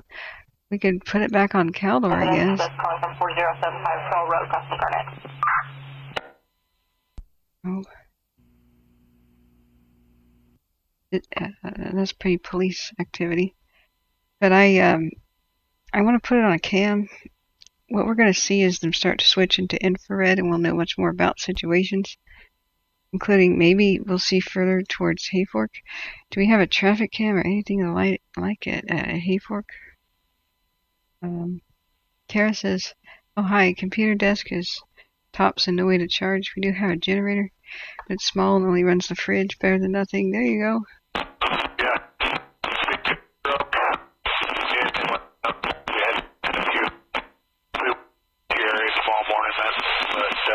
You guys have had this inversion here for a few days. Gosh, I forgot to correct myself that it's a river complex. Goodness, I'm tired. Okay.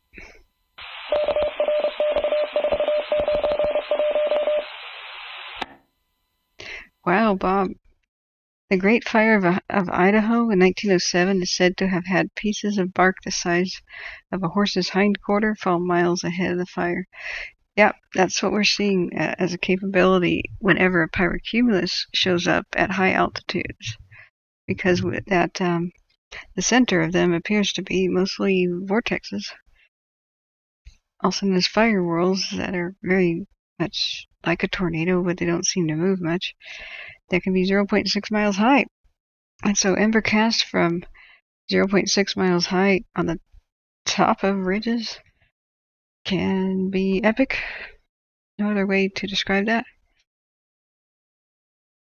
Command, when able. Let's listen. I'm gonna order some food, guys. I'll be right back.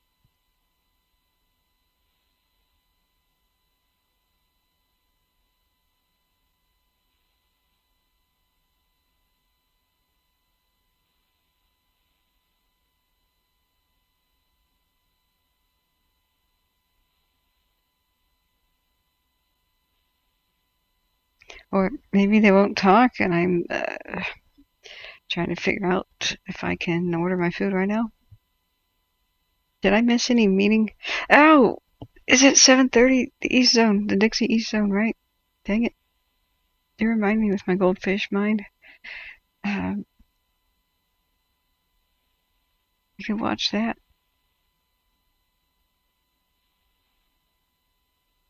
Or is it beginning in like 10 minutes? Aha. Hello, my name is Tanner Brown, Cal Fire Incident Management Team 1 Deputy Operations. Give you a quick update on the west zone of the Dixie Fire. Branch 1, 5, and...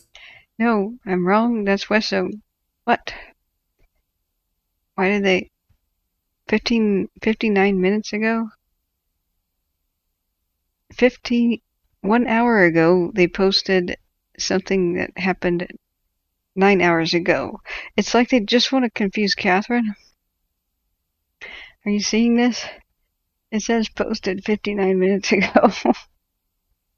Okay, well, we'll wait for the meeting.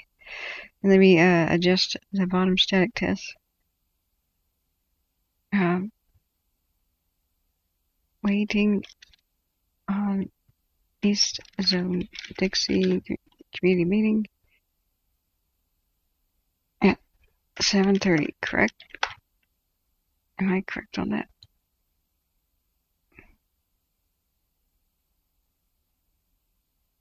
Of course I like it.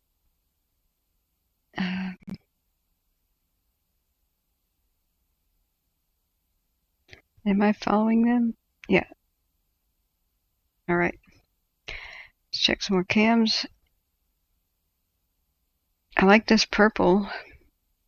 I like this. It's a purple air. If you guys want to know anything about air quality, go to www.purpleair.com. I don't know why it's www2. It's kind of odd. But you can, at a glance, see what's going on. And this is the coolest thing, humidity. It has, excuse me, it has a humidity section. You can go to air quality, this and that, temperature, reported from these gauges. And humidity is the bee's knees for figuring out fires. So instead of, you can go parts per million particles, humidex, pretty dang cool. Here's US EPA, parts per million 2.5 AQI. And it's not as bad as it was, although it's not great, it's not terrible. Places like South Lake Tahoe.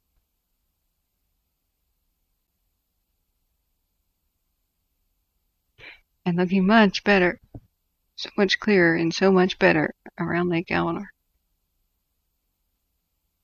It's kind of slow to upload, but this is the bee's knees, people. I'm gonna link it. I'm hearing disturbing shrieking noises outside. That may or may not be children playing. I hope so.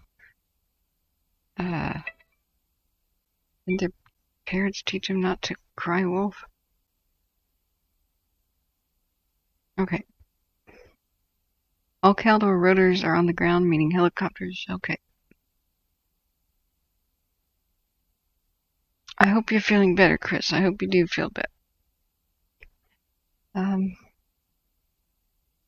Testy says they've been doing the East Zone combined with the West lately. So it might be on Lass and Bodog.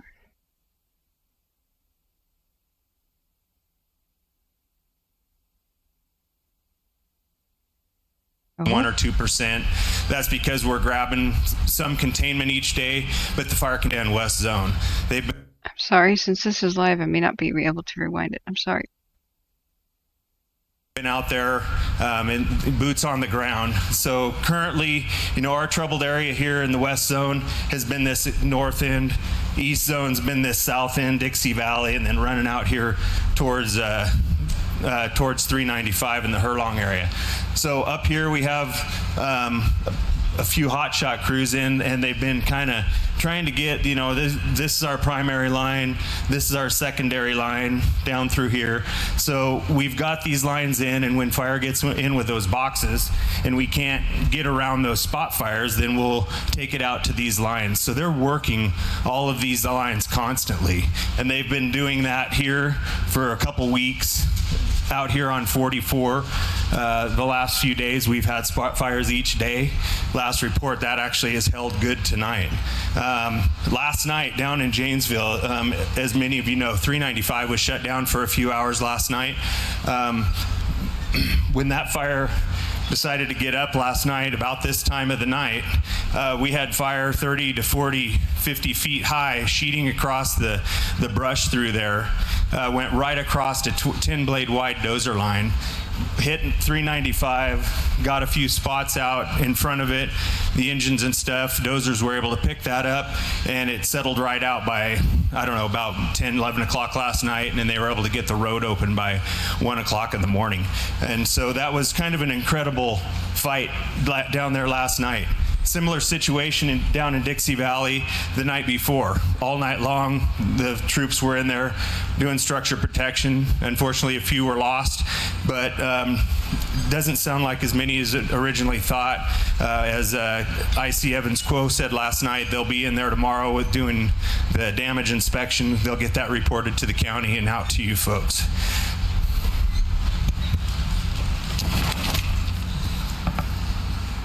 So just kind of to sum up, there is some incredible work being done out on the ground, both by the firefighters and the law enforcement out there.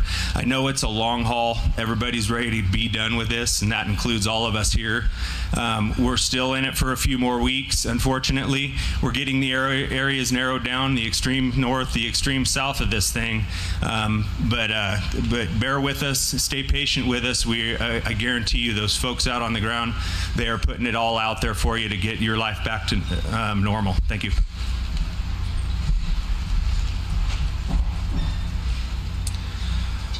Most of the questions were answered tonight during our presentation from our speakers. We do have a few outstanding questions. I'd like to welcome back Operations Section Chief for Incident Management Team 1, Chief Tony Brunel. Okay, I got a couple questions. I'm going to cover one, but I want to read it. It's a little bit lengthy, but I think it's important to read the whole thing.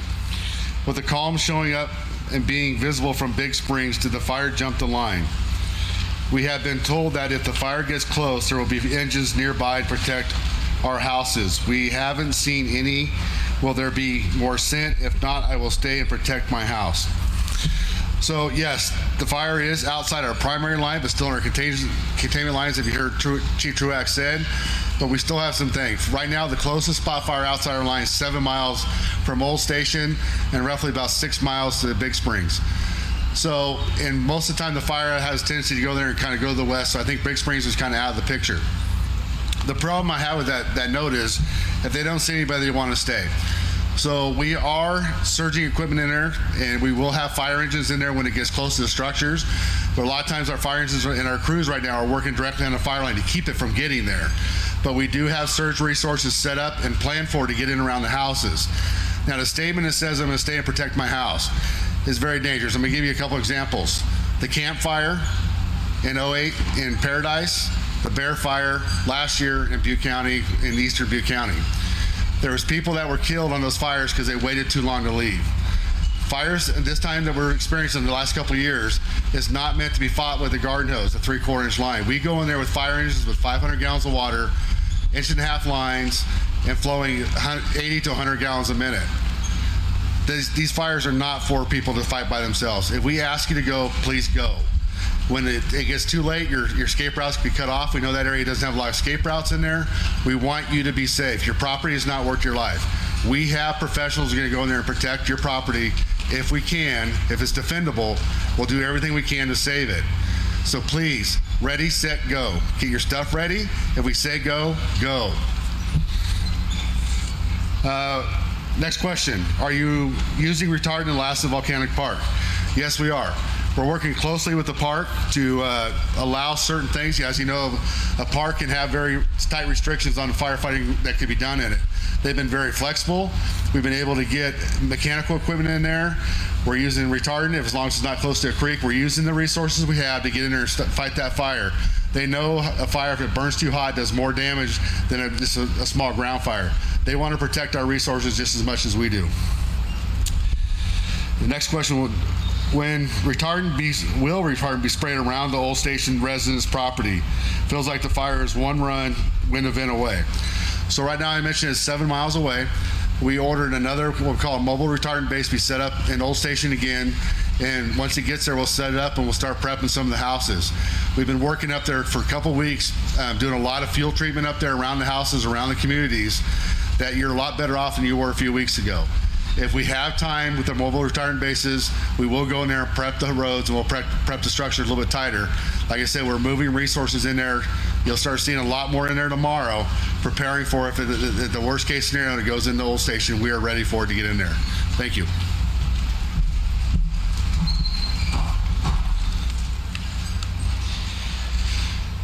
We'd like to thank all of our presenters for their information. If you would like to find the evacuation maps for Plumas and Lassen counties, you may find those on the respective websites. Incident updates will be provided at 7 a.m. and 7 p.m. We will continue to provide the Facebook and YouTube Dixie incident update every evening, and we invite you to join us tomorrow for the live stream briefing of the Great Basin Team 1. The live stream may be found on CAL FIRE Lassen Modoc Facebook page, the Plumas National Forest Facebook page, or the Lassen National Forest Facebook page. In the meantime, you may go to InstaWeb and search under Dixie Incident for the latest information. After this presentation, a QR code will appear that will link you with the evacuation maps. You may also go to CAL FIRE homepage at www.fire.ca.gov. Please continue to follow social media platforms for the Lassen National Forest, Plumas National Forest, and CAL FIRE LMU. We appreciate your time this evening and thank you for joining us.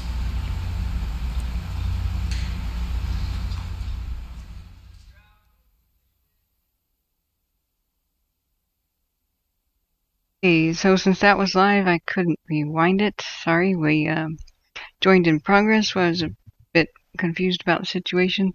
We have a new update. Thank you, Batman. That they may over by the Coffee Creek campground with the scrolling evacuation info I have.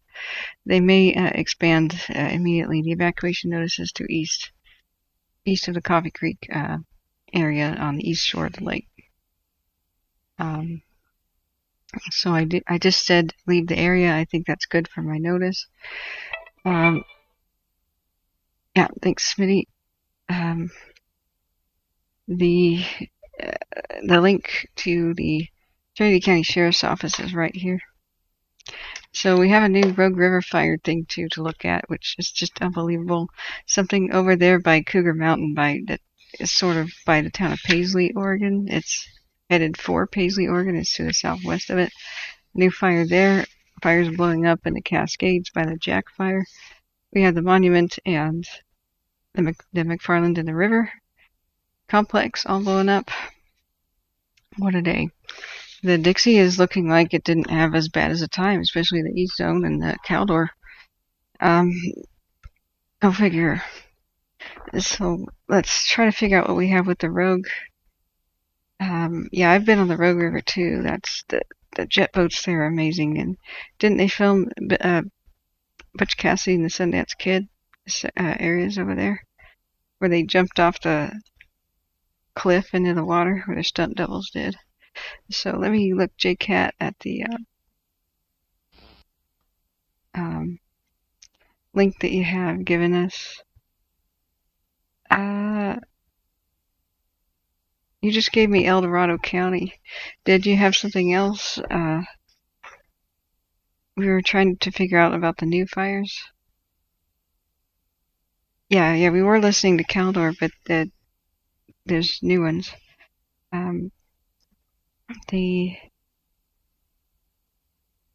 Listening to ODF on Broadcastify now, Jen B was saying. What a horrible development. So we got where is the nearest town to is it by the town of Rogue River or on the Rogue River?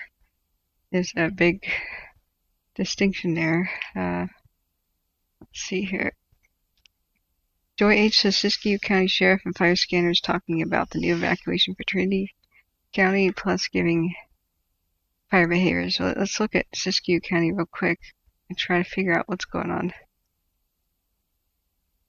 with the others. So we have 40 people listening to that. That's probably the correct one.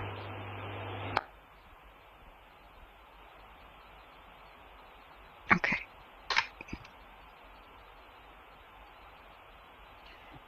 I don't like the pop-up situation with Broadcastify, but what can you do? Websites that belong in the 90s. All right. Planning ops operations. Operations planning ops. Go ahead when you're ready.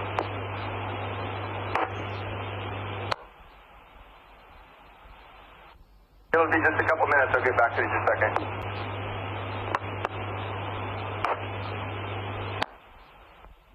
Copy. All right, listening to Siskiyou County Sheriff.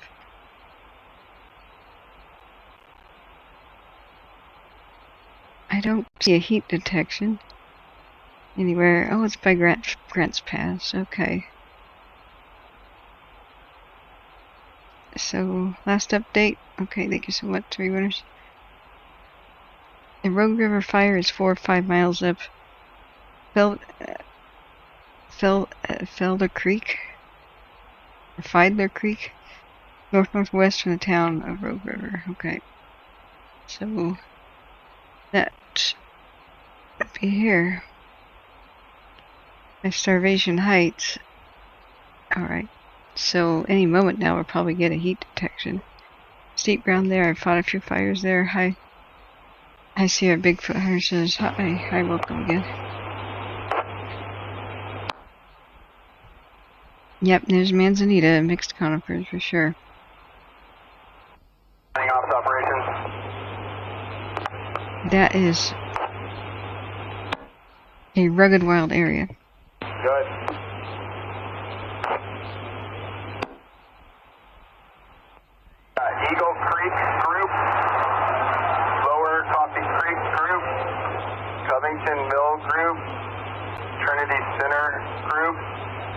have an EVAC group.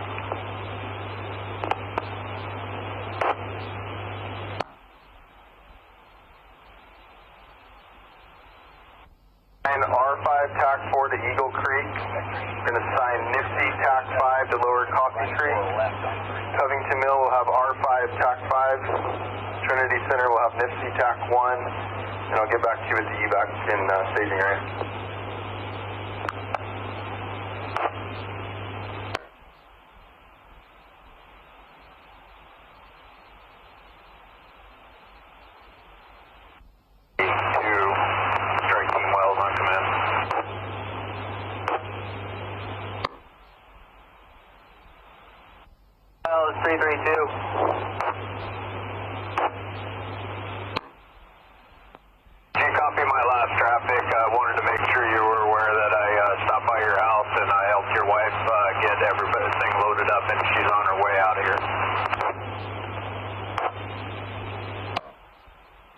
Appreciate it. Thank you.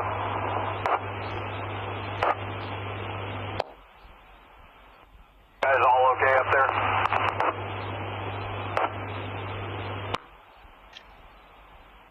I'm all accounted for and out past Big Flat towards Josephine.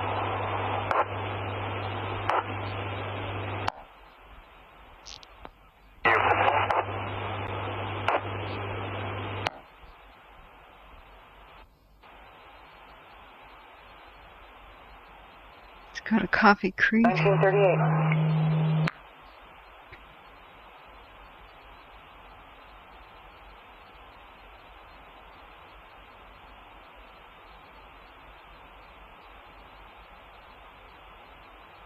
Okay.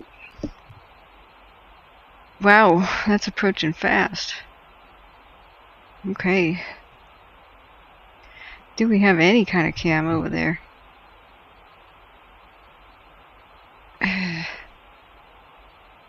Blue Mountain, Oregon. Got no eyes anywhere near Rogue River. And no cams currently even looking in the correct direction. What's going on with the river complex? Really? Okay.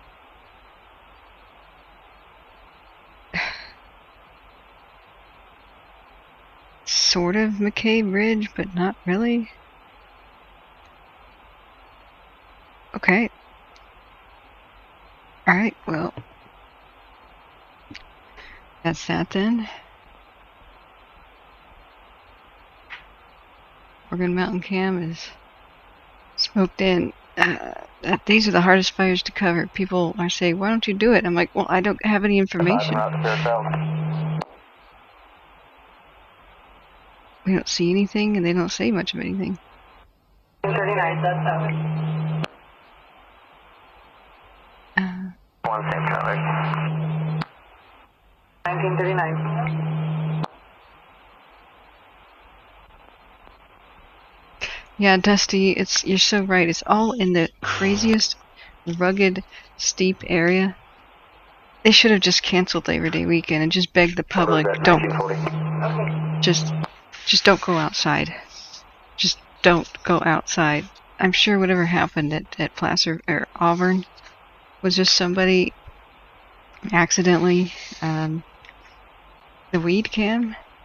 Well, that's the antelope fire, isn't it?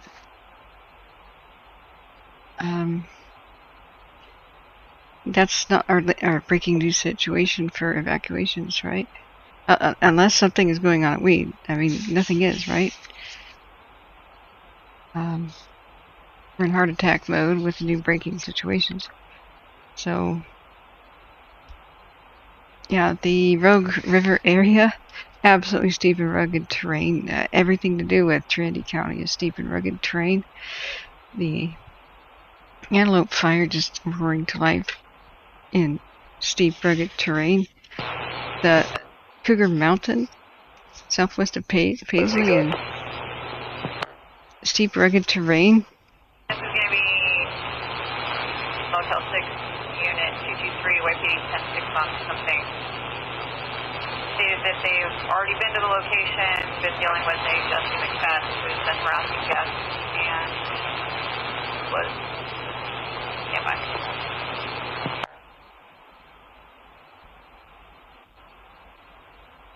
Is there anything going on by Weed? Continuing, the subject last McFarland has now called 911 to YCD and they threatened to kill someone if the cops didn't come back. Their units are currently 10-6 on the 1144. He did not state he had any weapons previously.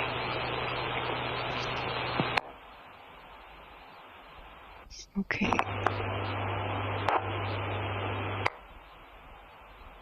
Thanks for the update. Oh yeah, we are following Trinity County Sheriff's Office.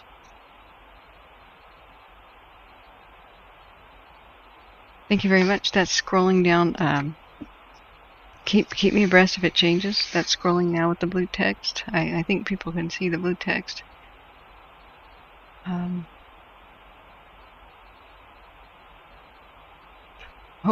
I hope Hayfork is doing good. Let's check on it. As soon as cameras click into night mode, we'll get something going. Yeah, we were watching the explosive thing of the antelope from the soda cam. Oh, we've got Mount Lassen and Sunset over there. So just information that Civic last McFadden on county probation, 233 CC. And South County advised he has Industry 148. And let's just sink in. Did dispatch just say a guy was threatening to kill cops? Result 21, YPD dispatch. New fire at Rogue River. Division Romeo operations.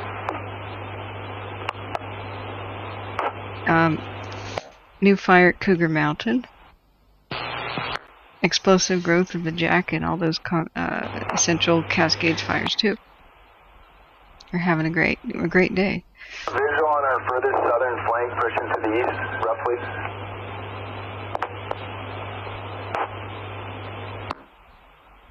Oh dear.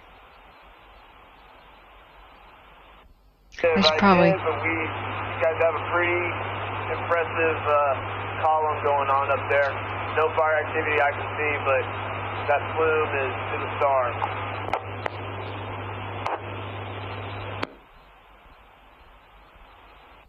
Guys, can you do me a favor with your map and just the southern edge of the column, if you can give me a location on the map of roughly where it's at.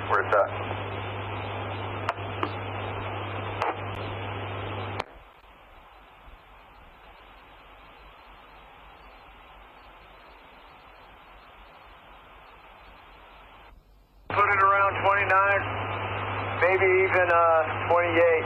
Hard saying. Okay, they're talking about the Coffee Creek area, aren't they? This is scary.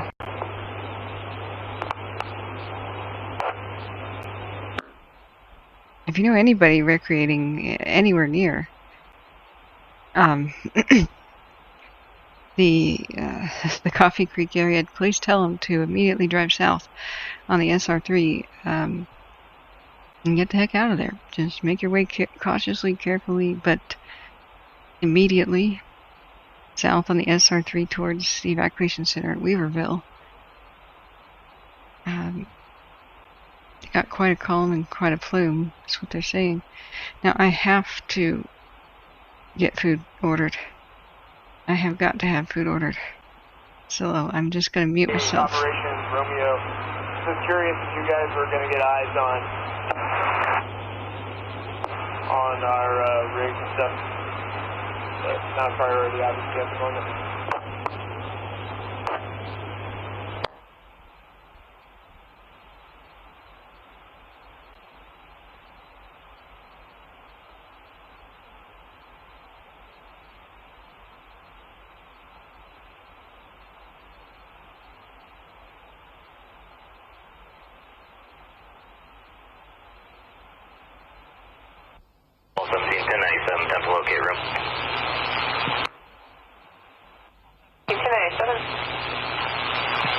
What did you say? Myrtle Creek is surrounded? What?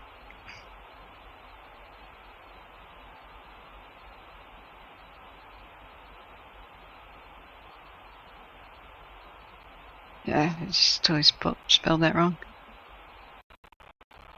Do you mean like right now? Or like as an expression of worry, because right now there are erupting, breaking fires, and so saying a community is surrounded is actually a pretty serious thing. While there's brand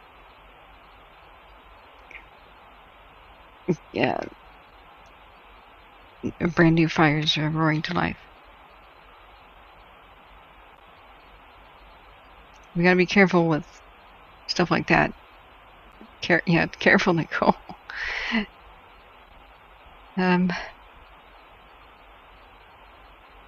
My people in Portland don't report anything terribly bad, and in Salem don't report any bad smoke. But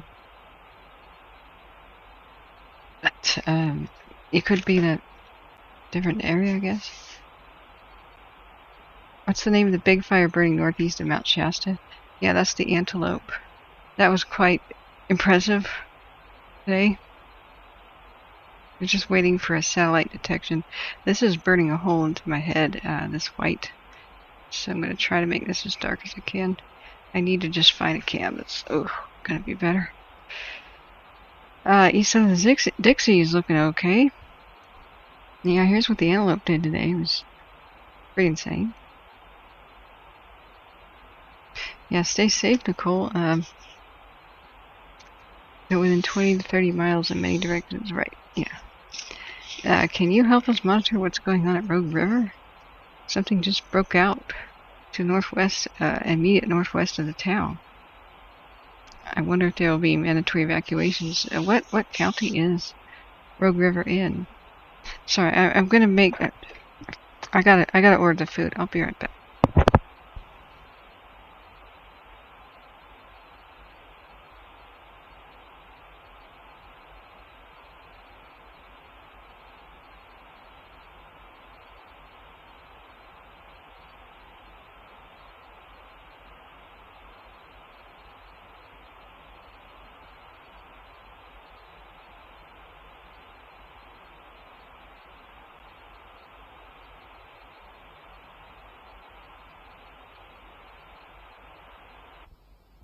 Unmanned Romeo 3-1, Command 1.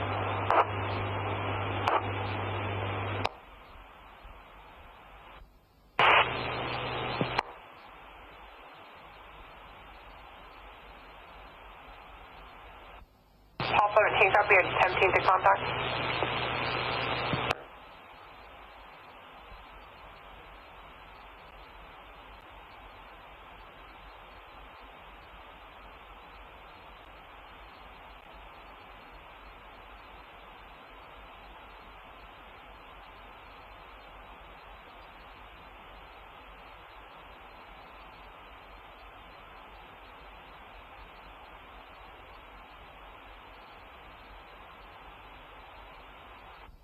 Unmanned Romeo 3-1, Command 1.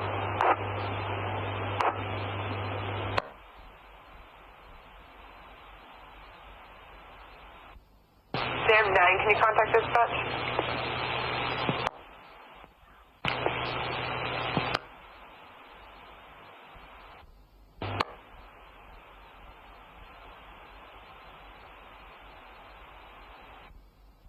Yeah, just notifying Unmanned Romeo. We'll be performing an IR mission by H1. We'll be at 8,000 and below. Mission duration 30 minutes. Altimeter 3014.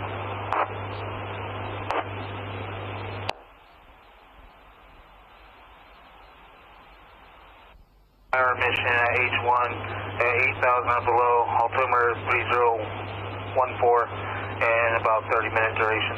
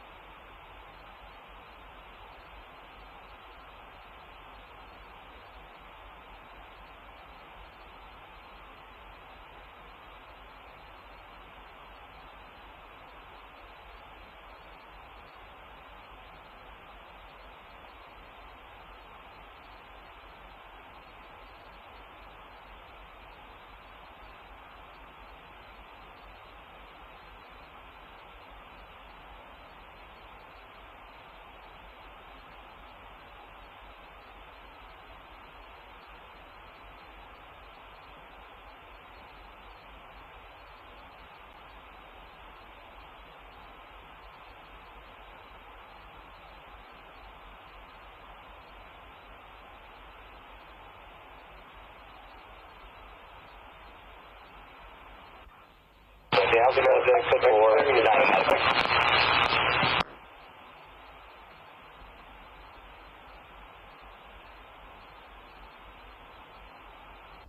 So can you 10-9?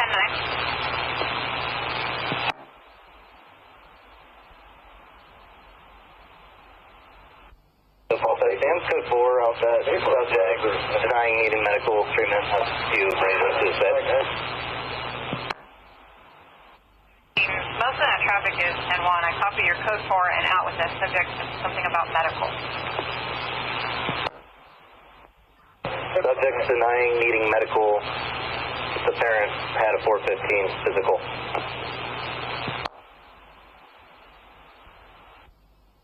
Denying needing medical.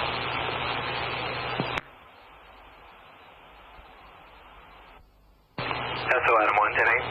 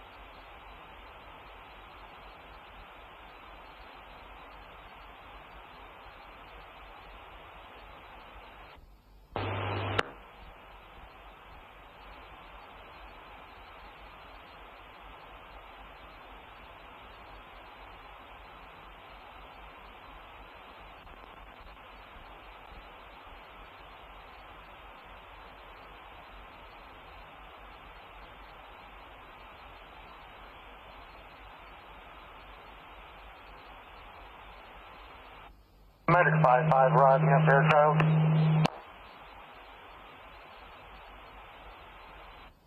Fairchild at 1955. Medic 6-1, same traffic. 6-1 at Fairchild at 1955.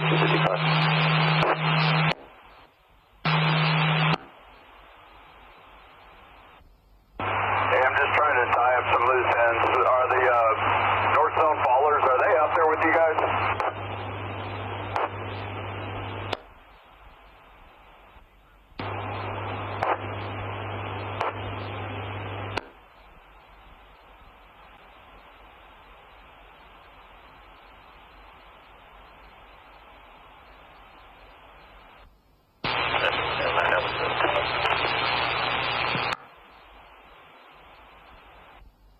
Engine 332 and Yoder engine.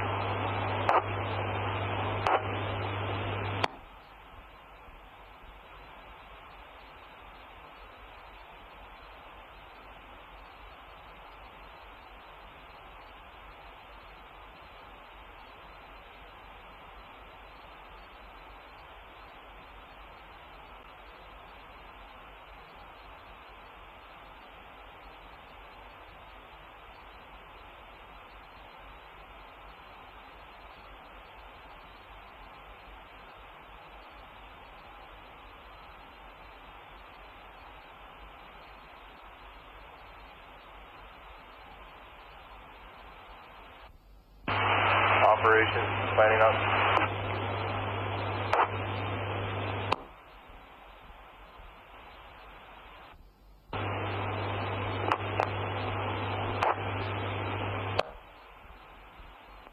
Hey Matt, we're getting pushed back for that zone 5, and I need to have a conversation with the sheriff. Just looking for some intel into the motivation for that?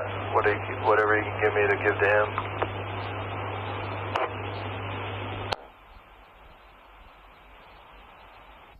Got a rep from Trinity County Sheriff Officer Oliver here with me. I'm just getting everyone briefed up and accounted for. We'll get you the resources.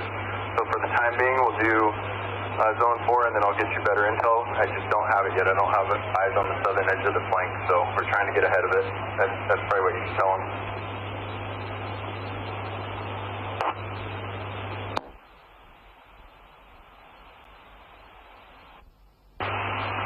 I copy that. So no idea where the southern spread is gone to.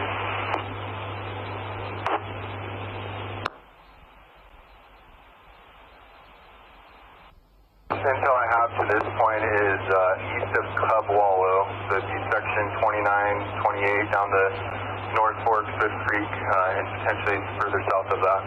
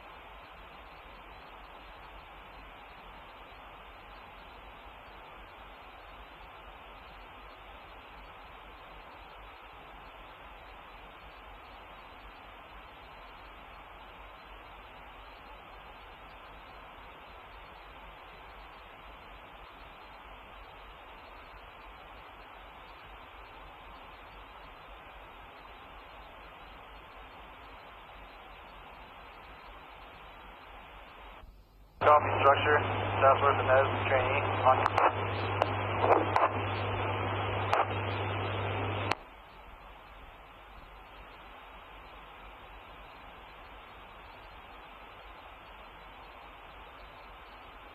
1098, Sith, coming out to Foothill for 1144. Here on Foothill.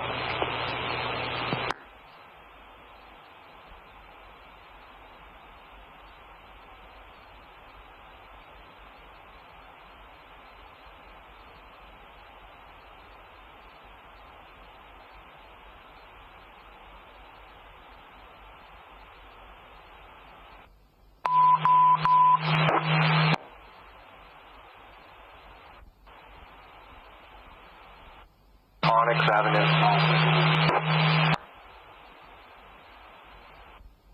Rainy on command.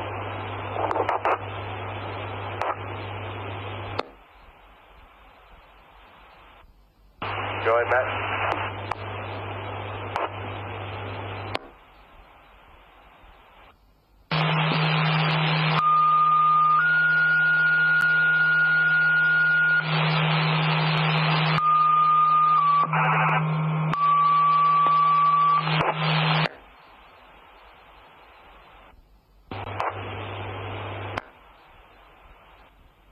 Yeah, Matt, it should be, plan was to send everybody back there tonight, but I'll double check.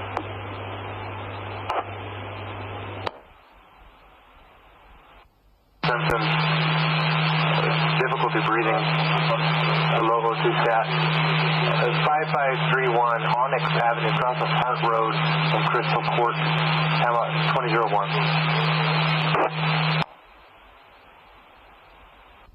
Here with me, or the deputy here with me.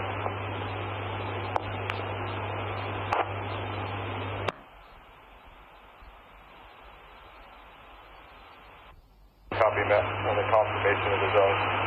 And then just be advised, no confirmation on any immediate need resources, so I don't know you're going to have any backup for a day shift tomorrow if everybody stays that late.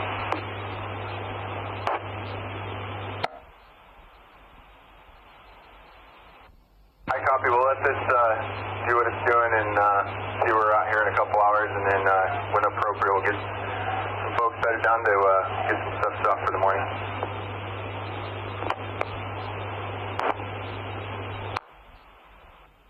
Copy.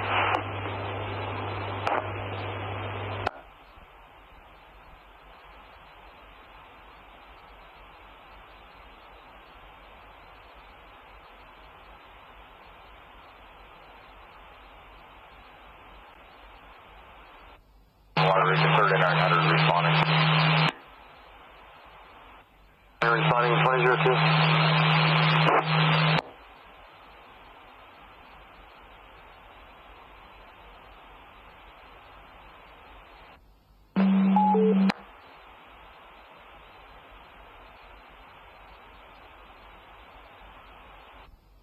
Structure, Task Force and Nez, on command.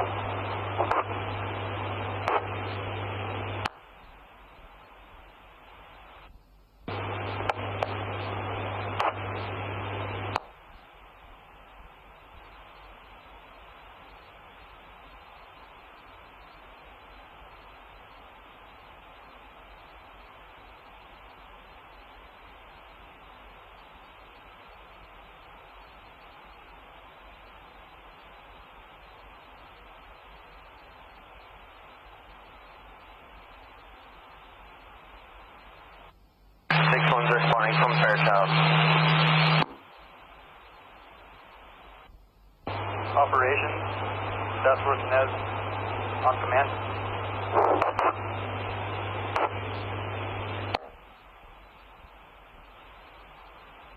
Nez, operations.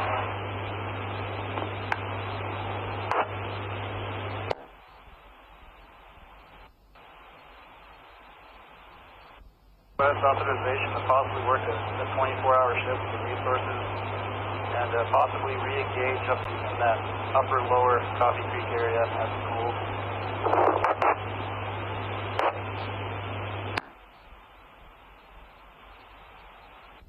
Can you repeat that? You're real low and scratch your volume.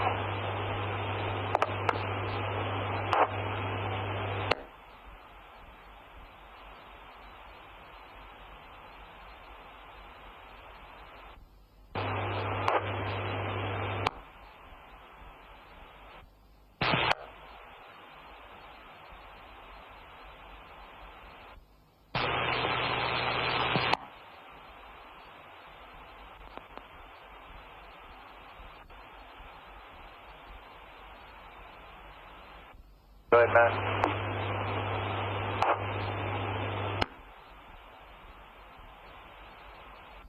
Run down frequencies and leadership and the resources for each group when you're ready.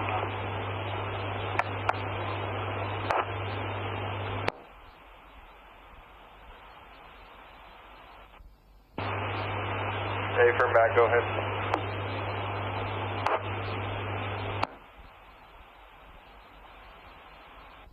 Group, leadership Jamie and Scott on R5 TAC 4. They'll have Firestorm, E450, E452, E224. For the equipment boss, WIN, WRENN, EMT Rockenbach, and E311.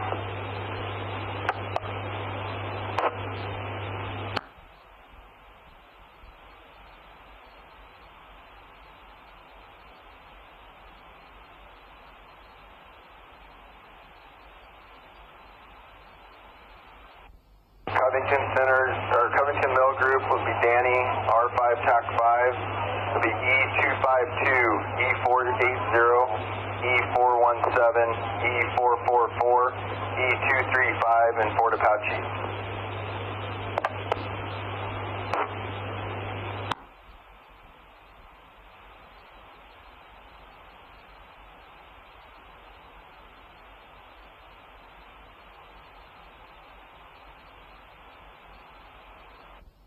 Center group will be Travis Bills on Nipsey TAC 1, Salmon River Hotshots.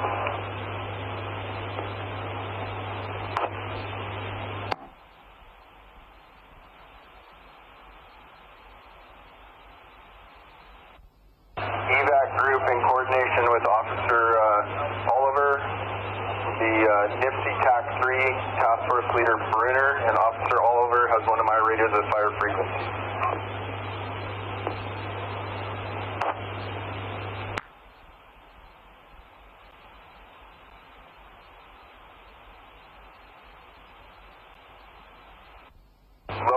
Coffee Creek group will be Giles and Reggie. They'll be on Nifty TAC 5, water tender 1341, type 1 engine 1312, type 6 engine 1332, Sundance, Yoder, safety officers Officer Phillips, strike team leader trainee Woods.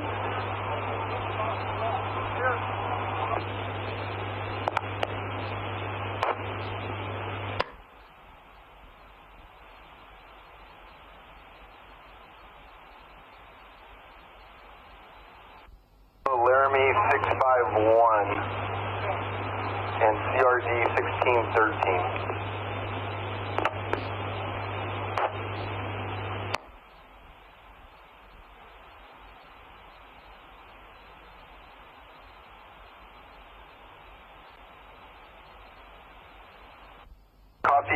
Coffee Group East will be Dink, and it'll be American River Hotshots.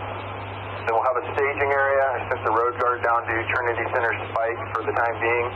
Non-essential stuff will be down there, and it'll be on Nifty TAC 3, an additional staging area up at the incident.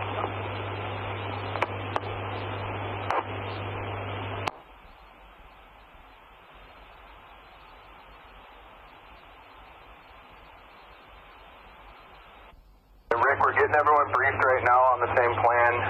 Priority is going to be life, and let the fire come through. We'll get back in, and then I'll give you a call back here so and work my way back into Coffee Creek.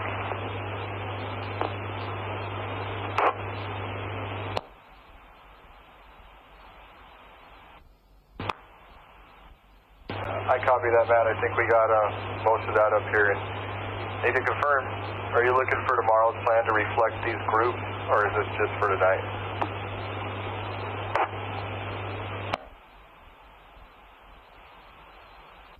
Adapting for the night, and then we'll have to regroup in the morning.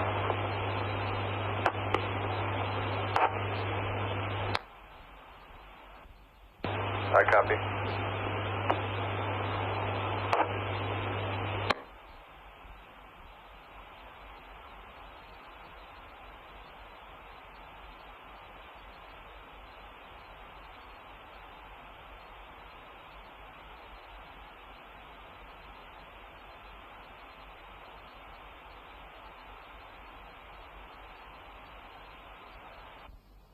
Operations, Task Force Inez on command. How do you copy?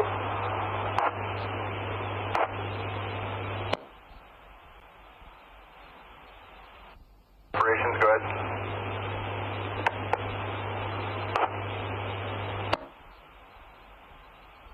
Operations, I'd like to request approval to work possibly the resources out here in Big Flat at 24 and re-engage as it cools up on this upper to lower Coffee Creek area.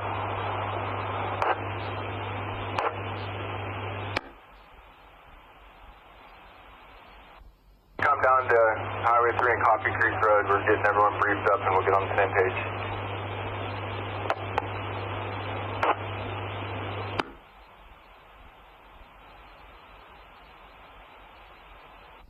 With that, I will attempt to make access from the other end of Coffee Creek.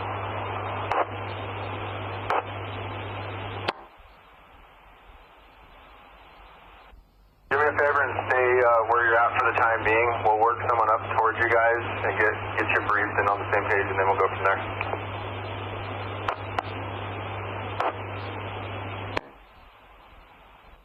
We'll hold in place.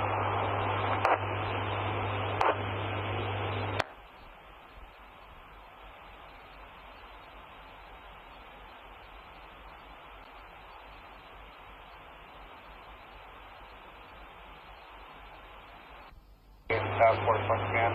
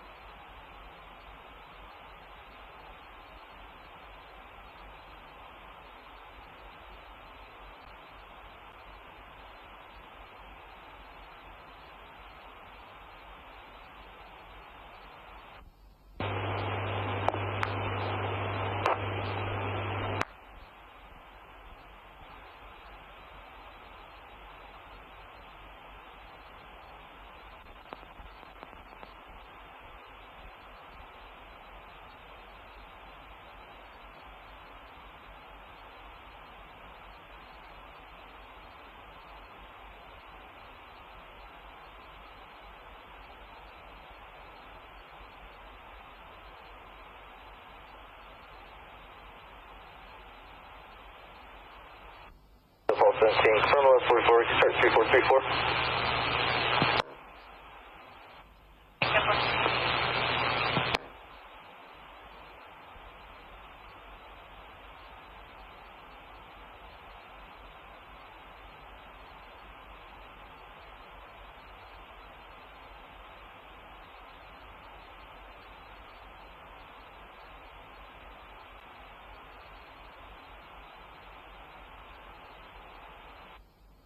Five returning. 13.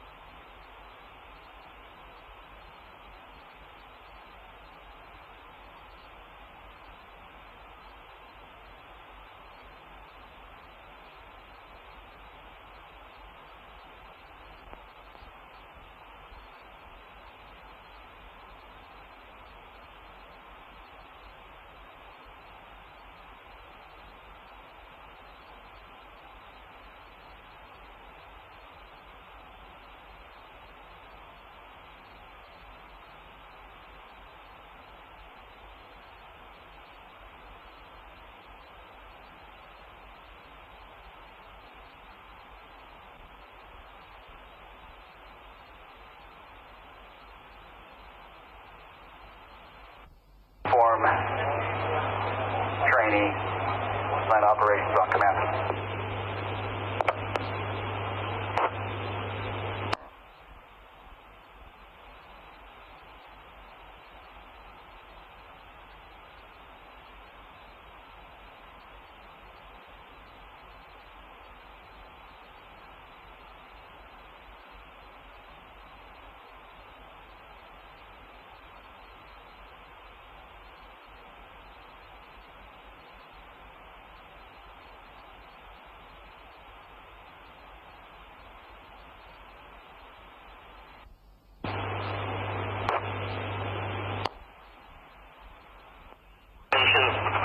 Not uniform trainee on command.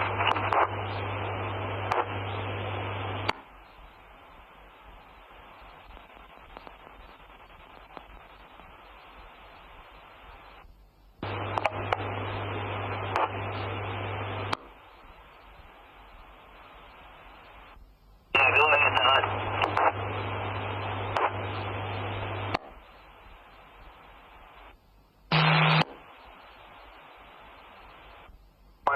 And send them over to Highway 3 and Coffee Creek Road. We'll get them assigned.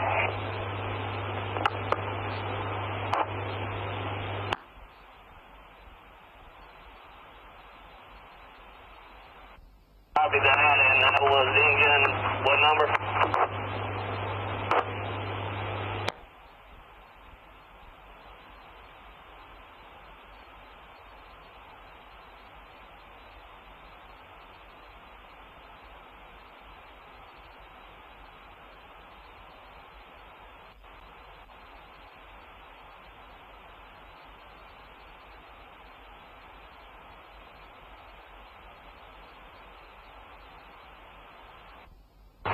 Operation, night uniform trainee on command.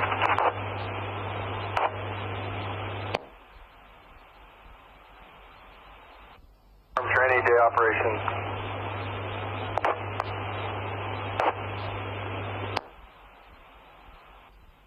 Broke out. What engine was that?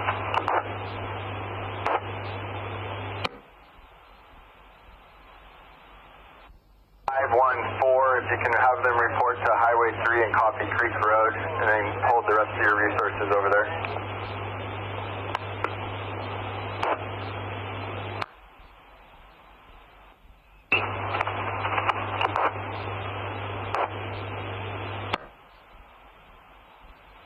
Returns current through February 2nd, 2022 on a 2001 white Dodge Neon sedan, last four of the VIN 0823, registered out of Coomwater, Washington.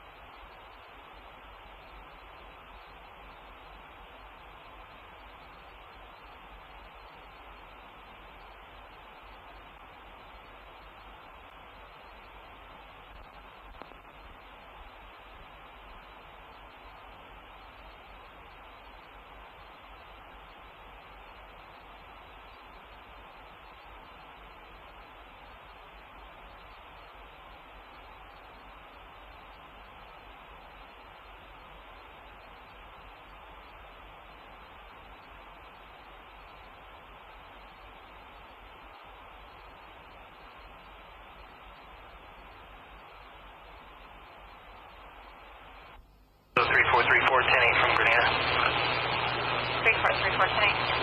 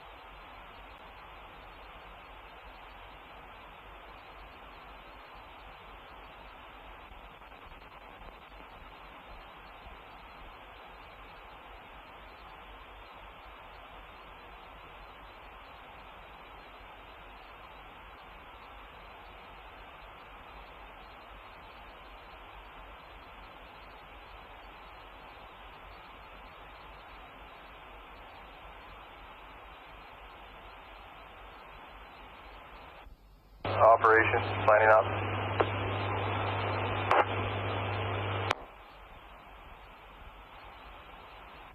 Operation.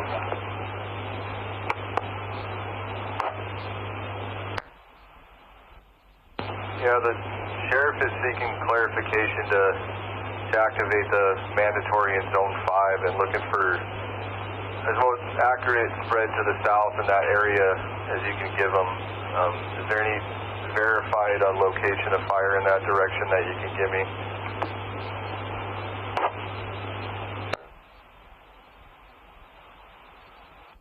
I'm working with the deputies out here. We have all the groups dispersing. They're going to try to get in locations to get better intel, but no, I don't have it right now.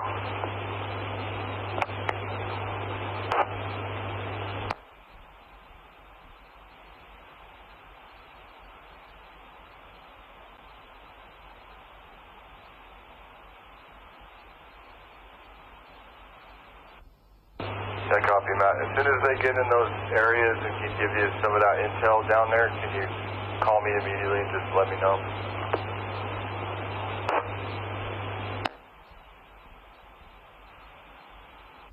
Will do.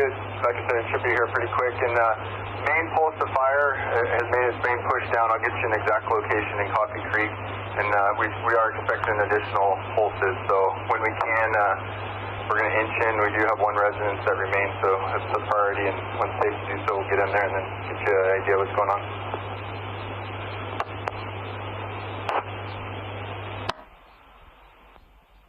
I copy, and I have gotten multiple calls from the ECCs in response to the order that was placed, and they're going to see what they can do.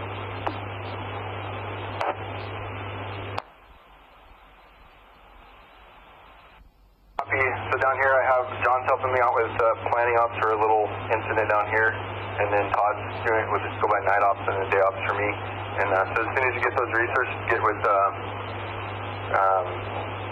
Todd, and we'll get them jotted down and signed. Reporting location will be Highway 3 and Coffee Creek Road.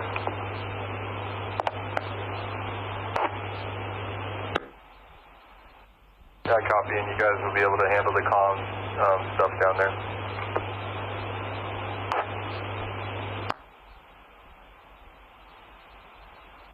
Working from the back of my truck for now, and then priority traffic will still go through River Communications for myself.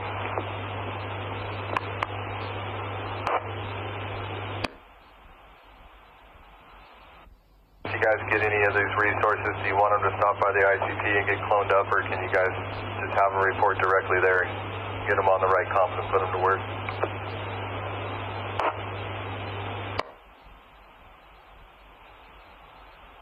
Directly to 3 and Coffee Creek Road, and we'll get them cloned up and assigned and briefed.